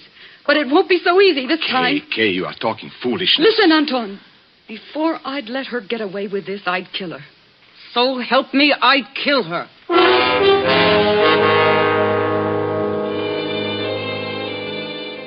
She left me at last. I paid no heed to where she went. I was disturbed and troubled. I sat in the darkness of my mind thinking. Then I heard steps again. Those odd, dragging steps coming towards my door. Franz? Yes, Mr. Reject. Did you want to see me, Franz? No, I was only listening. Listening? To what? Don't you hear it? The beating of the wings? They've been close about the house all evening. Oh, have they? The time is very near. Are you a good man, Mr. Reject? Now, I don't know, Franz. I try to be. The black angel with the bright sword of righteousness and vengeance. Do you think we can escape him? Well, I hope so. No. Don't you know what goes on in this house? Haven't you seen them? With their painted lips, the tinkling rings and bracelets, and the vanity and their scoffing? Yes, Franz. What have you in your bag there? Oh, yes, my tools.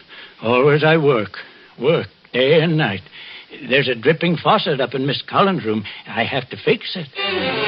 Dripping faucet? Oh, yes.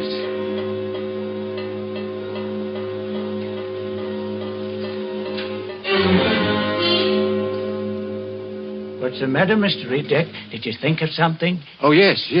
I was thinking that I must take Carl out for a walk. No, Carl, down. Hello there, Carl. He's a fine dog, eh? Franz. Yes. Go along. Do what I told you. It's late. Yes.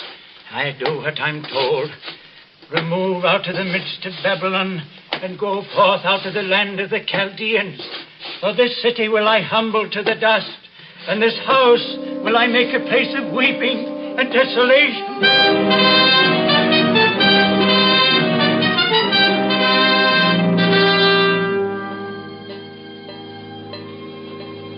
The moment the old man called my attention to the faucet, I had heard it. When I went back into my room, I still heard it.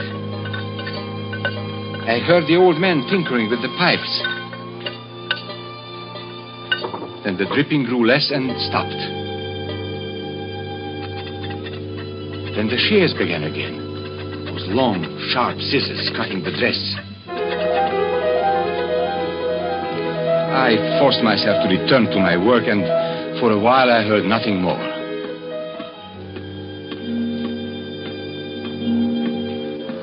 Then I heard it. The dripping had begun again. But this time it was no longer water that was dripping. It was then that I knew. I sat frozen with horror. It was the most terrible sound I had ever heard in my life. At last I got up and took my cane and went to the door. Carl wished to go with me, but I closed the door on him. It was later, somehow in my confusion, that he slipped away. I started up the stairs. That terrible sound grew louder. It came from Nancy's room. I had just reached the top of the stairs. There was no way for anyone to leave Nancy's room except in my direction. It was then I heard the telltale whisper. The murderer had passed me in the darkness. I went to Nancy's door. There was no need to go in. I knew what was there as surely as though I had seen it happen with the eyes I no longer have. For I could hear the steady dripping of her blood.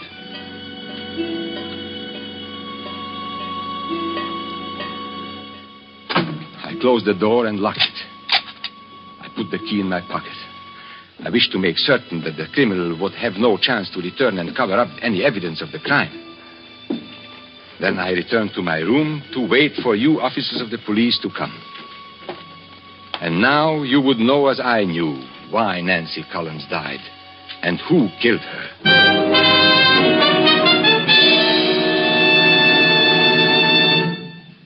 Well, do all all you people here confirm what Mr. Rejack says about your movements last night? Wait. What did you mean about the telltale whisper? Oh, what is the use of any longer pretending, Edna? You killed her. Now you must pay for it. No. Now, doubtless you have already found her fingerprints on the scissors with which Nancy has stabbed. Oh, naturally they were Mrs. Collins' scissors anyway. And I have a suspicion that you will find the insurance policy she took out on her daughter's life only last week that makes Edna Collins the beneficiary in the event of Nancy's death. No, I didn't do it. You better take her along, Haggerty. All right, come on. No, please, wait a minute. Maybe I've been selfish, but I loved her. He's lying because he hates me for what I said. No, please! Well, Mr. Rejack, I guess several people owe you their thanks for this. And you owe me nothing. If it could only bring her back to life. Come in. We found Mr. Rejack's dog, ma'am, down in the cellar. Been there all night.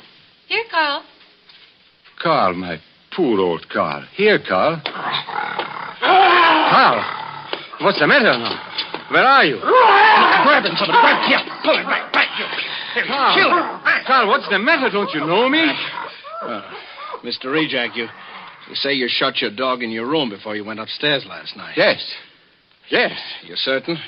Well, but of course. And you say you did not go into Nancy Collins' room after you discovered the murder? No, I did not. Well, that's very strange, Mr. Rejack, because your dog did. His coat is matted with her blood.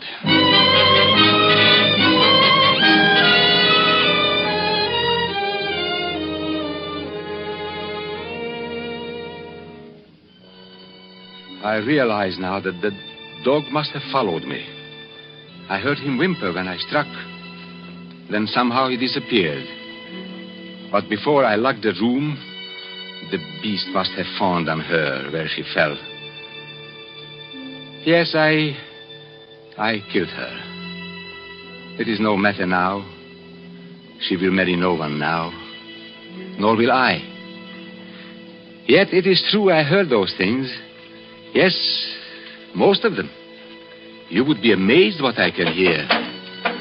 Now, even from where I sit, I can hear the men at work at the place where they will take me, although that place is many miles away. They are hammering on the scaffolding in preparation for me. And now they are clambering up on the platform. And now they are about to test that ingenious device that will snuff out my life.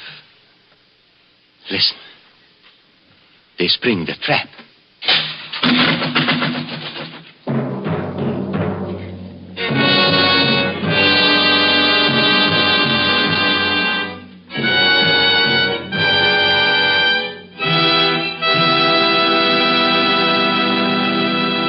And so closes A World of Darkness, presented by Roma Wines and starring Paul Lucas. Tonight's tale of Suspense. In just a moment, we'll hear again from Mr. Lucas. First, though, let's visit one of the great airports in our country. The afternoon clipper has just landed in the USA. A North American and his newly arrived visitor from south of the border are about to take a table at an airport cafe. Well, Elliot, I promised to return your visit, and here I am. I'll try to make things as pleasant for you here as you made them for me in your beautiful home in Las Palmas. How about some wine before dinner, Carlos? Oh, thank you. Some sherry, perhaps? Certainly. Wait a Oh, Elliot, can we get here that wonderful Roma wine we had the day you left my country? Well, of course, Carlos. Here we can have Roma wine anytime. To wine connoisseurs abroad, Roma wines are a rare treat because shipping now is difficult and duty is high. But here at home, you can enjoy these great wines as often as you like. For Roma wines of all types are made in our own California. Highly prized and high-priced elsewhere, Roma wines here cost little enough to be served even at everyday family meals. And what a difference they make in meal enjoyment. Why don't you surprise your family tomorrow with delicious Roma California sherry? You never tasted finer. You don't need a special menu or special glasses either. Just chill the wine beforehand, and when your folks come home, pour them a delightful glass of Roma. Almost all wine dealers have complete assortments of Roma wines. They are America's largest selling wines. Ask for Roma, R-O-M-A, made in California for enjoyment throughout the world. But before you buy wine, buy war bonds and stamps. This is Paul Lucas again, ladies and gentlemen. Germany murders her cripples. We protect ours, have them back to normal lives. And we fight the major cause of crippling, infantile paralysis. Every night from now till January 31st, sort out all the dimes you have. Then enlist them in the March of Dimes. Send your contribution to President Roosevelt at the White House. It's the American way. Thank you, Mr. Lucas. Next Thursday, same time, your stars will be Virginia Bruce and Alan Jocelyn in Suspense. Presented by Roma Wines, ROMA, made in California for enjoyment throughout the world. This is the Columbia Broadcasting System.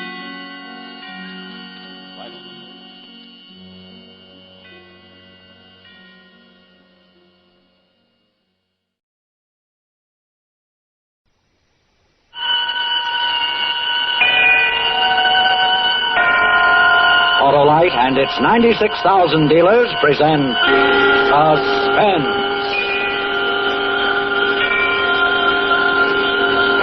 Tonight, Autolite brings you a suspense play of love and death in a New York penthouse, The Well-Dressed Corpse, and starring Miss Eve Arden.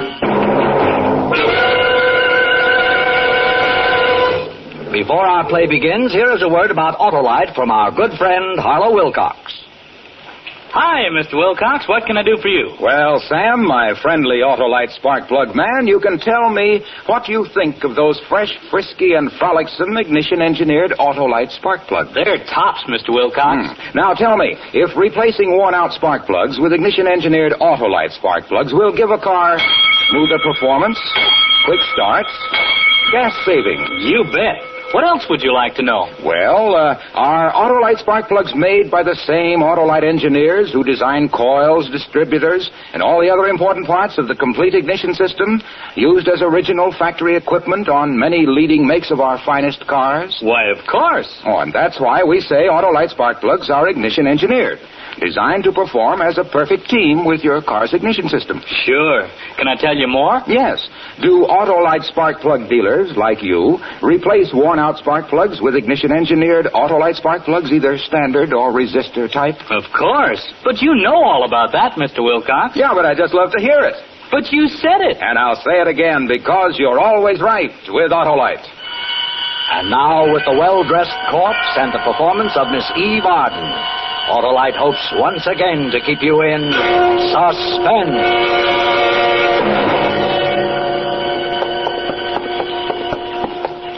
She's lying on the couch in my office. Thought I'd just let her alone until you showed up, Captain Rourke. Well, that was considerate of you, Lieutenant. Here we are. Inside. Are you sure that's her? I'm positive. Where was she picked up? In her bedroom? Hell's Kitchen, an alley. She lost her dress, and one of the boys gave her his overcoat. What's your name? My name is Ruth Franklin. How old are you? 33. Where do you live? Pickwick Arms on Riverside Drive. Do you drive a car? Yes. A blue convertible. Mediterranean blue. Did you go to school in the city? Graduate school, Columbia University. I went to Stanford. I worked for the Carrington Green Advertising Agency. My secretary's name is Petey Wright. I'm the murderer you're looking for. Okay. I guess you're Ruth Franklin, all right. I guess I can't blame you for not recognizing me. Did you know that 6 weeks ago I was voted one of the 10 best-dressed women in America? Yeah, I've read something about it. I always knew that someday I would be. But when it actually happened, it was just as exciting as if it had been a total surprise. The invitation to the buffet luncheon to meet the press came on Friday. I ran right out and bought the most elegant and expensive dress I could find. And when I swept into the luncheon, everyone was looking at me, including the other 9 well-dressed women.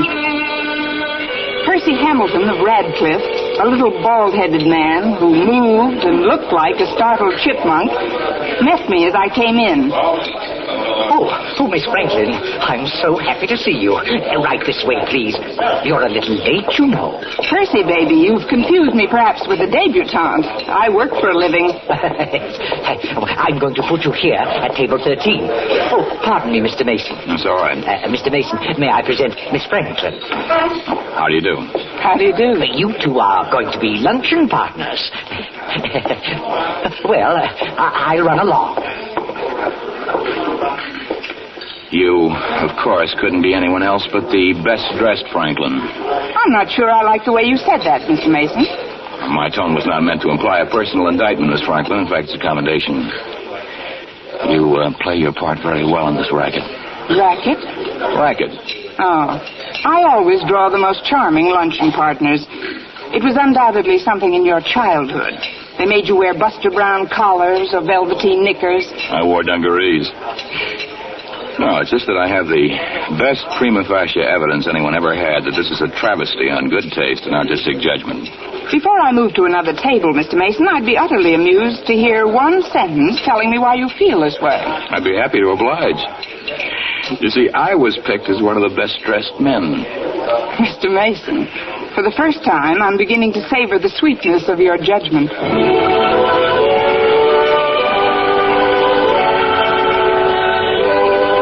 Well, that was the way it began. A little careless banter while we sized each other up. And something in our measurements had meaning. Because despite speeches and cold chicken a la king and news photographers interfering with most of our conversation, we later found ourselves at the Stork Club, analyzing everything from Picasso to paper hanging. Sometime in the evening, he said he had to catch a plane somewhere, but he'd get in touch with me soon.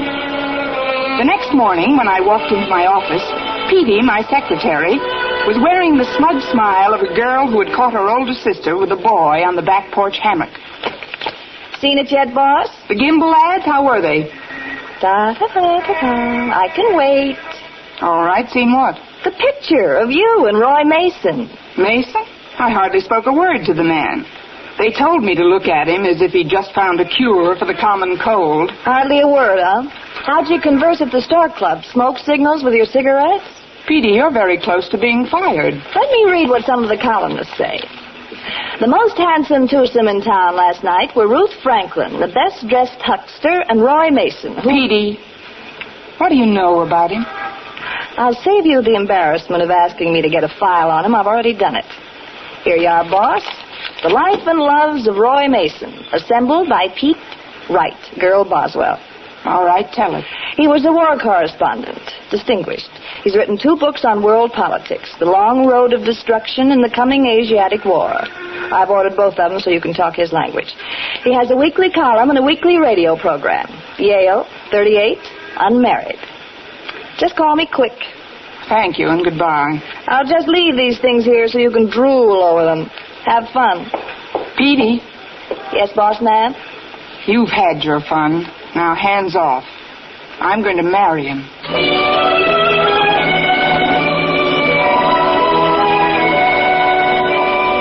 I read those clippings through from beginning to end. And when I went home that night, I took both of Roy Mason's books with me. And the following night, he called me. And then it was practically every evening.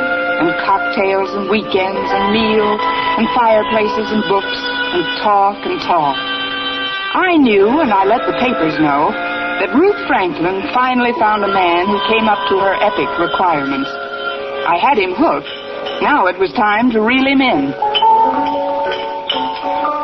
Roy, I have some news I know you'll be interested in. You gonna run for president? Oh, no, nothing as small as that. I'm going to get married. You're going to get what? Married. Oh? To whom? A man named Roy Mason. I just decided. Ruth. I'm sorry, I can't. I'm already engaged. Who is it, Roy? A Long Island socialite, Elizabeth Granger. You know her? No, and I don't believe I'd want to. Oh, Ruth, did you think we were going to be married? Of course I did. And so did every newspaper and columnist in town. I never pay any attention to the gossip columnists. Well, a lot of people do. Oh, Ruthie, now, don't take it like this. You must have known I had a life before I met you. I should have known a lot more, I guess, than I do. Ruth, don't lose your head over this. What do you expect me to do? Break down and beg you to change your mind and marry me? I'm sorry, Roy. I'll go home and read an old coward play and get over it.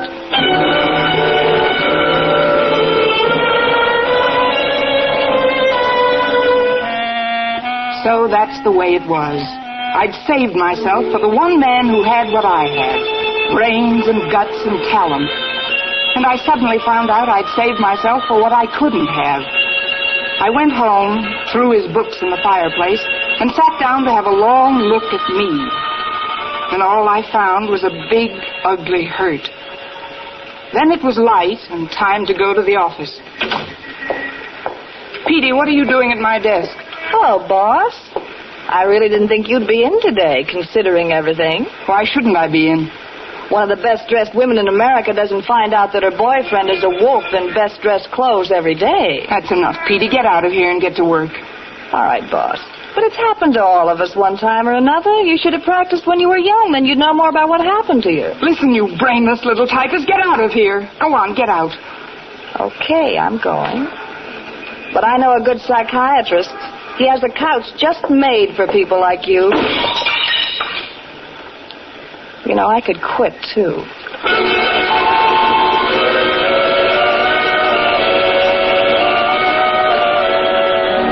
The whole office knew about it. It pleased their tight little minds that I'd been caught off guard. Most everyone, including our 3 vice presidents, found some sort of excuse to come in and see the woman who'd been taken in love.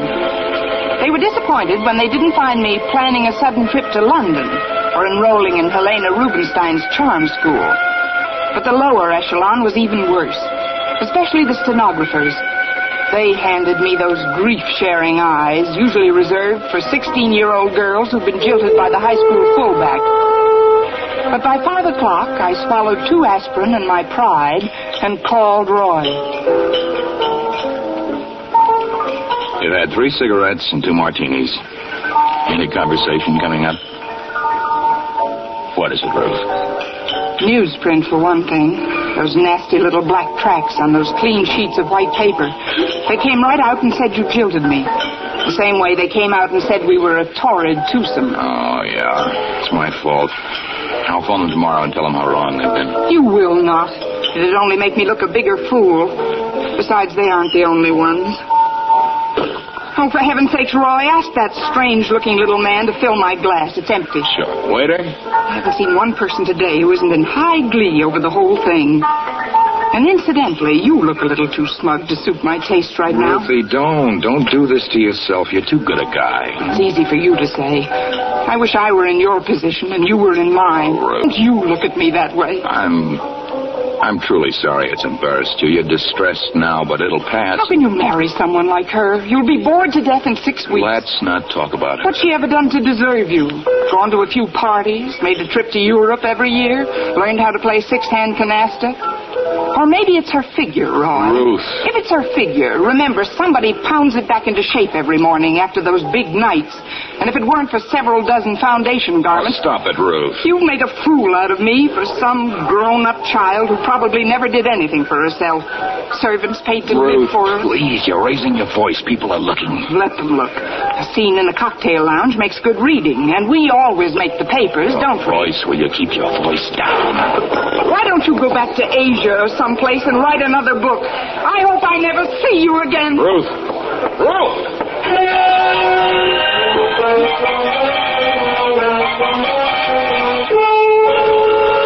Roy looked foolish shouting after me. I looked even more foolish trying to make a dignified exit through the tears. Oh, leave it to me. I did a good job. I went off stage like a second lead in a little theater production. The next day, I didn't go to the office. I felt weak and weary and sick all over. And I didn't answer the phone until 3 in the afternoon. Hello? Me. Oh. I'm trying to get you all day. What for? To tell you that we're friends, you and I. I hate like the devil to think that you really meant it when you said you never wanted to see me again. I sent you a letter last night, but I'd rather tell you what I said in person. Now, look, Roy. Let me go on, will you? A man rarely meets a woman like you. I was lucky. Real lucky. Ruth, you can send me away altogether if you want to, but I'd miss you for the rest of my life, and that's the truth. But you're going to marry her. Ruth, I want to talk with you calmly, decently, honestly. I want you for a friend. Mixing a couple of drinks in my apartment around 5 tonight. I hope you'll be there.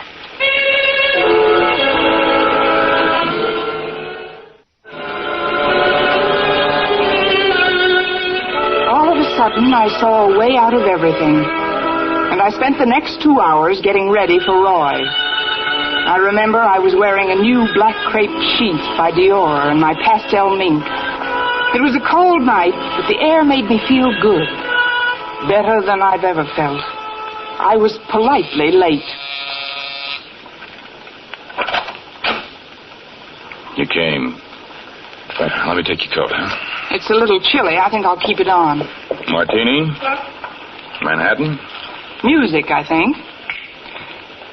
Now a martini. Already had them fixed. I knew you wouldn't pass up a Mason special.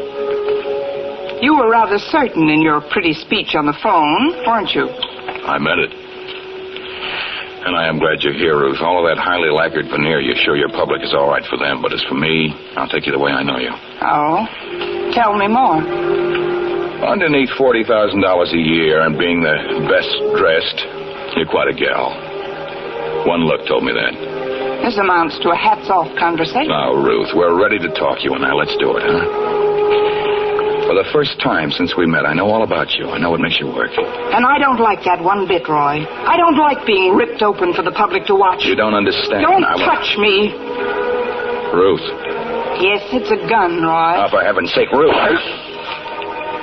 Ruth, stop this. You got it all wrong. Put down that gun. Get a doctor. We'll say it was an accident. Stay away from me. Oh, the doctor. No. No, it wasn't supposed to be this way at all. Ruth.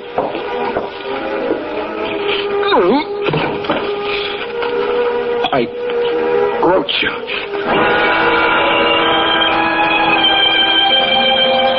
I stood there looking down at him. He tried to talk again, but he couldn't say a word. And then, all of a sudden, he was dead.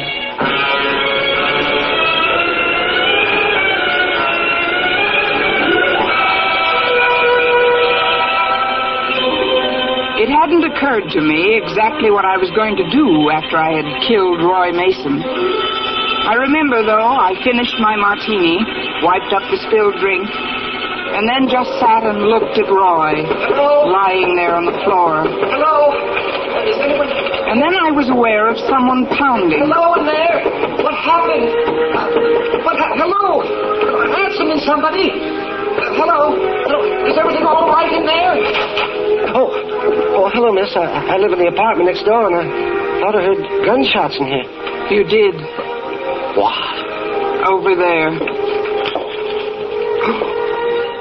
Oh. Well, I better phone the police. Is there a phone? On the desk.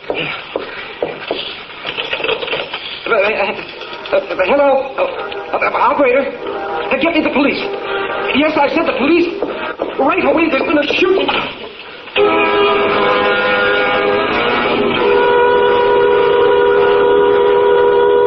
No one lifted a hand to stop me. Downstairs, I got a taxi back to my own apartment, changed, threw some things into a bag, gathered up my jewelry and what money I had. I took my car out of the garage and drove to the station and caught a train as far as Greenwich. There, I registered under another name at a small hotel. I was going to go on up to Canada the next day, but there was something I just had to see before I left the country. So instead, I caught a train back to New York.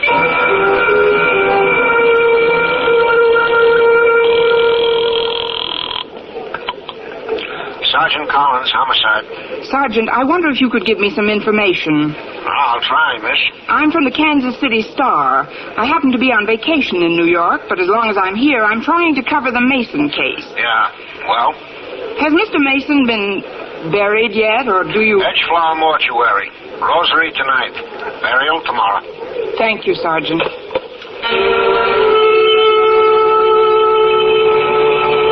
I was at the Edgeflower early, waiting across the street. It was cold and blustery, but I wanted to see her walk in. I wanted to see how well she could take it. But Elizabeth Granger didn't appear at his rosary. The next morning, I wore dark glasses and a veil. I went to his funeral, but she didn't.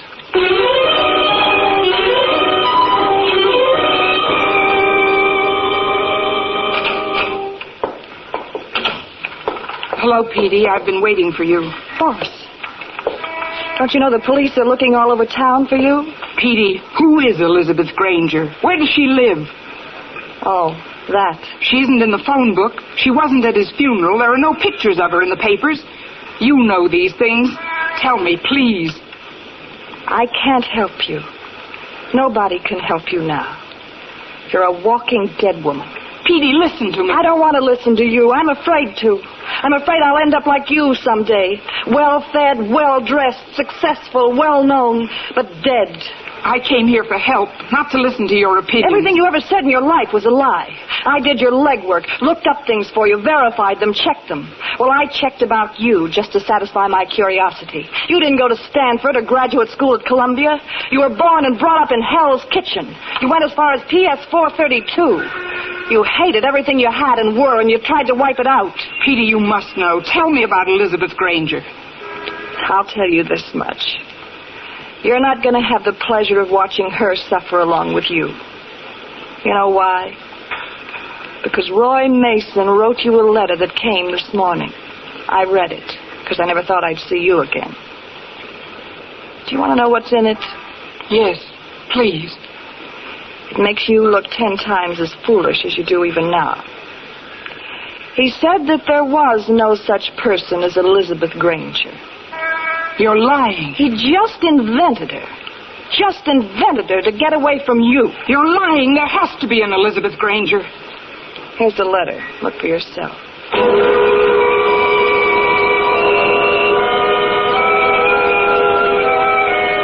It was true. Every word of it. There was no Elizabeth Granger. Roy just didn't want me and had to find some excuse. I walked to the door, wondering what to do, where to go. One more thing, boss. 10 seconds after you're out that door, I'm going to call the police. I didn't answer or look back. I just ran out of the apartment house and found a cab and had him drive me around and around, through streets and down streets and across streets. I scarcely even saw policemen or people. Finally, I left the cab and began walking around, trying to understand myself and why I'd killed Roy. And everything that came out of my mind revolted me. I wanted to drink. 12 drinks, 100 drinks. You sure you're in the right place, lady? Just give me a double bourbon, scotch, triple, I don't care. Well, you're old enough. Hurry it up, here's my money. Hey, Eddie, get a load of the dough. How would any dame dressed like that come into a place like this? Slumming. What are you, stupid or something? I like to come down where life is rough, where men are men. I've seen lots of them in my day, looking for thrills. Yeah? Yeah. What do you think she came in here for? Thought it was the White House or something? Oh, talk. I'll show you how to handle a doll like that. Buy you a drink, ma'am? No, get away from me. Oh, now, you don't really mean that. Tony, the drink's on me. Why don't we have it in the booth over here? We can talk, huh? Get away from me. Who do you think you are? All right, Eddie, no sell. Who does she think she is, anyway? She's got no right in here unless she wants to be sociable. She's a bum, and you know it, Tony. Eddie, can't you see this is a lady? Now go for a walk. Lady? Since when have we had ladies in here? Give me the drink, bartender. Hey, wait a minute. You cheap little bum. Hey, Eddie, that dame. Her picture was in the paper this morning. She killed somebody.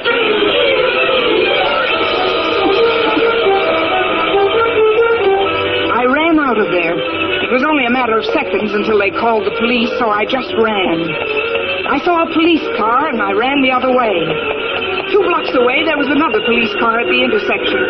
I found an alley and ran down and fell headlong over a garbage can into the dirty, foul snow. I couldn't get up, and I cried cold tears. Come on, dearie. Come on. What are you doing? You won't need this coat where you're going. Leave my coat alone. That's all right, dearie. That's all right. Come on, the dress now. My dress! Ruby, help me get it off. You can't take my dress off me! I can use a fancy dress like that when you can't wear it in jail. I'll tear it off you if I have to. No, please, you can't. Here you are. Grab her shoes, Ruby, and let's go. My dress! They took my dress! Okay. You let them do it. Why did you let them do it? We'll get him. Now, come on. Lift up your head. I gotta see you. Oh, don't hurt me, please. I'm somebody. Yeah, that's what I thought. Ruth Frank. I'm somebody. I'm somebody.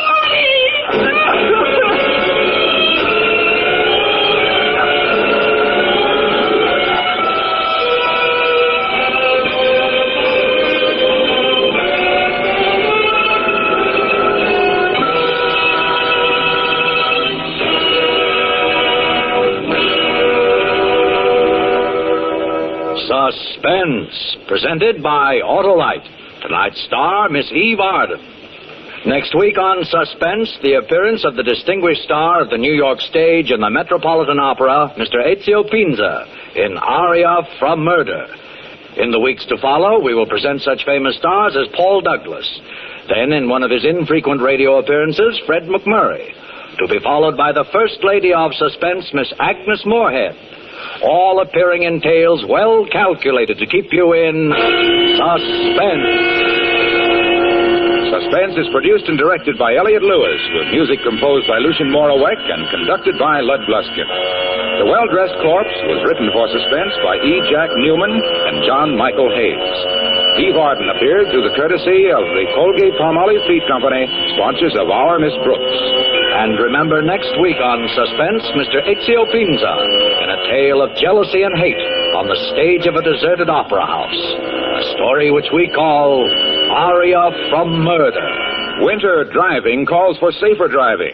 The National Safety Council urges you to winterize your driving as well as your car. Keep the windshield clear, keep a safe distance from the car ahead, and pump your brakes. Don't slam them. Be careful and don't skid yourself into trouble this winter. This is CBS, the Columbia Broadcasting System.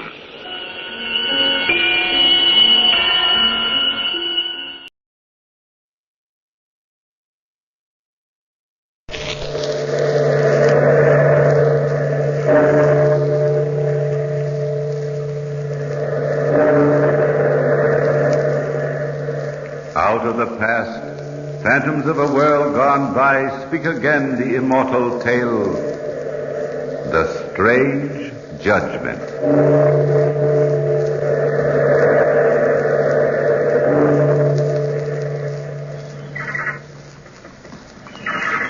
Someone is on the trail below.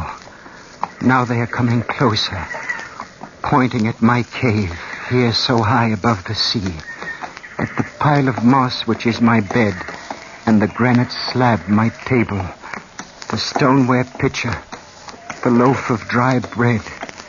Soon they will turn. See now, just like the others, they are going back down the trail, like the village folk who go to the marketplace by another trail so as to avoid me.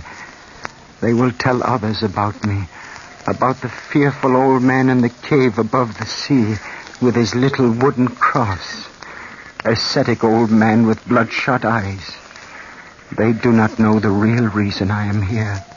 That once, many years ago, before I took a vow to do penance in this prison in the open air, I lived down there on the little islet near the salt marshes at Guérande, lived with my wife, Bruin, and fished. Now only my niece, Perrotte, comes to me every morning, bringing me bread and talks to me. But I cannot answer. I can talk to no one, dare only to kiss her forehead. But then, so long ago, I had many friends. These shaggy hands do not show it, but I was strong then, and the muscles of my body were hard. I could fish with the best of them. That Pierre Compromet has the devil's own luck. He left no sardines for us others. Can I help it that I know where fishes play, huh? Look at your name. So? Compromet. Meaning the sea bends to your will. It's in our family. We know our trade, Oh, devil's luck, I call it. Maybe. Oh, there is my wife. Pierre, I'm so glad you're back. Hello, my wife. Pierre, I've got good news for you. And I have something to tell you. Come now, let us walk up the path to the house together, eh? You look so happy, darling. I should be. We have made money, my cherie. We can afford a bigger vessel. Oh, please, no, Pierre. But the sardine fishery has brought us money. The boats we have are only small. With a bigger boat, I could go cod fishing. Don't know. You'd be away so long. I love you so much, Pierre. The days and nights are so long when you're at sea. Then I shall stop going for sardines. No, I don't want that. I know. Cod fishing is too long to be away. I think so. Then I shall stick to the sardines and a little deep-sea trade for the dealers, huh? Mm-hmm. Oh, that was a good haul, this trip. Let me see. Here, look at this account. With the house and the island, the boats, and now this new catch. Well, one more trip and we will be worth money. Much money? 12,000 livres, I should say. Good. Of course it is good. What woman in the village... I mean because we'll need a little more now. Sherry, what do you mean? Remember how we talked about a little one? I remember. Oh, no, you mean... Mm-hmm. Bruin. Oh, you sweet one. Maybe it will be a son, eh? A son. Yes, a son. And we'll name him Jacques. Yes. And when he is old enough, we'll take him to the carnival. Yes, we'll take him to the carnival.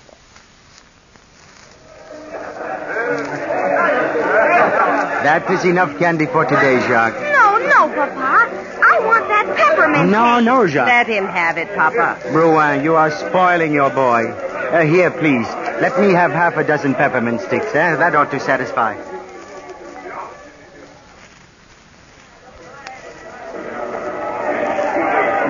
I do not want the doll. I want the gun. But you are too young, little Jacques. Next year, the gun, maybe. Take the doll. No, I want the gun. I want the gun. You see, Bruin, he has a will of his own, that boy. Oh, I'll buy that gun there, please.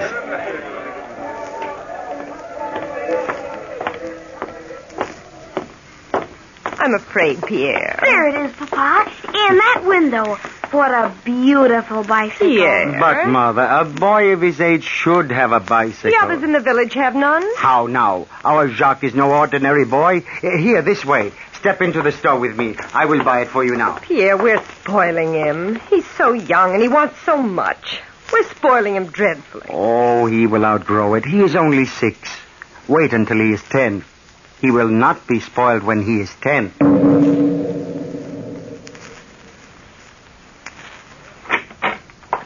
Where is Jacques? Upstairs. Oh, Jacques! I sent him upstairs. Why, Bruin? He's been fighting again. He all but killed Montre's son. Oh. Why do you weep, Bruin? They're saying in the village he put out Foucault's little girl's eye. Nonsense. In the village they will talk about anything. Oh, but he will be one for the girls, that Jacques. That isn't all. Last week the fowls, he twisted their necks just for fun. Such things make one bloodthirsty like a weasel. Oh, it is nothing, Bruin. Do not weep, please. He is young. He is only 10. Wait till he grows older. He will be the perfect gentleman when he is 15. Wait and see.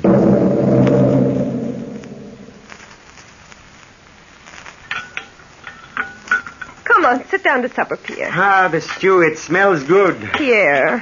Where is Jacques, eh? I don't know. Guérin, maybe, or Savenay. He's getting a little wild, Pierre. Oh, a boy of 15 needs to be active. It is natural. Pierre, remember the time you walked 20 leagues to repay a franc the dealer had overpaid you? Yeah, that was a walk, eh? Why isn't Jacques like that? I don't... You mean... Has our Jacques taken money? A little. I had a few coins and a jug in the cellar. Well, a young fellow needs money to carry on, I suppose. But that is not right. No, that is not right. Oh, he's still young. Maybe in a year or two he will be settled. Maybe he will not be so wild. Who knows?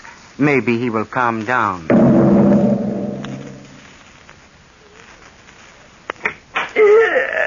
Rouen, what is it, Sherry? This table, it is strange. What has happened to the other? Oh, Pierre! This furniture. I know. Oh, the furniture, it is not our stuff. What happened to it? Rouen, what happened to our furniture? Look in the wardrobes, too, and in the closet. The linens, they are gone. The sheets, everything. Where has this chair come from? Neighbors, they loaned it to me. You have traded our furniture? No, Pierre, no. Then what has become of it? I tried to stop him. He wouldn't listen to me. Jacques, eh? He sold it. Didn't he? Answer me, Yes, Rouen. I tried to stop him, but I couldn't. Where did he go? To the cafe in town, I think. But it's late. He should be back soon. Oh, Pierre, what shall we do with him? I do not know. Imagine a youth of 17 selling his family's own furniture so that he may carouse in a cafe. Maybe he isn't really bad.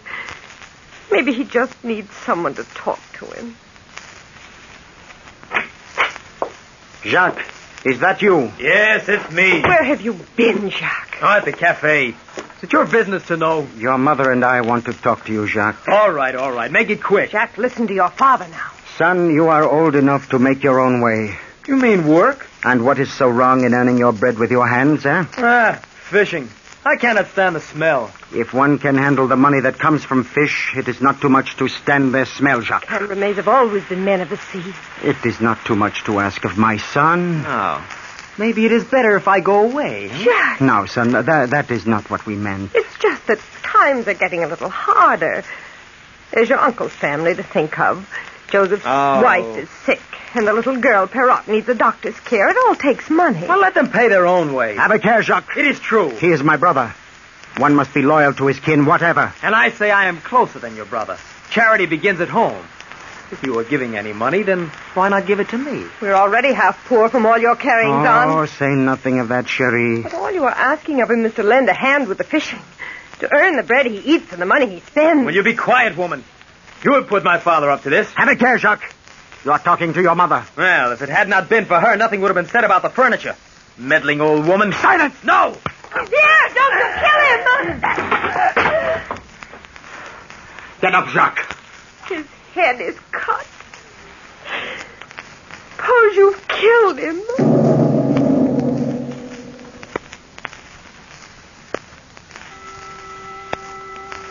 2 a.m. So late and I'm so tired. Rouen, is that you? Yes. Where are you? In bed. So dark. Have you been in Jacques' room? Huh? Yes. How is he now? A little better. It was a bad beating you gave him. He should not have spoken to you that way. Oh, I didn't mind, really. But it was unkind the way he spoke of Joseph and his family. Of little Perrot. How's the mother, by the way? No better. I fear for her. Bad. So tired. Come to bed, Rouen. Yes, I will. Good night. Good night. Ah, the bed feels good tonight.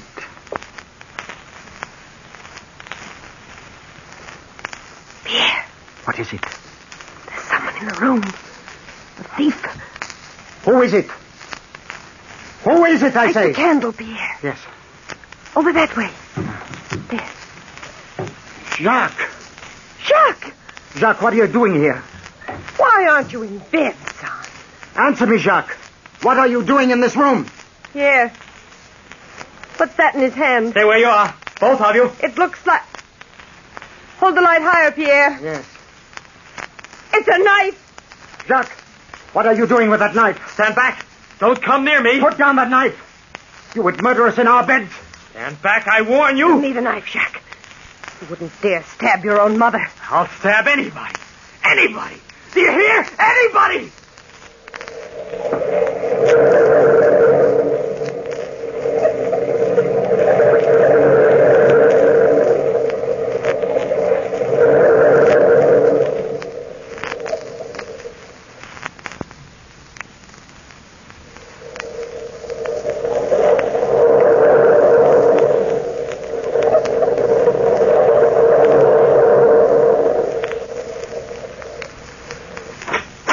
Bruin, where are you? Oh, there you are. You're home early, Pierre. The fish are running poorly. Where have you been? At your brother's? Oh, how is his wife today? Worse. And little Perrot? She still needs nursing. Oh, I saw Joseph at the fishery on the way home. They need more money. We're running low. But what we have, we share. You're a kind one, Bruin. Doctors and medicines for the sick, that always takes money. And Perrot, she's such a tiny thing and so helpless. I've fixed it so that later on she'll not be so bad off. What do you mean? In my mattress, I've sewed a Spanish doubloon wrapped in paper. I've written on the paper, for Perrot, so that there's no mistake as to whose it is. Where is Jacques? On another spree. With what? I don't know.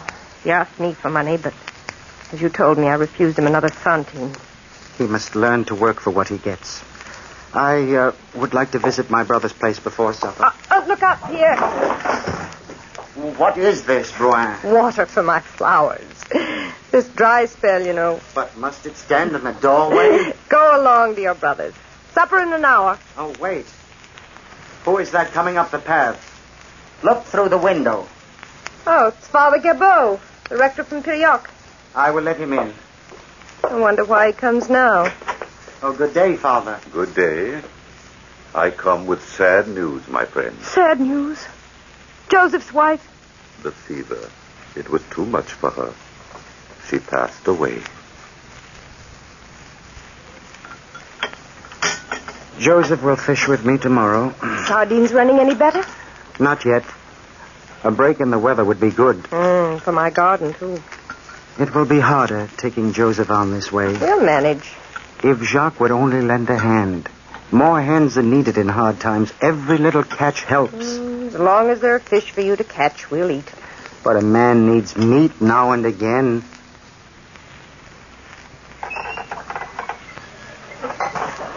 Is that you, Bruin? Yes. Came down to the shore because I couldn't wait. I have something to tell you. I have something to tell you. Here. Look at this paper. I found it floating at the shore. My handwriting. For Perrot, it says. You know, then. The Spanish doubloon. Where is it? I don't know, Pierre. I looked for it this afternoon. I thought I'd take it to a safer place or give it to Perrot now when she needs it so much. But yes. It was not in the mattress. Jacques. He found your hiding place. Where are you going? I'm going to the cafe to find Jacques. To see if he took the coin. Go up to the house, Bruin. Go up and wait for me. Florent, have you seen my son, Jacques? He is in there, in the billiard room. Has he paid his score yet? Yes. Let me see with what he has paid you. Certainly. No, where is it? Oh, this coin, Pierre. My son paid you with that, eh? But naturally. No, I'll take it. Here is silver for it. You see, there is a cross marked on the coin. I have sentimental reasons for keeping it. I understand. You did not tell my son I was here. Oh, of course not. I thought... that is good. Thank you, Pierre. I thank you, Florent. Au revoir. Au revoir. Did you find him, Pierre? Yes. Where? At Florent's cafe. And the coin? Did you find the coin? Look, is this it? Yes. It has the cross on it. Right. Does he know? No. Florent brought it to me secretly after Jacques paid his bill. What are we going to do? Find your wedding gown, Bruin. You will have to wear it for what I plan.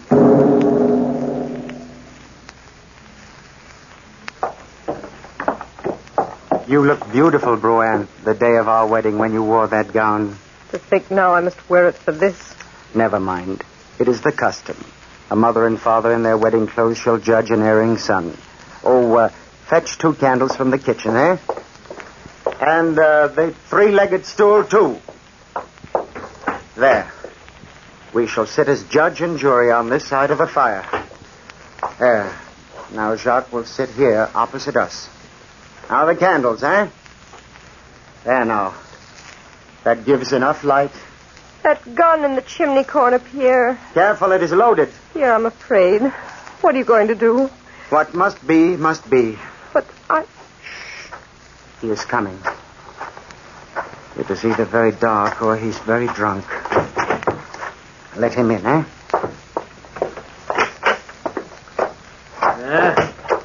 What's this? Is there going to be a wedding? Sit down, Jacques. Maybe this bucket of water will clear his head. No.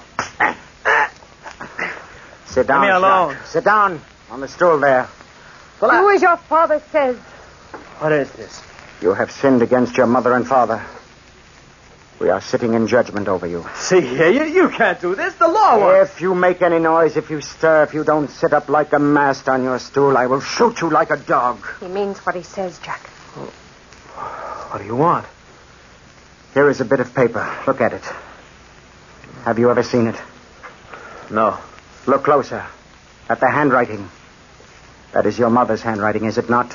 I guess so. Guess so. You know it is. All right, yes. See what it says? For Perrot.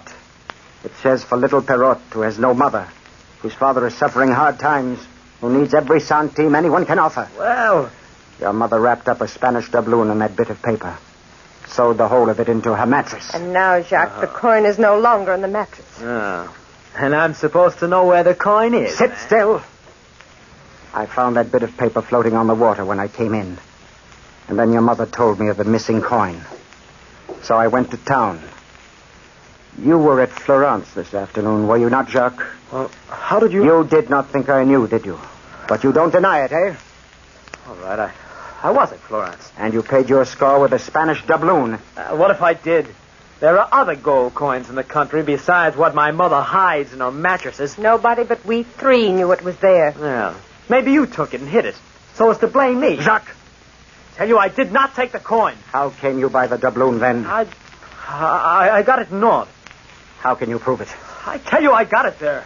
You insist you did not take your mother's coin, eh? I did not take it.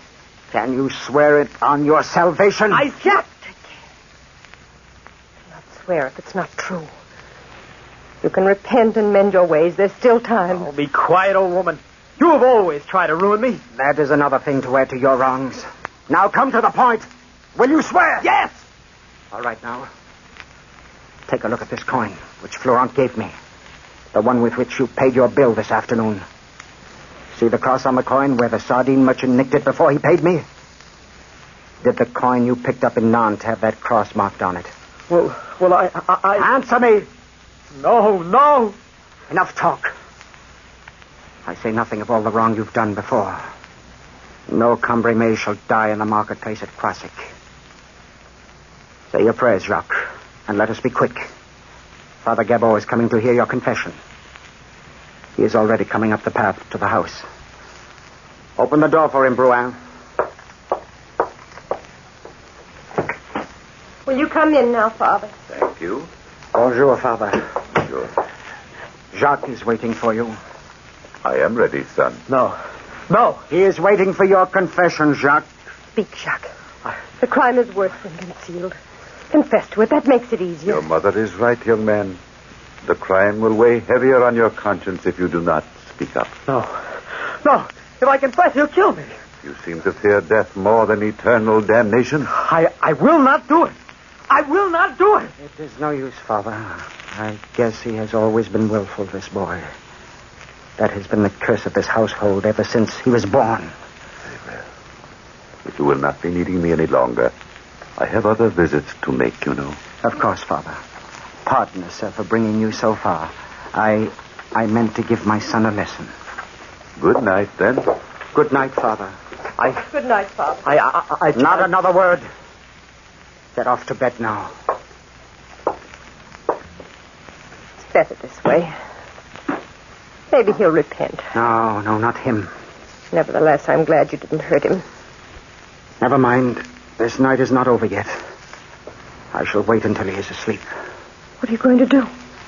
What must be, must be. What are you going to do? You shall see. You shall see.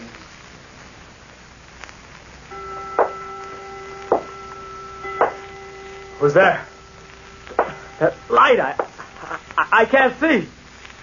Who is it? Father. That rope.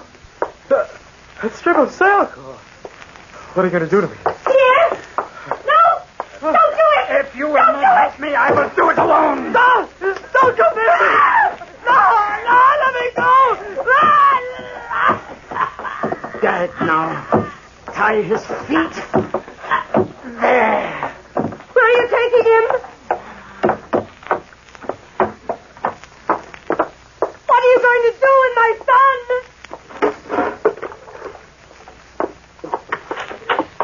Pierre!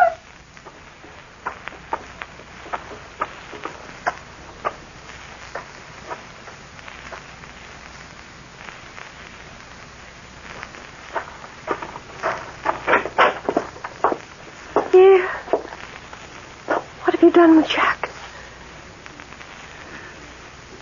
What have you got in your hand? It's Jacques' cap. Where is he? Why are you holding his cap? Tell me, what have you done with him? Pierre, what? His cap. It fell into the bucket of water. It's floating. Pierre! It's floating on the surface of the water. Oh, Jacques, my son.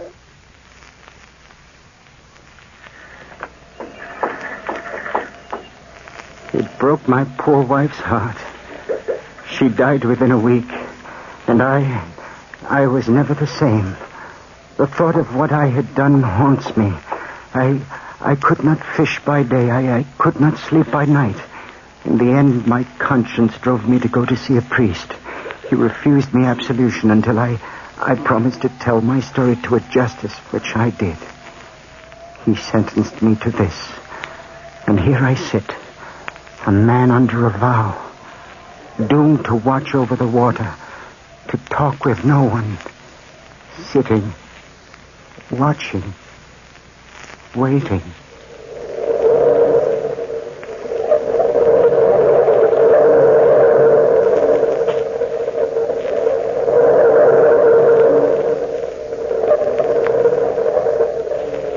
From the time-worn pages of the past, we have brought you The Strange Judgment. Bellkeeper, toll the bell.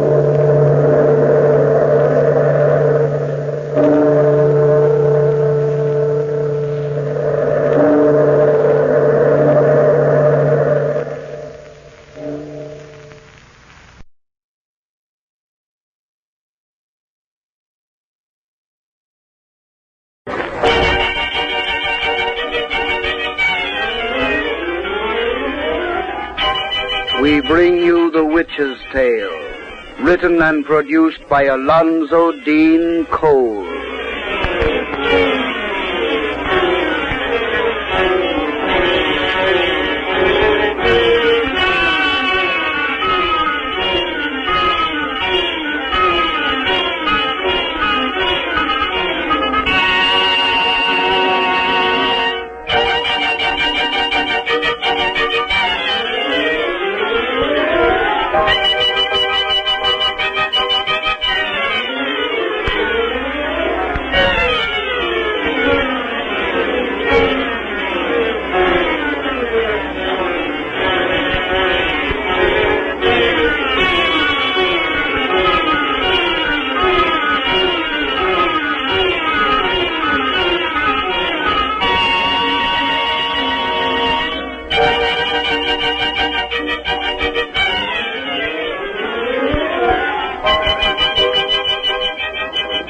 And now let us join old Nancy, witch of Salem, and Satan, her wise black cat.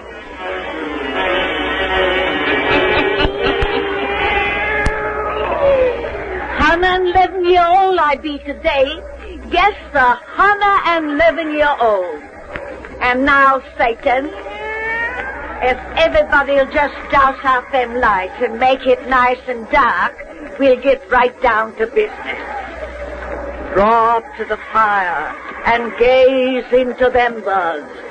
Gaze into them deep, and soon you'll see the hands of time turn back for 100 years. Soon you'll be up in the ocean, off the Cape of Good Hope, that's down in Africa. There, up on the stormy waters, rolls a ship whose captain's name is Vanderdecken. That's his name now.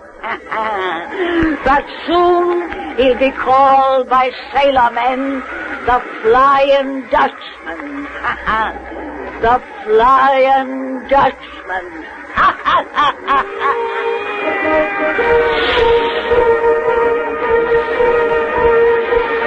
Bend out those topsails. Bear a hand there. Raymer. Jacob Raymer. Coming, man, here, Captain. The men carry. Order them aloft. Bend out those topsails. Right here, Vanderdecken. The men will not go up the clouds again. Will not, sayest thou? Say, sir. No man alive can keep his grip on the yards against this storm. It's certain death to try. Already we've lost 3. And we lose them all out round this cursed cape. But right here we strive against the wind. Silence. I am master here. If thou question my commands by the board, I'll fling thee to join those mates of whom ye prate. Now bend me out those topsails. Aye, sir. The man is mad. Sail, he demands, against headwind. Hold fast, Captain. Hold thy rudder to the wind. Aye, sir. Captain! Mine here, Captain! Here, you specker.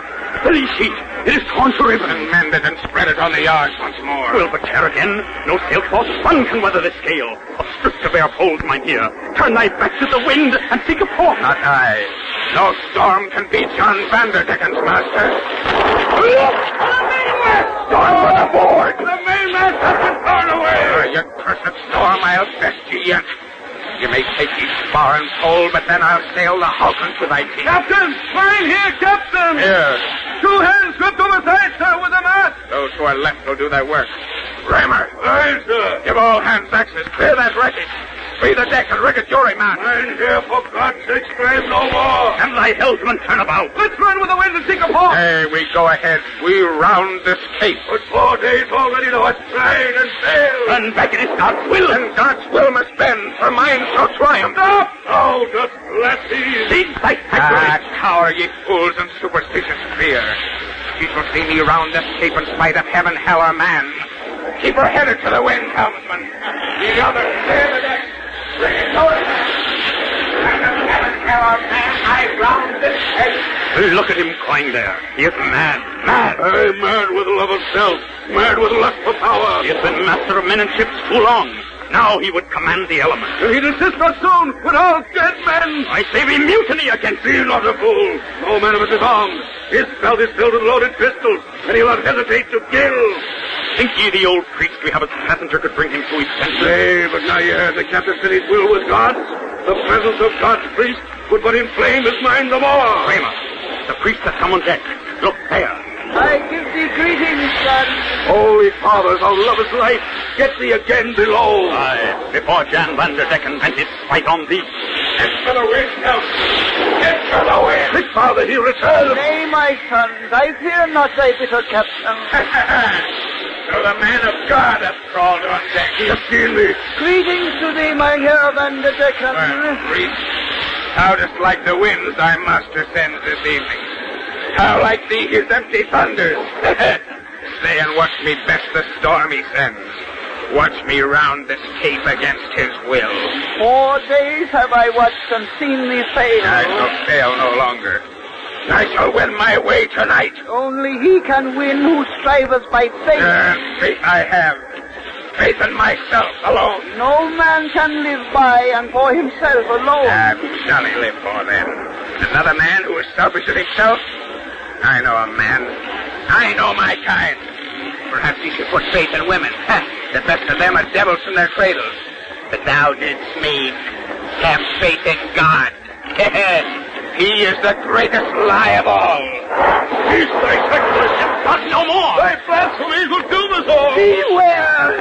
His voice cries to thee from the storm, rash man.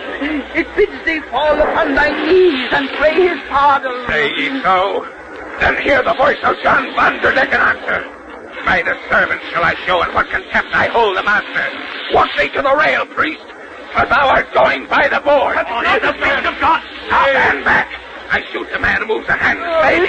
Risk not thy lives for mine, my son. Stand to this rail, and stand until I throw thee to the sea. But first, thou art who art supposed to reign above. Hark to my defiance. The life of this thy servant shall be to thee my challenge. At thy loudest thunder, I laugh at thy impotent rage. Just hear me, God. Despite thee and all thy heaven, I shall kill thy man. I shall best thy storm. I shall round thy cursed cape. That lightning! It hath struck the ship! 'Twas sent by God. The gale hath died to silence. Look! In the bow, a blinding light was sent by heaven. Yea. Oh. Who art thou who has taken shape within yon dazzling glow? I am a messenger. God hath deigned to answer thee, John Vanderdecken. I did not mean. Fall upon thy knees and hearken to thy doom. Spare me. Spare my life. Thou shalt not die. To live shall be thy curse. In the teeth of a gale shalt thou fly forever, always seeking farther, never reaching forth. A phantom ship of death shall be thy home. Thy crew shall be the blackened souls of sinners of the sea. Thou, their master and their slave, shall be alone of flesh and blood. Behold thy living tomb as it rises from the depths. Oh, nay! Nay, not on that. It is a hulk of horror. Is thy eternal home. Nay, I beg. 'Tis a nightmare ship. Black as night with sails the hue of blood. Oh, please, oh, please. Grinning fleshless specters line its rails. Oh, nay. Forgive, oh, Father, holy priest. Thou art a man of God. Intercede and beg for me. I am forced upon this awful bark. Have pity. Have pity. Stay, messenger of God, I pray thee, wait. No soul is ever lost. Even this man's can be saved, redeemed. His soul is black with selfish pride. Only love can wash it clean. He will need man's love to find love. His fate has been decreed. What man here will share his doom to aid him in the search? I. Father. Think well, old man. Thy days of earthly strife are numbered, thy reward and rest at hand. If thou wouldst teach him love, thou too must sail upon this ghostly bark, a living man amongst the dead. I am ready. I go with thee, son. Flesh and blood. Thou givest me the life I would have taken from thee. Oh, foolish soul. And thou didst say all living creatures were selfish as thyself. Thy curse was to be eternal, but this good man's sacrifice hath won thee again to hope of heaven. I shall not have to sail. Thou shalt sail upon yon bark, as I have said, but once, each 7 years, thy phantom ship may touch a port, and thou, for the space of a single moon, may seek for love thyself, and cleanse thy soul of pride. Come, my son. I come. 7 years among the dead, ever flying into the gale, and then a port for a single moon.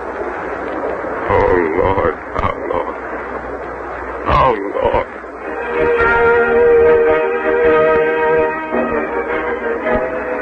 200 years a navy on this ghastly ship of death, ever flying into the gale. 30 times and 9 have I been in port for a single moon, And now the hour draws nigh when I shall rest on shore again. And bitterness is in thy soul, John. Thy heart is filled with plans of evil for thy visit amongst men. Aye, I shall employ this moon ashore to bring dishonor, death, destruction in my path. No, have the centuries of suffering taught thee nothing? Here, by example of thy God, they have taught me how to hate. For I have endured his awful vengeance. Oh, vengeance on thee hath never been his purpose. His plan is thy regeneration. So, this loving father destroys his son with a cursed living death to save him. Oh, cease thy lying sophistry. My centuries of pain have confirmed the truth I knew of old, that love is but a lie, and that self is all that matters. Yet for 200 years and 80, years and 80, years and 80, years and 80, I have been thy comrade on this phantom ship of death. And how at first was thine. I believed 'twas love that made thee share my awful fate. But my brain at last searched out the truth. That which is worse than death to me meant to thee but long. Worse than death to me meant to thee but long. Worse than death to me meant to thee but long of life. Thou art old, about to die. Thy seeming sacrifice has let thee live almost 3 centuries beyond thy span. Poor John, I pity thee. How more than blind are they who will not see? Oh, pity me not. Listen, priest. 30 times and 9 now have I gone ashore, for one great fleeting moon in each long 7 years. Each time I have been humble, seeking that love which now I know doth not exist. Everywhere I found distrust and looks and fear. For though men knew not that I am he they call the Flying Dutchman, they sense I am a being set apart. I am of the dead who live. And in mine eyes men see the horror stamped by centuries of pain. 30 times and 9 I sought for love and found but hate. And now I shall employ my moon ashore to pay. Our phantom ship draws into port. Again for a moon I join the world of men who worship thy revengeful God. And I shall bring dishonor, death, destruction in my path. Dost hear me, Goddess? Dost hear me, Goddess? Dost hear me, God of vengeance? I go ashore to pay thee for my curse. I go ashore to pay.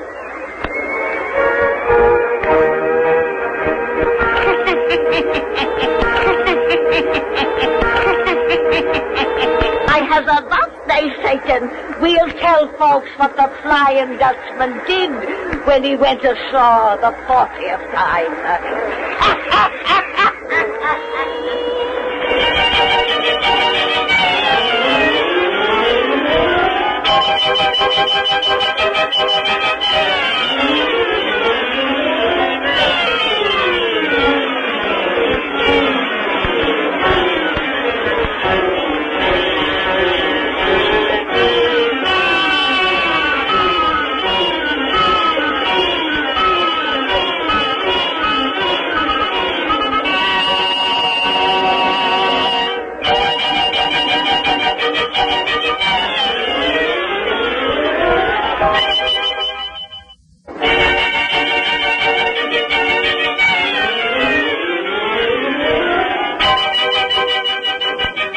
We bring you The Witch's Tale, written and produced by Alonzo Dean Cole.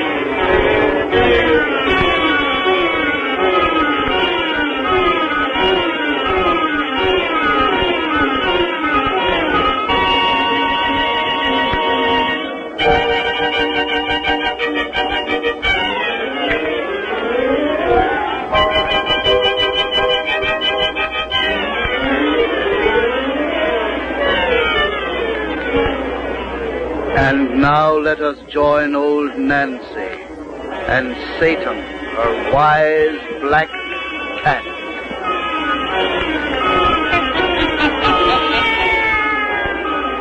Honor and 3-year-old I be today. Yes, sir, going on 104. Now, if you folks will just douse out them lights, we'll spin you the finish of our yarn about that famous sailor man we begun the last time you was here. That's right, Satan. We told how that fella Vanderdecken, for his blasphemy against his Lord, was condemned to sail the seas until his selfish soul is cleansed by love, which he's allowed to come ashore and look for once each 7 years. Well, sir, to help him in his search, a good old priest volunteered to share his curse, but his help didn't do much good. For when we left them, but draw up to the fire and gaze into embers, hear for yourselves just how we left this Vanderdecken. 30 times and 9 now have I come ashore, for one brief fleeting moon in each long 7 years. 30 times and 9 I sought for love and found but hate, and now I shall employ my moon ashore to bring dishonor, death, destruction in my path.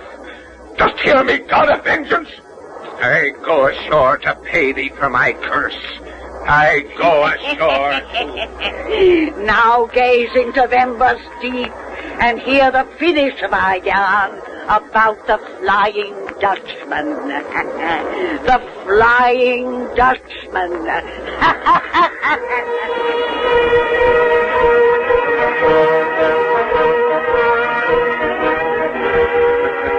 Henry, in this enlightened year of 1810, even such an old sea dog as you can't believe the forecastle yarn of the Flying Dutchman. Now, out there in Portsmouth Harbor lies my proof. That ship's the Dutchman's right among the sun. No, Uncle Henry. You merely say that because it's a dingy-looking old hulk you didn't see come in last night. I tell you, no one saw that ship come in. And I tell you, I recognize it. For nigh 300 years, every sailor man upon the 7 seas has seen that black 2-decker fly by him at least once. In dead calm, I've seen it, cross our bows like lightning, backwards, with ever stay and sail straight on again a gale, while we on a human ship couldn't even smell a breeze. Are you sure you hadn't been sampling the ship's rum barrel when you saw all that? Yes, I am.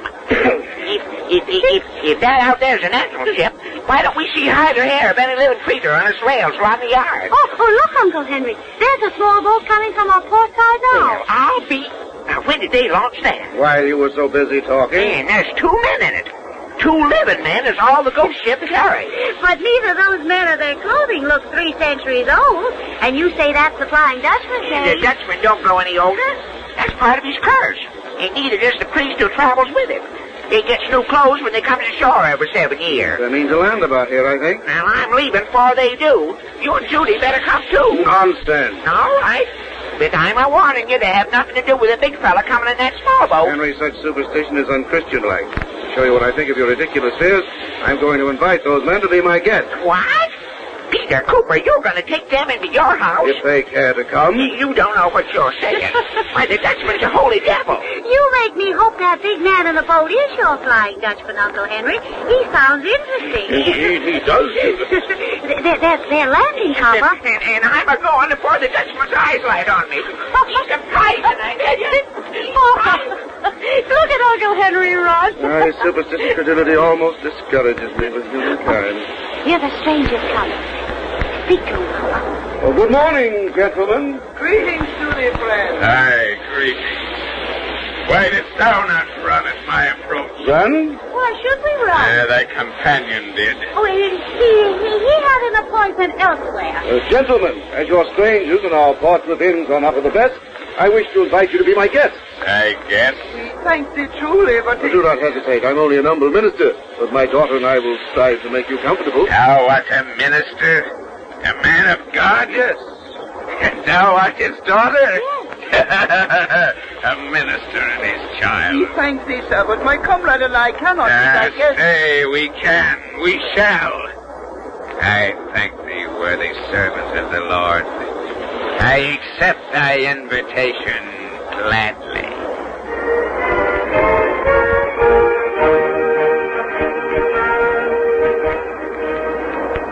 John, thou must not abuse the hospitality of this good man's house. Thou must not harm his child. I have merely suggested that she take a walk with me this afternoon. I know thou meanest wrong to her, because she is the daughter of a man who serves the God you hate. I shall warn her and her father. Tell them who and what thou really art. Listen, fool. The tale of the Flying Dutchman they call but idle superstition. Thou wilt tell these people nothing. They will not believe thee till I prove the words which thou wouldst say, and then 'twill be too late. Captain, are you ready for our war? Aye, I come to thee, my child. Farewell, priest. Here I embark again for 7 years of living death. To the God of hate who hath condemned me, I have a sacrifice to make.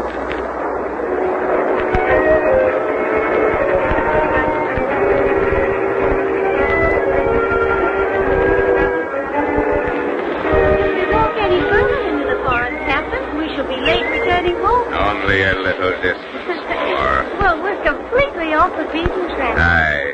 Should one die among these trees and thickets, it might be many months ere their body was found. What made you think of such an awful thing as that? The thought of one who was left alive. A father, for instance, might suffer long and keenly ere his, child's, for instance, fate was known. If I were lost, it would kill my father.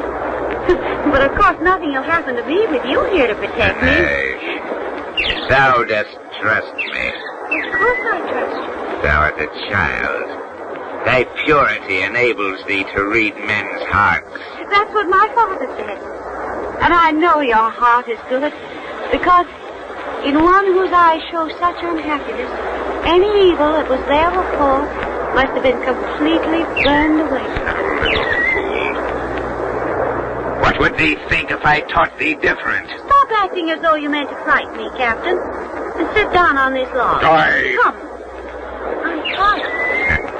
I sit close beside thee.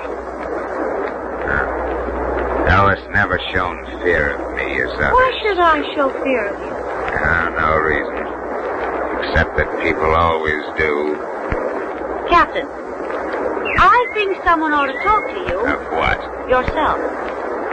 I don't think you know yourself at all. No, thou thinkest not. I think you're the sort of man who thinks he's awfully bad and who tries to be bad, all because he's afraid to let folks see what's really underneath. So? Yes. You're exactly like a little boy who lives next door to us. When he's outside in the garden, he's always playing at being Indian and scalping people. Yet I've seen him through the window of his room at night when he thinks he's all alone, fondling his sister's doll. Thou sayest I resemble him? Exactly. I've seen him stand out in the rain when the lightning flashed and thunder roared, just to prove how brave he is. And all the time I knew he wanted to hide his head in his mother's lap and cry with fear. You're exactly like him underneath. But that is just the way he glares at me. Oh, little fool, and he's rude and ill-mannerly, just as you are. How long since you've seen your mother, Captain? I'm never saw her. Have any sisters? Nay. Ever married? Nay. In-laws? Nay. Well, that explains everything. You've never been brought up. What? You've had no one but God to go to with your troubles. No wonder your eyes show such unhappiness. For God must seem awfully far away sometimes to one who has no other friend. Yes. How secluded this place is. If one were lost here, they never would be found. Well, Captain, why don't you kill me as you planned? You knew? Yes. I wasn't a bit afraid.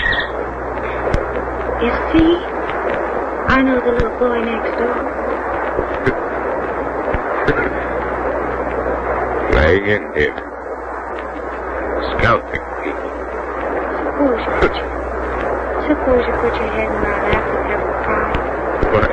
He does sometimes when no one else is there. Why? Seems to help. I don't think you've cried in a long, long time. Why?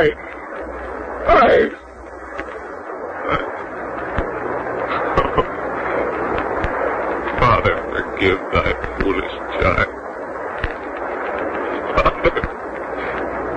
Forgive my foolish child.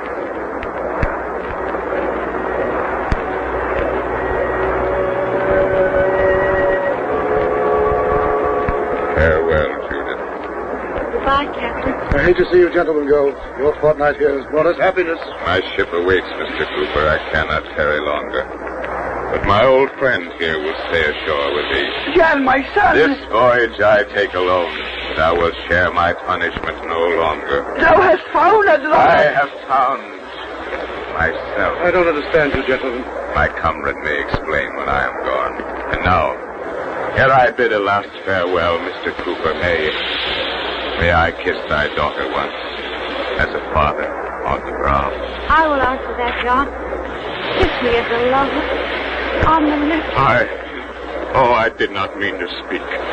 I do love thee, Judith, love thee. And I love you. Oh, nay, child, love me not. Another will come to thee, one of thy age and goodness, one worthy of thy love. I want no one but you. But, John, take me with you on your voyage. Nay, I cannot. Take thy arms from about me. I must go. Oh, no, John, come back. Farewell. No, John, wait. Your black ship is not ready. I see no sign of crew. They are waiting for my coming. Oh, he's in the small boat, leaving me. This ship flies through the waters by magic. Look, already he's reached the black ship's side. He's climbing up the ladder. He's aboard. Oh, the sails of these black ships fill. Yet there's no wind. It's putting off to sea. Farewell, my son, my comrade. Come back to me, John. I love you. Yes, I love thee. Farewell forever. No, not forever. His ship is sinking. Yes, sinking beneath the waters. Listen. Oh, gracious Father, my prayers are answered. His long voyage is at an end. Thou hast taken back his soul.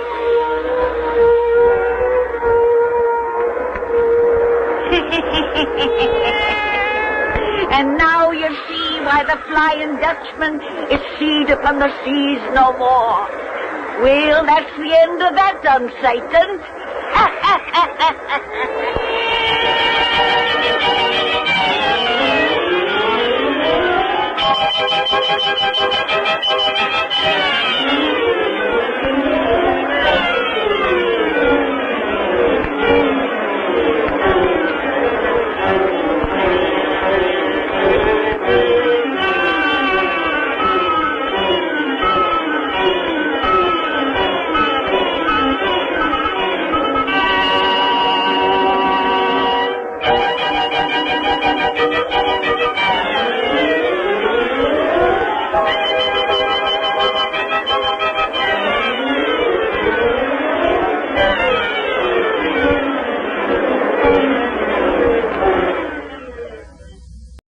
The Carter Coal Company and the dealers of Olga Coal present The Mummers in the Little Theater of the Air.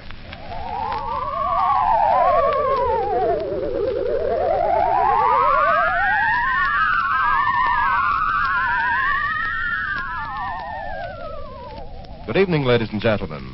Well, by now we're getting a bit used to winter. We're like soldiers in the middle of a campaign, growing hardened to discomfort and better able to take it, and looking with longing toward the day when the war is won and there'll be plenty of everything again, including that good Olga coal. But like good soldiers, we can't afford to let down now that victory is in sight. We must work harder than ever to get every bit of heat from the coal we get, make it go further and use less. We must figuratively tighten the belts on our coal bins and wade into old man winter with a little less fuel and a little more heat from every ton. That can help make Hitler's ghost walk, which brings me to the Hermit, who's ready with a ghost story for you right now.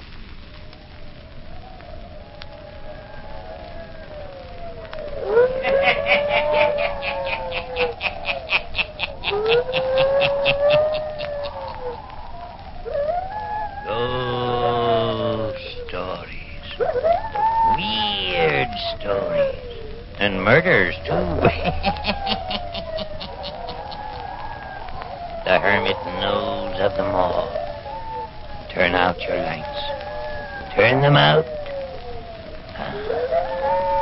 Have you heard the story of Hanson's ghost? Eh? Then listen. while the hermit tells you the story.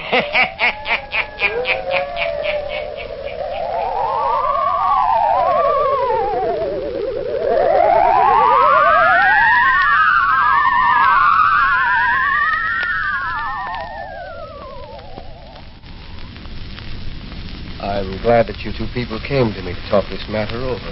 Well, we're glad, Dr. Thorndyke, that there is someone we can talk with before we go to see Uncle Hanson. I'm really all against going up to his old house. Marion feels it's because it was her father's last request before he died that she see him. Well, we decided to make the trip. I understand. We might as well tell Dr. Thorndyke the truth, Douglas. My father also said that Uncle Hanson has a great deal of money. He felt that it should be left to Douglas and me. You were the only rightful heir. Dad said that if Uncle Hanson knew us, got acquainted with us, he might come to his senses and leave some of it to us. You make us sound awfully mercenary, Mary. Well, it should belong to me. Uncle Hanson cheated my father out of part of the estate. Yes, I remember. You see, Mr. Randall, your wife's uncle and I went to medical school together. So Marion told me. Then, when we planned to leave New York and come to see him, I thought it best that we write to you first and find out about Uncle Hanson. I'm glad you did. Marion wrote to her uncle and never heard from him. I'm not surprised. So, here we are in Wohawk. And, Dr. Thorndyke, you said in your letter that Uncle Hanson was very queer, that you wouldn't advise us to stay at his house. True. So, before we go there, Douglas thought you should explain to us. Just what is wrong with him, Dr. Thorndyke? Well, first of all, no one in Wohawk ever goes to see him. Second, he lives in an old, bleak house that in itself has a grim past. Oh. Now, you may think I'm the one who is queer when I tell you this, but there is scarcely a person here who doesn't believe that the house is haunted. Some old superstition, Yes. But as far as I can see, it must have some truth to it. And Uncle Hanson lives there all alone? No. An old servant, a shy, crafty, almost demented-looking fellow lives there with him. I don't want to frighten you unnecessarily, but 2 years ago, I made a visit at the old house. You saw Uncle Hanson? Yes, at his request. You see, while your uncle and I were studying in medical school together, he had begun to show signs of strangeness. Yes? He was experimenting with a strange theory. He believed that he could recall from the dead the soul of some individual, and that the soul he recalled could return to the body of some person living in the present. Merciful heavens. Terrible, isn't it? The man must have been crazy then. Oh, he was very serious about it. But why work on such an inhuman theory? Because he felt that to return a soul from the dead was the only way of perpetuating life. If he could recall from the dead a soul that had passed beyond before its time, and could get it to live in another body, then the person could go on living. Preposterous. He claimed that someday he would prove it.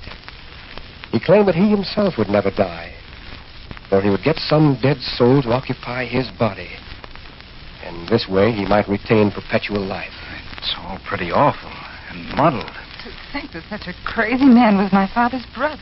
As I started to tell you, 2 years ago, his old servant brought me a letter asking me to come that particular evening and see Dr. Hanson. I drove over to his house that night, walked to the door, rang the bell.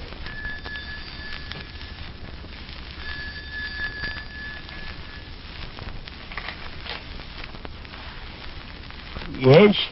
It's Dr. Thorndyke. I see. Come in.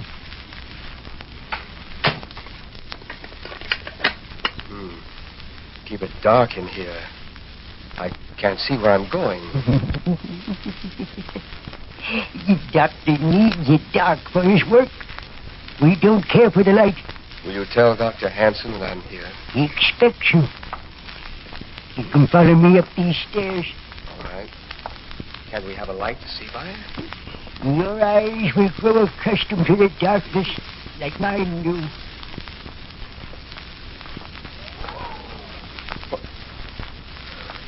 What was that sound? Did you hear it? I only heard it, but I felt as if some icy hand had reached out and touched my face, almost clawed at me.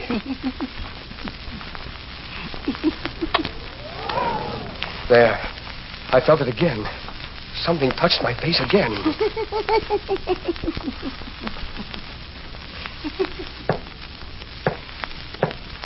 Come in. Hello, Philip. So you came, Thorndyke? Yes. I sent for you to prove my theory to you, Dr. Thorndyke. Yes, Philip? And don't look at me as if you thought I was demented. I'm not crazy. I never thought you were demented. Only obsessed. Dr. Thorndyke was visited by one of the wandering spirits on the way upstairs. Really? Something cold brushed against my face, if that's what you mean. The spirits that roam this house were trying to be kind to you. Trying to get into your body. Trying to give you new life. You're lucky. So, you're still working on that old theory, are you? Working? I have it practically complete. Now listen, Philip, if this is what you called me over tonight for, I can't stay and listen. I have calls to make. You always scoffed at me, didn't you? Never believed I could do it. Why would you want to do it, Philip? I have found a young soul that died too soon. The spirit of a man who was stabbed by his own wife. What do you mean? In this very house. Yes, he lived here. We know. Don't we know, Thread? Yes, we know. A young man who was stabbed by his wife. She went to prison for it. I remember the story. But about the spirit of that man, I'm able to recall. You did not know. Philip, this is nonsense. I'm about ready to call that spirit forth and get it to take abode in my body. Philip Hanson, I won't stay here and listen to such balderdash. You know what it will mean to me? I shall never die. Never. For once I've recalled one spirit to come and live in my body, I can recall others. I'm leaving. Wait, not yet. I shall never die. I shall have years and years to use my money. No one will be able to take it from me. It shall be mine for years to come, long after you are dead. I have no desire to live beyond my time, Philip. But I have. I'm going. Now, wait. I shall show you my experiment. Then you can go if you wish. What do you have cooking in that kettle? And in these test tubes? The essence of spirits. Turn down all the lights, Thrill. Yes, sir. Now I shall pass my body through the fumes coming from the steaming kettle. I shall put the fumes all about myself. Watch. And to make no sound. Now.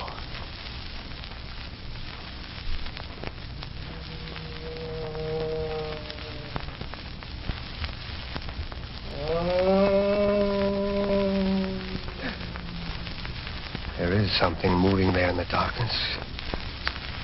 I see it. Quiet.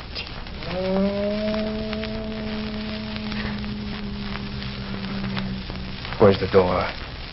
Let me out of here. I shan't stay another minute. Let me out of here. Get away from me, whatever you are. Get away. Where's the door? I've got to get away. Got to get away. Get away from here. Get away. Away!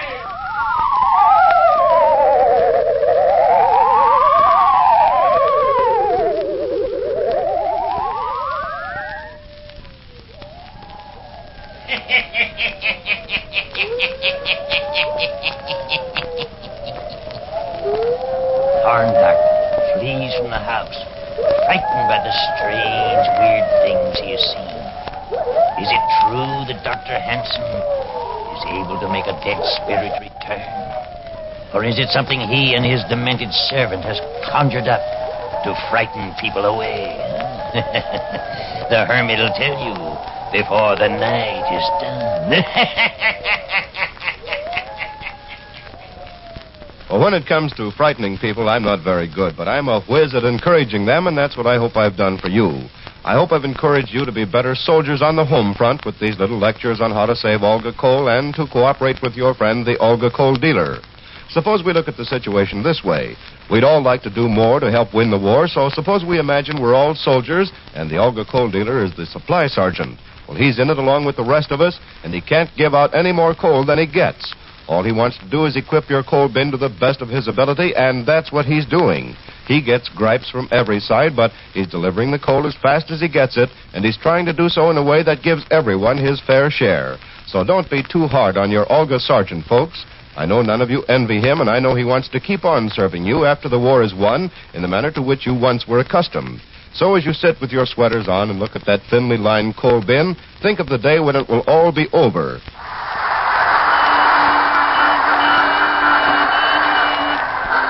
And you can once more take phone in hand and say, I want a whole bin full of that good Olga coal. That's right, the kind spelled O-L-G-A.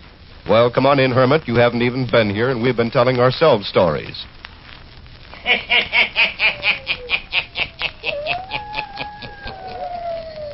And now to Marion and Randall. Dr. Thorndyke of the town of Wohog goes on telling the story of Marion's strange Uncle Hanson.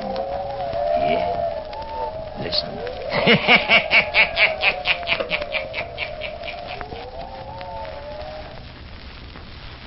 I'm sure I ran out of that house yelling, I've got to get away. Oh, how horrible. Man is positively crazy. That's what I thought. But he did conjure up something. I saw it.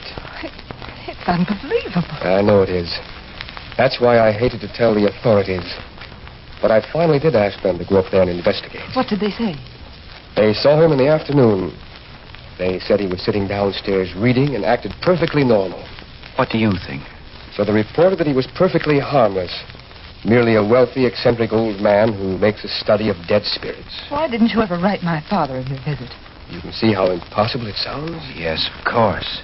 The more I thought about it, the more like a bad dream it seemed to be. I began to feel as if I was the crazy one. Dr. Thorndyke, have you seen my uncle since? No, not since. Do you think he would harm us, Doctor? No, I think his mind is weak, but I think he's harmless. If we went to see him in the daytime, there'd be no danger, would there? I don't think so. But I thought you ought to know my story first. Marion, you don't want to go up to the house after hearing Dr. Thorndyke's story. If Dr. Thorndyke thinks he's harmless, then to pay him a visit wouldn't be dangerous. It's up to you, Marion.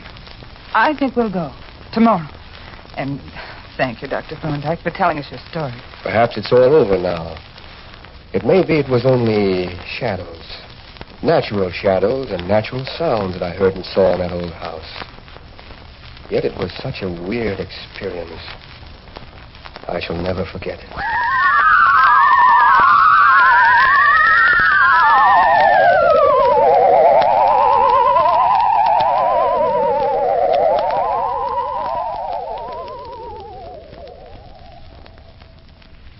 Are you nearly ready to go down to dinner, Douglas? Yes, dear. Just fixing my tie. You know, the more I think about it, the more it seems as if it's Dr. Thorndyke who's demented. I know it. We've been visiting here 3 days at Uncle Hanson's, and I haven't seen him do one strange thing. Only this creaky old house gives me the jitters in the night. Oh, it's like all old houses. I could have sworn someone opened our door in the night and crept in. It's the story Thorndyke told. We're too much on our guard. Everything has a double meaning to us now. Maybe you're right. Sure I am. And Uncle Hanson has been awfully kind to us, and so pleased to see us. Uh-huh. Even this old servant of his isn't bad. He's been kind, too. He cooks good meals for an old duffer, doesn't he? Yes. And do you know what he said to me, Douglas? What? Well, he told me yesterday that Uncle Hanson was so glad we came to see him. So glad that you and I were sensible. Uh-huh. And that now he could die peacefully, knowing that we wouldn't waste his money for him. Well, it's all turning out better than I anticipated. Huh? You ready to go down to dinner? Already. He still works in his laboratory long hours, doesn't he? Yes. I asked him last night to let me see it, and he said perhaps he might tonight. Why do you want to go up there? Oh, just to see what he does. You can see that he's completely forgotten trying to restore dead spirits. I'm not afraid of him, honey. I guess you're right. So, I just want to see what he does do up there in that room. Maybe we can tonight.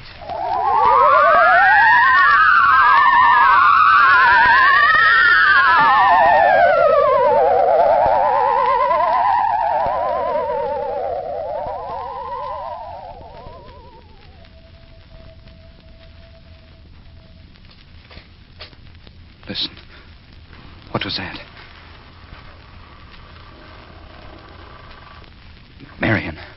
Wake up. I thought I heard our door creak open.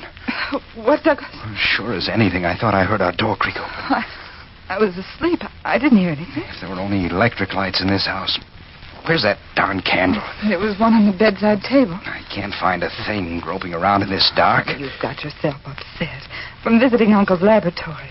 But he did have the most queer-looking gadgets up there, didn't he? Yes. Now, if I can only find a match.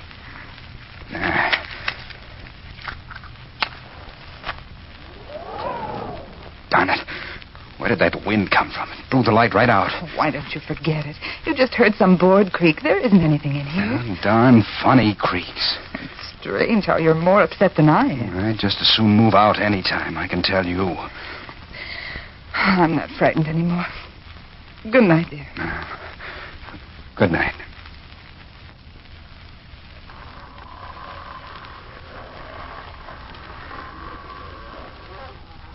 Now, what was that sound? Marion, something cold passed over my throat. Marion. Douglas, what is it? Get away from me. Marion. Douglas, there's something standing right over you. I can see it. Douglas. Oh, help. Don't move. This won't take long. It's Thrail. Thrail, what are you doing? Get away. Get away from here. Leave me alone if you know what's good for you. Get out of our room. I'm going to call my uncle. Get his hands off my throat. Get them off my throat. Help. Uncle Hanson, help. Help. Let go. Let go of me. Hey, stop. We won't need the dead spirit of Mr. Randall. The other one has come back. The other one has come back? Yes, come. All of you to my laboratory.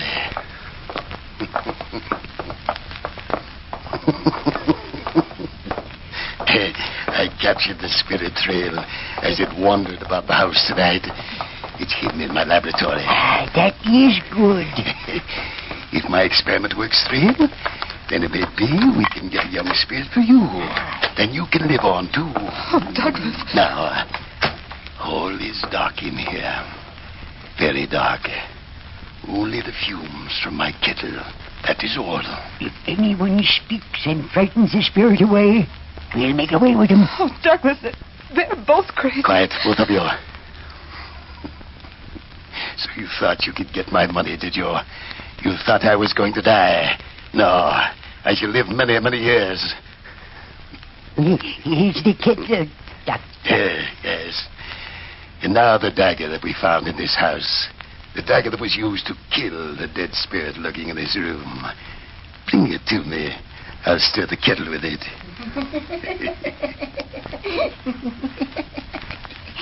Here it is, Doctor. Yes. Now all very quiet, very dark, very still. And the fumes are rising. Rising. See? They cover me. Now, spirit, dead soul, wherever you are, come out. Come out.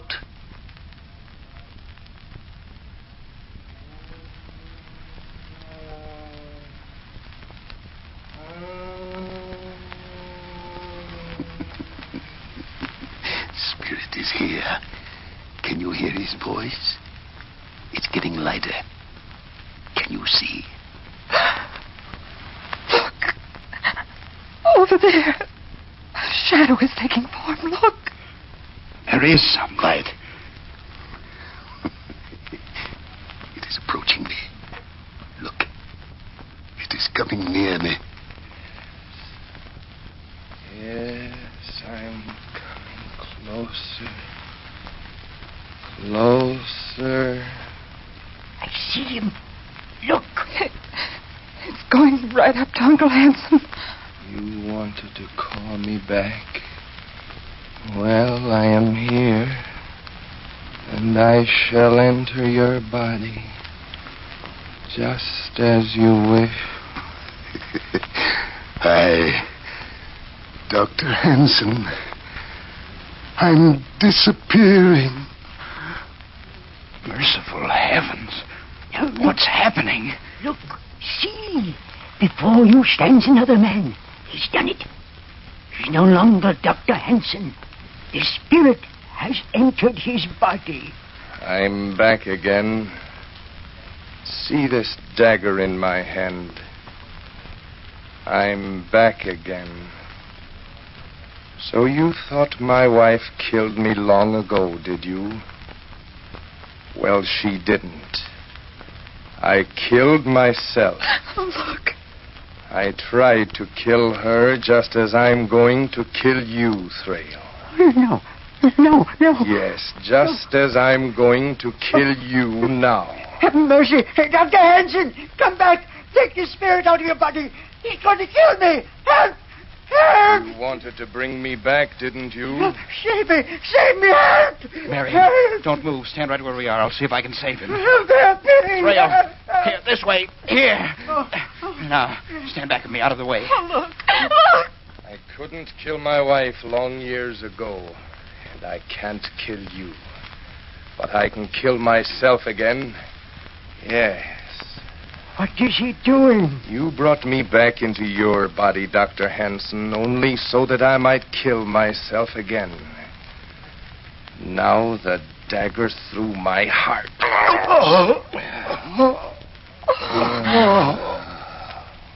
He's killed himself. Here, let me light a candle so that I can see. Where's the candle? Here, Douglas. There. Oh, it's Uncle Hanson. Look, he's on the floor, dead.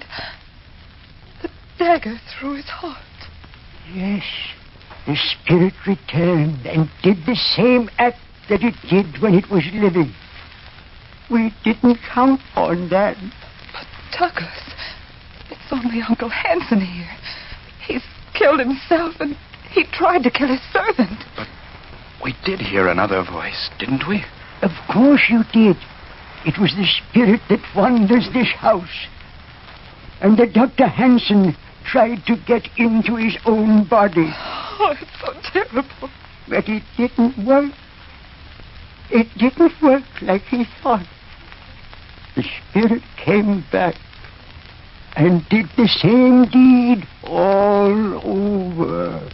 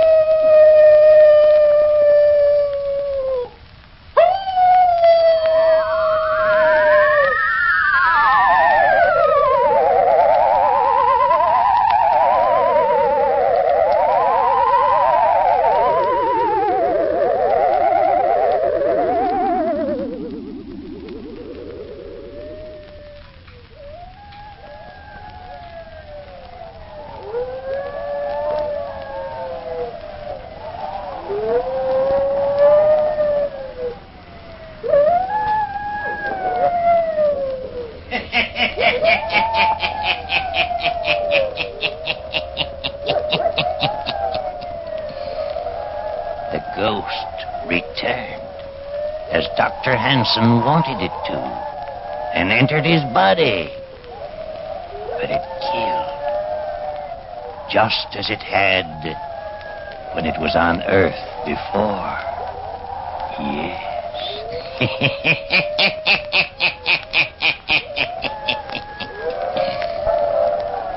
Turn on your lights. Turn them on.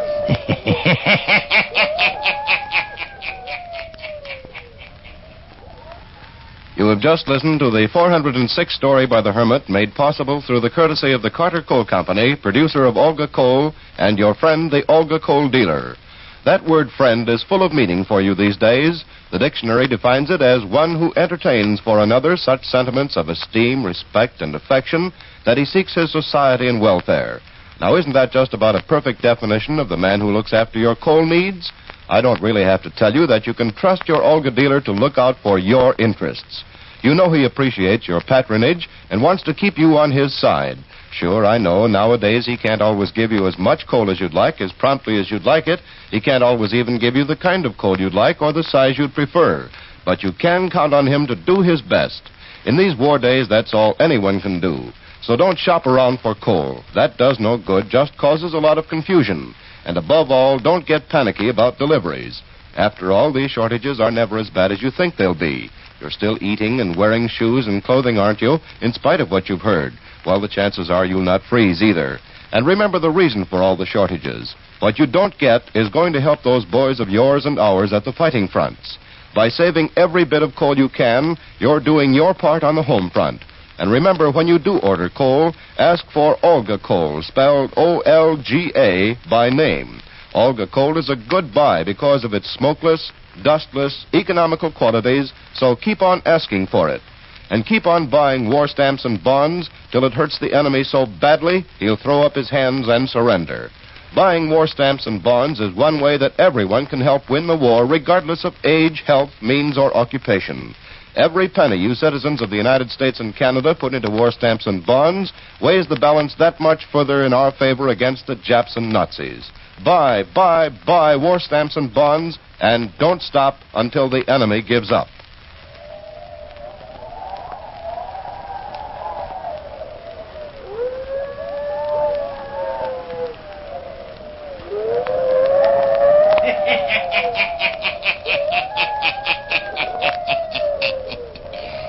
And the Hermit has more stories for you. Listen in again next week for my hounds howling. I'll tell you the story of the devil dog. I'll be back. Pleasant dreams.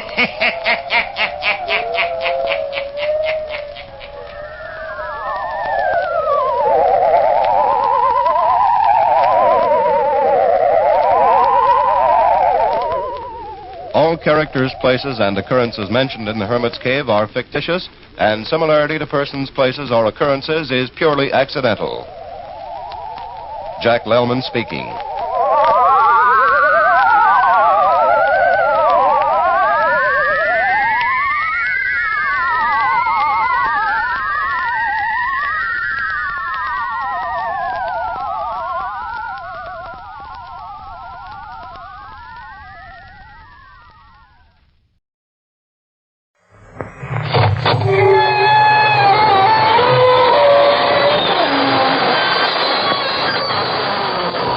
Good evening, friends. This is your host to welcome you through the creaking door into the inner sanctum. Come on in. One prankish little fellow, whom we shall call Maniac, for lack of a stronger word, just set fire to the walls. He said a closed room made him feel confined. As a result, 4 other characters are slightly burned up now.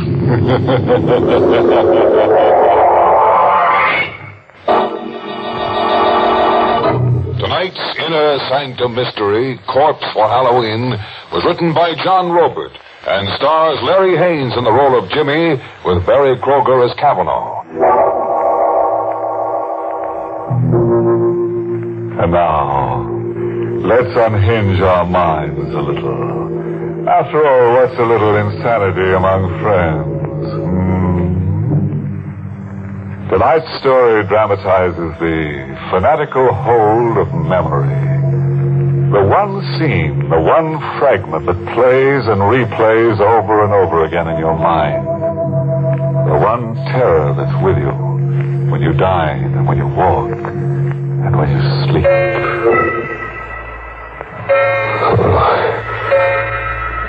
Sleep. Who can sleep? I'm here in the 35-cent flop, but I'm in the Burma jungle. Watching a scene that never gets stale, even though it's 5 years old. I can hear sounds travel across the brush. I pick them up as if I'm a receiving set. Animal sounds. And I see, as if my eyes are in the sky, I see 2 grim figures standing with their rifles aimed at a pair of jungle beasts. A tiger and its mate in a crouch, ready to jump. They fire point blank together as if by signal. No good. They miss. The beasts roar and leap. I hear them scream out, Kavanaugh and Boxer Golan. Just before they die.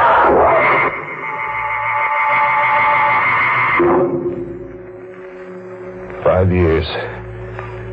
And you've been everywhere trying to forget. And you almost do forget. But it edges right back into your mind by itself. Like when a guy suddenly sneaks up on you in the night. Do you have a match? What? Do you have a match? Oh, yeah, sure. You popped up on me so suddenly. You're a nervous man. Thank you. I have a parcel with me. For you. For me? What, are you kidding? No. I have a parcel for you. Here, take it. Wait a minute. Hey, wait! But he's gone. Just the way he came.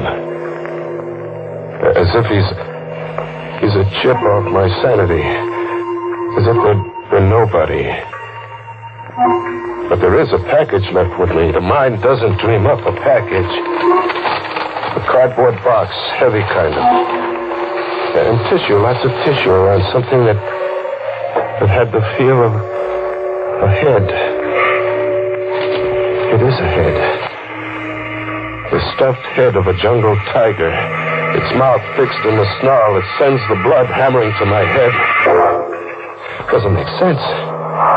No good figuring it out. Toss it into the river, box and all, and get away. Get among people. Yeah, Rocco's. Go to Rocco's. Get the jukebox going and slip into a fog. Coffee, Rocco. Jimmy, I got something for you. For me, Rocco? A package. The guy come in before and leaves a package for you. See? For Jimmy Fox. Your name on it.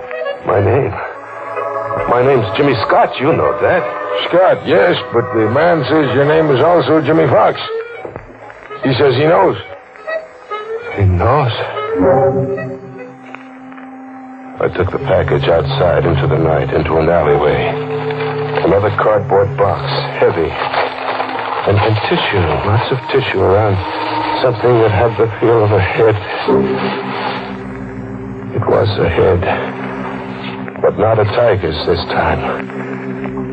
It was a human skull. It shone with a hard white light where the moon touched it. And then it seemed to speak. Do you have a match? What? You're being an idiot.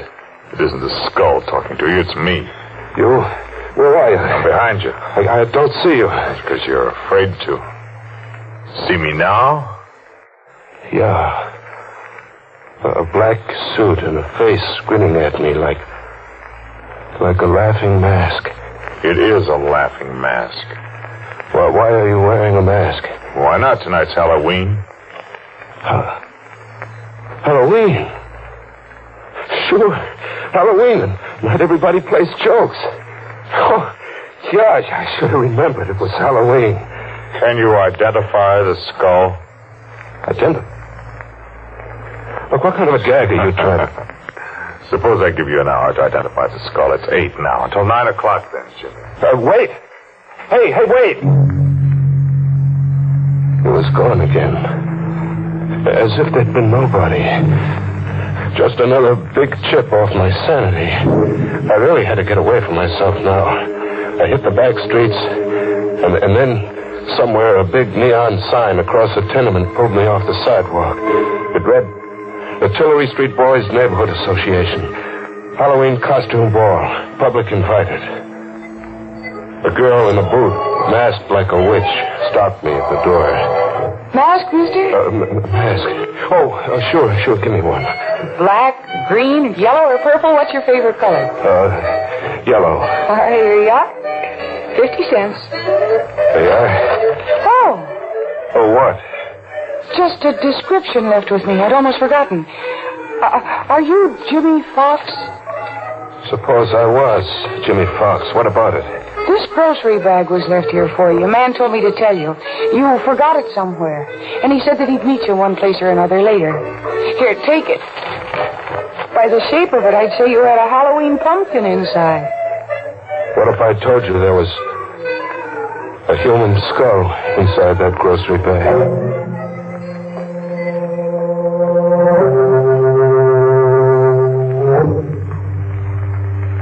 He'd meet me one place or another.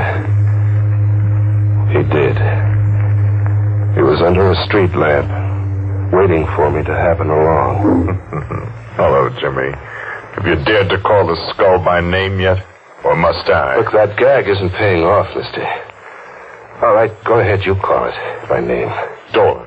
Boxer Dolan, remember him?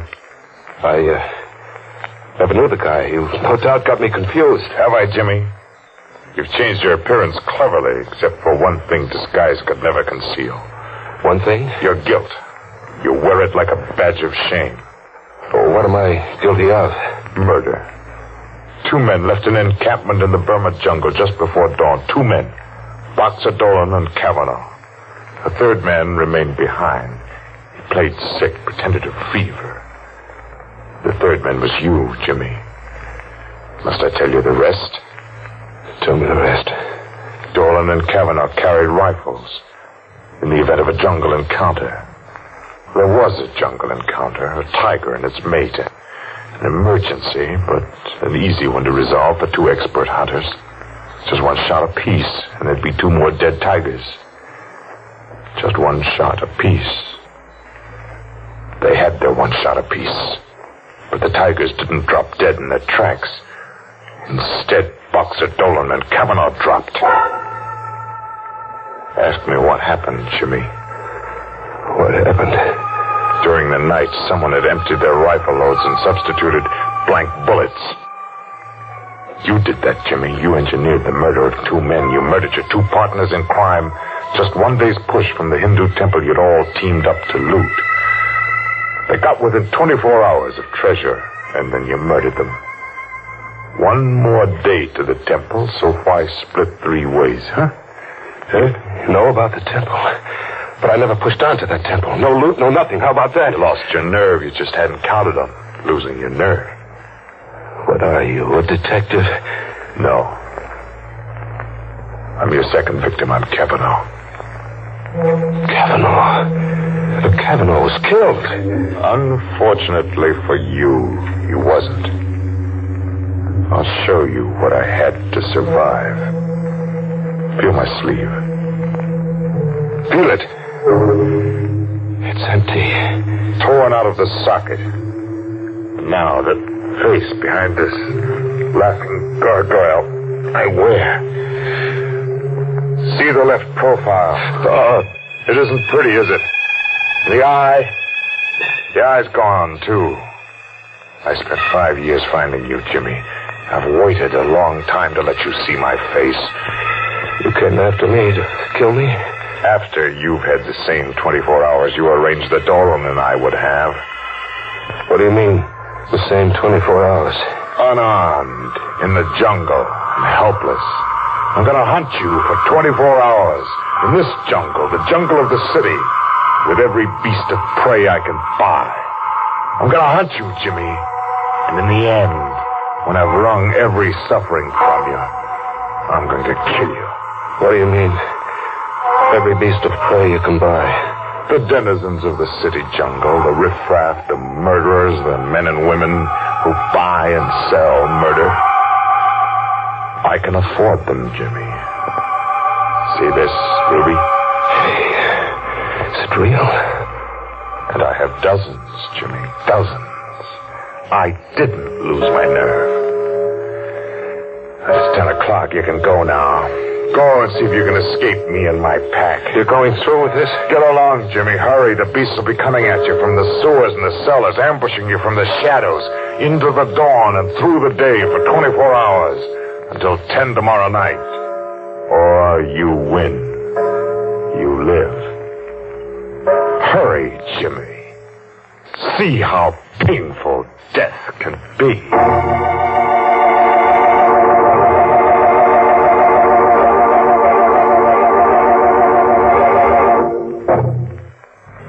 Kavanaugh's one fella I never want to hunt me up. No, sir. That guy slays for creeps. 24 hours. Kavanaugh's got 24 hours to kill, and Jimmy has just enough time to die.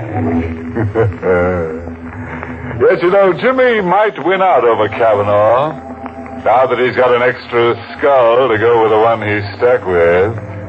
After all, 2 heads are better than 1. Let's live out the terror now, shall we? An animal game of murder for 24 hours. I was to be hunted down in a jungle where human beasts came at you from the sewers and cellars, where killers in the hire of a homicidal lunatic lay in ambush. But I had to win. I had to save myself. I had to.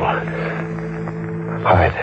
The thing to do was to hide, fade into an alleyway and find a cellar and stay put for 24 hours. Just stay put. With the sickening reek of garbage cans until 10 tomorrow night. Was I alone? Movement. There was a whispering movement somewhere in the cellar. A faint rattle of ash cans, as if the wind was rattling them. Wind in an airtight cellar. Hello? Anybody there? No answer. I've been imagining. But then something winged at me, goring into my shoulder, sharp and deadly, like a knife.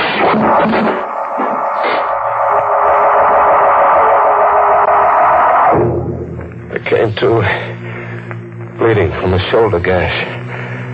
I got out of there and back into the streets, into a jungle of faces. It was Halloween night like I'd never seen it. Masks and costumes on kids of 6 and old crones of 60. A crazy jungle of witches and snarling sea captains and lunatics. They couldn't all be in the hire of Kavanaugh. And then, where a fence was planted with circus posters of jungle animals, a zany-looking guy was shooting from the hip at the poster while making menacing faces like a bad man. I caught a whiff of powder in the night air. The shot had burned into the poster. I crept up behind him, faking a gun with my fist in my coat pocket. I rammed against his back. Get him up, pal. Reach. I got nothing of that, Sam. Your gun. I want your gun. Hand it over. Oh, sure. Here. Now walk up the block and don't turn back to look.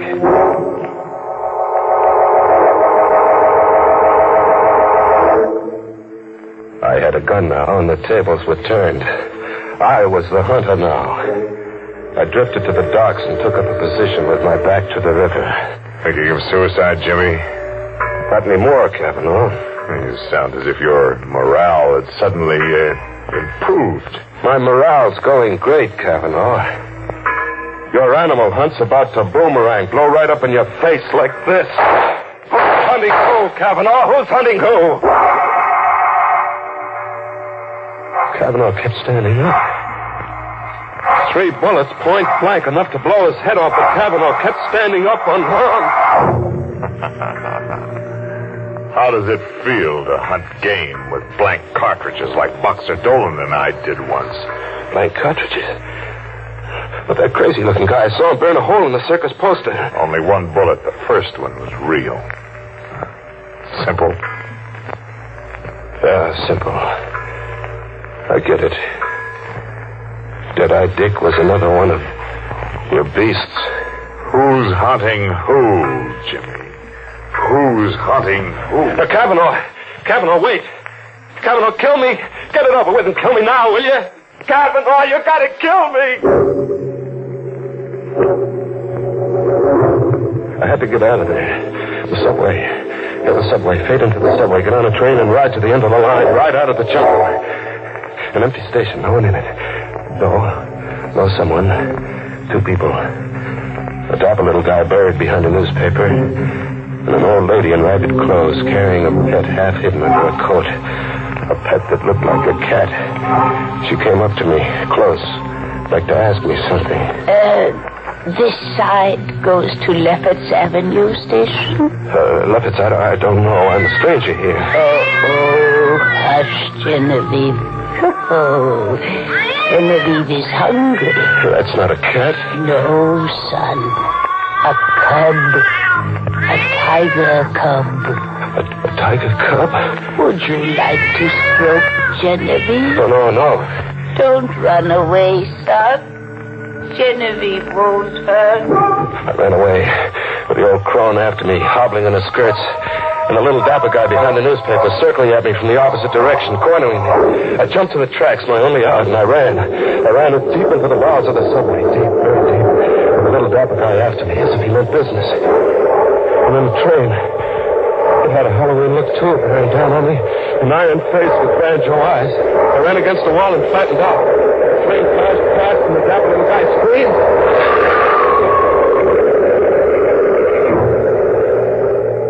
Kavanaugh was shy, one beast in his jungle.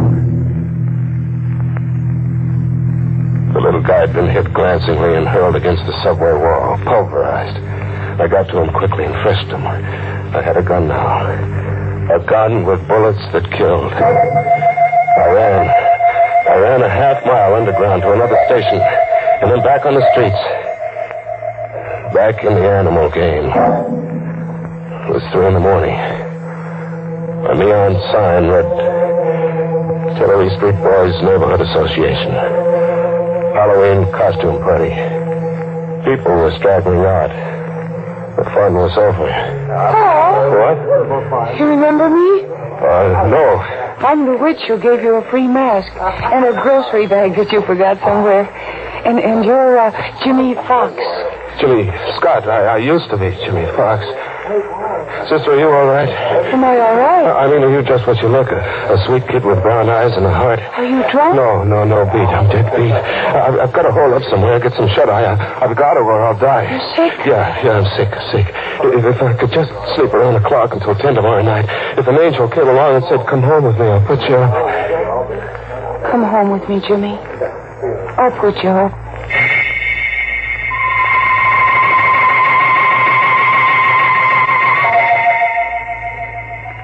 I fell asleep on the sofa with the gun under my pillow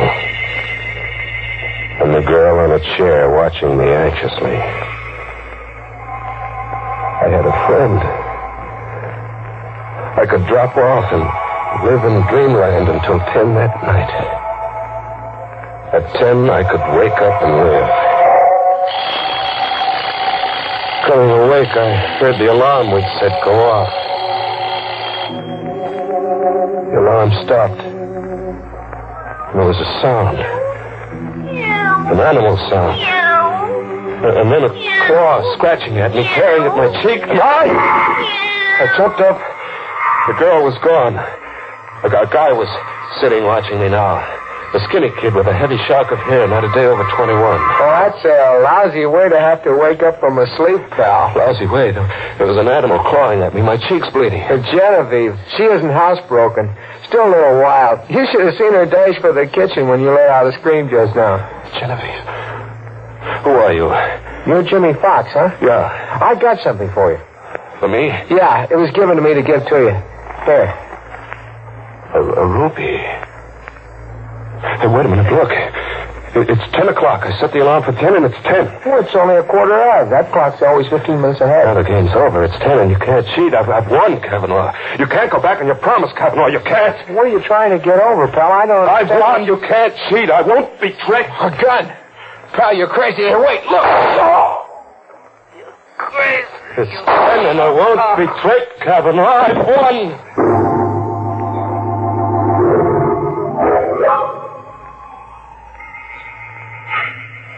I'm still on the sofa. My arms are rigid, and my legs rigid. Like something exploded inside me and paralyzed my nerves. I can just look and hear. She's in the room now. The girl with the sweet face and brown eyes. Only her eyes are red, swollen from crying. I hear her talking to a cop. He's taking down what she said. He was a stray. He was like a sick dog in the street. So I picked him up and brought him home. Yes, why did he kill your brother, Buddy? I don't know. I was taking a shower, and I heard him scream like a crazy man. I heard him talk all mixed up. And I was taking a shower, and I couldn't get here in time. There must be something you can tell me, miss. Oh, officer, everything is so mixed up. At the Tillery Street costume ball, a man gave me a cap with tiger stripes, and he begged me to keep it for him for a while until he found a new home for it. He'd been evicted, he said. Yes? Well, then, in the all-night restaurant my brother works in, a man gave Buddy a ruby to give to Jimmy Fox. When he woke up, he told my brother the ruby belonged to Jimmy Fox. This piece of glass? Yes. That's something off the Woolworth time counter. What else? That's all. Really, that's all. I watch and I hear. I see through Kavanaugh's trick. Get me crazy, so I'll murder a stranger who called himself Buddy. The brother of a girl with brown eyes and a heart. Flame me, so I'll just want to die. Through weeks of a murder trial and months in the death house and 4 minutes in the death chair. I kept listening to them talk. The girl and the cop. Okay. We'll have to get the rest from Jimmy Fox there. Yeah, look at him. He's paralyzed with fright. I wonder what kind of a crazy Halloween story he's going to try to palm off on us when we get him talking. Captain Devereux speaking. McAvoy, send a police ambulance to 445 10th Street, apartment 3 rear. And McAvoy, see that a straitjacket's on that ambulance.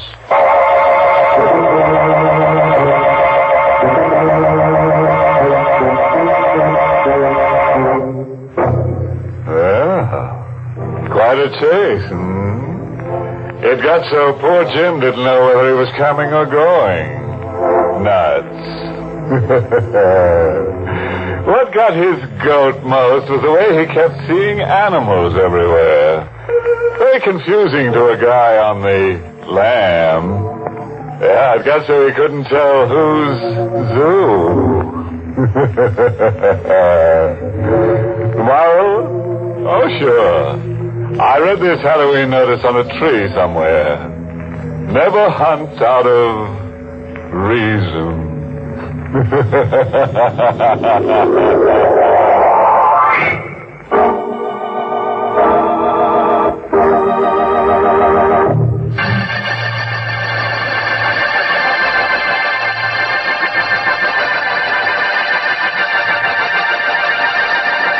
Good night. Pleasant dreams.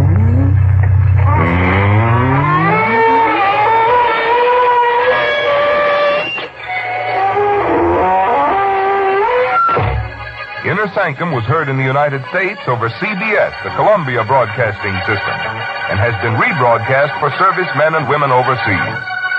This is the United States Armed Forces Radio Service, the voice of information and education.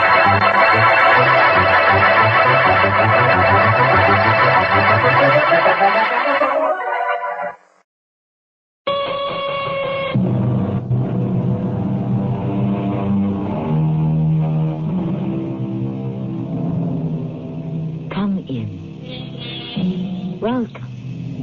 I'm Tommy Grimes. I celebrate myself. I sing myself. I bequeath myself. And when I give myself. I dote on myself. And I contradict myself. As you may gather, we are dealing with the self, as Mr. Walt Whitman happened to view it. But the self is the basic core of each person's existence. It is all that he or she truly owns in this world. And yet how little we really know about ourselves.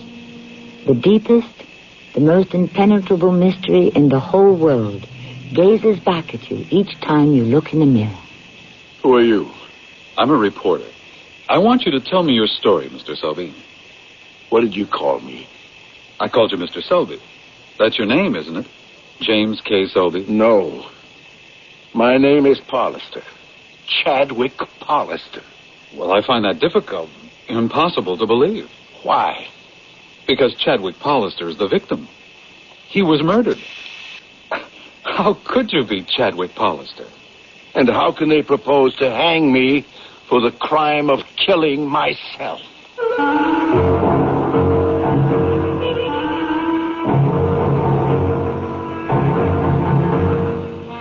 Our mystery drama, 2 Times Dead, was written especially for the Mystery Theater by Sam Dan and stars Lloyd Battista. I'll be back shortly with Act 1.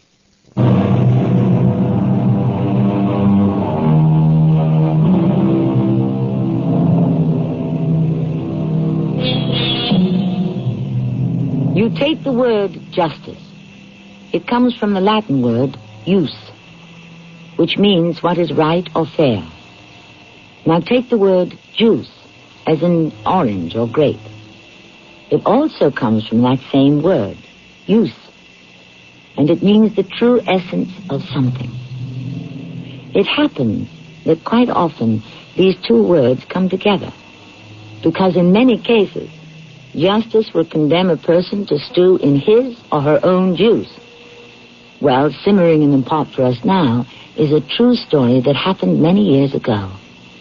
The names have been changed to protect whoever still needs protection.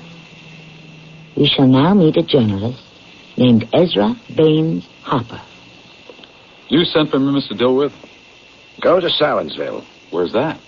I don't know, Ezra. 50 miles west of Syracuse. Why? Who cares about Salinsville? Oh, who ever even heard of Salinsville? They propose to hang a man day after tomorrow. Oh, what for? Murder, I'd imagine. What's his name? I got it written down somewhere. Well, why do I have to go? Oh, well, now, folks like to read about hangings. Well, why? I guess it's the next best thing to being there. Hasn't there been enough killing? Nope. Seems like there's never enough. Oh, what are you saying? The echoes of the gunfire haven't even died down from the war. President Lincoln's only been dead 3 weeks. All that's last month's news. People have to have a new sensation each day.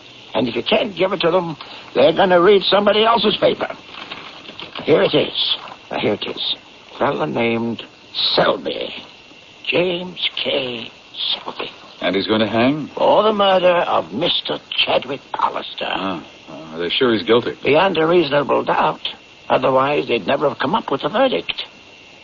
Ezra, there's a train leaving here in an hour. It'll let you off near Salinsville. Be on it. Good evening, Sheriff. What can I do for you? Well, my name's Harper. Ezra Baines Harper. I write for the Syracuse Courier. Now, here for the hanging, are you? Yeah, I guess so. Why wasn't you here for the trial? I figure my editor was afraid the man might be acquitted. Can you tell me what happened, Sheriff? The name's Hooper, spelled Houper, but pronounced to rhyme with Cooper. Yeah, I got it. Please, continue, Sheriff. Where do you want me to begin? I'll start with Ella Mae Griswold. And who's she? Housekeeper for Chadwick Pollister's uncle, Nathaniel Pollister. Well, I'd just gone to bed when there was this awful racket outside my window. And there she was, screaming at the top of her lungs. I put my pants on top of my nightshirt and ran downstairs out the door. Murder! There's been a murder! I've seen a murder! Now, will you please calm down, Ella Mae? Murder! Ella Mae, get hold of yourself. Tell me, what did happen? Murder! I was going back home after visiting my sister-in-law. You know, Rodney's wife, the brunette one, she had that baby. And the body's laying there out on the road. Whose body? It's Chadwick Pollister. Chadwick? Are you sure? It's Chadwick, and I seen the murderer. Who was it? I don't know. I couldn't see his face, but he was wearing a uniform. What kind of uniform? Well, it was a soldier's uniform. Well, you know how it's been. The roads are full of soldiers walking home from the war. Ella Mae, what did you see? Well, I was walking along when I seen this figure of a person kneeling in the roadside. Well, I couldn't imagine why. I was about to ask if something was wrong, but then... But then? Well, something seemed to warn me. Little voice sung out in my brain. Look out.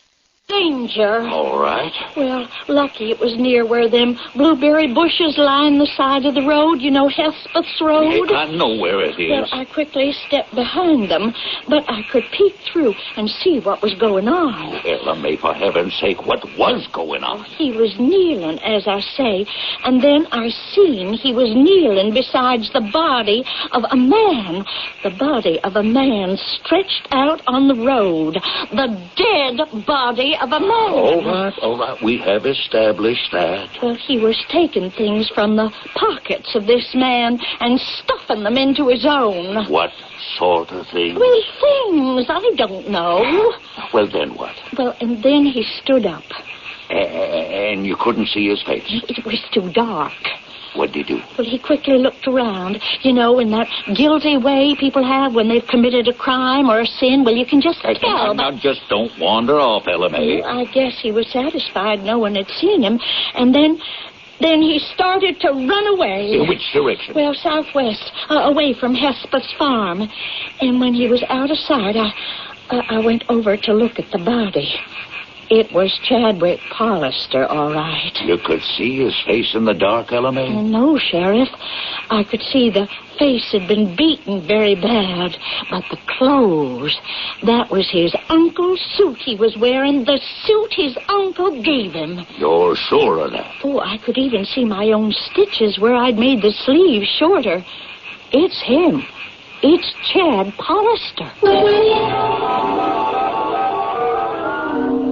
And was it Chad Hollister, Sheriff? Well, someone had taken a pretty good-sized rock and smashed him with it. We found it, bloodstains and all, lying not too far from the body. And then what did you do? Well, I formed a posse, and we combed the countryside. Sure enough, we caught him next morning. It appears the fellow was a deserter, been in all sorts of trouble with the Army. Didn't the Army want you to return him? Not after they heard we was going to try him for murder. They said to us, he's all yours. Could this May Griswold identify him? Yeah, she said. It was too dark. Well, then where was your evidence? We found the money on him. What money? The fresh, new $10 bills his uncle gave to Chadwick. 20 of them. Well, the thing was open and shut. And did the soldier plead guilty? No. Naturally, he swore he was innocent. Of course he would. What's his story? Now, what's the difference? He was seen by a witness kneeling by the dead body. The witness didn't say she saw him commit the murder. How do you account for the dead man's money in his pocket? How does he account for it? He tells such a crazy story. Nobody could ever believe it. Do you suppose he would tell it to me? Oh, he'd tell it to anybody who'd want to listen. When can I hear it? Well, come by the jailhouse tonight after supper, say 7 o'clock. Well, sir, I never did talk to a reporter before in all my life till this thing happened. Well, then it seems I ain't been doing nothing else. Is it possible that the murdered man was not Chadwick Hollister? Oh, no, sir. I could tell by the clothes. I see. Well, why would there be any doubt? It was the same build and everything. Oh, I'm sure it was. What do I mean, sure? It was Chadwick Hollister. Do you suppose I might speak with your employer, his uncle, Nathaniel Hollister? Well, what for? Wasn't he also asked to identify the body? Oh, no. Nobody had ever asked him to do anything like that. Why not? Well, the poor old gentleman, he couldn't do it. He's blind.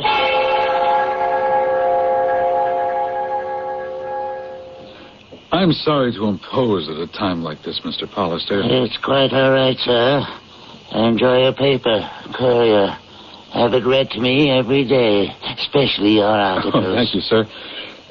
What can you tell me about the murder? Only what they choose to tell me. There's some money. With $200 worth of new bills. Yes. I had the bank give it to him. May I ask why? Yes. To start a new life. What was wrong with the old one? It's about everything. I must admit, he'd gotten into every conceivable scrape as a boy, and when he arrived at man's estate, these childish pranks escalated into crimes. What sort of crimes? Swindling, embezzlement, various things of that nature. But somehow I could always get him off. But at the end, there was nothing that even I could do. About what? He had a contract to supply beef to the Union Army right here to the garrison at Fort Lafayette. I pulled a few strings and got it for him. But it turns out that he not only short-weighted the commissary, but he also sold them tainted meat. The entire detachment became deathly ill. 2 men died. Oh. Commissioners from the Inspector General's office were due here to investigate, but everything's in a state of confusion due to President Lincoln's unfortunate assassination. And you gave him money to run away? Yes. Amounted to that. He's flat broke. Didn't he have any money at all? No, he lost everything. His kind of heedless, reckless gambler is usually flat broke. But this last escapade must have sobered him up. He swore to me that he would go somewhere, start afresh, make something of himself, stop wasting his life. What could I do? You know what they say about blood being thicker than water?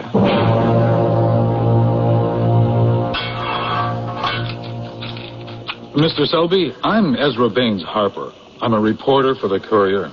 What do you want? I'm here to do a story. What story? Your story. Sure. But don't you want me to tell your story? And what good would it do? Well, that's not the point. A story deserves to be told. Why? Because it's the account of a human life. You say you want to hear my story? That's what I came for. Haven't the rest of the boys told you? What boys? Your own crowd, the reporters and such? Well, what would they have told me? That I'm crazy. But why? Why would they say you're crazy, Mr. Selby? Because my name is not Selby. My name is Chadwick Pollister. Your name can't be Chadwick Pollister. It's impossible. Why is it impossible? Because Chadwick Pollister was murdered. How could he have been murdered if I'm Chadwick Pollister?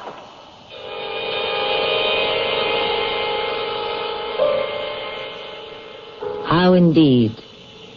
Once again, we have a question posed and an answer given. And once again, we have an answer that spawns a host of other questions. For instance, is the man lying? Is the man insane? How is it possible? Well, as you know, most things are possible when we arrive in that special place known as Act 2.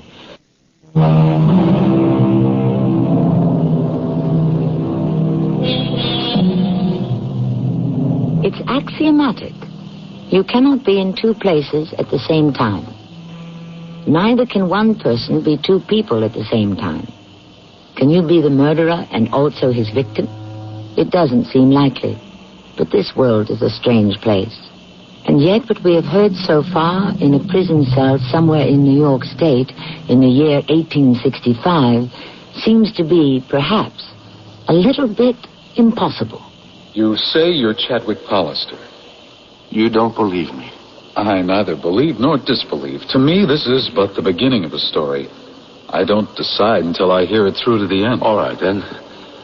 Listen to my story. Maybe if you believe me, you can say so to the governor.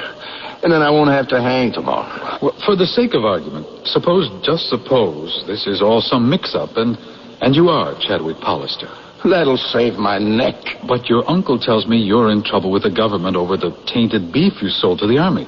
The investigators... What'll they do? Send me to jail? No, for the rest of your life, maybe. Maybe. That's only maybe.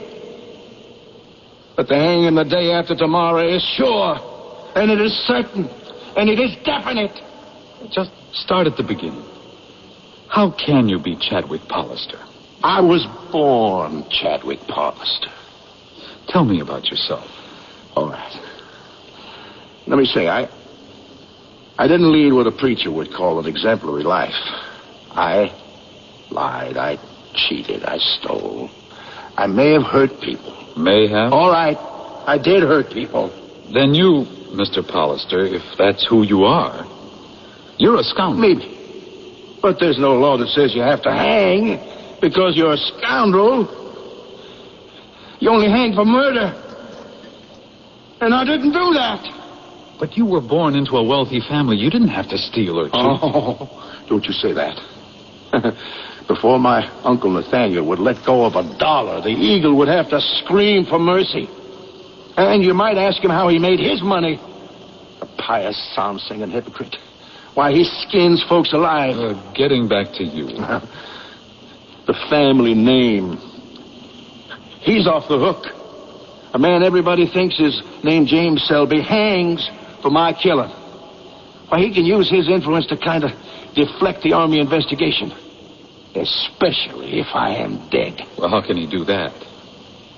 You are a reporter, and you ask how men with money can get to do things? But let me tell you about that beef. I bought it from some friends of my uncle. Can you prove that? I had asked him for some likely sources of supply. He suggested their names. Was there a witness to this conversation? No. It's a pity no one else heard it. Oh, someone else did hear it. Someone else was in the room. Ella Mae Griswold. But you said there was no witness. That's right. Because she wouldn't testify. Why not? For more than 25 years, she's been more than just his housekeeper, if you know what I mean. Well, let's get to the murder. That's the only thing that matters. Well, I knew I was in bad trouble. It wasn't just one of those scrapes. This whole business of speculators who've been robbing the government blind all during the war. People are angry. They want to make an example of somebody. So you went to your uncle and asked him for money so you could go away? And my only thought was to leave the country. Go to Canada or South America or Australia, any place. So he gave me the money, and I left the house. I started walking down the road. Then, just below Hesper's farm, I saw a body. A dead body. Lying in the road? Yes. A dead body lying in the road. What was it doing? I don't know. It was the dead body of a soldier. Because he was in his uniform. It looked like somebody had crushed his skull. You couldn't make out his face too well. I looked through his pockets. Why? Well, I suppose his force I have it, I guess. I hope maybe he'd have some money. You know, his mustering out pay. Look, I never said I was an angel. And I found his papers. It was Private James K. Selby, 9th Pennsylvania Infantry. Now, what you're saying is that the murdered man was James K. Selby. I looked at him and I said to myself, perfect. Why should I leave the country? This is what I dreamed of. A fresh start, a new name. I'd go out west. But you see, Chad Pallister's dead. I am now James K. Selby. So what I did was I changed clothes with him. It was fabulous luck all the way. Here we were, the same height, the same build. I'm sure we must have even looked alike. This was the hand of Providence. Providence? To cause a murder so you could escape? The type of Providence that looks after fools like me. And I want to tell you, it's a false and deceptive Providence because it leads you into even deeper trouble. I ran away from there. We know that. I had money, my own and his. I spent the night in a tavern on the post road. Next morning, I was about to leave. I'd finished breakfast. A sergeant and 2 armed soldiers came into the place, and they walked over to me. What's your name, soldier? My name? Oh, it's James K. Selby. It is, huh? Yes, it is. I can prove it. I'll show you my papers. Here, just look for yourself. Yeah. Yeah, you're Private James K. Selby, all right? 9th Pennsylvania. That's too bad. Why is that too bad? You're under arrest. What for? You know what for. Desertion. Desertion? Wait a minute. No, look, really, I'm not James K. Selby. Look, soldier, tell it to the court-martial, tell it to the chaplain, but don't tell it to me. I only know what I read on your papers. Hey, no, you can't arrest me. Now, you're going to come quietly and nicely, soldier? Or do you want to fight about it? We'll accommodate you either way. Now, hold on there, Sergeant. Who are you? I'm Sheriff Hooper. I see you intend to arrest this man. Yeah, he's a deserter from the 9th Pennsylvania. Well, he could also be a murderer. We're looking for a soldier who killed a man not too far from here last night. Are you sure about that? We don't have a positive identification, but if he's got a certain sum of money on him, that'd nail him. Empty your pockets, soldier. Now, wait a minute. I can explain. Obey your orders. Well, there you are.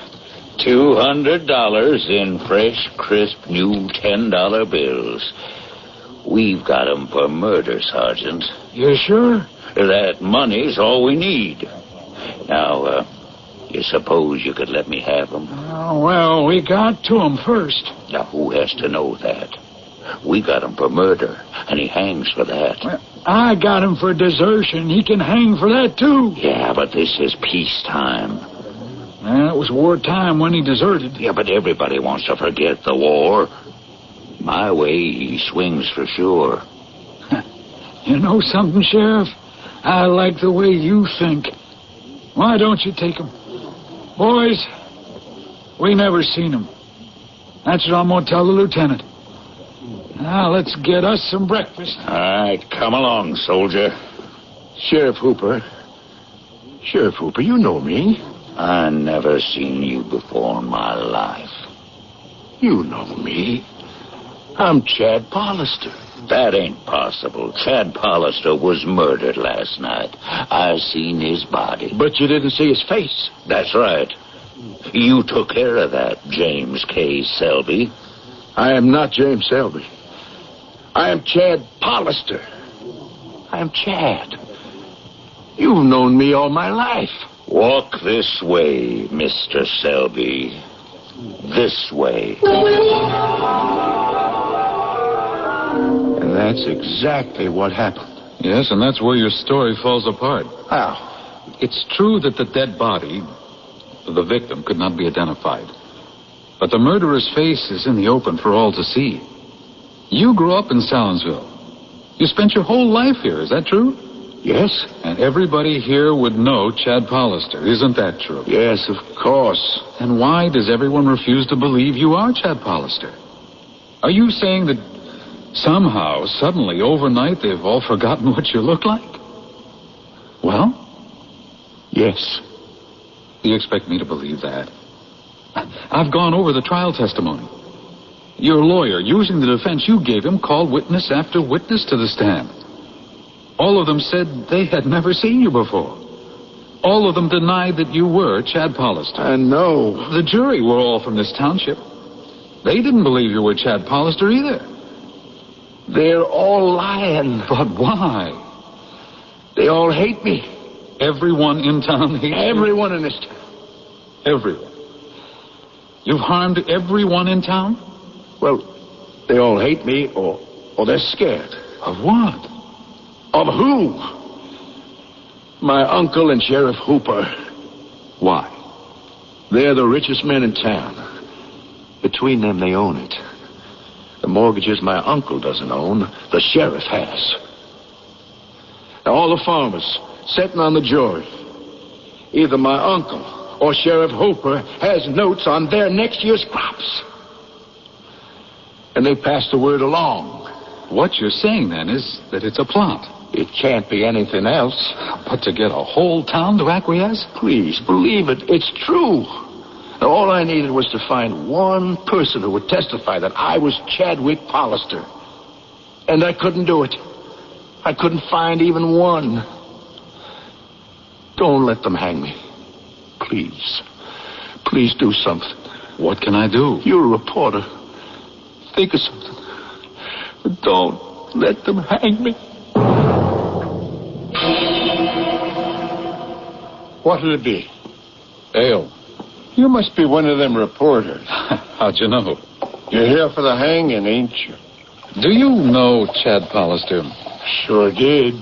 This fella Selby, who's being hanged for the murder.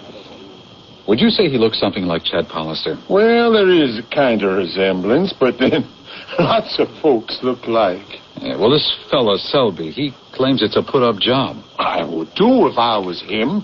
After all, who wants to swing? Well, he claims that he is actually Chad Pollister. Did you know that? Everybody knows that. And you say that there's no possibility that the man the law claims is James K. Selby could actually be Chad Pollister? None at all. Do you, own this place? My grandpa opened it in 1776, the year the Union was born. Been in the family ever since. Of course, we got a mortgage. And who holds the mortgage? Nathaniel Pollister or Sheriff Hooper? Nathaniel Say, mister, what are you getting at? Who knows? Maybe I'm just trying to get the record straight. What record?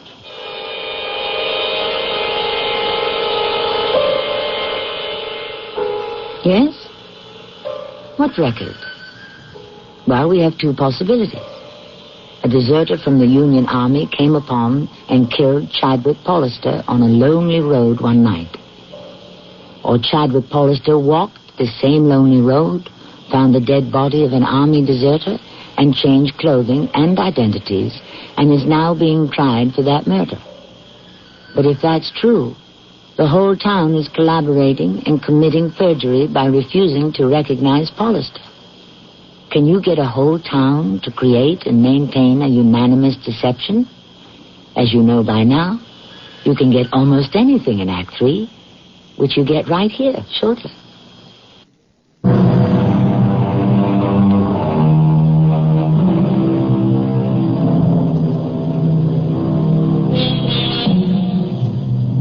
Either he's Selby or he's Pollister.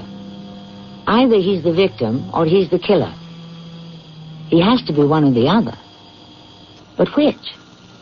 In cases like these, the popular expression is you pay your money and you take your choice. But here no one really knows what the true choices are. And everyone you ask only succeeds in deepening the mystery.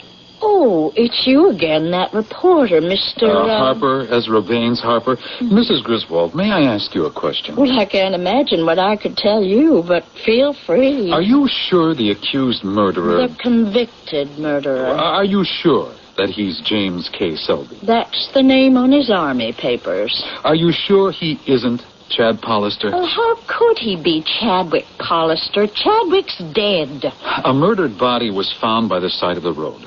The face was never positively identified. The judge, the jury, all were convinced it was Chad. Are you convinced? If it's good enough for them, it's good enough for me. This James K. Selby, he claims he's actually Chadwick. Now, is that possible? Nope. Why not? It don't make sense. All of us knew Chad since he was a baby. Now, how could this fella claim to be him? Tell me, did you like Chad Pollister? No, I didn't. Why not? Because he was no good. He broke his Uncle Nathaniel's heart. His uncle who'd raised him since he was a baby and gave him every advantage. What did Chad ever do to you? To me, nothing. So you disliked him not because of anything personal on your side, but because of the way he treated his uncle. You could say that. I gather you like his uncle. Yes. He's always treated me fair and square. He's been a good employer. The best. Thank you, Mrs. Griswold. For what? Oh, incidentally, who was Mr. Griswold, and whatever became of him? He was my husband. He worked for the bank, for Mr. Pollister. He was dissatisfied. He wanted to go west, to California, but he never had enough money. And then one day, Mr. Pollister agreed to lend him some. I see. Oh, I know what you think you may see, but it was a legitimate business transaction. He gave Mr. Pollister an IOU. Did he ever pay it back? No, poor man. He was killed. An accident in a gold mine. And you came here to be Mr. Pollister's housekeeper. Yes, well, there I was, alone in the world, with nowhere to go, and Nathaniel kindly took me in. He's a saint, that man. Oh, you're not imposing, Mr. Harper. Always a pleasure to talk to someone from a big city. Gives one a different perspective on life. The convicted killer, Selby, swears he is actually Chadwick Pollister, your nephew. Ah, what a fascinating speculation. Surely you could set the matter to rest. After all, no one knew your nephew or knows him better than you do. That isn't true. I'm blind, so other people know him much better. Sighted people. Yes, but is it possible? I don't see how. If it were true, you could identify him, couldn't you? The last time I was able to see him or anyone or anything, he was a child. What does he or did he look like as a man? I got no way of knowing. But he grew up in this house. There would be things you and he would have in common. Intimate things, personal things. No, things were never very intimate or personal between us. But his voice, the voice of the condemned man, is it the same? The blind have a most acutely developed sense of hearing, or so I'm told. There is a similarity, but many voices really do sound alike. Your nephew, or the man who claims to be your nephew, says that his death would be a welcome way out of a family difficulty as far as you're concerned. That, sir, is a most monstrous accusation. He claims that you have been putting pressure on the townspeople to perjure themselves. I shall not dignify that with further discussion. I must bid you good day. I understand you've been asking a lot of people a lot of questions, Mr. Harper. Yes, I have, Sheriff. They seem to be ridiculous questions to me. But are they pertinent? And am I getting truthful answers? I know what this fellow Selby claims. The jury heard his side of it and didn't believe him. Why do you believe him? I'm not saying I believe him. And I'm not saying that I disbelieve him. What are you saying? I'm saying that I can't make up my mind. If he were Chadwick, Sheriff, you personally would be happy to see him hanged. Hanging's nothing to be happy over, Mr. Harper. Yes, but it would be revenge for his breaking off the engagement to your sister. Why should that make me unhappy? I was strongly opposed to it from the start. But you said he broke her heart, which means she was in love with him. But tell me, did she testify at the trial? Did she? No. Why not? It would seem to me that she could certainly identify him as Chadwick Pollister or denounce him as an imposter. Why wasn't she called to testify? You want to know why? Come with me. Come in. Sit down, Mr. Harper. Lydia? Lydia, it's me, Tom. Oh, Tom. Oh, Tom, you're home early, and I haven't even started supper. It's all right. I just wanted you to meet someone, Lydia. This is Mr. Ezra Harper. How do you do? Mr. Harper's a reporter from the big city newspaper, the Courier. Oh, is he? Has he heard from Chad? And no, dear, he hasn't heard from Chad. Chad was here one night. Does he know who Chad is? Yes, Lydia. Chad walked out of here one night. He said he would see me in the morning. The next morning, Saturday morning, we would go on a picnic, but he never came back, and he promised he would. It's all right, Lydia. Just talk slow. And everybody tries to tell me that he's dead, but I know he isn't. I know he's in California. How do you know? Well, because I've just been out there to see him. You've been out to California? Oh, yes. Yes, I've been out there lots of times. It's quite a long and hazardous trip. Oh, no, not when you're used to it. Oh, and there's so many interesting ways to go. Now, Lydia, my dear. Well, you see, most folks go by wagon train, and that's fun. Have you ever tried it? No. Lydia, dear, we've got to be going now. Won't Mr. Harper be staying for supper? We have plenty. Could you possibly identify Chadwick Pallister?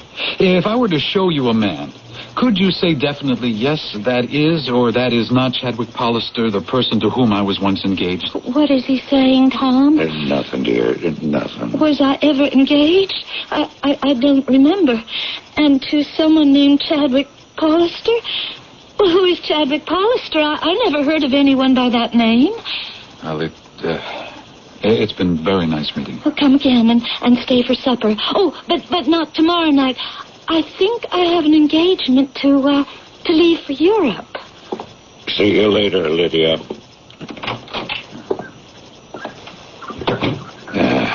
Well, Mr. Harper, now what do you say? Don't you see, Mr. Harper, how they're all ganged up on me? What's that sound? They're hammering up the scaffold for tomorrow. For me. Don't let them hang me. Oh. There must be a way to get to the bottom of things. Wait. You can't get people to prove you're Chadwick Pallister. What have I been telling you? Did you try to work from the other side? Could you get people to prove that you aren't James K. Selby? You had his papers. Surely they'd tell you where he's from. You could get his friends, family, someone. My lawyer tried that. He telegraphed with the address on Selby's papers. And there is no such place. Selby enlisted under false pretenses. You see, that proves he was always a criminal. He must have been murdered that night for criminal reasons by people he may have double-crossed. Oh, you can't be sure of that. It couldn't have been robbers. We don't have much of that kind of robbery hereabouts. And besides, whoever killed him took nothing from him. No, it was revenge. Mr. Harper, please save me. Don't let him hang me.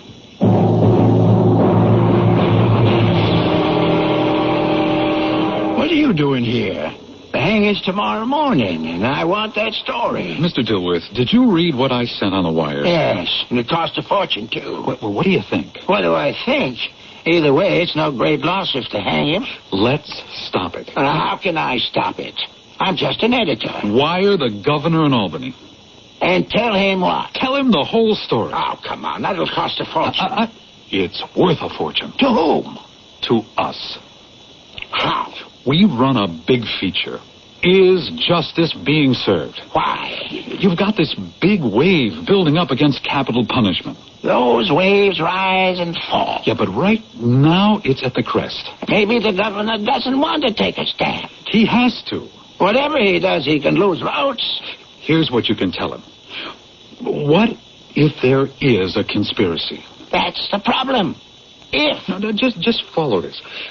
How long can it be kept a secret? Too many people know about it. Something has to break somewhere, somehow, sometime, right? Yeah, maybe. That's the big word. Maybe. Maybe it'll all come out. But by then it's too late. The man will have been hanged. This way, if he commutes the sentence to life, he hedges the bet. If it comes out that Selby is really Chadwick and was framed, the governor comes out a hero and a humanitarian. What can he lose? Nothing, I guess, because there was a last-minute reprieve that next morning. The hanging morning. And Chadwick Pallister, or James K. Selby, was sent away to prison for life. And what happened? Well, nothing. Nobody ever came forward. The governor lost the next election for other reasons. And Chadwick Pallister, or James K. Selby, kept sending me angry letters. Thanks to you, I am spending my dreary life as an animal in a cage. A fate worse than death.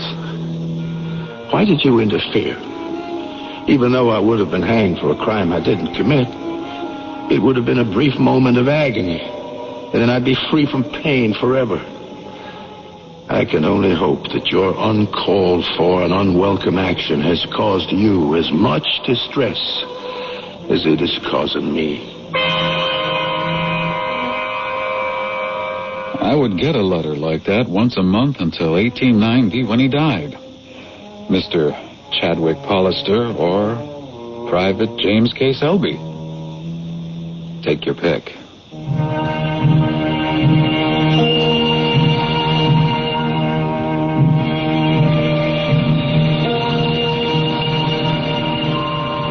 I don't know which to choose.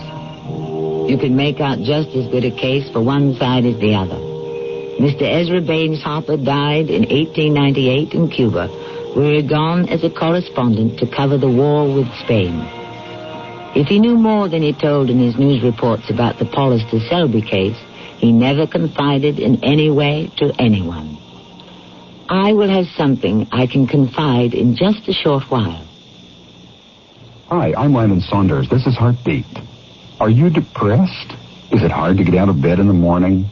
Do you look forward to, well, nothing?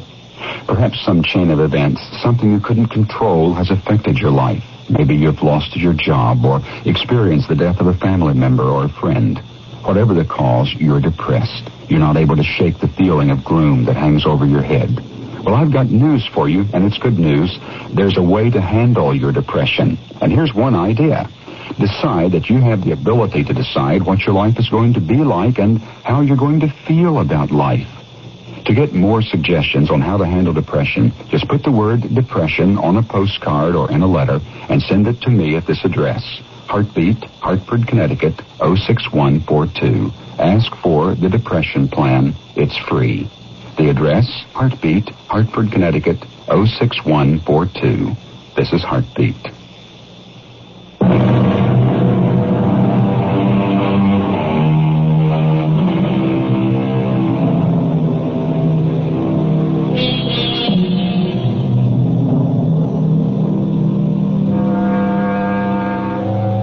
Philosophically and psychologically, our story does not present a problem, because the philosophers and the psychologists see a dualism in each of us. In other words, it is possible for one to be both victim and executioner. How they square this with reality, I cannot say. But it does seem that theoretically, when someone kills someone else, he kills a part of his own humanity as well. So, therefore, it can be said with some justice that no one ever really gets away with murder. Our cast included Lloyd Battista, Bernard Grant, Ray Owens, and Carol Teitel. The entire production was under the direction of Hyman Brown. And now a preview of our next tale. Oh, but why would they get it all? Unless, of course, your aunt wrote you out of her will. There was no will. Or if there was, Farnsworth destroyed it. Oh, the whole thing was awful. I vowed never to marry, and I didn't. But enough of all this. At least now I've finally received my poor dear aunt's letters. Well, let me give you these photos. It's our guess that this picture here might be you and your... Did I say something wrong? These photographs. Where did they come from? From a roll of film that I found in an old camera at the same auction where my wife bought the old box of letters. Oh, dear Lord. Oh, Miss Winslow, are you all right? These photographs. Take them out of my sight. Take them out of here. And go. And don't bring them back, ever. This is Tammy Grimes inviting you to return to our Mystery Theater for another adventure in the macabre. Until next time, pleasant dreams.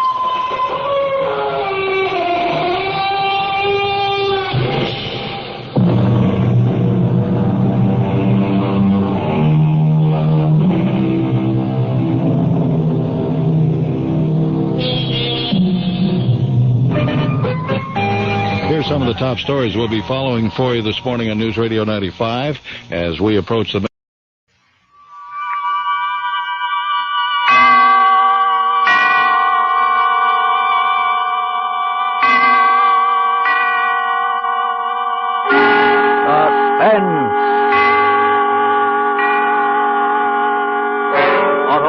and its 96,000 dealers present Mr. Joseph Cotton in Blood Sacrifice, a suspense play produced and edited by William Spear. Hap, me boy, here's one that'll rattle the ivory between your ears. What is it that carries water, has plates, gives continuous service, and is associated with a good tip? A waiter. Oh, how dumb can you be? Listen, I'll make it easy. It needs water only 3 times a year in normal car use, and it's a tough little bundle of potent energy. Now, what is it? Camel? Oh, give me strength. Look, Slap Happy, it's the famous Autolite Stay Full battery. The battery that needs water only 3 times a year in normal car use.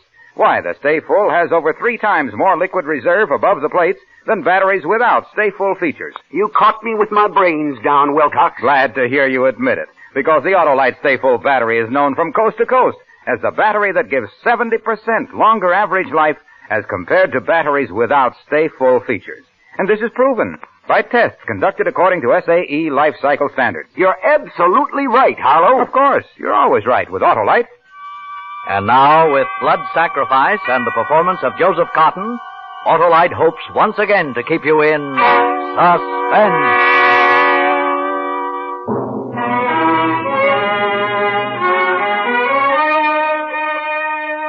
In his dressing room, Gary, his arm through mine, his great beautiful voice purring assuringly in my ear. It's wonderful, Johnny, wonderful. 200,000. Why, they didn't pay that for Gone with the Wind. You're a success, boy, a success. A success, and well on the way toward being rich. On the marquee above the theater in lights, Garrick Drury in Bitter Laurel, and then in slightly smaller lights by John Scales. New clothes, best food, a fashionable hotel, new and fashionable acquaintance. And I owed it, every bit of it, to Garrick Drury. Everyone said that, everyone except Gary. We'd just finished seeing the men from the motion picture company. Gary had been charming, courteous, thoughtful, protecting my royalties, protecting his rights, and finally they were gone. Walters, Gary's valet, came into the room. Anything else, Mr. Drury? Not tonight. I'll pick you up in the car at the stage door at 5 minutes. Yes, sir. I'm going to see Mr. Scales to his taxi. Sure I can't drop you anywhere, John? No, quite sure, thanks. Glad to, you know. Oh, well, Walters. Oh, yes, sir. Bring along that play of young, what's his name, Ruggles, Buggles, you know who I mean. I promised Fanny Taylor I'd read it, but, well, it's perfectly useless, of course. We'll be playing Bitter Laurel for another 2 or 3 years yet. Eh, what, John? Well, come along. 5 minutes, Walters. Yes, sir. Now, look here, John. Don't you worry about this movie deal. I've handled these characters before. Before! Oh, listen to that, John. Wonderful sound. The empty theater. The empty, echoing, endless theater. John, you know what? Sure. There's a play in it. In the last scene, the actor dies in the empty, endless theater, pouring out his death on 8 pages to the ghosts of all the audience who didn't realize how great he was. Alone. His wife's gone to, Hollywood. Perfect. Well, what are we waiting for, Johnny? I'll put you in your taxi, you go home and write it, bring it to me tomorrow night. We'll fix it, and there we are. I can read the notices now. It's sensational, aren't they? Garrick Drury does it again. Actor's death scene draws bravos. Sir Garrick Drury, maybe. Well, come on, we'll get you on your way. Good night, Mr. Drury. Thought your performance was exceedingly fine tonight. Thank you. Good night, Scotty. Waters will be right out. You can lock up. Good night, Mr. Drury, Mr. Scales. Good night, Scotty. Well, this is thrilling. There's a cab stand right at the corner. We make a run for it. John, look out!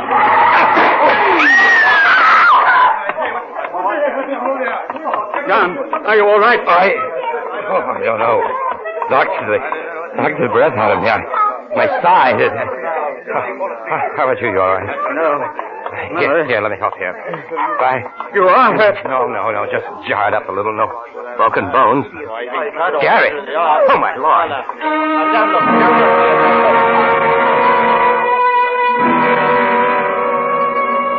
I picked myself up from the curb where the car had thrown me when it hit us. My side hurt and my head reeled, but Gary... I saw him stagger out from the other side of the car, saw the jagged pane of broken glass in the store window, saw the bright spurts dyeing the pavement crimson where Gary's right hand clutched his left arm. A policeman came running toward us. Yeah, what happened? It's Mr. Drury, officer. The car skidded over the curb, then knocked him through the window. Here, let's have a look now. Catch him, he's got him, he's going faint. They've got him now. Oh, and no wonder. He's got an artery. Hey, you, call an ambulance. Get a doctor. This man will bleed to death if we're not quick. Are you all right, sir? I hurt the side a little, Paul. I feel a bit faint, but I'll be all right. Good. We've got to stop this bleeding here. Now, help me. You put your hand right here. That's right. Yeah. Now, squeeze hard. Yeah. And keep on squeezing. Okay. You over there. Come on, give us a hand. I'll take his head. You take his feet now. Easy does it. Up.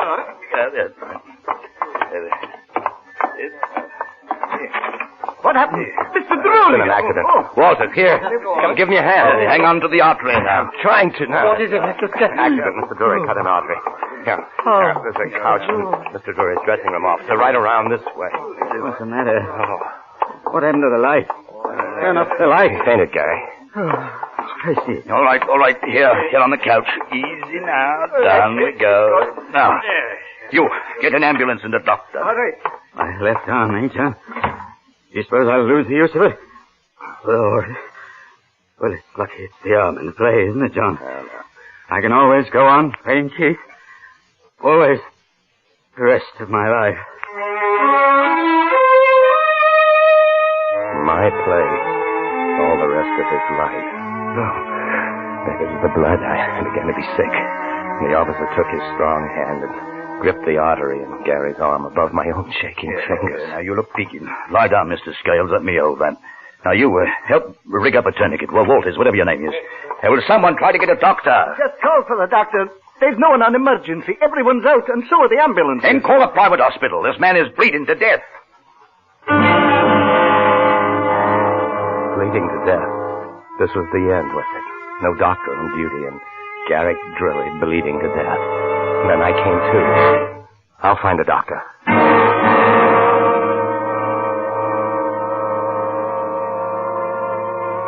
But it was 40 minutes before the doctor finally came. 40 minutes while Garrick Drury's life seeped out from the improvised tourniquet. The doctor set down his bag and took one look. We're still trying to get hold of an ambulance, Doctor. Oh, never mind. We couldn't move him now anyway. There's only one thing to do. Give him a transfusion right here. Yes. Well, first we'll make a decent tourniquet. I'll test his blood for type. Oh, by the by, wait around, all of you. I have to find someone among you with type of blood that matches his. Gary lay on a couch behind a screen in his dressing room. And there was a plate on the table, one with a border of pink roses from which, during rehearsals, we'd often eaten hasty sandwiches. Now there were 4 round blobs of red on it. Blood. 2 blobs of mine and 2 of Gary's valet, Walters. Behind the screen, Walters was blubbering with grief while an intern, arrived at last with the ambulance, was murmuring fearfully. But, Doctor, I can't find his pulse. You can't. What? Wait a minute. Here, you idiot, let me see. Yes, of course, here it is. But we must hurry or we'll be gone. Steady now, Walter, steady. We know you love him. We're doing all we can. Now, go look at those tests. The important thing is to give transfusion as soon as possible. Let me give it. I'll give my life for Mr. Drury. Let me give the transfusion. No. We'll see. I've already told you Drury's blood is type 3, very difficult. Can only give him a transfusion from someone of his own type or a type 4 universal donor. Anything else would be like giving him prussic acid. I only hope that you or Mr. Scales will do. We'll have to make sure. All right, now let me see. The doctor bent over the plate, pouring liquid out of vials onto the red drops. I stood where I'd been standing when he put the blood onto the plate before the intern's voice had cried out. Doctor, I can't find his pulse. Walters and the doctor had plunged around the screen to where Gary lay unconscious. I watched while the doctor finished with the vial. Then he picked up a grease pencil from the dressing table and drew a line across the plate, cutting it in half. Then with the pencil, he marked the side on which I stood with an S, and the side on which Walters had stood with a W. Now we'll be sure of which is which. It will take a few minutes to see if there's any agglutination. Oh, let's hope. That's all we can do is hope. And he disappeared once again behind the screen. It was then that I noticed the one rose on the border of the plate which had been blurred in the firing. I'd noticed it before many times. I'd noticed it today in the last few minutes, looking stupidly at it, as you do at such things. But before the doctor had marked it, before he and Walters had gone running behind the screen, then hadn't the blood rose been on the left, my left? But now it was on the right. Might Walters, in passing, have brushed it and turned it around? I stood and stared at the tiny pool on the side marked W. Little hard purple crystals were beginning to form around the edges. I looked at the side of the plate marked S. My side, supposedly. The blood was clear and bright. But what if the plate had been turned around? And the blood on the other side was mine. It was mine that was forming little purple crystals. I stood staring at the plate as the doctor came around from behind the screen. Now, let's have a look at this. Well, looks as though we're in luck. Is it mine? May I give him the transfusion, sir? Sorry, old man. Not unless you want to murder him. Oh. No, but Mr. Scales here, it looks as if he were that useful animal, a universal donor. All right, Mr. Scales, let's make ready. What? You're it, Mr. Scales. There's something I ought... Well, I ought to mention that... You're not frightened, are you? There's not that. no danger from giving a transfusion, you know. No. The donor, that is. No, I'm not then frightened. Then come around here and let's get busy. We haven't much time. Doctor, Hello, John, old fellow. What's this? Final curtain? Oh, don't be silly. Such a rotten exit. Dying, Egypt. Dying. Oh, you're not dead yet, not by a long shot. Now, take off your coat, Pete, Mr. Scales, and roll up your sleeves. Rotten exit. Rotten break for you too, John. You'll have to close the play. Close the play. Close the play. I'm ready, Doctor. To be sure. Now sit down here. Hold still. You will hardly notice this. Make a fist. Tight. This? That's it. Maybe feel a little dizzy for a minute afterward, but in an hour, you'll be as right as rain. That's all right. Now still. Yeah. Not bad, was it? Lie back. That's right. Good old John. Give me... Lord, what a publicity story this will make. Playwright at actor's bedside gives blood to save famous star's life.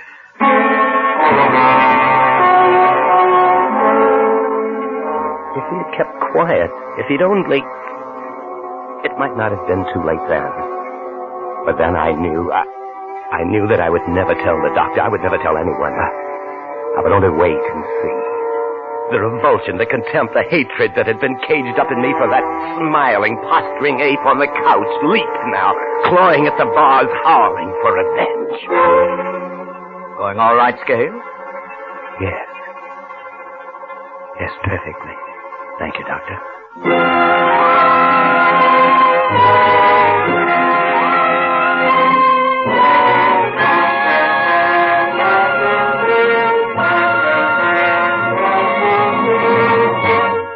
Autolite is bringing you Joseph Cotton in Blood Sacrifice.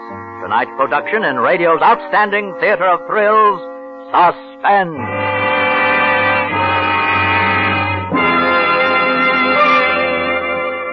Now it's my turn, Wilcox. Riddle me this. What is it that lives a long time, has great power and endurance, and can store water? Well, that's easy, Hap. An Autolite Stay Full battery. Oh, no. Yes. That Autolite Stay Full battery needs no more water than a cactus, because it has more than 3 times the liquid reserve above the plates as compared to batteries without Stay Full features. Stop that, Wilcox, and answer my riddle. Now, let's see now. You mentioned long life. The Autolite Stay Full battery has a fiberglass retaining mat protecting every positive plate. That accounts for its incredibly long life.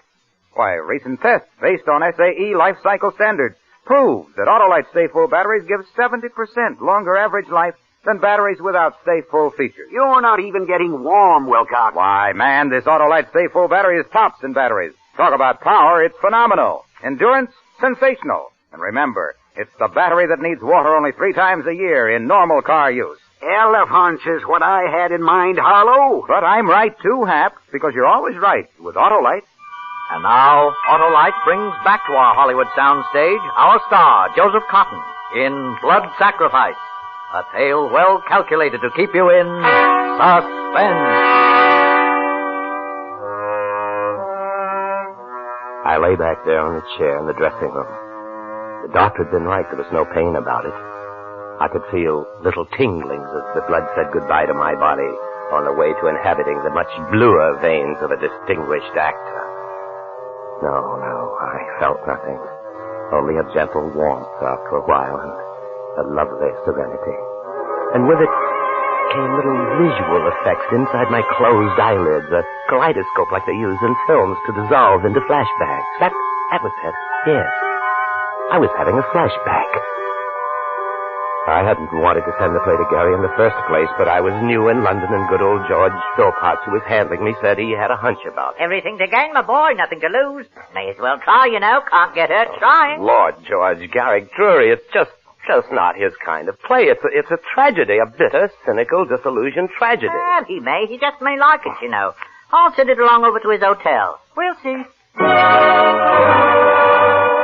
I'd never met Gary until then, and of course this tremendous charm of his, this flashing, winning, infectious, incomparable style of the man, when you talked to him, you were lost. And he did like the play, at least he said he liked it. Oh, yes, wonderful idea. Very strong. Perhaps a little grim, but then these are grim times. Of course, there are one or two things that need touching up, and we may have to make a change here and there. There's never been a play produced that didn't have to have a certain amount of rewriting during rehearsal. You understand. But I didn't understand. I was still too bewildered to understand. And the man had this fantastic charm, and he'd used it. Before I was out of his office, I'd signed a contract giving me a very pretty share of the royalties, and Gary the right to make any reasonable changes he might deem necessary to the script. Reasonable changes. During rehearsals, we'd sit halfway back in the theater, and... Oh, John, I've been thinking. Yes? The cocktail scene in the first act bothers me. Somehow it seems out of character. What do you mean? Keith wouldn't have acted that way. He'd have been shocked and hurt and angry at the change in his fiancée. He'd have denounced her and left the party. Wonderful scene, huh? Well, and then at the very end, Keith rolls up his uniform tunic with all the decorations on it and lays it under his head for a pillow and lies down on the bench. Oh, just a minute. Oh, a wonderful curtain line. He says, I rest upon my laurels. Wonderful. Can you write it, boy?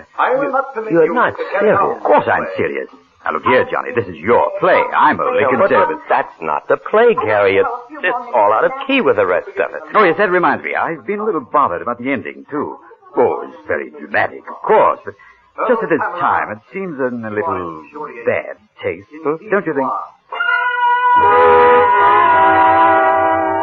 The play, altered, butchered, finally opened. We sat up waiting for the morning papers, and then they came. I read them, and I wanted to run away and couldn't. The voices of the critics saying to the public, This broken-back play is only held together by the magnificent acting of Mr. Garrick Drury. Saccharine as it is, bitter laurel provides a personal triumph for Mr. Garrick Drury. Nothing in the play is consistent except the assured acting of Garrick Drury. Mr. John Scales has constructed his situations with great skill to display Mr. Drury in all his attitudes, and that is a sure recipe for success. We prophesy a long run for bitter laurel.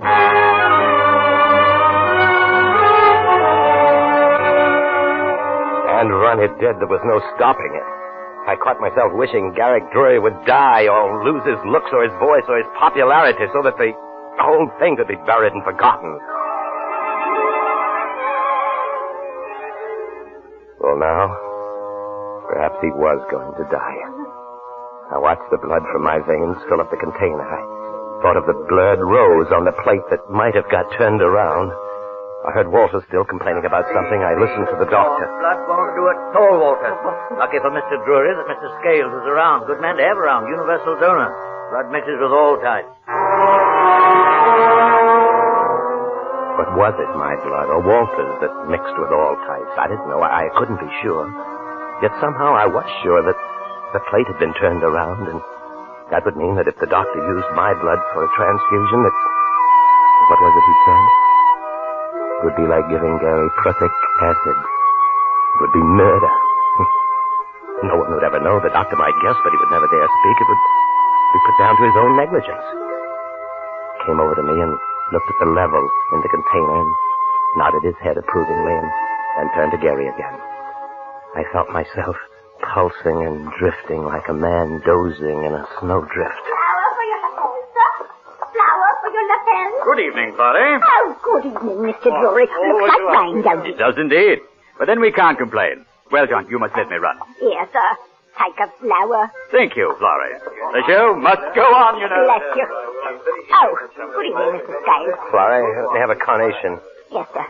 2 shillings, sir. Here you are. Send it on for you. Oh, thank you.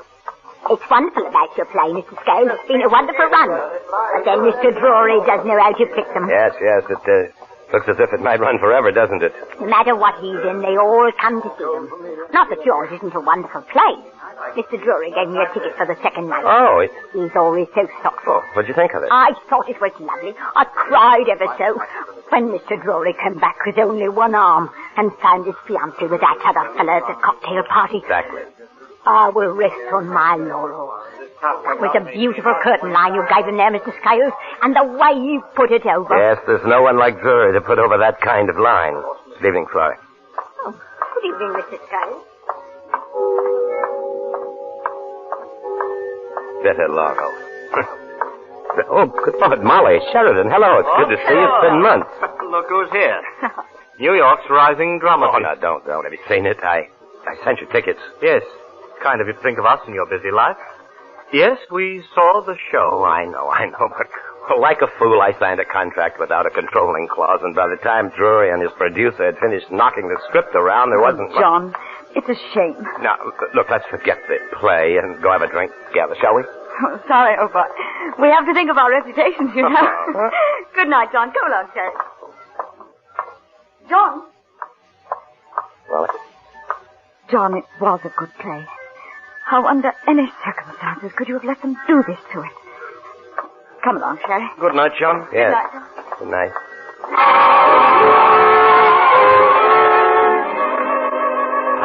Hi. Almost full court. That ought to do it. Feel all right, Mr. Scales? Yes. Perfectly. Good. Now we'll throw you out of here and go to work. The doctor ushered me out of the room onto the stage. I saw him disappearing around the screen with a flagon in his hands as I closed the door. Just as I thought. There were the reporters waiting. I sat down. I felt weak, not right at all. Mr. Scales, how is he? Yes, Will he live, do they think? Well, they think he may. They're giving him a transfusion. Oh, with your blood. Oh, what a story. No, please don't use that. Oh, yes, we know how you feel, but after all... I'm just doing what anyone else would do. He was my friend. I owed him everything. Well, of course, but you're a hero. You don't know how people feel about Garrick Drury. Don't I? Oh, incidentally, Mr. Scales, we hear you sold the screen rights of the play. Oh, no, not yet. It was, we've been talking it over tonight. Yes? But if anything happens to Mr. Drury... You mean we won't sell, huh? If anything happens to Gary, Bitter Laurel will never be performed again. My hands were wet and cold, and I could feel the perspiration running down my back. My head was light, and I seemed to be walking on air. The voices of the reporters were distant and indistinct. I felt the sudden need to lie down, to rest, sleep. And the door to Gary's dressing room opened, and I saw the doctor standing there. His face and his voice were blurred. Scales, will you come, please? What is it? He's complaining of a pain in his back. He did almost immediately. We started the transfusion. He's asking for you. Of course. I don't understand it. I don't understand. We all did our best. So much hemorrhage, shock, cardiac strain. It's always a gamble, you see, when the operation is left so late. Sometimes there is a particular idiosyncrasy. I should have preferred a direct test, but that's no good if the patient dies while you wait to make sure. Mr. Drury. Oh, Mr. Drury. What is it? Where's Bran? Oh, his son? No, he's understudy. He'll be here in a minute, Mr. Drury. They're waiting. Bran. Fetch Bran. The curtain must go up. Oh, I don't understand it. Yes, he's dead. Why did he die, Doctor? Blood transfusion, but I don't understand it. Mr. Scales is a type 4 universal donor. Still, there are sometimes personal idiosyncrasies. Yes, I caught Walter's gaze and followed it. He was staring fascinated at the plate, which still stood on the table. The rose. That one there, that smudge from the firing. I remember noticing. It was originally on my right. Now it's on my left. Ridiculous. You did it! You turned the plate around because you knew that my blood would save him and that yours Don't be a wouldn't. fool, Walter. I lost everything by his death. Why should I want him dead? You hated him. I've seen it all the time. Because of the play. Walter. You killed Don't be a him! fool. You're fantastic. What coroner's duty? No! What coroner... Oh, it happened. The roaring in my ears, the spastic constriction of my stomach. The room began to teeter and twirl. I staggered toward a chair.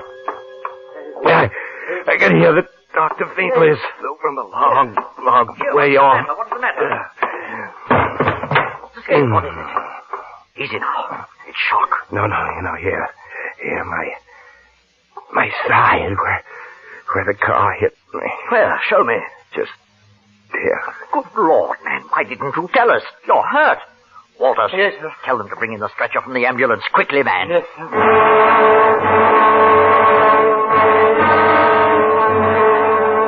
It's ironic. When the car hit me, it was an injury to the spleen. The spleen, think of it.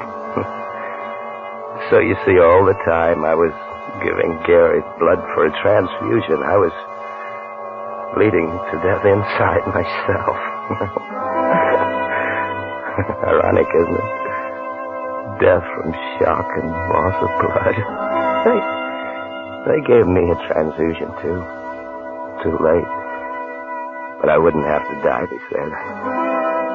I would have lived if I hadn't given my blood to kill Garrick Drury.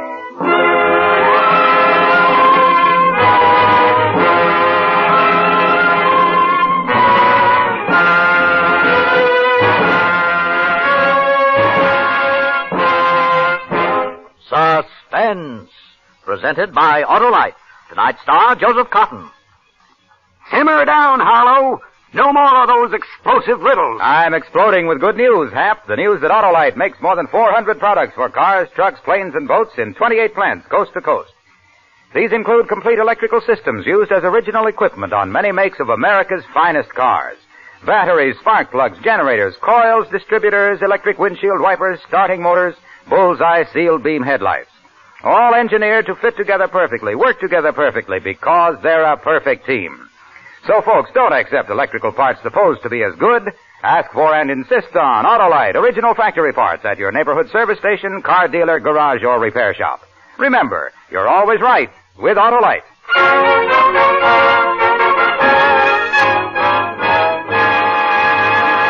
Next Thursday for Suspense, our star will be Cary Grant. The play is called Salvage, and it is, as we say, a tale well calculated to keep you in suspense. Tonight's Suspense play was produced and edited by William Spear and directed by Norman MacDonald. Music for Suspense is composed by Lucien Moraweck and conducted by Lud Gluskin. Blood Sacrifice was adapted for radio by Malcolm Meacham from the short story by Dorothy Sayers. Joseph Cotton may currently be seen in the Carol Reed production The Third Man, a David O. Selznick release. You can buy Autolite Stayful batteries, Autolite resistor or regular spark plugs, Autolite electrical parts at your neighborhood Autolite dealers. Switch to Autolite. Good night. This is